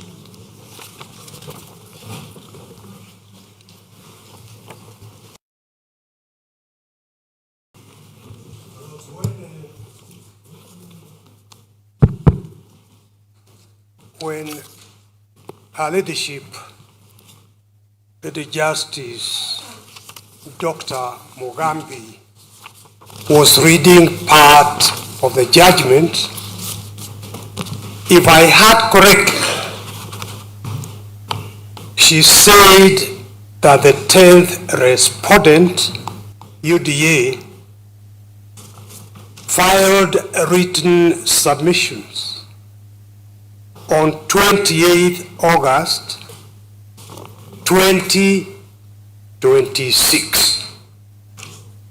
If my hearing is correct, then quite manifestly that is a typo that the court might wish to correct. Secondly, the first petitioner applies to have a copy of the judgment one, and two, typed copies of the proceedings, and three, a complete set of the video recording of the proceedings. We would wish to have those as quickly as possible, of course, upon payment of the necessary court fees. It's a long judgment, and I am sure the first petitioner will want to be advised once we as council understand each of the issues addressed in the judgment. This honorable court has rendered its opinion, so there is nothing to be raised with this honorable court. But once we understand each issue by reading the judgment, the proceedings, and the video recording, we will then be in a position to advise the first petitioner, for example, on whether to pursue his other rights, as this court has indicated. I thank the court. Thank you.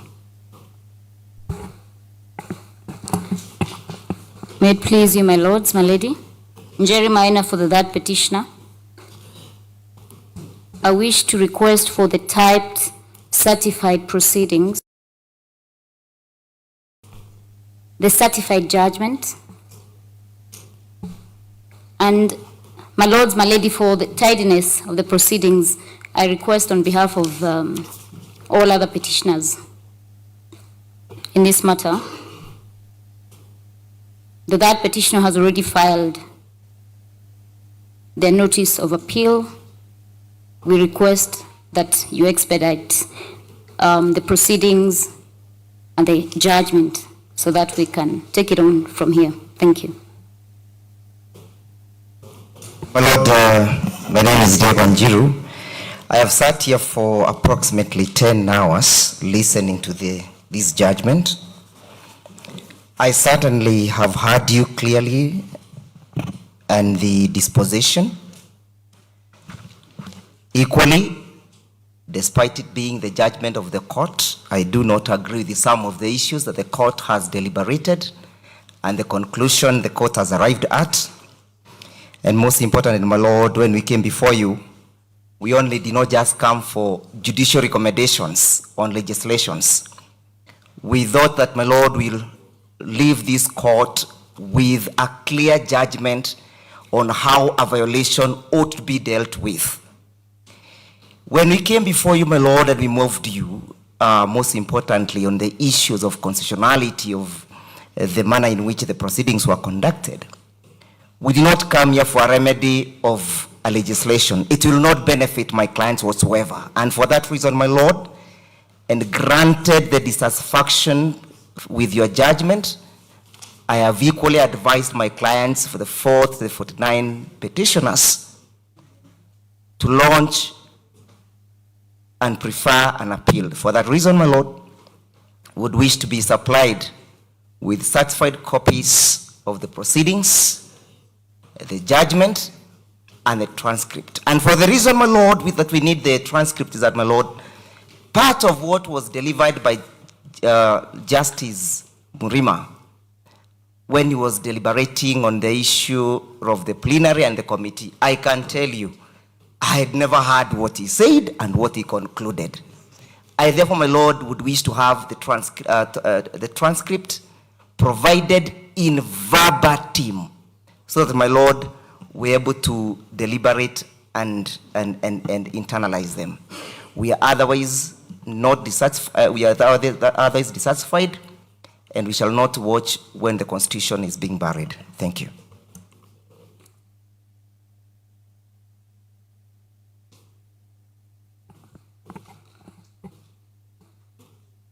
Your Lordships, my lady, my name is Gachagua for the for the 10th to 41st petitioners. And my Lord, I would like to request for the same materials that Senior Counsel Paul Mwita has requested for. Thank you, my Lord.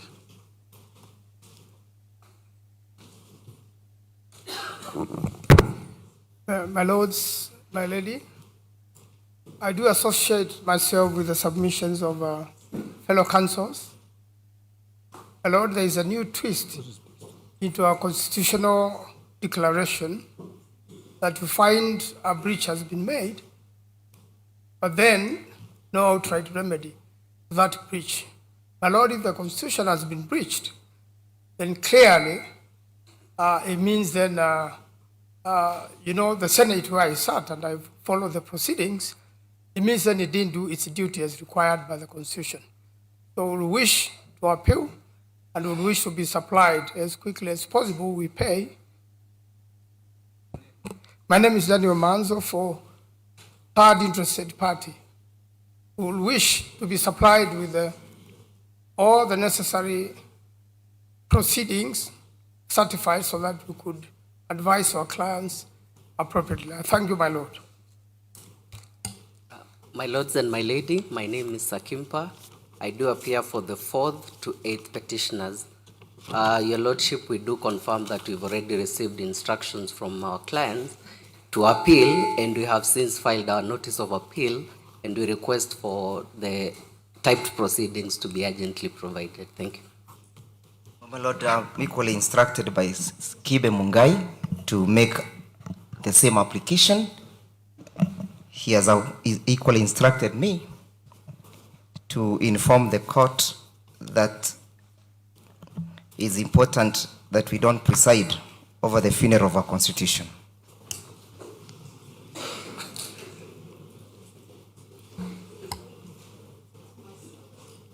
My lords and my lady, I'm Phyllis Wangui Kamau, appearing for the 43rd petitioner, and I wish to associate myself with the submissions of Senator Manzo because the decision finds us in a constitutional absurdity. And for that reason, we do wish to appeal, and I join my sister, Honorable Njeri, and Senior Counsel Mwite to request for the type proceedings and the judgment. Thank you, my lords and my lady. If it may please you, my lord, my lords and my lady, I'm Omanyi for the 57th petitioner. I think there was also a mistake with regards to the 57th petitioner. As the court was reading the judgment, it said that we had not filed our submissions and did not appear during the hearing, yet we appeared. So I think that is a mistake that the judgment and the court can correct the same. We also intend to file an appeal against this decision, and we request a copy of the judgment and proceedings, certified copies of the proceedings. Much obliged. My lords and my lady, I find myself in a very inauspicious position. I commend the proceedings, I close. But my lord, the reason is... Excuse me, please respect the rights of the parties before the court. You are not before the court. Please sit down. Let's finish this matter of this file. If you have an issue with another file, we'll allow you to talk. Okay, very well.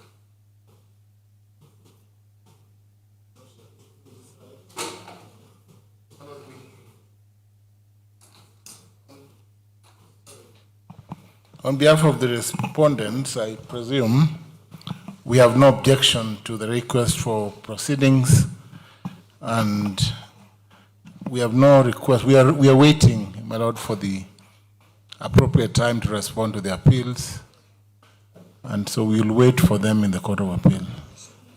We are happy to do that. Thank you.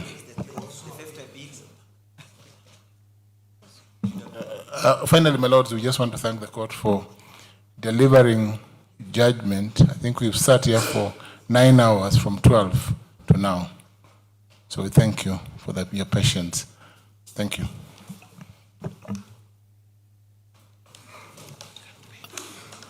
Mr. Kenyanjui? Thank you very much. Your Lordship. My Lord and my Lady, I think I prefer them instead of bending. Are you addressing us on this file or on another file?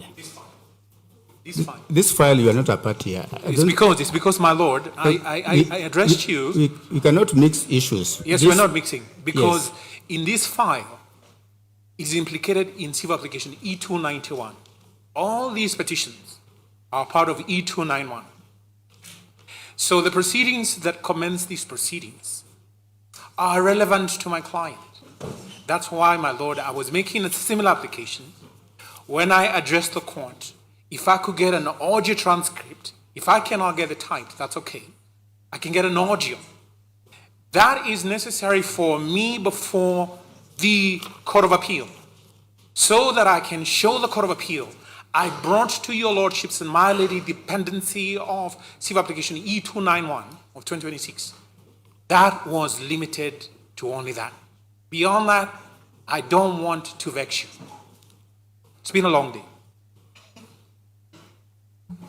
So my request is for the transcript of the commencement of the proceedings up to the point that your lordship then directed that I shouldn't address you any further, because it implicates civil application E291 of 2026. I'm much obliged. Thank you.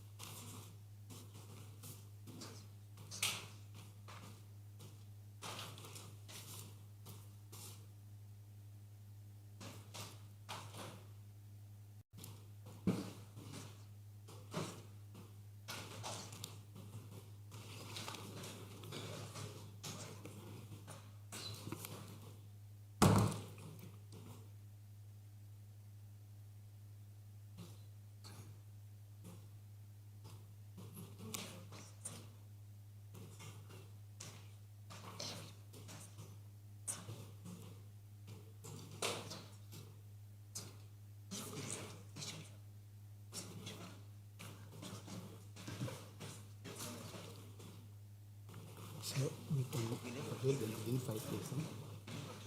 5 days.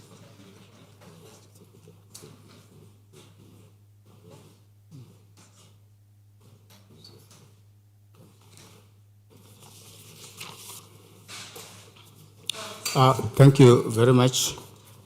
The prayers for certified proceedings, certified judgment, copy of judgment, and certified transcripts has been allowed, and you will be given those documents in the shortest time possible. We don't have a problem because all those documents are actually ready. So you should be able to get them within 3 days from now.